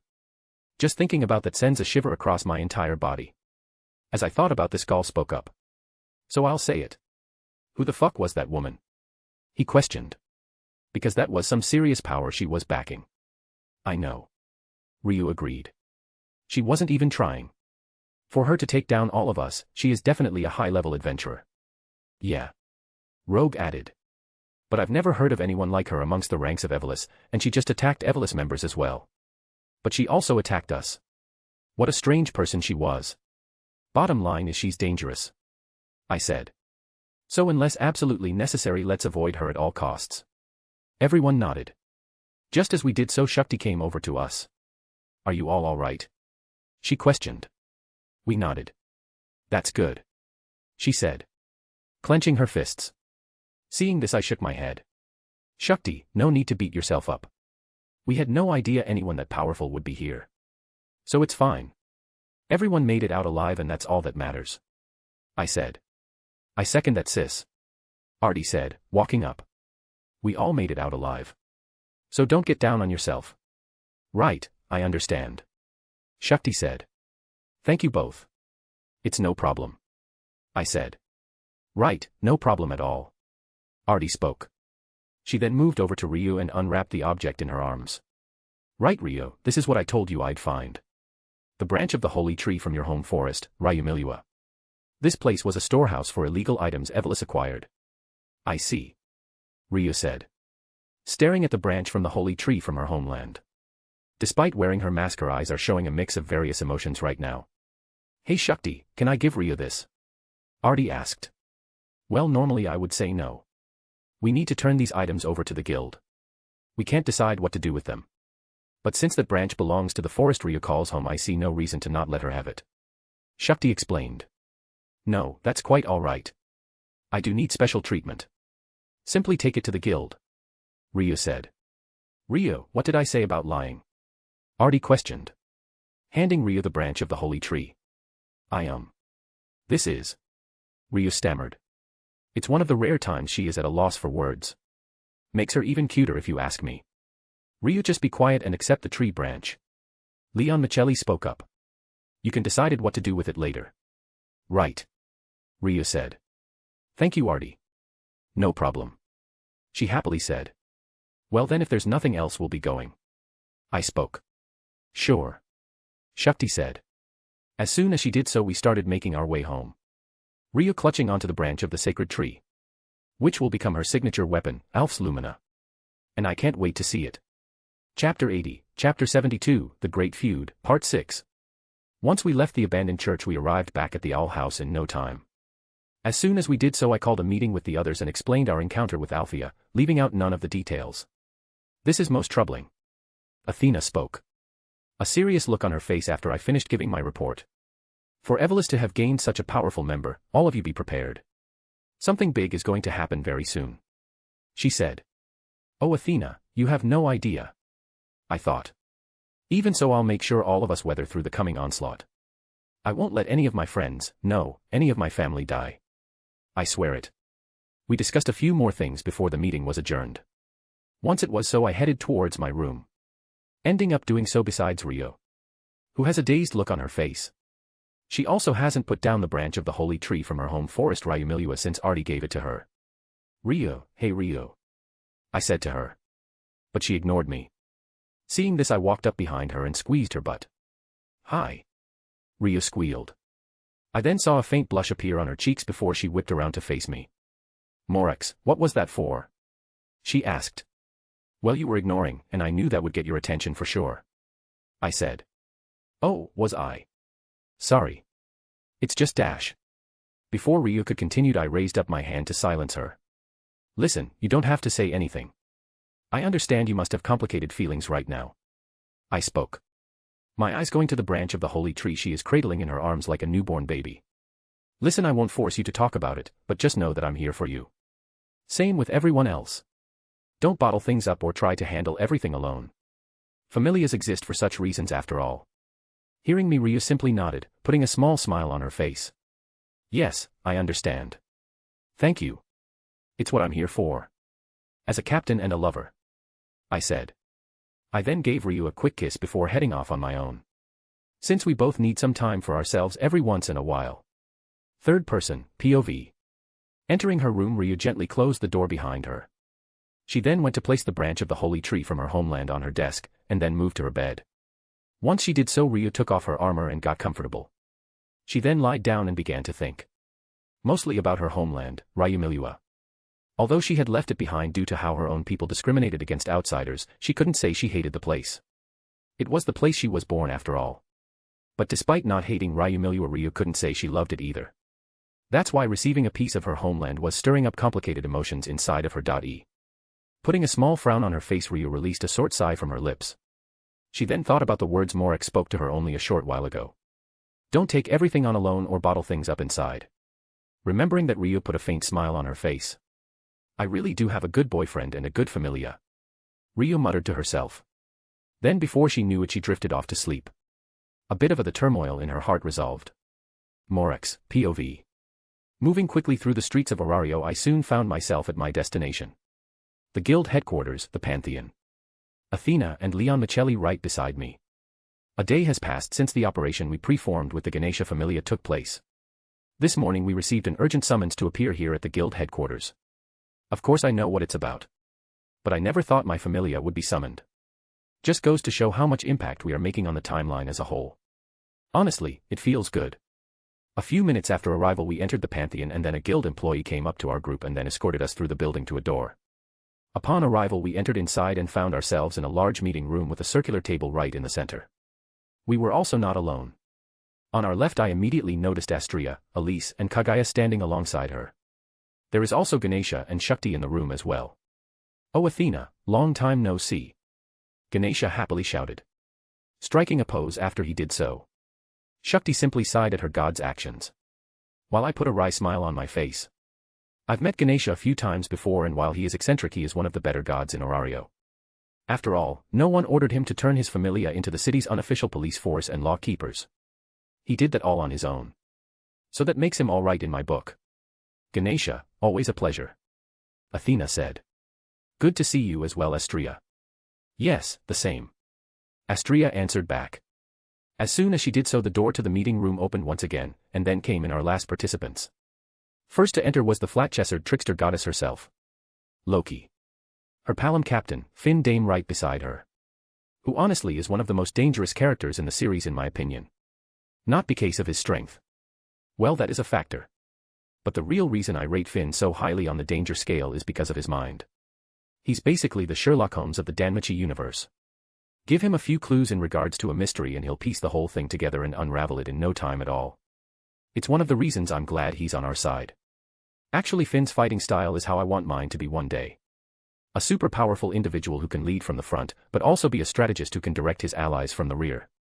The first part is coming along nicely, but the second part is taking quite a bit longer to accomplish. Even so, I'm making my way step by step.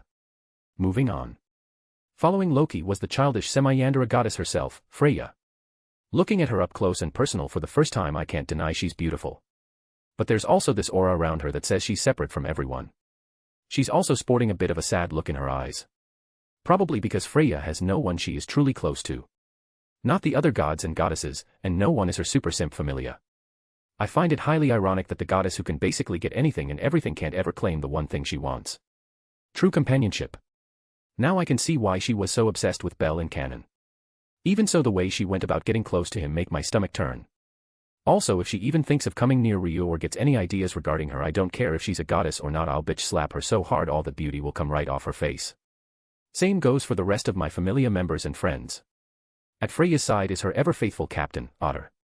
Looking at him, only one word comes to mind. Strong. Not just because of his height or his massive body, no. Otter's entire being just screams strong.